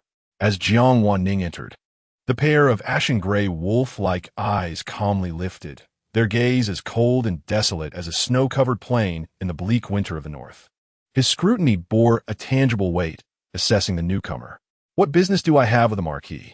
he inquired, his voice deep and gravelly, tinged with the unique rolled R's of the northern wilderness, each word dripping with an air of aloof indifference. Yet Jiang Wan Ning seemed undeterred, gracefully settling into the pear blossom wood chair opposite him. His wide sleeves brushed across the table as he confidently seized the wine jar, pouring himself a generous glass of amber-hued spirits. "It is, of course, a matter beneficial to you," he replied, a subtle smile dancing on his lips before tilting his head, signaling to the figure behind him, who had remained with head bowed since entering. "This Marquis has also brought along an old acquaintance of yours. Perhaps it would be prudent to exchange greetings?" Only then did Tuoba Yin truly direct his attention to the person behind Jiang Wan Ning. The moment he recognized the face of Hua Xiao as it was